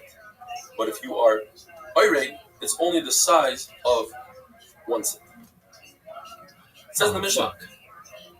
that if you rip This shit a doesn't beged, work. kriya out of Where anger. does the YouTube copyright let you copy any other YouTube That's like goes according to Reb Shimon that says in two steps? You Malach can Shin duplicate your own Sufa clip or Gufa. clone Other, the in other video words, to someone else. for not to have the situation. How to just a copy solution video to the clips? situation Simply is not sign in with your constructive, YouTube account. positive malacha, You can and use you are privacy of the compass. present. Since your time goes according to Yehuda, Huh? in a situation where a person had a Playlist positive that you wish to effect, clone.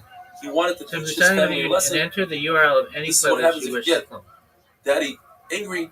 You He can hears set things. the privacy of the clone. But to Oh, calm wait. your yetzer, Hold on. that would be usher, because that causes a person to get Save used to getting playlist? angry, and eventually will do have a desire, says the Gemara. Save to library?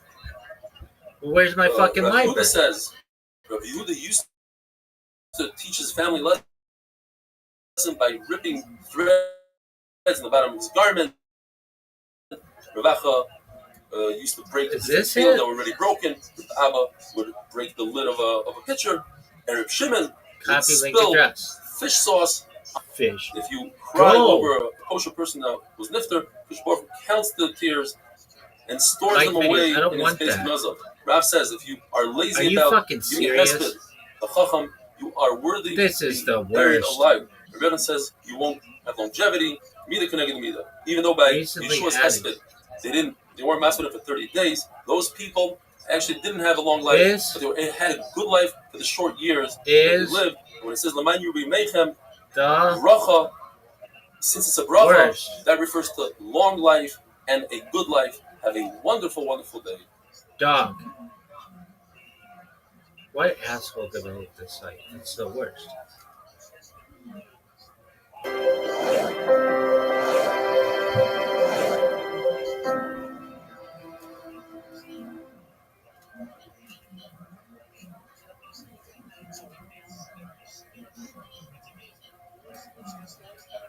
Shabbos Daf Kuval. Today's email comes to us from David Handler. He I writes, know. I can't begin to tell you how much I enjoy learning Daf. The illustrations are very helpful and very clear understanding of otherwise complicated things. Humor is always fun, it keeps the session awake, and attentive. Your demeanor is always pleasant, even when you are criticized. And he goes on to criticize, and he asks Mechila for it. He says, when I said jokingly that we bought a refrigerator for our family center here in Eretz Yisrael, it cost an additional $500 just for the ice maker. He says that could constitute Lashon Hara on Eretz Yisrael. Thinking. Initially, I Dude, brushed it off how saying about that just this is do it? the Medina versus Eretz Yisrael. This is a product made in China that is being charged extra taxes here in Eretz Yisrael. And then I thought about it and said, you might have a good point. If somebody might be thinking This differently is the about making worst. Aliyat Eretz Yisrael because of this kind of thing, then it might constitute Lashon Hara on Eretz Yisrael. I'm telling you this because I love you and know that you would not want to sin, respectively David Handler.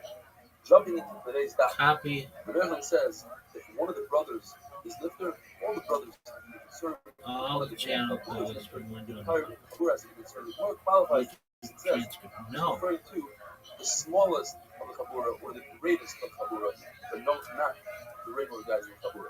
Use The for Babos is a free. big kiddush. When the Mishnah says, any destructive malacha that you do, for instance, you're not going to house, you are talking because you're calculating being destructive, and on Shabbos you have to be positive, you have to make a positive effect. Get started for That doesn't free. refer to two malachas. Choivel and maver. Causing injury and creating a fire are not included. You have to They refer will this and make said, this an option. things like that do not say here in these things, take that outside. There's no mission that says like you, if you heard something similar, that is because there's a positive outcome at the end. For instance, if you caused injury to an animal to draw blood and take that blood and feed it to your dog. Go. Or you made a fire Register. because you want to ask Fuck that you. there. What about our mission? Our mission seems to say not like your Bible. Our mission says Kala Mikal Purim with no exception. Dog, this This is is the where worst. perhaps our mission goes from review. Review the whole I copy all Allah of them. Shekhi Copy Shvicha that. L'Gufa Chayim. Learn how to write As long copy. as No. there's a positive outcome at the end, you are Chayim.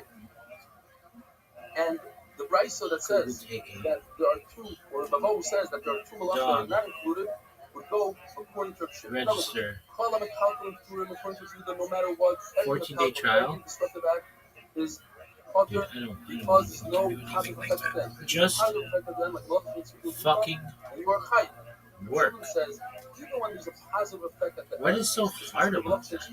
and you are potter. Besides those two malachas, Dog. where the Torah says specifically, Go here. drush in the Torah, that Alright, you are. this is the worst. What is the drush according to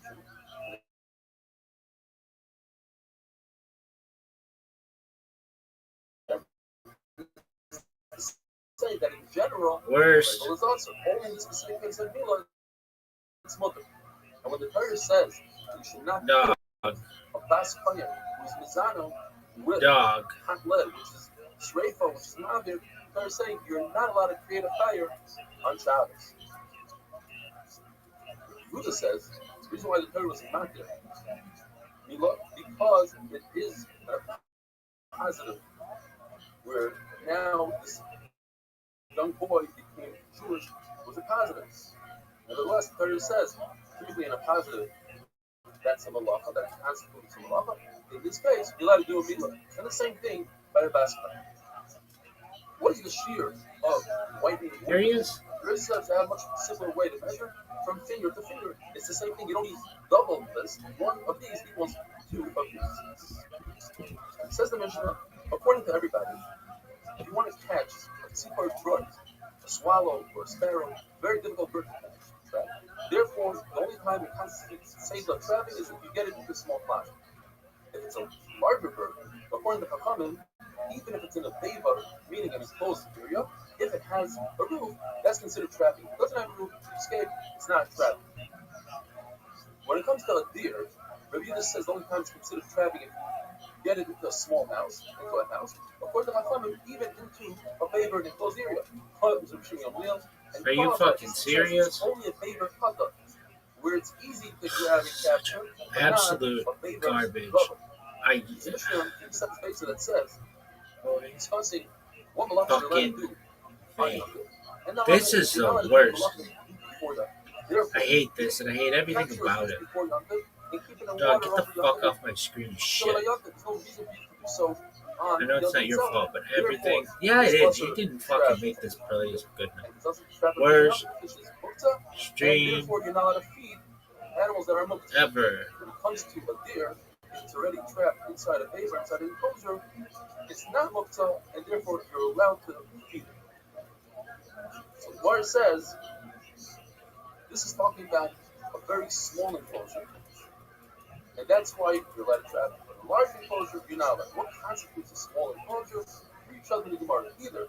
You can grab that This is the worst. Or since the time of the Gemara, the walls were all made the same height. If it has shadow on the other wall, that's considered a small area, or it doesn't have any corners for the animal to run away to. A sleeping deer, or a blind deer, or a deer that has fever, it can still run away. All these can run away, and therefore, if you trap it, it's considered safe or cut. If it's an older deer or a handicapped deer, then you are putter because such a deer doesn't run away, and if it's sick because of This is the worst. Considered already trapped, and you're not trapped. Grasshoppers, hornets, and mosquitoes, according to the mayor, trapping them in a chaya, according to Chachamim, it depends. If it's typically something that you trap for a positive benefit, then it's also, if you're trapping it, let's say, just get it away from you, then it could be the mitzvah and you are pupped.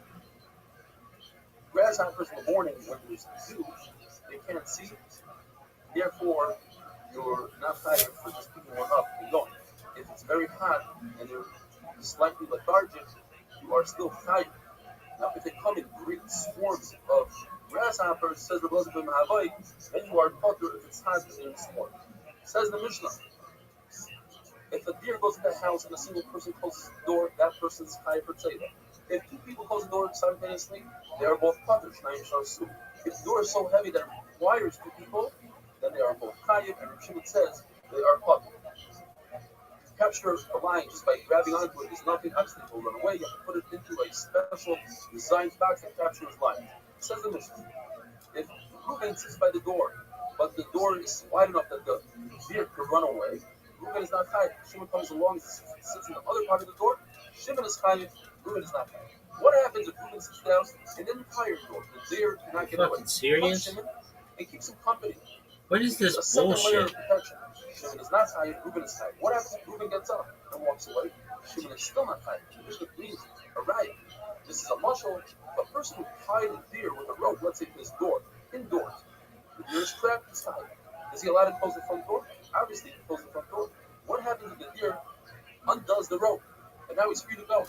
Does the person that closed the door have to reopen the door? No, that happened a while ago. And the same thing here. Shimon sat down and was wanting her to sit down. He doesn't have to get up once Reuben walks away. Have a wonderful day.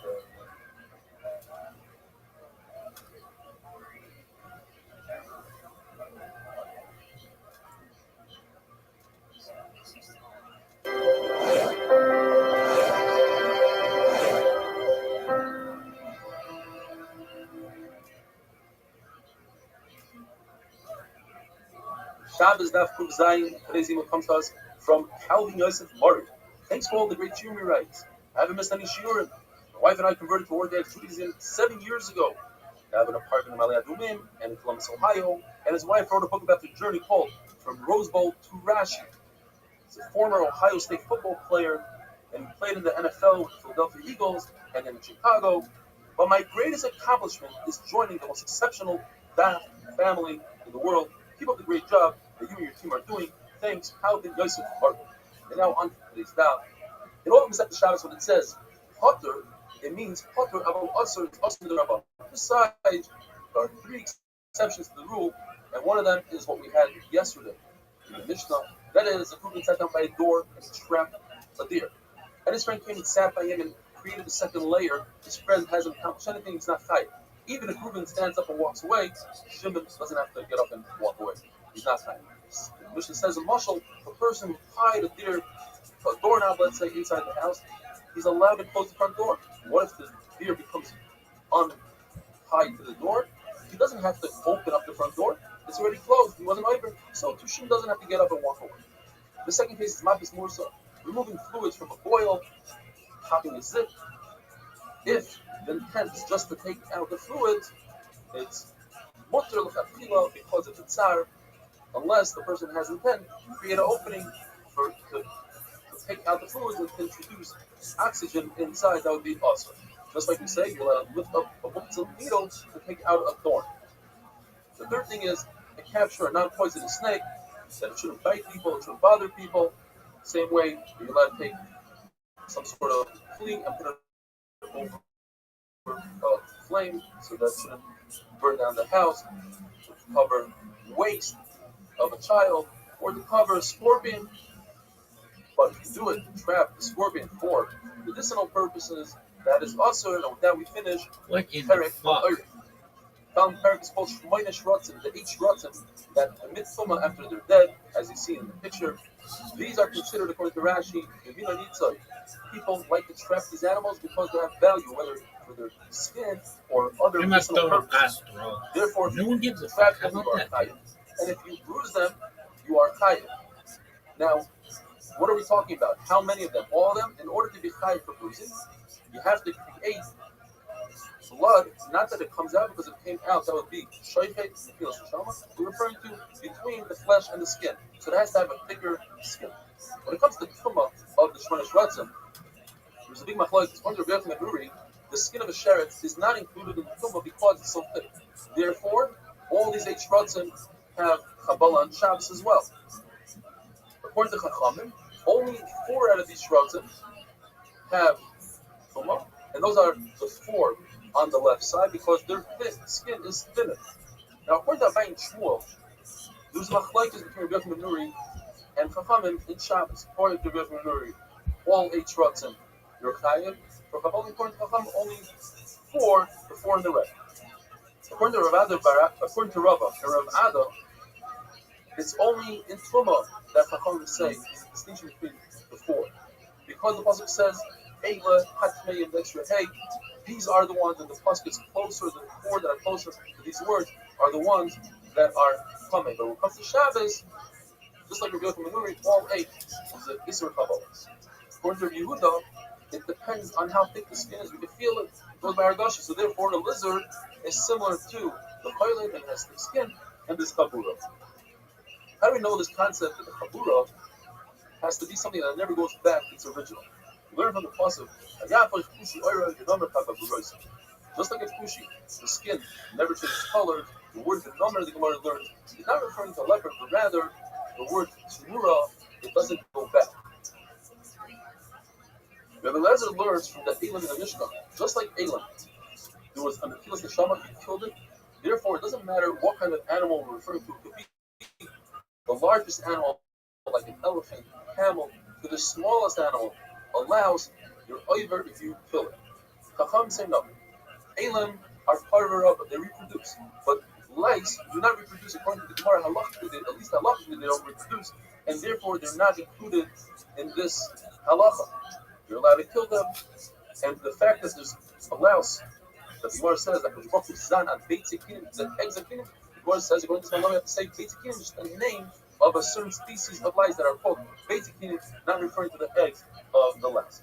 A flea, little fly, according to Lezer, you're chayev in Seder because he holds, even if ain b'mina nitzah, you don't typically trap a fly for a productive reason, you're still chayev. According to Rabbanan, ain b'mina nitzah, you are potter. But of course, killing the fly, you would be over, you would be fine. All other shrotzim, besides Shemona shrotzim, like a worm, a snake, a scorpion, they don't have thick skin. And therefore, there's no Kabbalah, because the blood does not come between the flesh and the skin. Typically, Rashi says, Ein b'mina nitzah, there's no use for their skins, people don't trap them, and therefore it depends whether there's a use for the trapping or there's no use.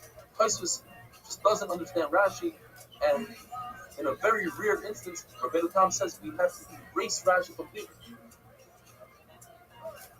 And the Gemara says this goes according to the Shita of Rabbi Shimon. That malacha shein tzrich l'gufa, since there's no positive, constructive act in this malacha of every potter, some say it's going on this other halacha, matis mursa, removing food from a boil. It's not a constructive halacha. Some say it's about trapping a snake. There's no constructive. You don't want to trap a snake. You just don't want it to bother you. Shmuel says, if you take a fish out of water, if there's a size of a selah that becomes dry under its fin, that constitutes killing it. Even if you see that it's alive, you throw it back in the water, it will eventually die from this. Therefore, you're over, you kill it. And they explain it means even not only if it's dry, but even if it has some sort of mucousy liquid attached to it when you touch it, that's also considered killing it. That's wonderful.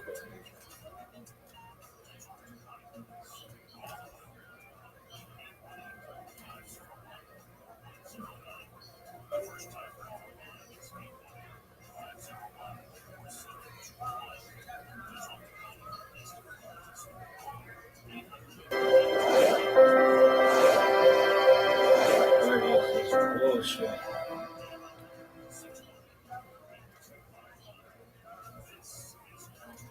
Shabbos Daf Kufches. Today's email comes to us from Rabbi Eliezer Kessler, a Rebbe in Texas. He says that his wife was inspired by the concept. It's not about the dam, it's about the Yomi, and she started a WhatsApp group that today has over 240 women. She teaches Hanaf 80 times a day, and yesterday she made a scene on safe preparations. And she plans on quoting this quote of, it's not about the dam, it's about the Yomi. She had a tremendous amount of tzlacha, and she see thousands and thousands of leaders, and she spread prayer to all of Israel. Jumping into today's daf, the halacha is that there are certain items that attach to your pleasure on your government kibbuh, separating, detaching something from its natural growth. For instance, detaching a fetus within an animal, causing it to miscarry a live animal is awesome. Detaching hops from rumble or a mushroom from a kale is detaching and it's awesome. On the flip side, if you detach a fruit from a tree that's growing in an unperforated pot, doesn't have any holes, it's looked wide or puffy. The reason is because that's not its natural growth, the other things that's the natural growth. Rabbi says you're allowed to write tefillin on the high skin of a bird, chicken skin. The big condition is even though it has small holes from its feathers, it's still mutter. Halacha is as long as the ink goes smoothly over those holes and doesn't go into a bump, then it's mutter. The hide of a bird, as we said yesterday, is certainly considered hide. It's considered skin. It's not a cause of Guzan Shabbos. Nevertheless, halacha is that you take the hide of the Eilas hide, the bird oil, you put it on the scab. Whereas the regular oil, you don't put the skin on the scab, and the reason is very specific to do so. What about writing tefillin on the hide of a fish? The Gemara says you have to wait until the Yom Kippur tells us whether or not it has tzlama according to the Rabbi. It's a ruchni state. It tells us that it has some sort of ruchni stench. But nevertheless, it's definitely considered this hide of a fish. separate from fish where it's not a kavakuma and it creates a lafitza and a chatzitza that if you're in a room with a dead person and there's objects behind that skin, the skin protects it from what tells us one of the saddest stories of Shem's Shmuel and Karna. We're walking on the banks of the Euphrates, and they noticed that the water was coming up, and it was this color. It says, Shmuel, this is a sign that a tremendous gobble is coming from Yisrael, and he's not feeling well. In fact, Rashi explains the water came up and created a pizza around him when he was relieving himself. Shmuel dispatched Karna to go check out who this person is, and if he's from the Chacham. Karna met Rab, famous Rab, the Golador, and he gave him a faher. He started testing him. It wasn't right. He started asking him, why do we have to write tefillin on a kosher animal? And he tells him it's a kosher custom. That it should be something that's allowed to eat. It's something allowed to eat. How you know Damuda is red? The Pasuk says, why is Nila in the place that we do today? And it should be some other parts of the heart, of the ear. He says this is a Shava, Barla Sakri, it's like the biggest part of the Rama, so you need to Nila. And the word of Vasai is preferable to the word of Shava than the word Barlas. Barlas is missing something, like say another word after it.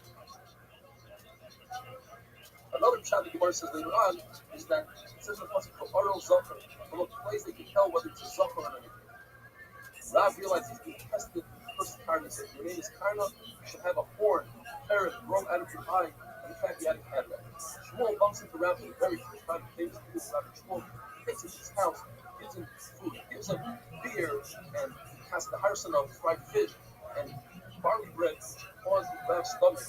Sure. But the point was, Shmuel was a big doctor, he wanted the stomach to go inside out. And he didn't give him a bathroom in order to clean out his stomach. The Rab was very hurt by this. He didn't realize he was being treated for his ailment, and he cursed Shmuel that Shmuel shouldn't have any sons. The different Gemara says that when God realized that Shmuel was trying to help him. Dude, how you living, pimp? How did I just read? What'd you just read, big man? In certain cultural beliefs, that if you have like a twitch or you sneeze, it means that someone's talking or thinking about you. I think that's why I have Tourette's, because I'm just like being thought about all the time.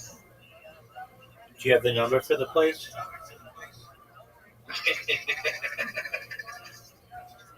It's 10:12 p.m. No, I know. I didn't ask you to call. I just asked, do you have the number for the place? Yeah, so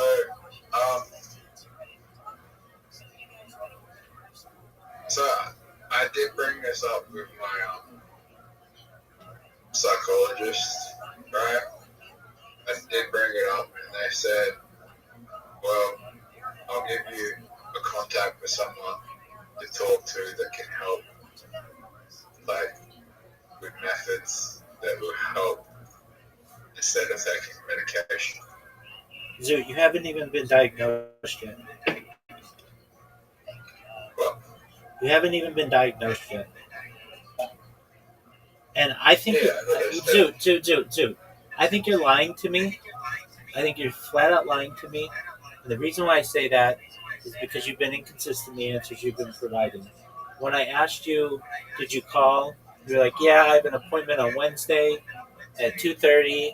Then I said, okay, did they give you a number? You said, yeah. I called and nobody picked up, which isn't normal for a doctor or a business. And then I asked you again, and then you're like, yeah. And then you just literally looked up a number to, you told me what you were typing into Google, which was Adelaide Tourette syndrome. And then, like, so I just don't believe you. And that's fine. But this My is. psychologist said, I was just like, yeah, I was like, I want to get help, but I don't want to do medication. I was like, okay. When did you see your psychologist? When I said, yeah. Well, 3 weeks ago, but I spoke to the phone on Thursday. Okay, so you did lie. You didn't see anybody on Wednesday.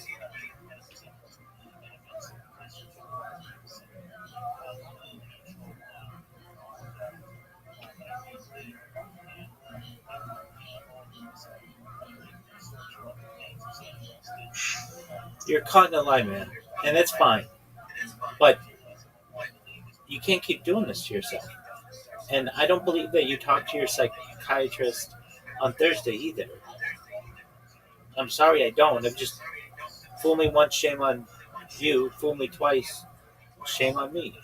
And I'm not gonna get fooled again. What you need to do is tomorrow. You need to do what you did earlier, which was Google a number for Tourette syndrome. You need to get diagnosed with it. And then at that point, if you're seeing a Tourette specialist and they say, well, we don't think you need medication, okay, that's fine. But you're not doing that. You're avoiding the problem. All you do is come in and talk about every other. What if I don't know this? You do, though. You're the one who admitted that you do. What if I don't know? Zoot, it's clear in your behavior. You say mean things, things that I don't like, and then you just What if I don't know it? okay. Then you don't have it. What if I But have go- it have What if I go there and they're like, oh, you don't have it? okay. Then what if that happens? That's cool. But you're the one who said that you had it.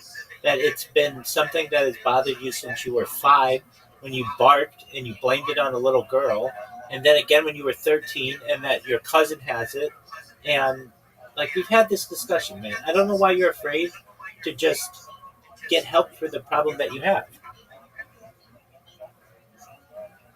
Because I'm sick of fucking getting diagnosed with shit. Yeah, but you're not being diagnosed with the right thing. And you want to get diagnosed with all kinds of stuff except the thing that you really have.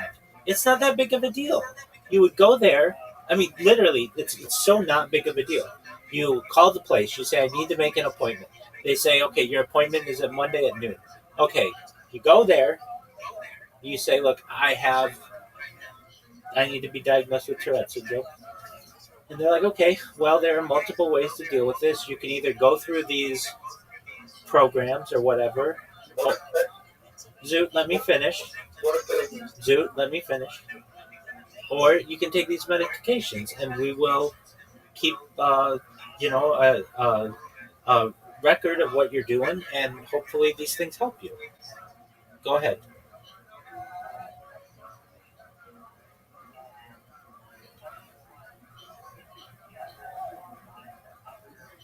okay? You and I both know that's what you need to do. I just found Tourette specialist. Okay. Do you have their telephone number? Yes. Okay, put it in your phone, and then tomorrow, during business hours, you're going to make an appointment, and you're going to tell them that exactly what you've told me for the year that we've known each other, that you have these tics, that they sometimes are stronger than others, that you make jokes out of them when it when it becomes awkward, and you want to know what they can. What'd you say? This person is so far away from me. It's the only fucking person in this fucking city that diagnoses Tourette's. That's incorrect, dude. Any psychiatrist can diagnose that. No. Hey, you got to be 18 to be in here, big dog. Take care. I can subsidize. So I'm trying to subsidize the diagnosis for a society where I can get like something done.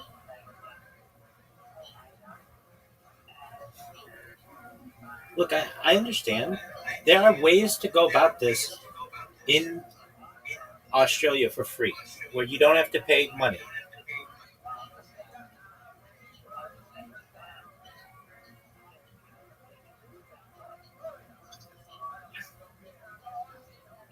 Rabbi, do you think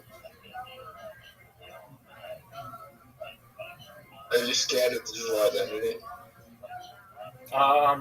That's an interesting question, Zoo. I'm not scared of it. I think that in a lot of ways it makes my project very unique because you won't be able to do what I do perhaps anywhere in the world in the next 5 years or so. Uh, but the unification of all that data, I think, can bring fear to people, definitely. What about you? What if they get digital identity right, and then you say something on streaming, and then they just cut your stream off, and then you can't stream anymore, and everything goes down? That's what happens. What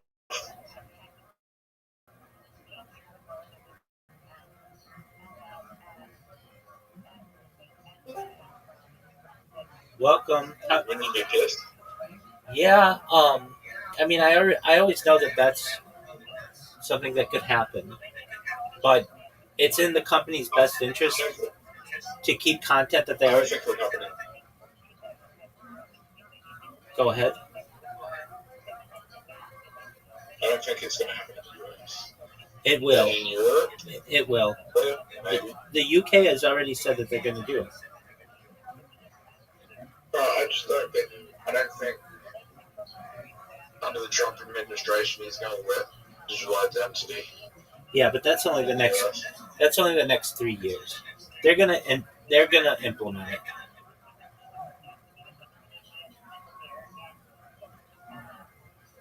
And that makes my project really unique because you won't be able to do what I do, which is basically just create as many accounts as you want and just stream all over the internet.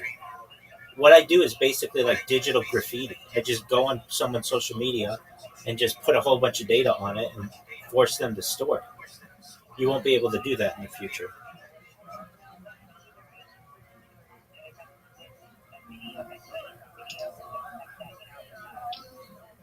Rabbi, What up, baby? I think it should be illegal. I think it should be illegal to hold a child back a year. You know, Let's go. hold on, Zoo. I think about this a lot, and I agree with you. I don't know if I would say illegal, but the practice of holding a child back, I feel, should be. Um,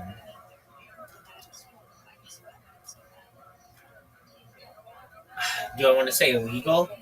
Okay, but I mean, but I agree. It destroys them socially. Yes. I agree with you. And I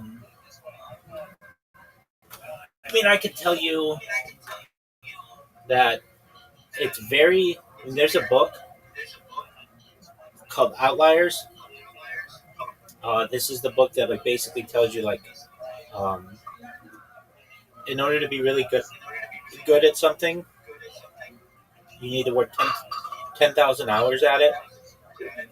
And they talk about specifically Canadian hockey teams, and they talk about basically like if you are a Canadian youth hockey player, if you were born during a certain time of the year, you have a much higher chance of playing in the NHL than you do if you're born in another part of the year because you're like older than the other kids. So basically, like if the cutoff is, let's say, December 31st, the kids that were born January 1st and in January and February and March, they have a huge advantage of maturity and such over kids that are born towards the end of the year. And they also talk about the advantage of like being older in your class, but then there's a significant social taboo on kids that are held back. I mean, I can tell you, I knew of the practice to happen, and with very few exceptions, the kids that got held back were always outcasts. And that's really sad because They didn't do anything wrong. I got held back. What'd you say? I got held back and it fucked up my whole life. I know it did, Sue. I know it did. Well, it fucked up my whole life. I'll tell you what. My mom wanted me. He was just like, oh, I don't want you to. Because, like, if my mom was born, like, she didn't want me to be, like, the youngest. Like, youngest because she was, like, the youngest in her year. But what she ended up doing was making me the oldest in my year level. Right? Right? And you know what what happens when you're oldest in your year level? You have to wait for everyone to turn 18. You can't go to the club. You can't do anything because all your friends are fucking underage. So what happens is you're in school and you're like, at that age, I was extremely immature as an 18-year-old because I was hanging out 17 and 16-year-olds. It was the fucking worst decision she could have fucking made for me.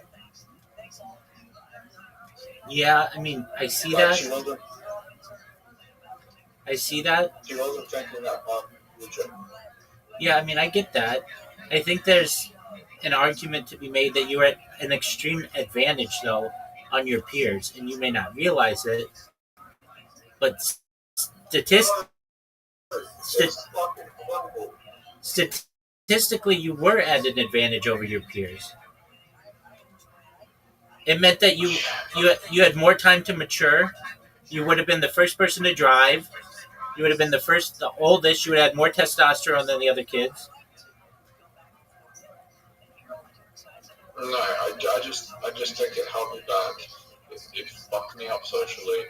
Everything, like, it was just not good. It was just not a good decision. If I could go back in time, like, if I could go talk to my mom and tell her, dude, whatever you fucking do not fucking hold me back a year. At 5 years old, I would tell her that it's like, and my life would have turned out so much fucking better. Well, we can't change that at this point. Yeah, no, but it was like if I don't even want to go over it, but if you knew, like, if I could, like telepathically, like, show you all the things that I went through because of that, you'd be like, oh, holy shit, it was because of that decision that fucked up your whole life. Okay, so what grade were you held back?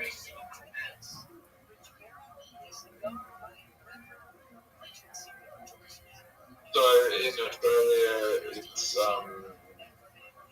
perception, which is the pre-year one. Oh, so hold on. So, like, kindergarten? Well, how old are you when you start kindergarten? Usually like 5 or 6. Okay, yeah, that's 5. So yeah, kindergarten. Okay, and you think that was bad? Yes. Okay, because there are arguments to be made that would have been the time to do it.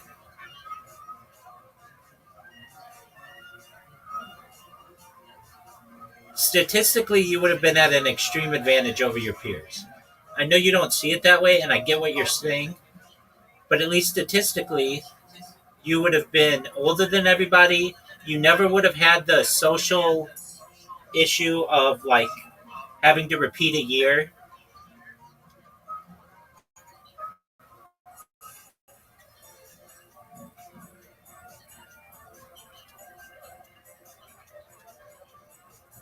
So you never got held back during this, like you were just delayed to start school, right?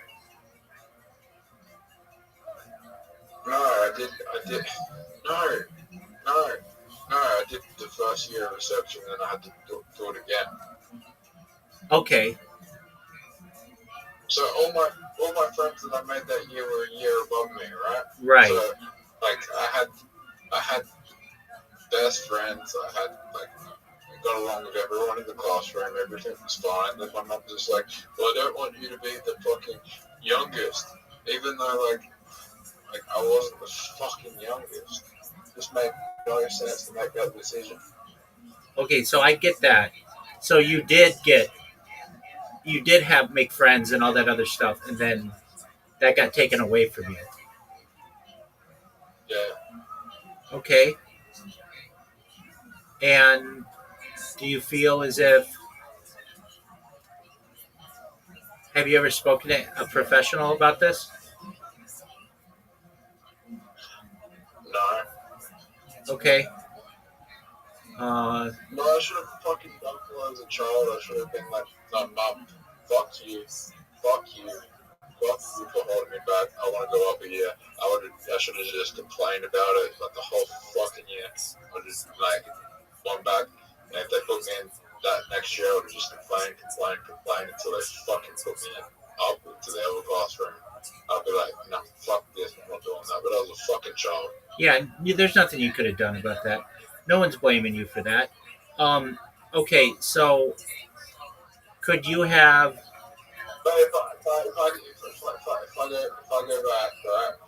I like wake up tomorrow as a, like 6 years old, and I have to start again, my life again. I'll be like, no, fuck you, fuck you, fuck you. Put me up here. I don't care if you think I'm stupid. I'm fucking not doing this. I'm not sitting with these fucking people that I don't like. Nah, I'm going to this classroom. Fuck you.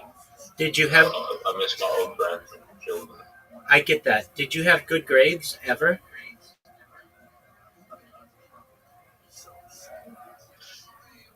So, here's the thing. Up until grade 3, I was doing fine. Okay. I was doing fine. Something happened in grade 3. It's like, I just didn't fucking care about school. I understand. What was it that made me not care? What do you think it was, Zoot?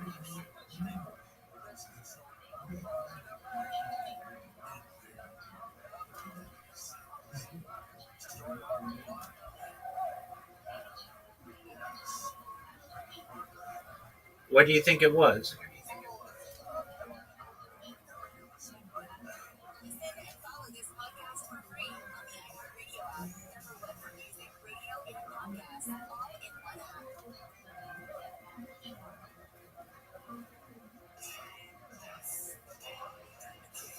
Okay, well, there's nothing you can do about that now. What was it that made me not care?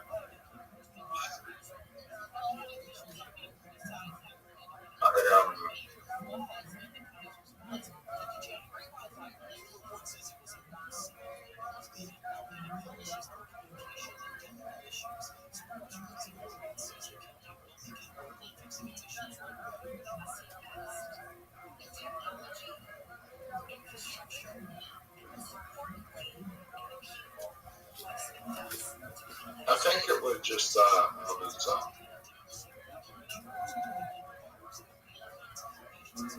look, I had a tutor as well, who was helping me through school. I could have just fucking yeah. Yeah, I don't think it's okay for holding a child back from school, no matter it just I don't think it's good. Not a good idea. Right, and I'm in agreement with you on that.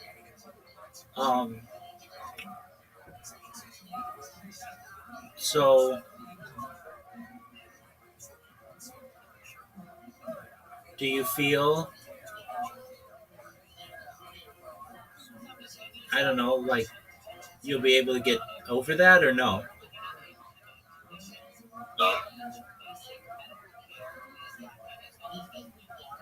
I wouldn't have gotten into as many fights. I wouldn't have been bullied as well. I probably would have been bullied. I wouldn't have been bullied as much. I would have had, a friend circle that would have I would have had my original friend circle the whole way through school if my mom didn't make that fucking decision.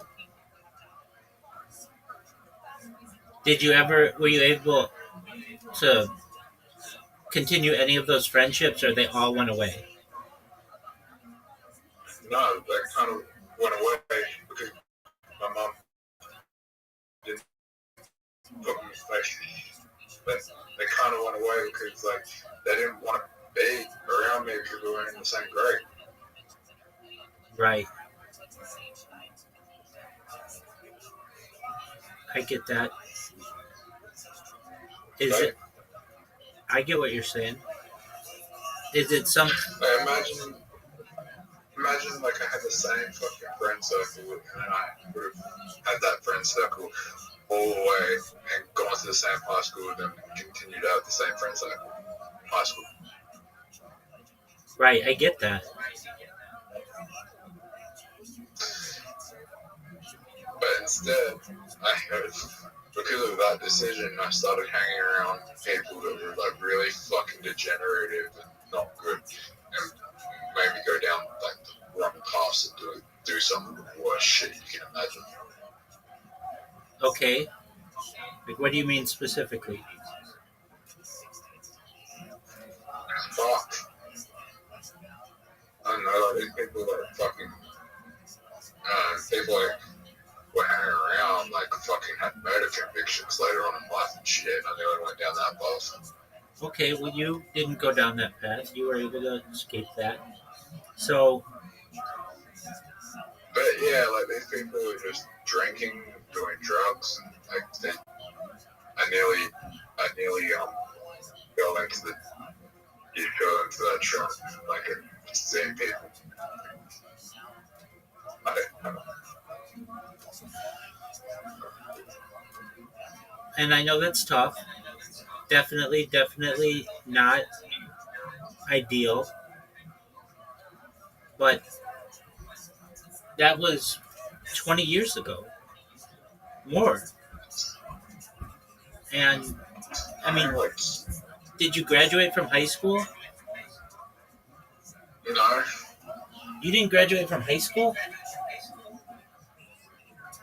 yep, I didn't Okay, did you get a GED or whatever the equivalency is? say say Okay, did you get that?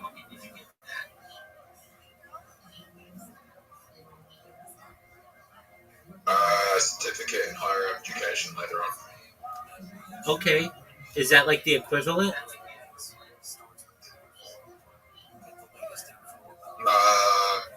Well,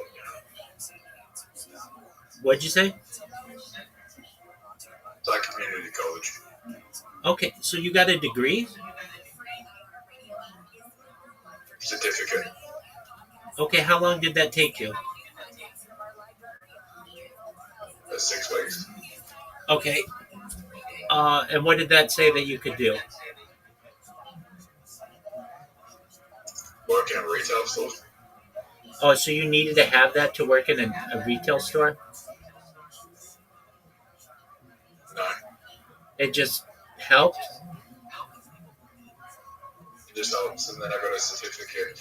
I do have a degree in bachelor. I do have a degree in not bachelor. I do have a degree in blockchain, AI, machine learning as well that I paid like 14 grand for. Wow. Okay. I studied it for a year. Okay. Was it worth it?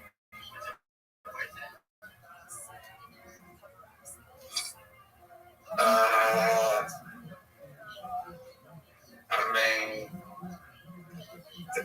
I did kind of get a job for a crypto exchange for a bit, but then like went to for a couple weeks, but then they didn't go bust, but like there was a lot of regulatory things, and like they were starting to like they're still around, they're making money, but like they were going to bust.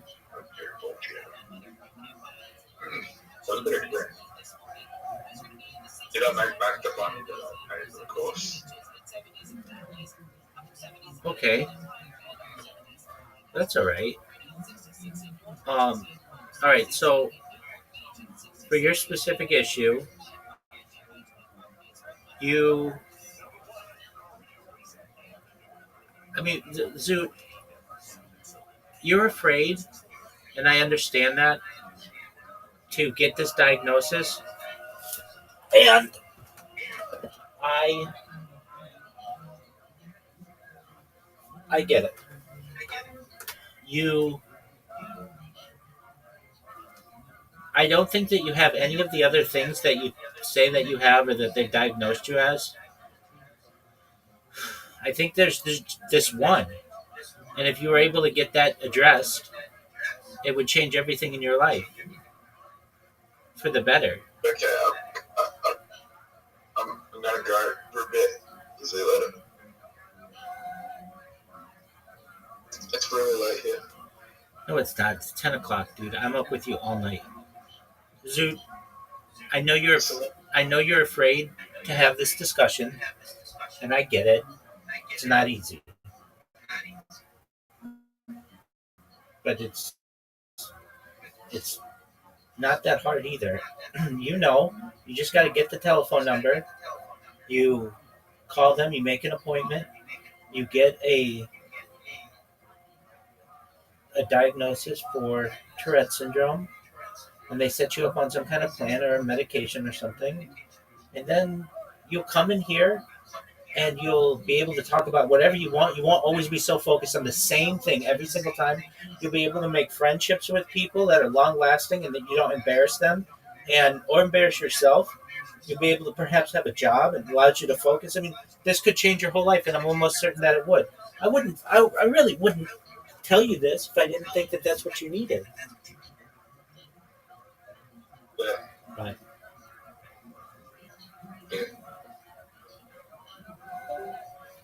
Awesome. If I could just wave around and help you, I wish I could.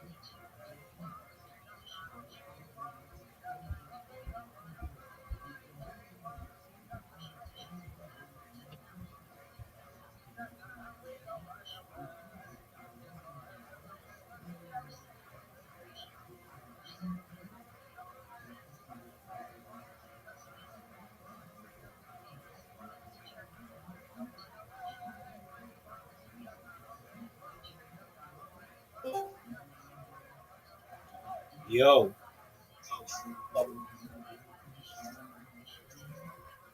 how are you?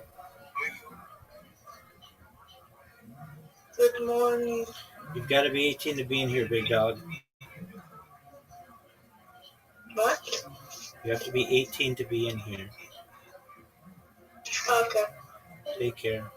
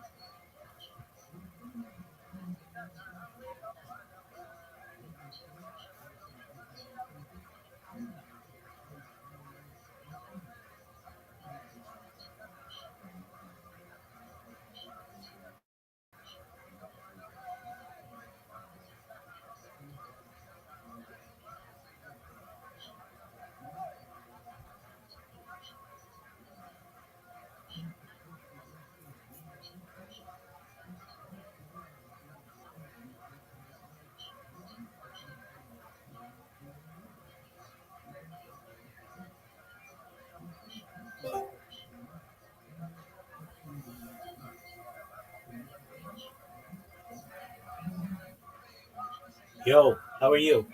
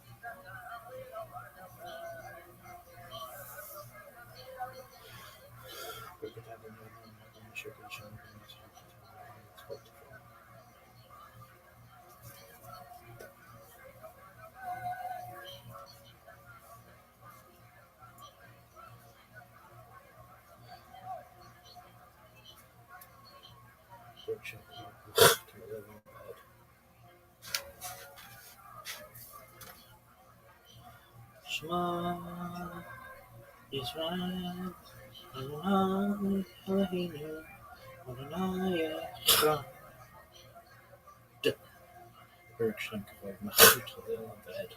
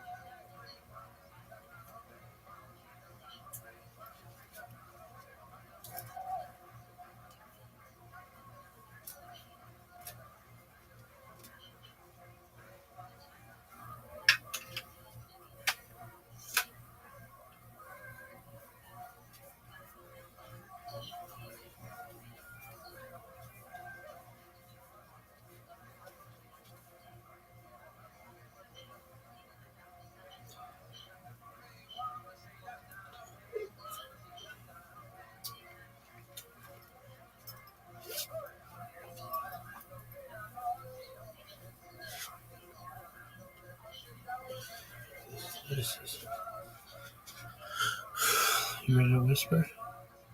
Villain had to be on the hide of a kosher animal, but not only a kosher animal, even be on a kosher animal that dropped dead, died from natural causes as rape. But on a non-kosher animal, it's us the right to fill it. The question is, why? Because it has to be mutter befika, something that could eat. But a dead animal is not mutter to eat. It died on its own, it wasn't shechted. So Gemara says in Mashal, you have a king and executioner, they both killed one person. Who's more kosher? The person that the king killed. Here, Baruch killed this animal, so you could write fill on it. So why can't you eat it? Because that Torah says mufurish, you're not allowed to eat another.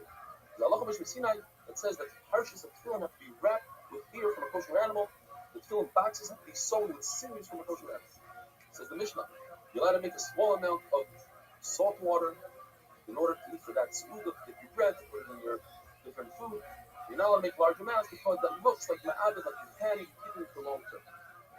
Yossi says, if you can't make a large amount, so you also can make a small amount, and therefore, when you make this concoction of salt water, water and salt, and oil, make sure you put the oil from the first ingredients, not all the way at the end, because the water and the salt can combine together to make a very strong salt water, and that's awesome. It's also to make strong salt water, which means you have 2/3 salt, 1/3 water, with egg will float on it. People use that for fish bread. According to everybody, you're not allowed to salt a radish.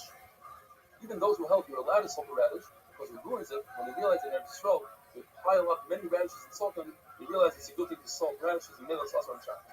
An egg is machlokes. According to Rabbi Bar Chaviva, it's a good thing for the egg to salt it, therefore it's also good for a value, it's mutter. 3 things that without the shell, you wouldn't be able to digest them: an esrog, a radish, and an egg. When it talks about an egg, it's not referring to the outer shell, it's talking about the white of the egg. That helps you digest the egg. Rabbi says that certainly a piece of wood cannot sink in the Yam HaMelech, in the Dead Sea. Yet, even a person cannot sink. Why is he telling us? He's telling this to us to show us that the Dead Sea has medicinal properties to it. Nevertheless, you're allowed to wash yourself with that water. Now, what about putting that water in your eye and blinking? It's obvious that you are doing so for the fuah. The Gemara brings a right that it's usher. Because the Gemara says that putting wine inside your eye is usher. On top of the eye is mutter. And you can even take a piece of bread and soak it in wine and put it on your eye. However, saliva from a fasting person that has different properties in it is also to put even on top of the eye. Gemara says the major halacha in Hilchos Shabbos is that you're allowed to take the larim, which is pasting clean wine, and soak it before Shabbos. You do so before Shabbos, and this has many ramifications. Hilchos Shabbos, taking medicine and soaking it before Shabbos, etc. And you like to take this concoction and put it on your eye. But it's also to blink your eye because that looks like refuah. Yannick asked Mar Ukva for some of this larim, this paste. Rabbi said, I have a much better idea. First of all, I'll send you some so you don't think I'm stingy. You should know, there's a much better idea. Wash your eyes out with cold water in the morning, wash your hands and feet with hot water in the afternoon, and that works a lot better than Filaria. Have a wonderful day.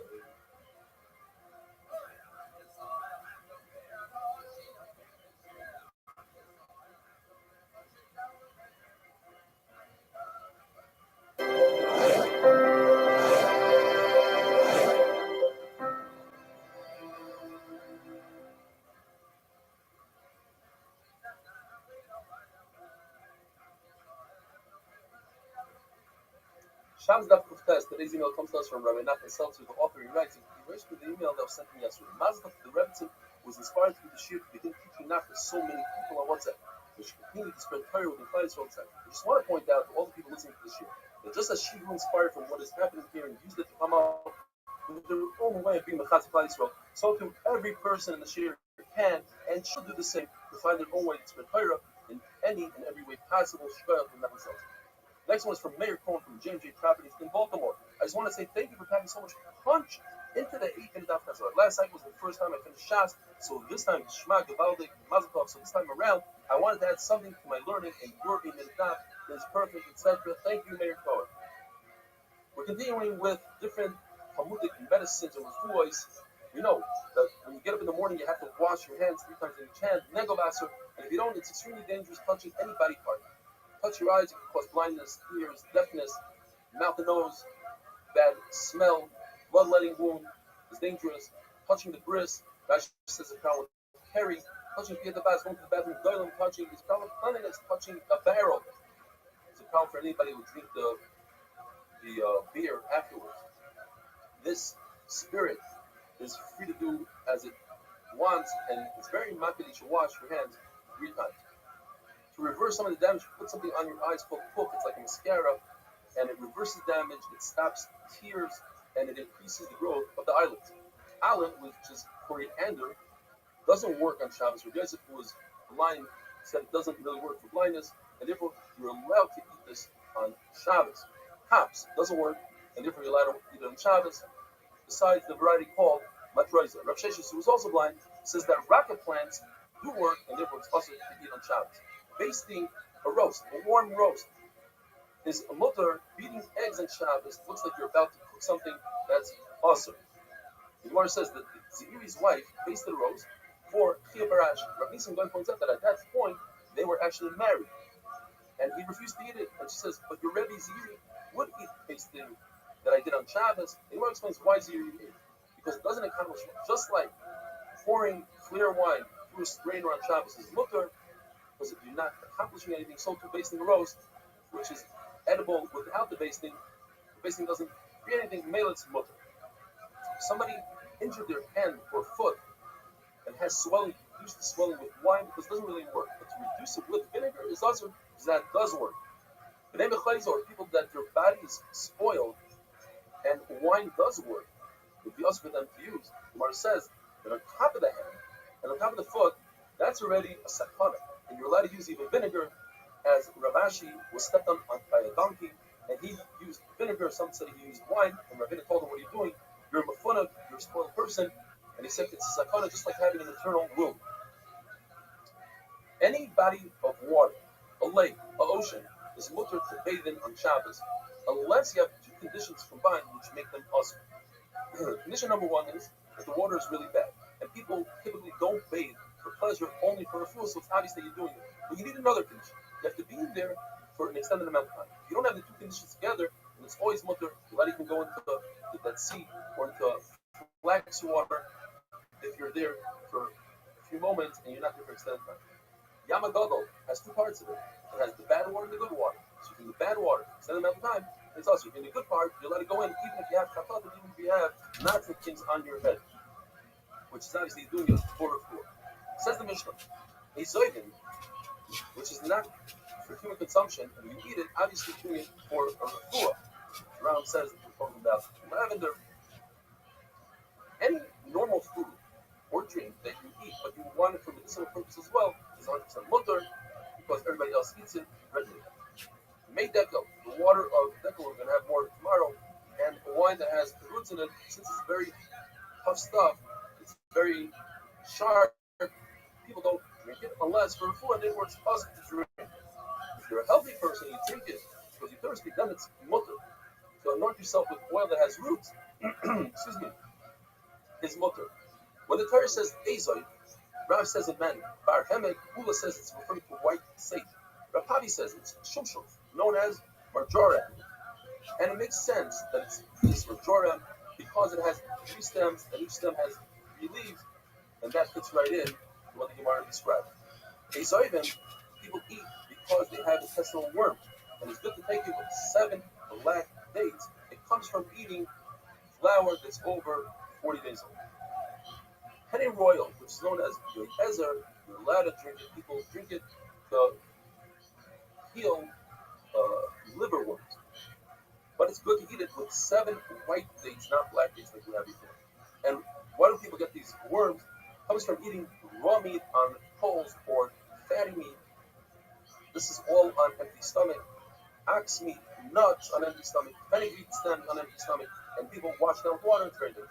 You don't have Eliezer, or it doesn't work. You could eat white press, does the same job. You don't have that, fast, and afterwards put some fatty meat on the coal, suck the juice, sip it with a little vinegar. Some people just take out the vinegar, and that should work. You don't have that, take a bark of a bush. Now it's very important how you remove the bark of the bush. You go from top to bottom of the bush, not from bottom to top. Otherwise, the worms will come out from a person's mouth. You take this bark, you take this, you cook it up with beer, only during Ben Hashmoshes, and you relieve yourself on the bark of the bush, and that matters. Why do people drink Abu Ra? They drink it because if they drink Mayim Megulim, things that were covered overnight, we're concerned that the snake injected poison into the Megulim, like the Gemara Navik Zara. The medicine is Abu Ra. If you don't have Abu Ra, you make a concoction of 5 roses, 5 cups of beer, cook it until you have reviews. Mother of Chadvi Barami reduced the recipe to 1 rose, 1 beer. When she gave it to a person, she took the cold out of the oven while the oven was still somewhat hot.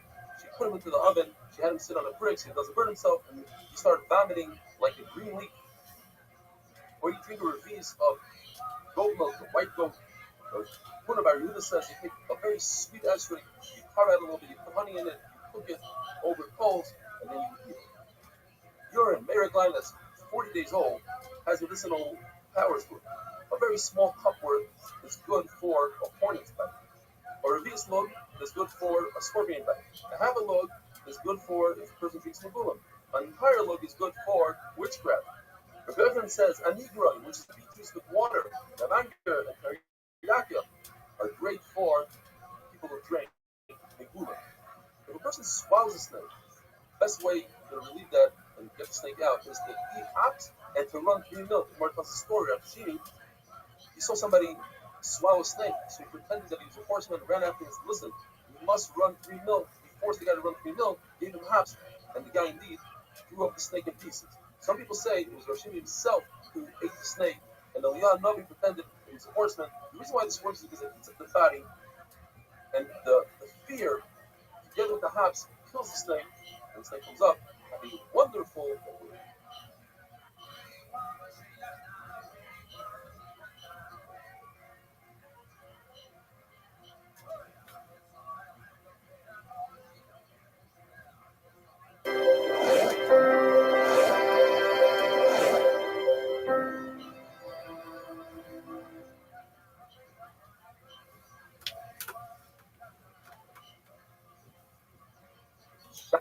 Shabbos Daf Kufiyut. Today's email comes to us from Shaul Croson from Borough Park, and he writes, "We cannot express enough our gratitude to you for being Marvis Torah in such a beautiful manner. Your sense of humor only adds to the enjoyment of the life.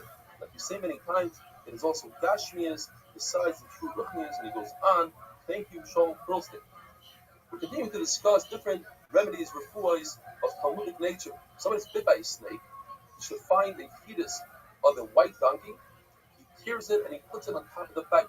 But he has to make sure that the mother is not a traitor. The Gemara tells us that there's a person appointed by the king of Pumbedisa that was bit by a snake. He found 13 white donkeys like that. He tore them open and he found that they were all traitors. He heard that there's one on the other side of town. He went over to the red on the other side of town. And by the time he got there, a lion ate that final donkey. Says that it must be this person was a favor on Rabbanah. He was solving Rabbanah. There's no remedy for that. And that's why he's died from sometime. He says, as the Rabbi was with you, he instituted a year of Avelos that when you bring a dasim to a wedding, you shouldn't use the belt. And he's insisting on using the belt. Therefore, he died from sin. The person finds himself wrapped by the snake. Jumps in the basket. Finds the basket and tosses it in the water and run out of the water. If the snake is extremely excited and is tracking it down by the smell, you should have a snake carries and hold on to blow off the smell. If not, you should jump over a puddle. If not, you should jump over a river.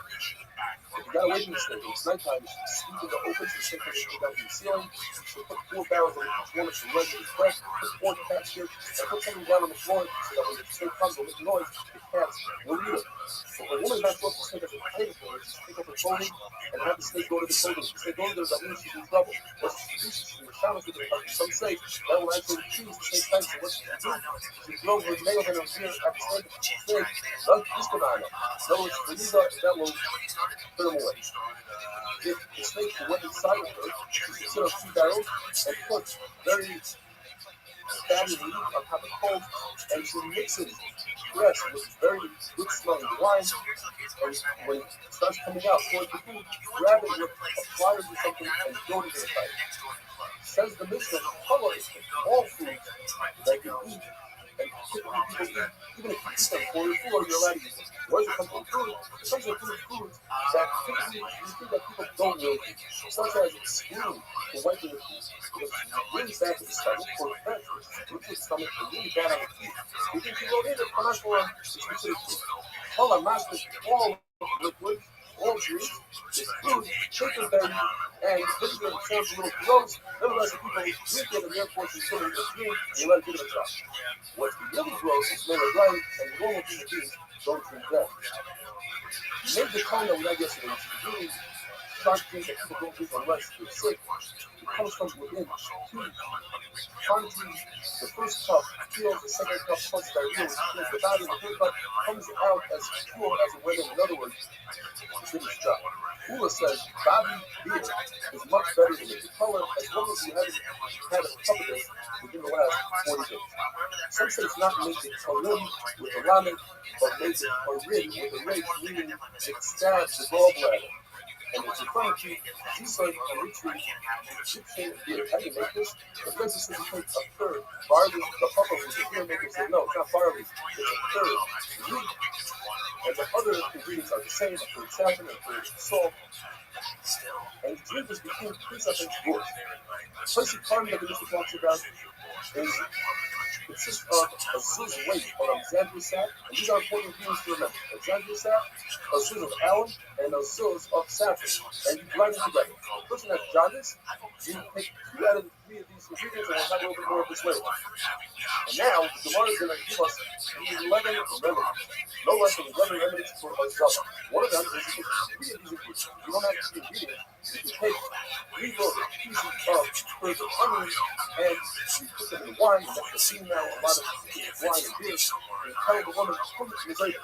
You don't have that. You put her on a crossroad, give her a cup of wine, and you have somebody come from behind and scare her. You don't have that. You give her a handful of fenugreek, saffron, and cumin, and you put it with wine, and you say, come is later. You don't have that. You take 60 barrels of it, and you smear it on her, and you say, come is later. You don't have that. You take some of the pork, and you put it in wine, and you say, come is later. You don't squeeze the noise. If you don't have that, you burn from a misa bush And in the winter, you use cotton rags, and in the summer, you use linen rags and put it in there. If you don't have that, you dig 7 holes in the ground, and you burn a vine from Arba, and you give her a glass of wine, and she stands up and sits down and eats one of those holes, and you say, "Who's Missouri?" You're going to give her fine flour, you put it on the bottom part of her body, and it's a freezer. If you don't have that, you might have an ice-cream in there. So you put that, and you burn the ice-cream and in the summer, you put it in the linen rag, and in the winter, you put it in cotton rag. If you don't have that, you open up a barrel of wine for her, and make sure she drinks a lot of it all the time. If you don't have that, you need to find a wine. You take one bottle, and you find in the waist of a mule, a white mule, and if you hold it for 1 day, it stops the placebo. For 2 days, you hold it 2 days, it stops the placebo. 3 days, and you hold it for 3 days, it stops the placebo. Whatever. Jaundice, you take 2 of the 3 ingredients of a Xanthia sap and the alum and the saffron. However, it has a really bad side effect. It causes sterility. It causes become upper. If you don't have that, you take the head of a fish pot, you put the milk up, and you cook it in wine. If you don't have that, you take yummy locust juice. If you don't have that, you can use the juice of a small bird called a nucleus. And you sweat on your body. Go to the bathhouse, and you smell it there. If you don't have a bathhouse, you send it to a wall and an oven. You need that heat. The Rabbi says there's another way to deal with jaundice, and that is you take the linen, the sheet of somebody that has jaundice, or that person himself, you wrap them up there inside. But how to do this for about an hour, and then seal. That doesn't work. If you don't have one, you take 3 times 3 million pieces of Persian dates and 3 pieces of wax that's overflowing from the honeycomb, and 3 pieces of red aloe, you boil it in beer. You don't have that. You take blood from the forehead of a very young body, and you shake the head of the jaundice patient, and you put in something that's if you really care about that blood, of course, the blood. You don't have that. You take the head of a lamb that was pickled in, and it was pickled and cooked in beer. You don't have that. You take the head of a pig that has spots, you cure it, and you put it on top of the heart of this person. You don't have that. You put it in the middle row. The word is an Arab who has jaundice, and he stayed with the gardener. He asked the gardener for leaks, and he gave the gardener his coat. And once the gardener had his coat, he said, "Can I charge your coat and sleep in it a little bit?" And he slept in it, and when he woke up, his coat was from the healing of the jaundice, and he was wonderful. Yeah. I saw his daughter. Grandma, you can't be 103. Just see it all that. Grandma was 60. I was there when she was 60. And now she's fucking bleeding. She's still tormented. You guys just Jaundice not pushing out, pushing out compressed from the symptom liquid. Even though you can see something that's protected by blood tissue, you can up with it. These things now have easily without it. I love pushing the cure that makes it from the second one. Sometimes people want to kiss this guy on Zoom every single morning, and you can start off with this video. You can shout at stuff. And if you pass this video, he goes through this whole thing and finally says, down the way to the terminal, and he holds at the end of the great process. The first line, tries to become a figure learner one day after the game, and we can tell one day will be like this. And he's very excited about the community that working with him to open arms. So has something going on for years. When the sugya of different medicines that we have to brought down into the report in Canada, for jaundice and more should be out of the 3,000 ingredients. Xanthia sap, alum, and saffron. 2 out of those ingredients cures jaundice. The only problem is the very slight side effect called sterility. Because when I'm taking up this, the question is, how is one to take the minister says you can't take it on shot, you can't take it all these laws. It says in the country that being a part of 4 languages that have speaking of the animal, and really the artifacts to them, really also, it also applies to human beings. There's no lesser talking about it. The person might only say to a woman is highly the food, you must be talking about an elderly woman or not part of. You're raising a part of, you say, I'll start from running by a man. Drinking this potion, even if he's already up, it would be also because he's a serious after a serious. Even if It's not there yet. You're going to be sending the genres is your essence. As a indirect, just like you said, that there's too much opportunity. There's too much opportunity. What you do is play that, make them. And it's not clear how you make it fun. It's like the next person that needs it, the next person that puts it other, makes a shape. They're all over one of another. Just like the player says by seals, that you're over on detaching, and then you're over on cutting. The seals like an old man can have figures since he took supposed and the 1980s, but he's also suicidal. The halacha is that you're allowed to cut off the crown of the rooster, of boils of the rooster, even though that will cause him to be scared. You are not causing him to be scared.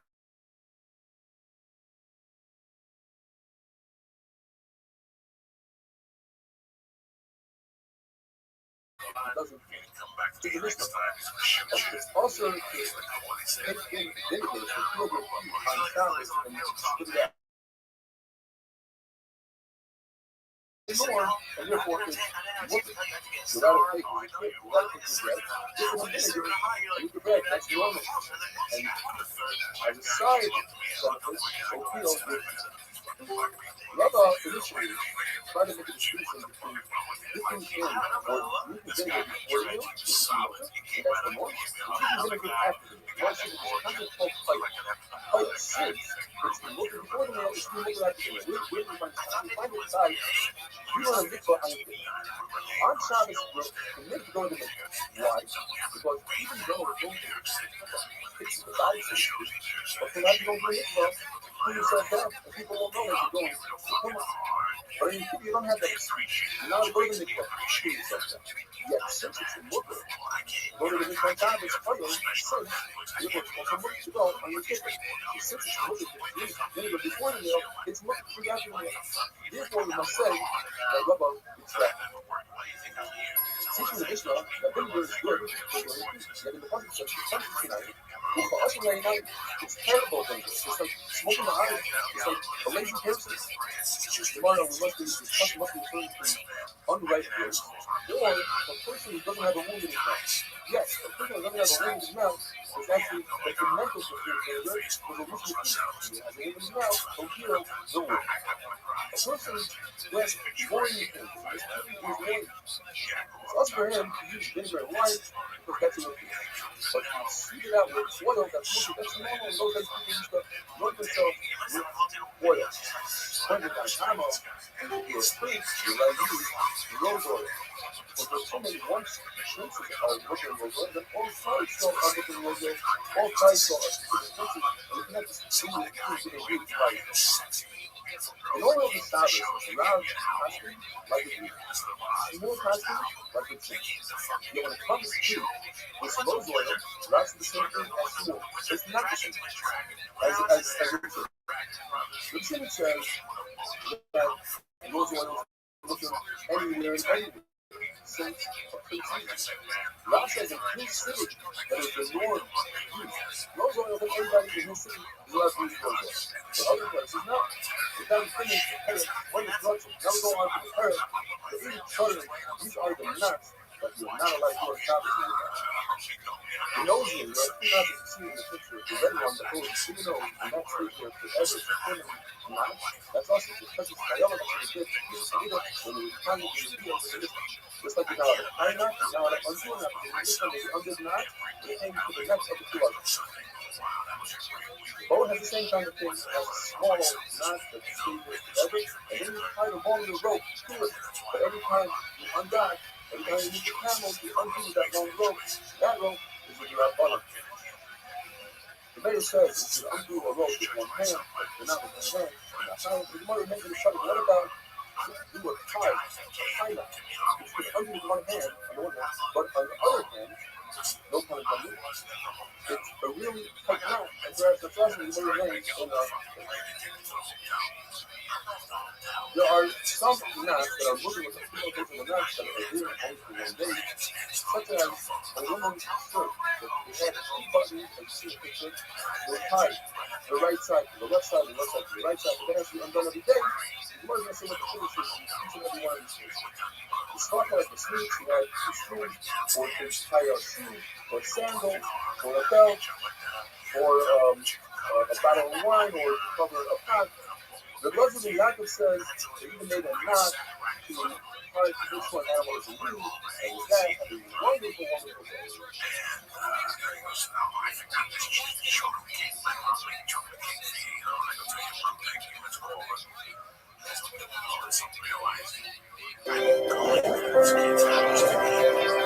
Since 1970, first time I walked in this house, I was 15 years old. I walked in this house, I was working before my mom. For a party in the hall. Later, do you remember what it looked like? Do you remember what the house looked like? Oh, yeah, I'm fascinated by that stuff. Like, the house looks like it smells a certain way. He still lives there. He lives in a little room. At that time, he shared a room with his medium brother. They had a basement that was all made of really small, made by the sheet. All the shit. I remember that yellow part here. And I had stolen some coke. They don't get some coke that was downstairs in my basement. My mom was going around like some people. I took a little bit of it. I had it in, and I took it to the party. I took it with me to school. I took it to the party. I told him aside that he wanted some coke. He said, where'd you get it? We got peppermint schnapps and vodka. We made drinks. Sat down. I did a couple lines of coke with him. And I gave him the rest away. And it was our bond. It's been our bond forever. Just sort of like trying this way.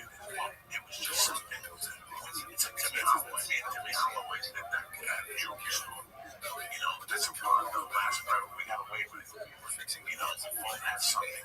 There's something about a street bond. When you do something, there's something about a bond that you mean. But there's different bonds. It's like twins have a special bond. You know, when I see Timmy and everything else, I just forget. I forget everything else. I just see that kid that we're both 16 in the same boat looking for a fucking direction. And here we are 30 years later. We're just going in for a direction. How long has Brittany Chicken come in and pause in the hotel room? Like, you told me that he did that, like, you know, when you were like, listen, I'm gonna visit. The bigger the land, the bigger the mistake, the bigger the story, you know, whatever the fuck you want to do.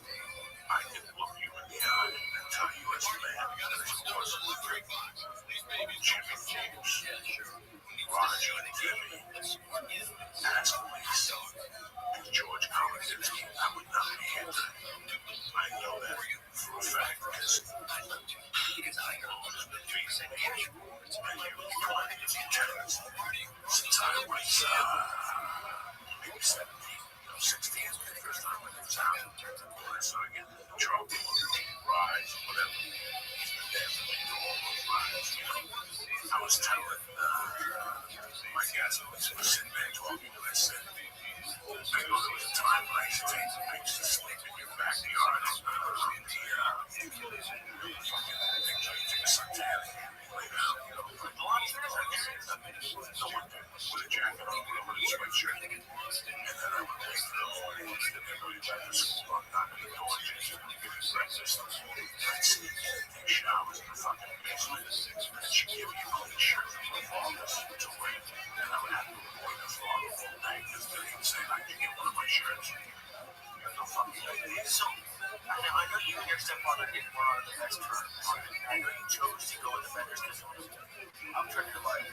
But when you're saying they're homeless, none of you was like, okay, I'll go with him. I wouldn't like it, but there's no way I was going to give it to a guy that I was ever going to do. There was no way. I don't know. It was just, I couldn't go to work. It's just someone that I really wanted to make that I belong. And that's what I could have done. You know, and I look at these kids who did that. In 1993, when I was starting to get out, he was breaking me. You know, one time I went back on the road, I was in 98. You know, I would stay up in 2 bars, going to the comedy club on the spots, and I don't wait for a bus to get to London. I can't lie, I had maybe $18 in my pocket. I was still getting money, and I was like, what's up? said, forget it, give me a ride because I got some cleaning back from the house. Let's do a walk. He wanted to get home. This week when I was home, he's the one that drove me to the cemetery. He wanted to pick me up and drive me to both gigs, both nights. And I told him, no, I'm over with my friends, whatever. I mean, it's just amazing to still have that support system. I don't ever want people to think that I was just out there. One thing that kept me alive was the support system I had. But because I had that support system, I also wanted to make them proud, which has always been very important in my world. Is making everybody did something for me. Who's that? If I can feel like I'm not in the mind. And you're like, what do you need? Anybody here in San Diego, what kind of clock? And you're like, you know what? You got weed, let's go. And all of a sudden, on the way down, I go, hey, you're $15 for gas. You're like, oh my God. I can't never forget that. And then you drive me home. Let's say you're not in the community. Let's say you're just a lawyer. You do this for me. How do you get my feet?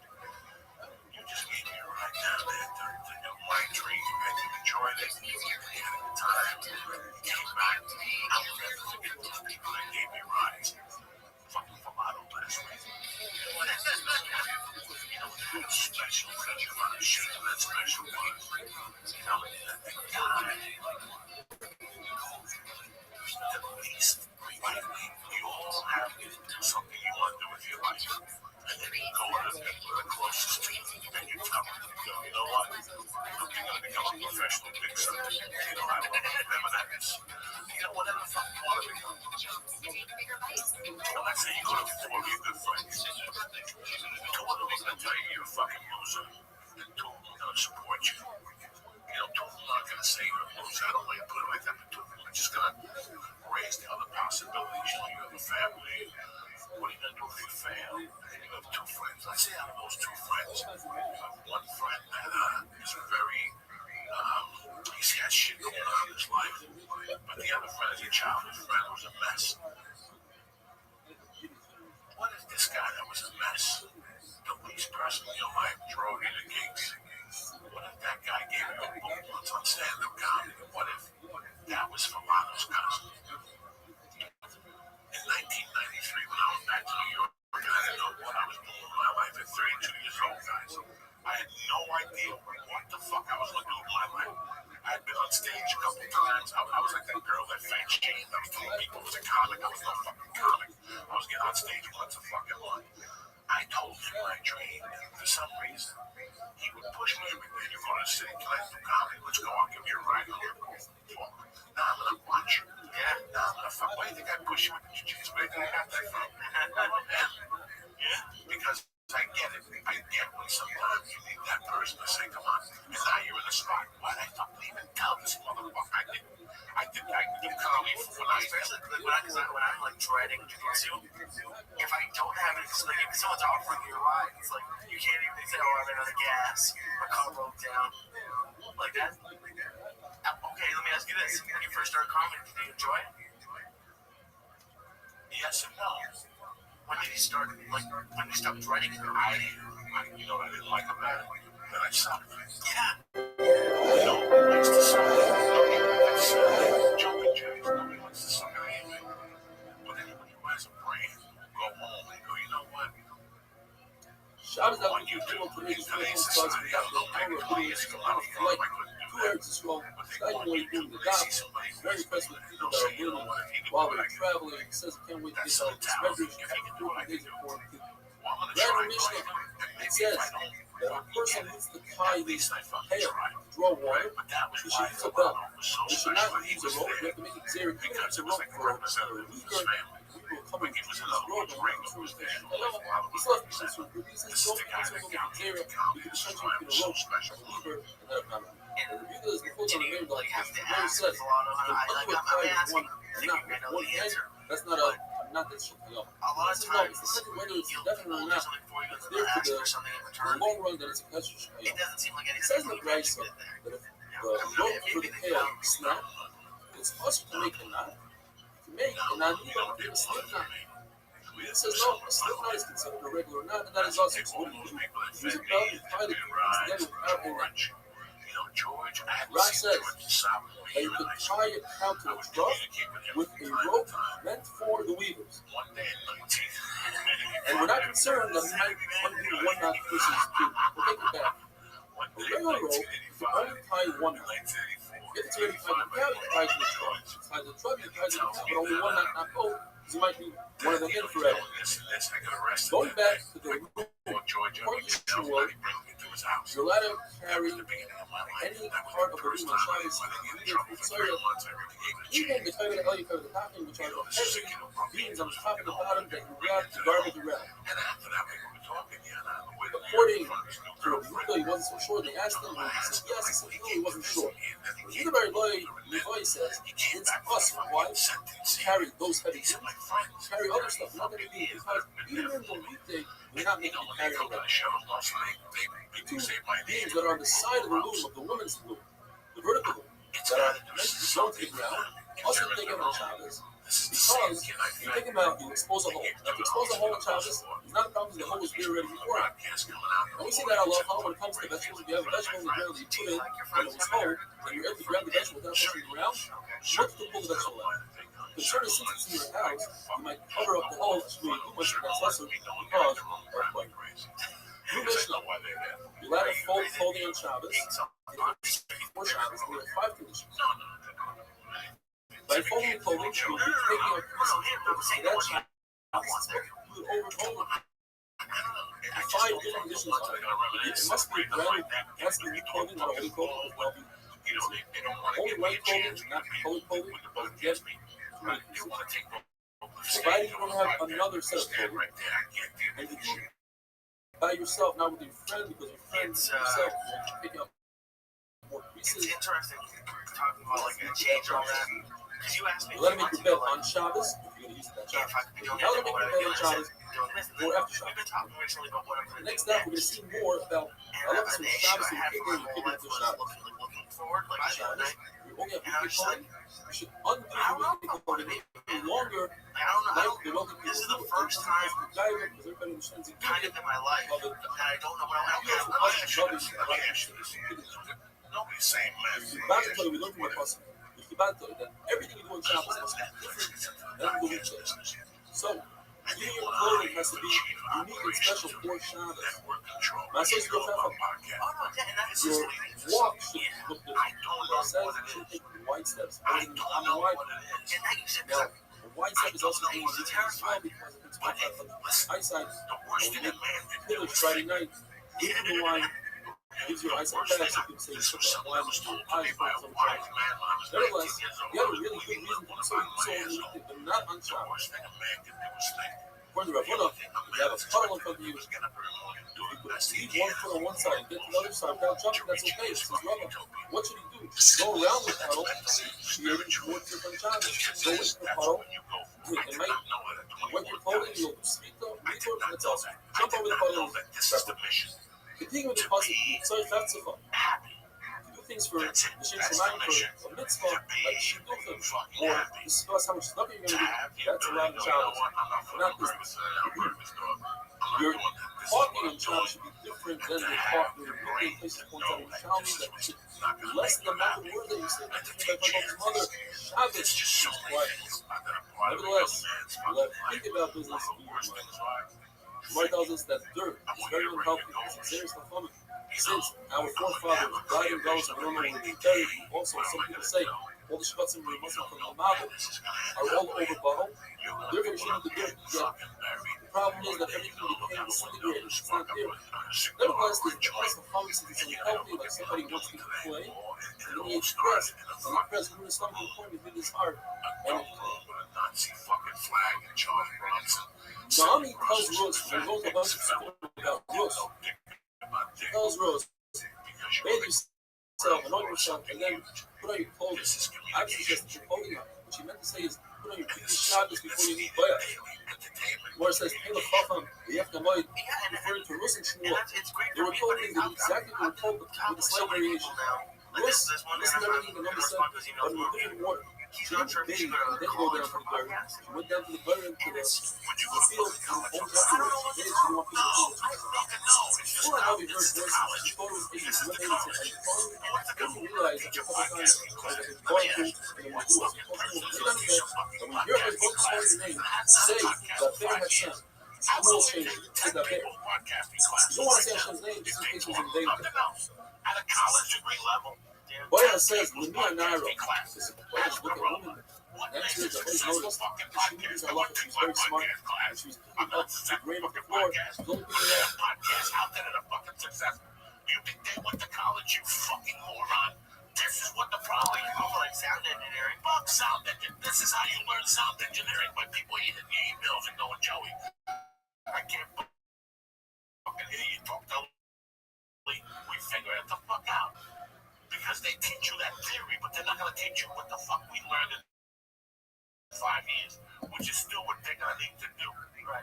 So no matter how much fucking chalkboards and clapping the fucking erasers you do, the only way to get this is technicality. You know, there's a class in fucking Hollywood that you don't grow. For people who do not want that physical contact. I learned how to do an armbar and do that fucking row. That's great for theory. That's great for theory. But the only way to get better at that is to roll around, have people get on top of you and twist your fucking fingers and hope here's a fucking eye. The only way to learn this. All right, Joseph, good morning. Let us begin. Begin by thanking all of our sponsors for this morning's share. To thank our Talmud Torah sponsors for the month of Tishrei Haba Alinu L'Tova, Yoel and Sarah Kelm in celebration of the completion of Seder Nezikin and Besoros Tovos for Am Yisrael. Nathan Perry Smith in the schos of the entire Kehillah, and our tefillos being this.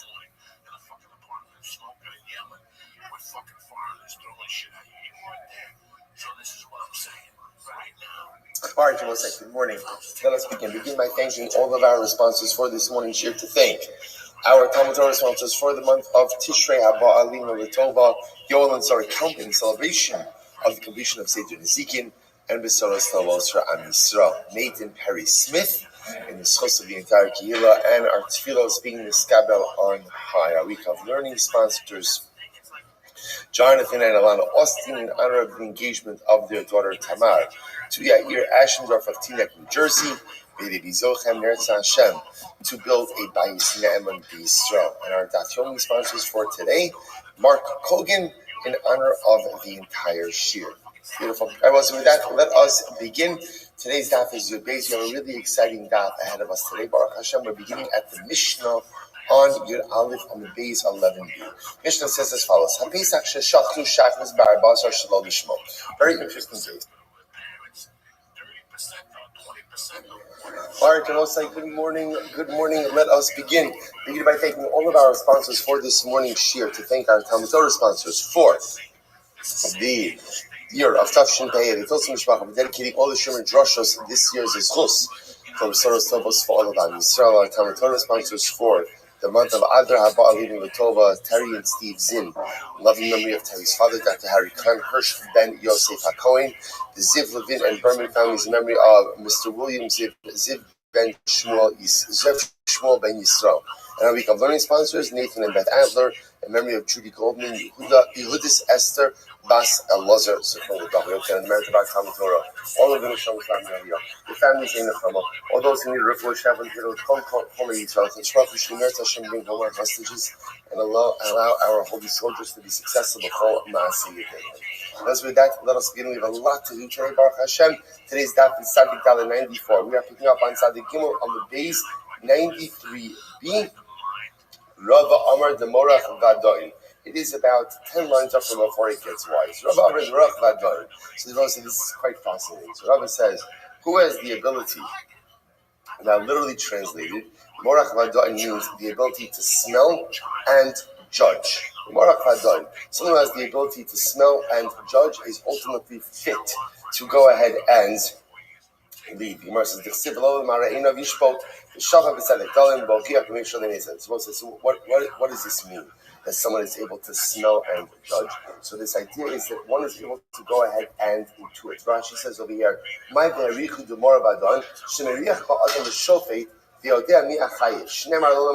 idea over here is that there are people who possess such an acute sense of judgment that they're able to perceive that which is right and that which is wrong without even hearing all of the details, but are simply able to almost smell the MS. So the Gemara goes right to the Gemara says, Bar Koziva. The Gemara tells an incredible story. Bar Koziva, also known as Bar Kochva. Bar Kochva. So Bar Koziva, Rashi says over here, Mimalche Hordus Haya. He was one of the Herodian kings, right? One of the descendants of Herod. So he was a king over Klal Yisrael. So Bar Koziva Malach Tartin Shnin. So Bar Koziva ruled for 2.5 years. He says, Rabbi, I'm a Mashiach. I am the Mashiach. Bar Kochva was the self-declared Mashiach. Amrulei, the Mashiach Ksiv, the Moravadon. By Mashiach it says that he's able to go ahead and smell judgment. He doesn't need to hear all the details of the case. Rather, he's able just to go ahead and literally smell that which is right and that which is wrong. So the Gemara says, so Bar Kochva, if you think that you're Mashiach, let's see, can you smell justice? Once they saw that he was unable to smell justice, so they saw that he was a false Messiah, and they killed him. Now, listen, this is interesting, right? Because there's some level of historical debate exactly what happened with Bar Kochva. Here, the Gemara seems to indicate that Bar Kochva was killed by the Jews. Other accounts have it that Bar Kochva was killed by the Romans. So, okay, so interesting. Either way, Bar Kochva ultimately again leads the failed revolt. Just to point out, remember again, Rabbi Akiva thought that Bar Kochva was Mashiach. So Bar Kochva had a tremendous amount of support, not just as a leader of Klal Yisrael, but as a potential messianic figure as well. Okay, the Gemara goes right there. Daniel, Mechanei Mishael Ba'azari D'Chsibuhu, Ashe'im Bahem Kol Ma'um V'Tovi Mareh, U'Maskilim B'Chachma V'Yodei Das U'Mavine Mada, V'Asher Koach Bahem La'amo B'Heichal HaMelech, V'Lam Gam Sefer V'Lashon Kazdim. So it's not this pasuk highlighting the praises of Hanai, Mishael, and Azariah. So the Gemara now goes through it. Or Daniel, Hanai, Mishael, and Azariah. Maya She'im Bahem Komum. What does it mean that they had no blemish? Rabbi Chana Bar Chanina Amar Afilu Kirifta D'Kuslisa Lo Havabu. They didn't even have like the puncture of a needle of bloodletting. In other words, they were healthy. Baruch Hashem, they never even needed bloodletting. What does it mean that they had the strength to stand in the palace of the king?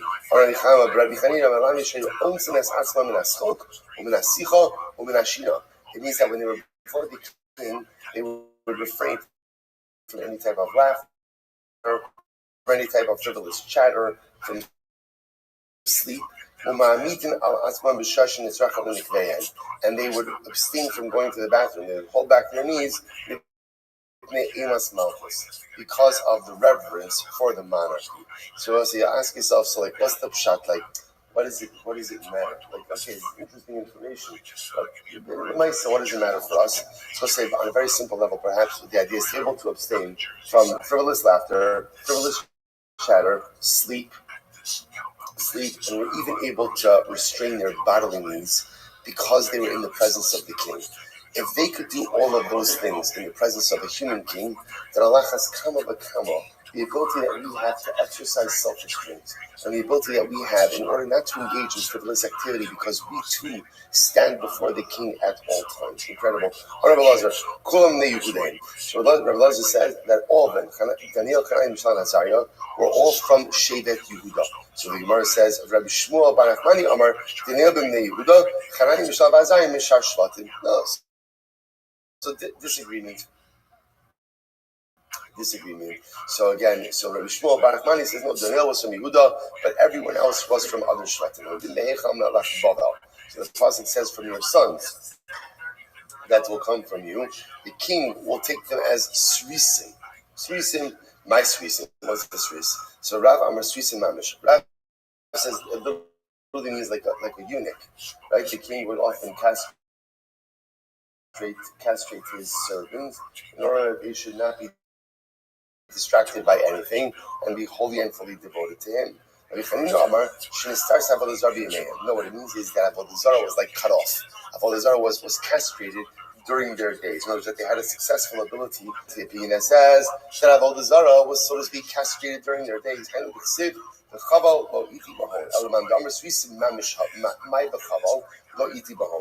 to a thing that says that they are literal srisim. So what's the pshat on the pasuk? So the Gemara says, it means that ultimately, again, that fire had no effect on them, a reference to the Kif Shana Ish, to the story of the furnace that we spent yesterday on.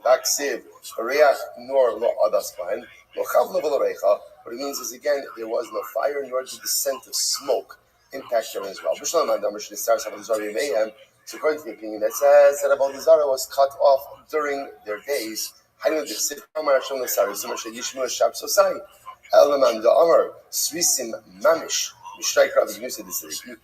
the opinion that says that there are mamish svisim, so ultimately, again, with the pasuk that Hashem make reference of this level of degradation, which the Gemara says, it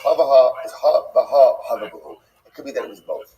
That literally the king castrated them, but also they were able to cut off Avodah Zarah during their days. Incredible. The Gemara goes right there. Good.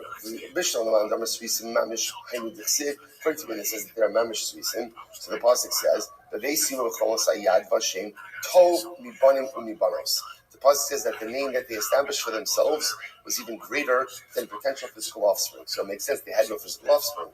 Elman the Amish and Star Savazar be Mayhem, my tov mibanim umibanos. By Yitzchak mibanim shahayulahem kvar umesu. It's better than apparently. Could very well be that before they were made svisim by the king, they had children, and unfortunately, again, those children predeceased them. Umay shem olam etin lo ashalo yikares. What does it mean? I will give them an eternal name. They will not be cut off. Amar Kankom Dash Barkafra B'Tzipuri Zes Sefer Daniel Shenikra Al Shmo. That's called Sefer Daniel, because ultimately, again, Sefer Daniel is named, obviously, again, by or for Daniel.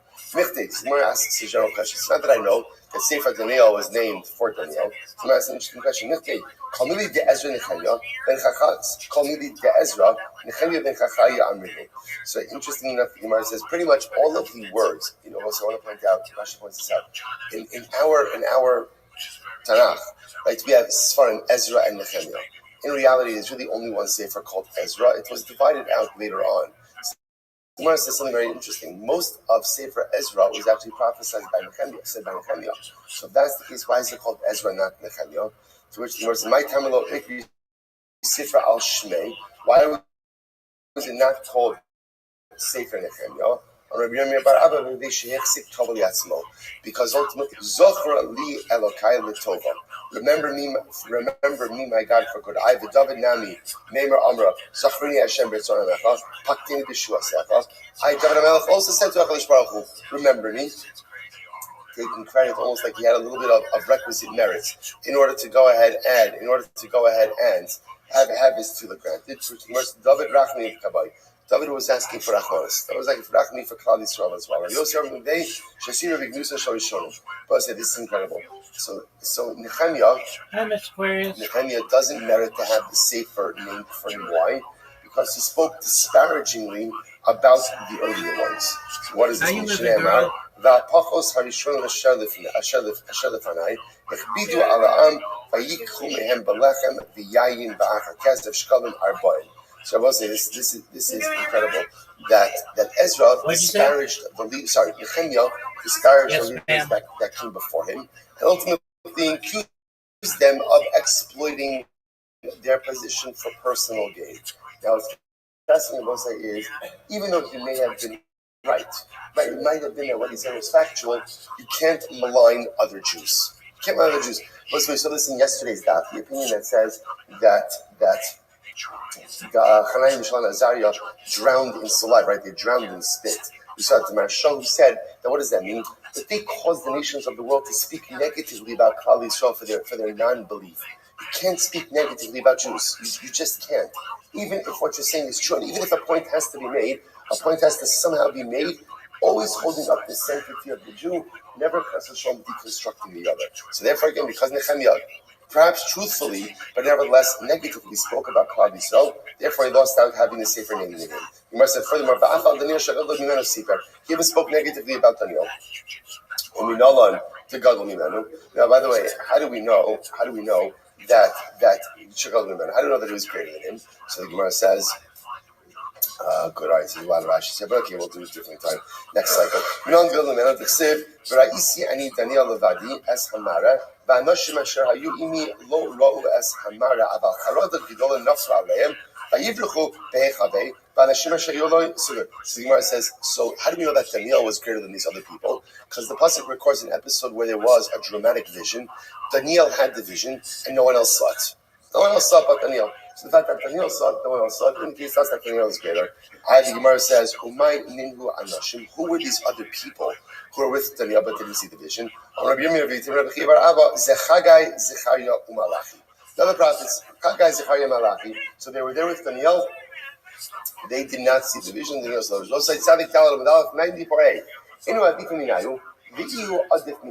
So as I say, interestingly enough, in certain respects, Chagai, Zechariah, and Malachi were greater than Daniel, and in other respects, Daniel was greater than them. How so? So the Gemara says, Inhu Adifinine, Salt Mukti again, they, Chagai, Zechariah, Malachi were greater than Daniel, the Inhu and V'ihu lo Navi, V'ihu lav Navi. So as I say, interestingly enough, so Chagai, Zechariah, Malachi were considered to be bona fide Nevi'im. Daniel apparently was a lower grade Navi. V'ihu adif minayhu, te'ihu chaza, v'inhu lo chazu. But Daniel was greater than them because Daniel had this vision and they did not have this vision. So the Gemara says, v'chine achad lo chazu mai taima ivis. Well, again, here's the problem. If they didn't have the vision that Daniel had, then why were they frightened? Why were they frightened? What caused the fright? So I'll say this is very interesting. I'm sorry. Afagav de'inu lo chazu midi mazlai. Sorry. Afagav de'ihu lo chazu midi mazlayu chazi. Even though they didn't see anything, their mazel saw. Now, what does this mean? What does it mean their mazel saw? So often mazel refers to like astrological signs. In this context, I think what it means is as follows. Every person has a malach, right? Every person has like a ministering angel who advocates for them, who watches over us, but like a sign to me. So sometimes there are things that my malach sees that I don't see. But yet, again, there is like this synergistic connection between myself and my malach, and therefore the Gemara suggests over here that even if I don't see something and my malach sees something, so that has an impact on me. The Gemara says, Hayman de Mavis Afagav de Ihu lo Chazi Mazle Chazi. This is fascinating. Sometimes in life, sometimes in life a person can be gripped by fear, and the fear doesn't even make sense, right? The fear itself could be illogical. But what does it mean sometimes when a person is gripped by fear, but they don't know why? Sometimes that can mean that my mazel saw something, my malach saw something, even though I didn't see it, my malach saw it, and that's having an impact on me. Incredible. So the Gemara says, "My takante." So what's the takana for that? In other words, let's say a person is gripped by fright, and they're not exactly sure, right, what the fright is, but I know that I want to get out of this emotion. Lin shof miduchte arba gamidi. So what should you do? Jump away from your present spot, dalaramas. Jump away, dalaramas. Inami likri kriyashma, or say shma. V'i kai b'makom hamitunofes. And if ultimately again you're standing in a place where halacha l'maaseh again is dirty, so you can't say Shema, what should you say? Leimahachi, say the following: Iza de Tapcha Shmeina Minai. The goat of the slaughterhouse is fatter than me. Okay, so what exactly is going on here? So perhaps the Gemara is teaching us, Rabbi is teaching us three profound ideas. There are times in life when a person is gripped by fear, and there are times in life where I can't even understand what the fear is. What's the chap of fear? Fear is paralyzing. That's why fear is a very scary thing, because fear has the ability to literally paralyze me and keep me in place. What do you do in life when you are seized by fear? So there are three possibilities. Number one, jump dalaramas, which means move yourself forward. Number one is don't allow fear to paralyze you. Move yourself forward, even if it's only dalaramas. What's going to happen? You remain in place. Right? Nothing happens. So first thing when seized by fear is literally move yourself, even if it's only a little bit of amount. Move yourself forward in life. Number two, say Shema. Say Shema. What is it? Anchor yourself in HaKadosh Baruch Hu. Shema is the ultimate way in which I tie myself to HaKadosh Baruch Hu. The greatest antidote to fear is a relationship with the Ribono Shel Olam. So you're seized by unintelligible, paralyzing fear. Say Shema, connect yourself to HaKadosh Baruch Hu. That will give you the cock to move forward. And I will say, lastly, what should you do? Say the goat in the slaughterhouse is fatter than me. What is that? Sometimes I'm going to say fear is nonsensical. So sometimes the way to shake off fear is to say, this isn't real. This is not real. So that statement of the goat in the slaughterhouse is fatter than me, it's just like a statement that's like how do you feel when you say that statement? What's your reaction when you say that statement? you giggle a little bit, right? There's like a smile. Like the idea over here is so many times in life we're paralyzed by things that aren't real. They're not real. They're perceived. So sometimes what you need to do is you break the hold on fear by saying something like a shtickle nonsensical. So say a little nonsensical, kind of like change the mood a little bit and be able to move yourself forward. You're gripped by paralyzing fear, number one, move yourself forward, anchor yourself to HaKadosh Baruch Hu, and remind yourself that it's not real. If you do those three things, or even if it is real, it's not as real as it actually feels. You'll be able to move yourself forward, even in the midst of most immobilizing fear. Incredible. So the Gemara says, L'meimra. So the Gemara says, L'mar b'ham shara b'ham shalom ein kates, L'mar tanchum darsh b'akav l'sifori, Mipnei man kol mem sheba'em sateva pasua, V'zeh sasum, Shem Rabosai, the general of mem in the middle of the pasuk, right, is open. And only the mem at the end of a word is closed, but yet in this word, mem in the middle is closed. Bikish Chashbar Cholasos Chizkiyo Mashiach. So it is incredible. So this pasuk is by Chizkiyo, the king of Yehuda. So Chashbar Chol wanted to make Chizkiyo Mashiach, the Sancheriv Gog Umagog. And remember again, Sancheriv, who comes out to do battle with Chizkiyo. Hashem wanted to make him Gog Umagog. Remember again, there's this war of Gog Umagog, which is this ultimate showdown between good and evil, which precedes the Messianic era. So Hashem wanted to make Chizkiyo, Mashiach, and Sancheriv. Gog Umagog. I want to meet this at the Nechot Shpach Rebon Shalom. Umat David Yisrael, Shamar Kamashiyos, Shpachos Lefanecha, Lo Asisa Mashiach. So the Midas Adin, the attribute of strict justice comes with Rebon Shalom. It's almost like there's like a system of checks and balances, like the Hadla Chosh Baruch Hu. Rebon Shalom is ready to go and make Chizkiyo Melech. Midas thinks is what? David was greater than Chizkiyo, and you didn't make David Mashiach. So the Gemara says, "V'lo asasa Mashiach, Chizkiyo she'asis l'kol nisim." Right. So Chizkiyo she'asa l'kol nisim alalu. V'lo amar shir lefanecha ta'aseh Mashiach. So again, Chizkiyo. What are you saying?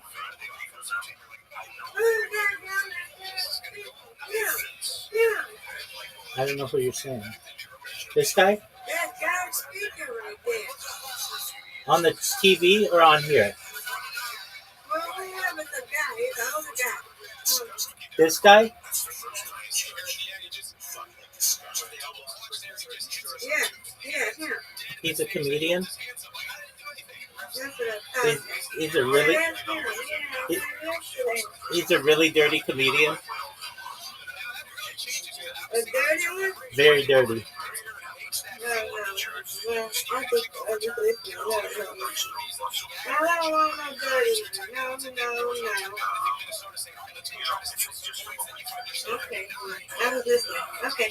There you go. Okay. I didn't know. Sorry, Rabbi. You're good.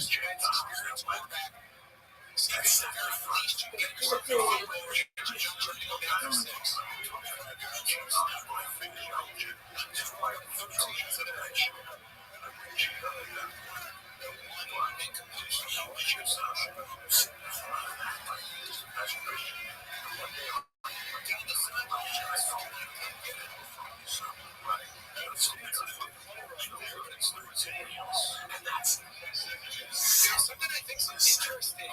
You're coming to these games early this season, and all these teams and coordinators have Chizkiyo, ultimately, again, he did so many miracles for, and yet, unfortunately, he didn't sing Shira. David sang so much Shira. Tefa Tilim. Chizkiyo, he did so many miracles for him. He didn't sing Shira. You're going to make him Mashiach? L'kach nistatim. Therefore, the mem, right? The mem which represents Mashiach. The mem was closed. It was closed. Hashem wanted to make Chizkiyo Mashiach, and then the mem was closed because the Midas Hadin shut it down, preventing Chizkiyo from becoming Mashiach. I must say, what do you see from here? What prevented Chizkiyo from becoming Mashiach? His lack of Shira. You see from here the power of gratitude to the Ribono Shalom. And the ability, the greatness of David HaMelech was not only Shira, but it was Shira at all times. Shira in times of good, Shira in times of challenge, Shira in times of happiness, Shira in times of tragedy. That is the avoda of the Yid, and that is the quality of Mashiach. The ability to sing Shira to HaKadosh Baruch Hu no matter what's happening in life. The Gemara was like, Miyad, Pascha Aretz V'Amel L'Chol Ribono Shalom. Listen to this, it's such a beautiful Gemara. The earth, says Hashem, Ani Omeres Lefanecha Shira Tachas Tzadik Zeh V'Aso Mashiach. Wow. V'Aso Mashiach. So the earth says, please, make Chizkiyo Mashiach. He didn't sing Shira, I'll sing shir for Hiskiyahu. I'll sing shir on his behalf. The Gemara says, Paskava Amar Shir Lefana Shneimar Miknef Ha'aretz Zmiros Shalom Tzvilat Tzadik. Amar Sarah Olam Lefana Ribono Shalom Sibyono Asal Tzadik Zeh. So ultimately, again, the Sarah Olam. Interestingly enough, Rashi says, Malach Shekola Olam Masra Biyado. So whatever this means, apparently there's like a Malach, who's like, universe CEO. He's the Hakadosh Baruch Hu delegates to him. So the Sarah Olam said to Hakadosh Baruch Hu, Shamanu Tzilat Tzadik. Sarah Olam Asa Tzivyono Shal Tzadik. So the Sarah Olam says to Hakadosh Baruch Hu, again, it seems like the universe is acting on behalf of the Tzadik. Yatzavas Kova Amra Razi Li. So we'll say, so the Sarah Olam says to Hakadosh Baruch Hu, okay, so let's go. Make Tzidkiyah Mashiach. Now the earth has said shir on his behalf. Right? He didn't say shir, earth says shir on his behalf. The Basco came out and said, Razi li. The secrets of the world are for me. Shmuel says, I've changed my mind to Yaakov, and Chizkiyahu is not going to be Mashiach. Amar Navi, Oili, Ad Mosai. So the Navi says, woe to me, right? For how long? Now the Navi now is lamenting that Mashiach has not yet come. So they're saying, when will Mashiach come? Yazis Abaskova Amra, Bogdim, Bogdu, Ubagad, Bogdim, Ubagad, Bogdim, Bogdu, what is the name of Amra? Eternity Scott, Ad the Asu, Bozeze, the Bozeze.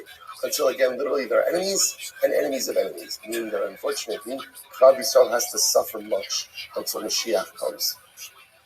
Masa Doma Elai Kori Misir, Shomer Man Milaila, Shomer Man Milel. I'm Rabbi Yochanan. Osama Chamura Luchos, Duma Shmo. The Malach who's in charge of the winds, his name is Duma. So the Gemara says, Netzkaptu Kala Luchos Itzel Duma. So all of the winds came to Duma. Amrulo, Shomer Ma Milaila, Shomer Ma Milel. So essentially, again, also if you take a look at Rashi says over here, Sar HaRuchos, Shaneshamos Nifkados Etzlo, Bahainu Masa Duma Kar Amar Duma Elai. So interesting enough, Rashi understands that Ruach over here is not wind, but instead Ruach is Neshamas. This is the Malach who's in charge of all of the Neshamas. So everyone comes to this Malach and asks him, Shomer Ma Milel, Ma Davar, Masai Kitza Geula Milel Zeh. When is Geula going to come? I'll say it's incredible, by the way, to see, and we must highlight over here, is we often think that we are the only ones, we, being mankind, Klal Yisrael, are the only ones constantly and consistently pushing for Mashiach. But you begin to see something absolutely amazing. The world wants Mashiach. The universe wants Mashiach. And everything is constantly pushing for Mashiach. So the Gemara says, Amar Shomer, Asa Boker B'Gam Laila, Intibayun Bayun Shuv Asayu. So what does this mean? So the Shomer says, Asa Boker B'Gam Laila, Intibayun Bayun. So ultimately, again, there's going to be, the Boker will come, the dawn will come, but at the end of the day, only after a great light. Rashi says, Asa Boker B'Tniya. This from the Lakasabu, B'Nachman, Amar Asar, Kach, Amar Shomer, HaKadosh Baruch Hu, Asa Boker Gula Tavo, B'Gam Laila.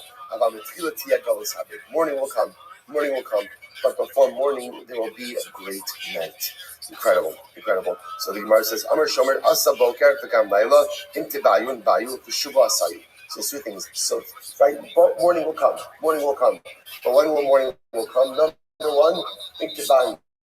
If you yearn for it. You have to yearn for it. The Baruch is not going to give us anything if we don't yearn for it. And number two, Shuva Asayu. Ultimately, again, we have to do tshuva. So it's like two elements. It's interesting. There's seems many elements to Geula, but here the Malach who's in charge of the Neshama says, "What is Hakadosh Baruch Hu waiting for?" Number one, he needs us to want it. If we don't want it badly enough, he's not going to give it us. Number two, to become Bali Tshuva. If we could have these two elements, then at the end of the day, Mashiach will come. Incredible. Rabbi Pappas. Let's say first white lines at the end. That's the widest line. It was embarrassing for Chizkiyahu that he did not say Shira until the earth came along and said Shira. So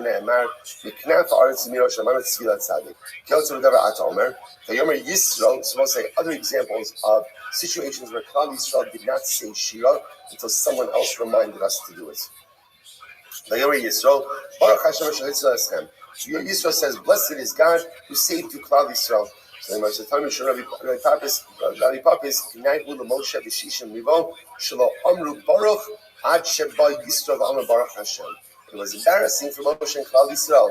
And Moshe and Klal Yisrael didn't say Baruch Hashem until Yisro came along and said Baruch. Now again, remember, Moshe and Klal Yisrael said Shira as Yashir Moshe and Yisrael, but no one used the formulation of Baruch Hashem until Yisro came along. And that was embarrassing that Yisro was the innovator of this, not Klal Yisrael. Vayichad Yisro. So also I say, interestingly enough, Vayichad, what does that mean? Rabbi Shmuel, Rab Amar, Sheheber Cherev Chada Al Bisaro. He circumcised himself. Yisro was so impressed. He's one of my colleagues, so he wanted to join the race of Klal Yisrael. He gave himself bris milah. Shmuel says, Shenase Chadudim Kol Bisaro. He got goosebumps. Why? So Mary says, Amarav, so say, it's interesting that the goosebumps are understood to mean that Yisro was overwhelmed by what happened to Mitzrayim. And again, as much as he was awed by what his Baruch did, he was a member of the Umos Olam. He was a member of the nations of the world.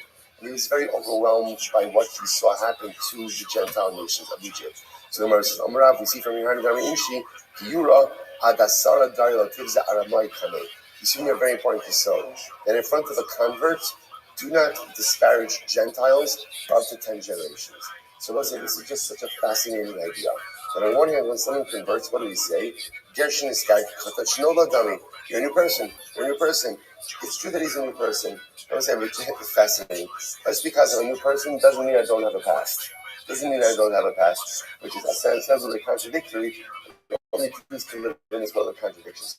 So Gemara says, be sensitive to the fact about what you say about Gentiles in front of converts. Because at the end of the day, a person came from that world. So if you're disparaging of that world, that person is going to feel like when you say Yisro. Remember again, Yisro left everything in order to come to Klal Yisrael. He's a Gary. In other words, he circumcised all these things. But at the end of the day, that's the world he came from. And because of that, there was a sensitivity there. The Gemara says, be cognizant of that sensitivity. Fascinating. So Gemara says, L'chein, Yishalach Adon Hashem Tzvakos Mishman of Razon, my Mishman of Razon, Amar Kadosh Baruch Hu, Yom HaChiskiyo, Sheyesh Lo Shmona Shemos, Yifra Misancherim Sheyesh Lo Shmona Shemos. Let Chizkiyahu, I will say, remember, there's a lot of allusions. We're going to see more over here, this battle between Sancherim and Chizkiyahu. So let Chizkiyahu, who has 8 names, let him come and conquer, or I should say overcome, the Yisrael, exact punishment from Sancherim, who has 8 names. So now we're just close to the names. Chizkiyahu Tichsev, Ki Yalet Yulad Manu, Ben Nitin Manu, Lati Hamishra Al Shechmo, Vayikra Shmo, Palayoetz, El Gibar, Abiad, Sar Shalom, Aiva, Ika Chizkiyahu. Okay, what about his actual name, Chizkiyahu? First one is, interestingly enough, Chizkiyahu might not have been his real name, might have been a descriptive name, Shechasku Ka. Chizkiyahu really is just a descriptive name that the Baruch Hu gave him strength.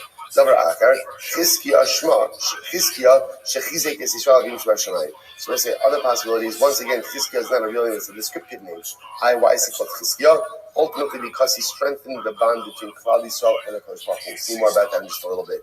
Sancheir, what is Sancheir? All Sancheir is named Tztiv Bey, Tiglas, Kaleser, Glaneser, Shalmaneser, Pul, Sargon, Asanpar, Rava, Viakira. Okay, I Veika Sancheir. What about Sancheir? Right? In other words, they forgot about that name. Which the Gemara says, no, also that's descriptive. The Gemara says, Shesichaso Riv. He was very quarrelsome in the way that he spoke. Right? Sancheir, we're going to see, spoken in quarrelsome fashion to Hakadosh Baruch Hu. Davar Achar, Shesach B'nicher Dvarim Klapei Mala. That literally, again, he spoke and he was defiant with his words to HaKadosh Baruch Hu. All right, incredible. So Rabbi also actually Grosso Asan Parava Viakira. So says here's what's interesting. So Sancheir, if you look at some of these names, Sancheir was actually given some pretty significant titles. This Asanpar Rava Viakira. So leaving aside Asanpar for just a moment, Rava Viakira means great and precious. How was Sancheir given these names? This is wild. Because Sancheir, right now, remember Sancheir, who caused much destruction, but yet he never spoke disparagingly about Eretz Yisrael. Shneimar, ad bo'i v'lakachti eschem al eretz ka'artzechem. So I'll say, this is incredible. Sancheir, when he was exiling Jews, what did he say to the Jews? I'm going to take you to a land that is like your land. He doesn't say a land better than your land. Rather, he says a land like your land. He was careful about how he spoke about Eretz Yisrael. So Rabbi Shmuel, once said, so Chadam Melech Pikei Chaya, Chadam Melech Tivei Shaya. One says that Sancheriv was very wise, and one says Sancheriv was very foolish. How so? According to the one who said that he was a smart king, Amru Kamashakris. So I'll say, so ultimately the one who says he was a smart king is because Sancheriv knew if he would tell the Jews, I'm taking you to a better land, there's nothing better than Eretz Yisrael. And they would dismiss his words as just being foolish. Right? Therefore, the purpose is I'll take you to a land like your land. The opinion that says that he was a foolish king. I'm sorry. The one who says that he was foolish is apparently Sancheriv is trying to get the buy-in of the Jews for relocation. So if you're going to get their buy-in for relocation to tell them that they're being moved to a similar type of land, why would they buy into that? You should have told them it's better, and they would have more readily bought into it. Okay, because the Gemara says, Lahecha Aglilu, where did he supposed to say, so point out how incredible this is. Right, so Sancheriv is held in higher esteem by HaKadosh Baruch Hu. Why? Because he did not speak negatively about Eretz Yisrael. He killed Jews, he exiled Jews, he took parts of them, but he never spoke negatively about the land. Such an incredible idea. So the Gemara was like, Lahecha Aglilu, by the way, where did Sancheriv exile the Jews to? So the Gemara says, Zutra Ami La Afriki. So Afriki, Chanina Amar La Hari Slug. Hari Slug. Fine, different places we exile them. Aval, Yisrael Sipru B'Gnusa Shel Eretz Yisrael. Unfortunately, as much as Sancheriv never spoke negatively about Eretz Yisrael, Klal Yisrael did speak negatively about Eretz Yisrael. Kimatu Sos, when they came to this place called Sos, Amri Shavya Ki Arin. They called it Sos. They named it Sos because they said, oh, this new land is just as nice as our land. Kimatu Almin, when they came to a place called Almin, Amru Ki Almin. They said, ultimately, again, this is like our land as well. Kimatu Sos Trey, when they came to a place called Sos Trey, Amri Al-Chad Trim. They said, this is twice as good as Eretz Yisrael. So unfortunately, this has unfortunately been sometimes the downfall of Klal Yisrael throughout the ages, where we find ourselves in new lands, and we deceive ourselves into thinking that where we are is actually better than Eretz Yisrael. Now, not that it's okay, not that it's maybe just as nice, but to think that even Chas v'Shalom somehow it's even better than Eretz Yisrael. So again, something to be learned from everyone, even as Sancheriv. Sancheriv was always careful about how he spoke about the same thing, or how he spoke just about the land itself. Incredible. So the Gemara says as follows. Good. The Gemara says, good. Good. V'sachas kivoldo yikod ki yikod ish. Rabbi Yochanan. Tachas kivoldo v'lo kivoldo mamish. Rashi says over here. Tachas gufa mamish shaguf kain u'neshama esrechas. So we'll say this is talking about again when Sancheriv's army was defeated. So how was it defeated? So the Gemara says Tachas kivoldo v'lo kivoldo mamish. Sancheriv's army, we're going to see their bodies remained intact. They were killed by having their neshamas incinerated. So the Gemara says, Kihad Rabbi Yochanan, Karile Lamani Mach Bedusai. Like Rabbi Yochanan called his clothing those things that give me honor. This is actually very reminiscent of the Gemara that we saw yesterday, that even in this time of sakana, a person should make sure to keep himself intact. Right? The Gemara is like, even when they're thrown into the furnace, they make sure that they're wearing proper clothing. Your clothing is called the thing that gives you honor. How you dress says a lot about the person you are. And how you dress for certain things ultimately telegraphs a message about the importance that you ascribe to that particular event. So let's say, so therefore your clothes, it's interesting, your clothing is what gives you honor. So the Moshe Rabbeinu Omer Tachas Kvodo Mamish Kisveifas Bnei Aaron Malalot Sveifas Neshama V'Guf Kayim Afkan Sveifas Neshama V'Guf Kayim. So we'll say just like by the death of Aaron's sons. By the death of Aaron's sons, so remember again, the fire came in, incinerated their neshamas, but their bodies were intact. So too when Sancheriv's army was killed, their neshamas were incinerated, but their bodies remained intact. So the Moshe Rabbeinu Yoshua Ben Karcha Paro Shechirev Ba'atzmo Nifra Kadosh Baruch Hu Mena B'Atzmo. So this is incredible. Paro, who literally again blasphemed Hashem himself, right? Because Paro says, Mi Hashem Asher Eshma B'Kolo. So Paro himself, who blasphemed, his punishment comes directly from HaKadosh Baruch Hu. Sancheriv, Shechir, both say Amud Beis, Sancherev Shechiriv Ayidi Shaliach, a Sancherev ultimately again, who kind of blasphemed through a Shaliach. HaKadosh Baruch Hu nifra mimenu, nifra HaKadosh Baruch Hu mimenu Ayidi Shaliach. So ultimately again, HaKadosh Baruch Hu exacted punishment from him through a Shaliach. Okay, so what's going on over here? So the Gemara says, Paro Tichsibei, Mi Hashem Eshma B'Kolo. So Paro says, who is Hashem? So Paro directly blasphemes. Who is Hashem that I should listen to him? Nifra HaKadosh Baruch Hu ben Abiyatzma. HaKadosh Baruch Hu exacts punishment from him himself. Tichsib, Vayinar Hashem Es Mitzrayim B'Soch Hayam. By Yam Suf. Hashem himself stirred the waters of Yam Suf. Tichsib, Darachta Bayam Susecha. Sancherev Tichsib, Biyad Malachecha Charachta Hashem. So ultimately again, Biyad Malachecha Cherpas Hashem. So ultimately again, Sancherev, who says, in the hands of kings is the degradation of HaKadosh Baruch Hu. So Nifra HaKadosh Baruch Hu, again, Sancherev doesn't say straight out a statement of blasphemy, but rather again he says it kind of indirectly. So therefore again, the Gemara says, Nifra HaKadosh Baruch Hu Mimenu Ayedi Shaliach. And Baruch Hu exacted punishment from him through Shaliach as well. B'Siv, Vayetze Malach Hashem, Vayach B'Machane Asher Mea V'Shmonin B'Chamishim Alaf.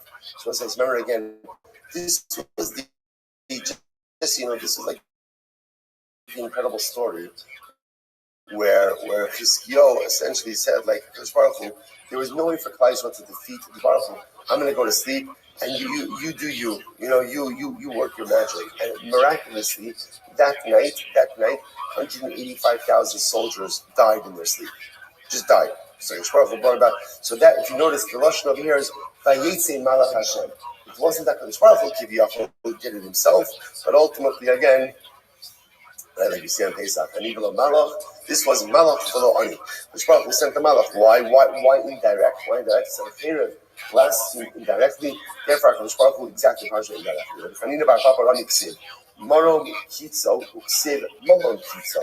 So Rabbi says this is very interesting. So the Gemara says Morom Kitzo, which literally means again the heavens. The heavens are his abode, and then it says Morom Kitzo. Morom literally means like a domicile, a dwelling.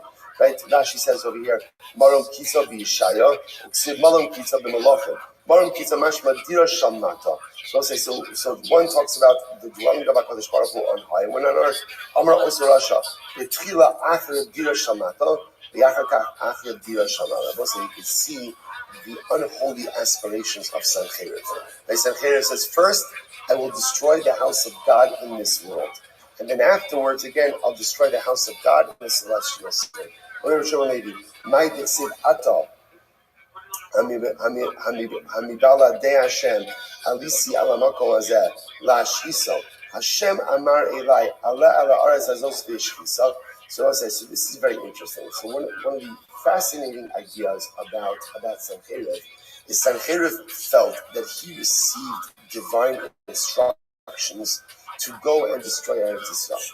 He felt that this was a divinely orchestrated message. So Rashi says over here. So again, before I get Rashi, so Rashi says, "Ata hamivaladei Hashem alisa l'makom hazeh." So Sancherev says, "Would I march against Yerushalayim without explicit instructions from God? Hashem amar ilai, alei ala aretz hazos v'shchisa. Hashem has said to me, come to this land in Israel." Which is pretty wild. So Sancherev is essentially saying that he's acting by the word of God. So my Gemara says, what are you talking about? Where did Sancherev hear from HaKadosh Baruch Hu to destroy Israel? Where did you ever hear such a thing like this? So the Gemara says, "Dishon alavi dika'amar, ya'an kima sa'amazah, asmi ashilach ha'ochem la'at la'at, u'misos es ratzon u'ben remal yom." So what happened? So interestingly enough, so Sancherev overhears the Navi. He hears the Navi talking, the Navi Yeshaya talking, and the Navi says that essentially Klal Yisrael has forsaken HaKadosh Baruch Hu. Klal Yisrael Ma'as, they've degraded HaKadosh Baruch Hu, and ultimately again it's Me'ashilach ha'ochem la'at la'at. They have forsaken the Shiloach waters which flow gently, and instead they have gone ahead and taken to Ratzon ben Rimal Yom. So we'll see what all of this means in just a little bit. I'm going to say, the Malay Targum at the High Pro, Lo Havir Danamai Kamar. So Yosef says, were it not for the explanation of this pasuk, we would have no idea what it's talking about. No kidding, right? We have no idea what it's talking about. So what is this? So the Gemara says, my Kamar. So the Gemara says, Chalaf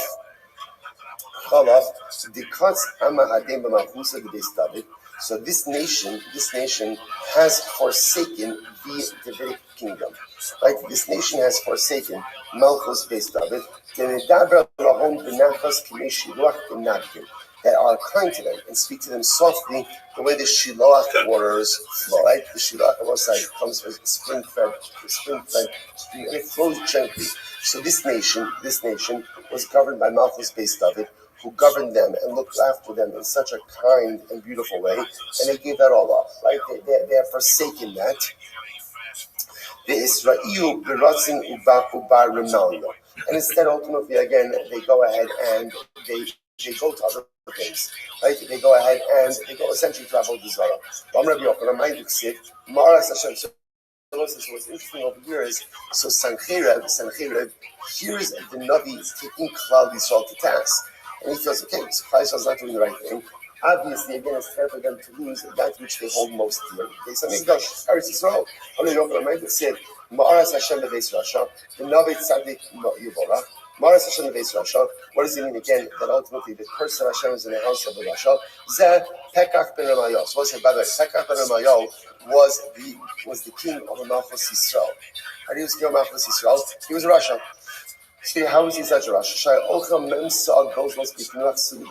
He would eat literally again 40 pigeons for dessert. So apparently, again, pigeon was a big dessert. Right? Don't knock it till you try it, right? So the nice again, he would eat all of these pigeons and he still would not be full. But listen, what does that highlight? What does it highlight? That highlights like a gluttonous type of lifestyle. In other words, like what Avodah Zarah, but in general, whenever you see Avodah Zarah, what do you see alongside Avodah Zarah? Hedonistic behavior. Like if Shav Shofar Hirsch brings down, what's the chilik between Avodah Zarah and Avodah Hashem? What's the chilik? Avodah Zarah is you make God in your image. Avodah Hashem is I make myself in God. What does everybody love about Avodah Zarah? I will say, if you notice by something very quickly about Avodah Zarah is, even when Klal Yisrael worshipped Avodah Zarah, it's not like they stopped worshiping Hashem. Very often, they were still worshiping Hashem with Avodah Zarah. So if you're worshiping Hashem, why are you bringing Avodah Zarah? Because Avodah Zarah is great. How does Avodah Zarah work? Here's how it works, right? But maybe you know if someone needs this information. If you want to start your own idolatry, right? Step one, write down all the stuff you want to do in life, right? All the stuff you really want to do. Okay, then make a new system of theology that allows for all of that. Right? So all the stuff you want to do, suddenly again, not only is it mutter, but it's a mitzvah.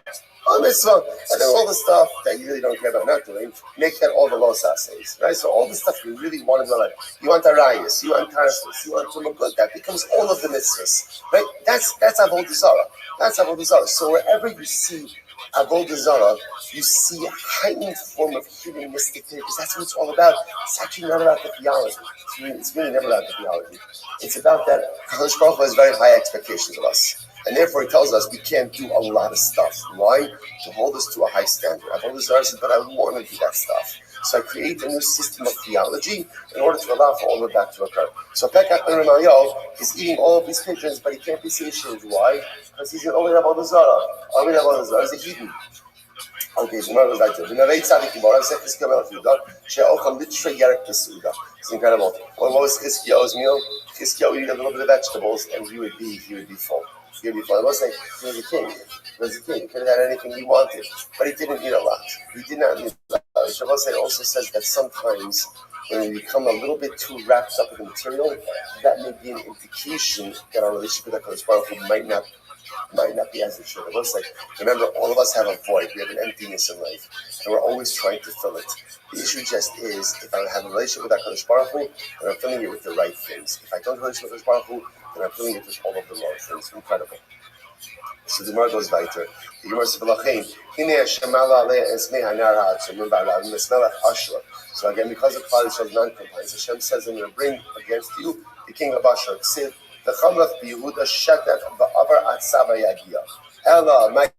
shows us therefore again. So Sancheirav hears this. Sancheirav hears all this stuff, and here's the Navi literally says. What's it trying to point out?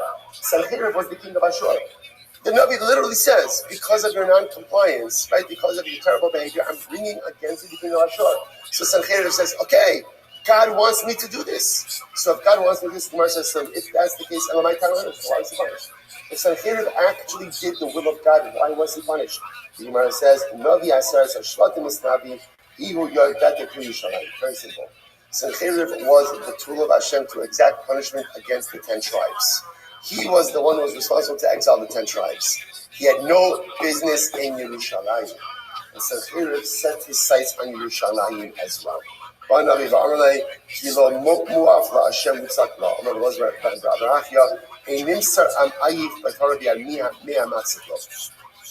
ultimately, again, so the Navi tells Sancheriv, you overstepped. Your avodah was to exact punishment from the 10 tribes. You set your sights on Yerushalayim so that you don't have any power on. Right? Ultimately, again, literally, you cannot go ahead. The Am Ha'ayif, so the tired nation. I would say, who's the tired nation? Which is the Klal Yisrael. We're the tired nations. But interestingly enough, not tired because of suffering, tired because we toil in Torah, tired because we're constantly building a relationship with HaKadosh Baruch Hu. So ultimately, again, the nation that's tired cannot be handed over in the hands of the enemies. The Gemara says, "My ke'es harishon hakel artzos v'artzon haftali ba'achron yichvid derech hayam eri arden gadol hagayim lo karishonim shekilim aleim al Torah." So ultimately, again, we are not like the early ones. This is reference to Malchus Yisrael, who threw off from them the yoke of Torah. Aval achronim Malchus Yehuda shechvidu aleim al Torah u'reuyin halalu la'asos la'neis ka'ovrei hayam u'kidarchei hayardim. So I'll say this is fascinating. So Sancheriv, you can have control over Malchus Yisrael. Why? Because Malchus Yisrael threw off the yoke of Torah. And when you throw off the yoke of Torah, you have a lack of divine protection, but you have no control ultimately again over Malchus Yehuda. Because that Malchus Yehuda, they took upon themselves the yoke of Torah, and they were deserving of miracles, like literally again, like the splitting of the Yam Suf and the splitting of the Yarden. So the Gemara says, "M'chozer b'mutav ve'imlav ani es lo galil b'adgolim." So Sancheriv, if you turn back, right, and you don't go to war against Malchus Yehuda, you'll be fine. If not, ultimately, again, I will turn you into a degradation amongst the nations. Right? Rashi says over here, you'll become a source of degradation, right? A laughing stock amongst it. This is the Sancheriv. So Moses, interestingly enough, Sancheriv did have a divine mission by the 10 tribes of Malchus Yisrael, but his mistake was going after Malchus Yehuda, was going after the Beis Hamikdash, was going after Yerushalayim. So the Gemara was like that. So Achari Hadvarim, Va'emas Ha'ila Basar Melech Ashur, Va'yavo Yehuda, Va'yichan Ala Arim HaBetzuros, Va'yomer Ka'am Elev. So ultimately against that, Caleb makes the mistake, and he goes ahead and he marches on Yerushalayim. So the Gemara says, "Hi Rishna lahai pargasha." Rashi says over here, "V'chim medin daron kazeh la'adon kazeh, v'chim nesha emes b'Chizkiyahu basar kayim." So we'll say, now the Gemara asks an interesting question: why was Chizkiyahu deserving of this? Right? After all, again, Chizkiyahu was a big tzaddik. So why was Chizkiyahu deserving of having Sancheriv march against him? In other words, we'll say, as much as Chizkiyahu is successful over Sancheriv, there's a lot of anxiety. There's a lot of difficulty. So Chizkiyahu is such a tzaddik. Why did he deserve to have this fear of Sancheriv marching against him? So I'm Rabino la'achar shekafat HaKadosh Baruch Hu b'nishpat. So let's listen to this. What happened? So HaKadosh Baruch Hu swore that Sancheriv was going to was going to go ahead and march against Chizkiyahu. What happened over there? Ba'amar. My seal is Sancheriv. So here's what happened. The Shmuel was like this: if I tell Chizkiyahu that I'm bringing Sancheriv against you, but don't worry, because you're going to be successful. What is Chizkiyahu going to say? Amar lo hava beina, lo bishus beina. Do me a favor. I appreciate what you're trying to do, because remember again, by bringing Sancheriv against Chizkiyahu, and then by delivering a stunning victory to Chizkiyahu didn't do anything. Kadosh Baruch Hu wiped out the entire army of Sancheriv. There was a massive Kiddush Hashem. There was a massive, wave of Emunah. But Chizkiyahu would have said, you know what, God, it's okay. Let's call it even, right? Don't bring Sancheriv and don't bring the salvation. Right? There's too much anxiety, too much fear that it's going to cause. Just leave it alone. Miyad kafatz Kadosh Baruch Hu v'nishba d'maisina lei.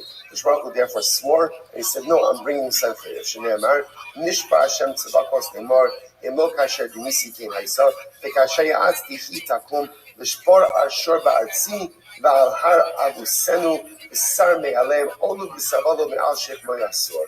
So Kadosh Baruch Hu said, Yavo Sancheriv v'syaito, Yasa obviously Chizkiyahu v'Siyaito. I'm going to bring Sancheriv, and Sancheriv and his Chevra, they're going to become like a trough. They're like a trough for Chizkiyahu and his kingdom. So I want to point out what a profound Gemara this is, right? Because sometimes, right, people say, we have this thought sometimes. In the Sefer Siduro Shel Shabbos, he brings this down by Yaakov Avinu, that after Yaakov found out that Yosef was alive, so the Siduro Shel Shabbos says, Kadosh Baruch Hu preempted Yaakov. Yaakov would have thought to himself like this, Kadosh Baruch Hu, I'm so happy that Yosef is alive. It's so beautiful. Everything worked out well. Kadosh Baruch Hu, but I have a counter proposal. Instead of everything working out well, why don't you instead what? Leave it alone. Leave it alone. Leave it alone. And you could have spared me. You could have spared me ultimately again 20 plus years of doing something. That's why the pasuk says, he offered up karbanos to Elokei Yitzchak Aviv. And Yaakov offered up karbanos to the God of his father. What was Yitzchak? Yitzchak was Midas Hadin, strict justice. Sometimes strict justice says we don't understand why Kadosh Baruch Hu does things. So it's interesting because over here Kadosh Baruch Hu knew that had he divulged his plan to Chizkiyahu, Chizkiyahu would have said, God, sounds great, but don't do it.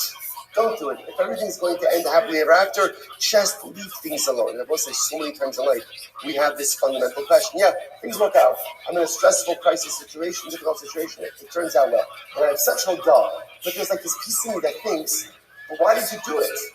Very nice you brought the salvation, but the same God who brought the salvation is also what? The same God who brought the crisis. So I have a counterpose of Kadosh Baruch Hu. Don't bring the crisis, and you won't need the salvation. So that's the cheshbonos of Kadosh Baruch Hu. That's where the Rebbe runs the world. And somehow, the crisis was necessary. It's not just the resolution that's necessary, but the crisis itself was necessary. And sometimes those are things that we just will never understand. Let's go a little bit weiter. Says the Gemara, Yasser Sivo me'ashik mecha, va'olom me'alecha tzavrecha, v'choveh ol mifnei shman. So Kadosh Baruch Hu tells Chizkiyahu, don't worry, everything's going to be okay, and the yoke of Sancheriv will be lifted upon you, mipnei shaman. Shman. And what I say shman literally means the oil. What's the oil? This is beautiful. Chovel olsha Sancheriv mipnei shman shakiskiyahu. And literally again, the yoke of Sancheriv was lifted upon from Klal Yisrael because of the oil of Chizkiyahu. What's the oil of Chizkiyahu? This is beautiful. It was constant oil, constant light. Oil represents light. Constant light burning in the Bati Medrash, in this Medrash, all over Malchus Yudif and Revan's Chizkiyahu. Ma'asa, what did Chizkiyahu do? Na'atz cherev al-pesach beis HaMedrash.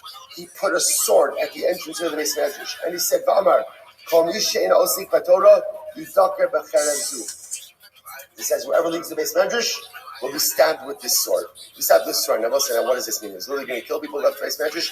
No, it's figurative. What Chizkiyahu was trying to tell Klal Yisrael was the following idea. Torah is not a recreational pursuit. Torah is life. Torah is life. And if you don't have it, then you won't have life. That's what he was saying. Sometimes we look at Torah, and what's Torah? It's very nice. It's beautiful. Dr. Aaron Kursky has a beautiful idea. He says, he points out, which he says, it always intrigued him how he's what he's talking about, how people fall asleep during the drasha. So that's what he's saying, people fall asleep during the drasha. So it's not a new phenomenon. It's minhag Yisrael, minhag Avosinu b'Yadenu, right? But it falls asleep during the drasha. He says, can you imagine? Right, you're lost in a bad neighborhood. He said, these are the days. This is a dated marshal. It's like before ways, before you're in a bad neighborhood, and you pull into a gas station to go ahead and get directions, and the guy's giving you directions. And can you imagine, like in the middle of directions, you're like this, right? He says no one's nodding off in the middle. Why? Because that's going to save your life. He says if we realized that words of Torah literally are life-saving. That words of Torah are life-saving. Life-saving, hey, then you will never nod off. Sometimes God speaks too long. Right? Or whatever. And it's not everybody is an orator. Okay, it's fair. Right? But the a lot of it is us. It's easy to blame someone else for not being entertaining enough or engaging enough. A lot of it is us and how we relate to Torah. And the truth is, a lot of times we think, it's a beautiful part. It's a beautiful insight, a beautiful idea. It's not a beautiful part. It's not a beautiful idea. It's life-saving directions. That's what Chizkiyahu was trying to highlight. The sword was there not as a punitive measure, but to show Torah is not something nice. Torah is life-saving. If you have it, it will literally save yourself from making such dramatic bad decisions or mistakes. If you don't have it, then unfortunately, again, I can find myself in such negative states. So the Gemara goes right, let's finish up. The Gemara says, they checked from Dan until Beersheba, there was not an Amaras, there was no one who was ignorant in the words of Torah, all the way from Givas until Antipris.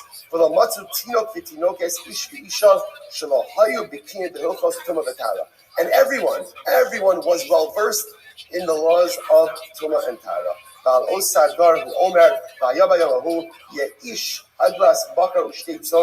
more minute. So what's so incredible? First of all, just to understand the level of scholarship which existed during the days of Chizkiyahu. Everyone was versed. Everyone was knowledgeable. Everyone, again, by the way, in what? Not Maseches Brachos, right? Not Hilchos Shabbos. We'll look what they're referring to over here. Right? Halachos of Tumah and Tara. What happens when we get to us? We give Tumah and Tara. What happens? Come on, what happens? You look ahead and you say, how long is this going on for, right? When is this going to be over? I will say, those halachos people, everyone, men, women, children, were versed in the halachos of Tumah and Tara. And also, again, in those days, the Gemara says, people had very simple material aspirations, right? They had a cow, they had 2 sheep, and they were happy. So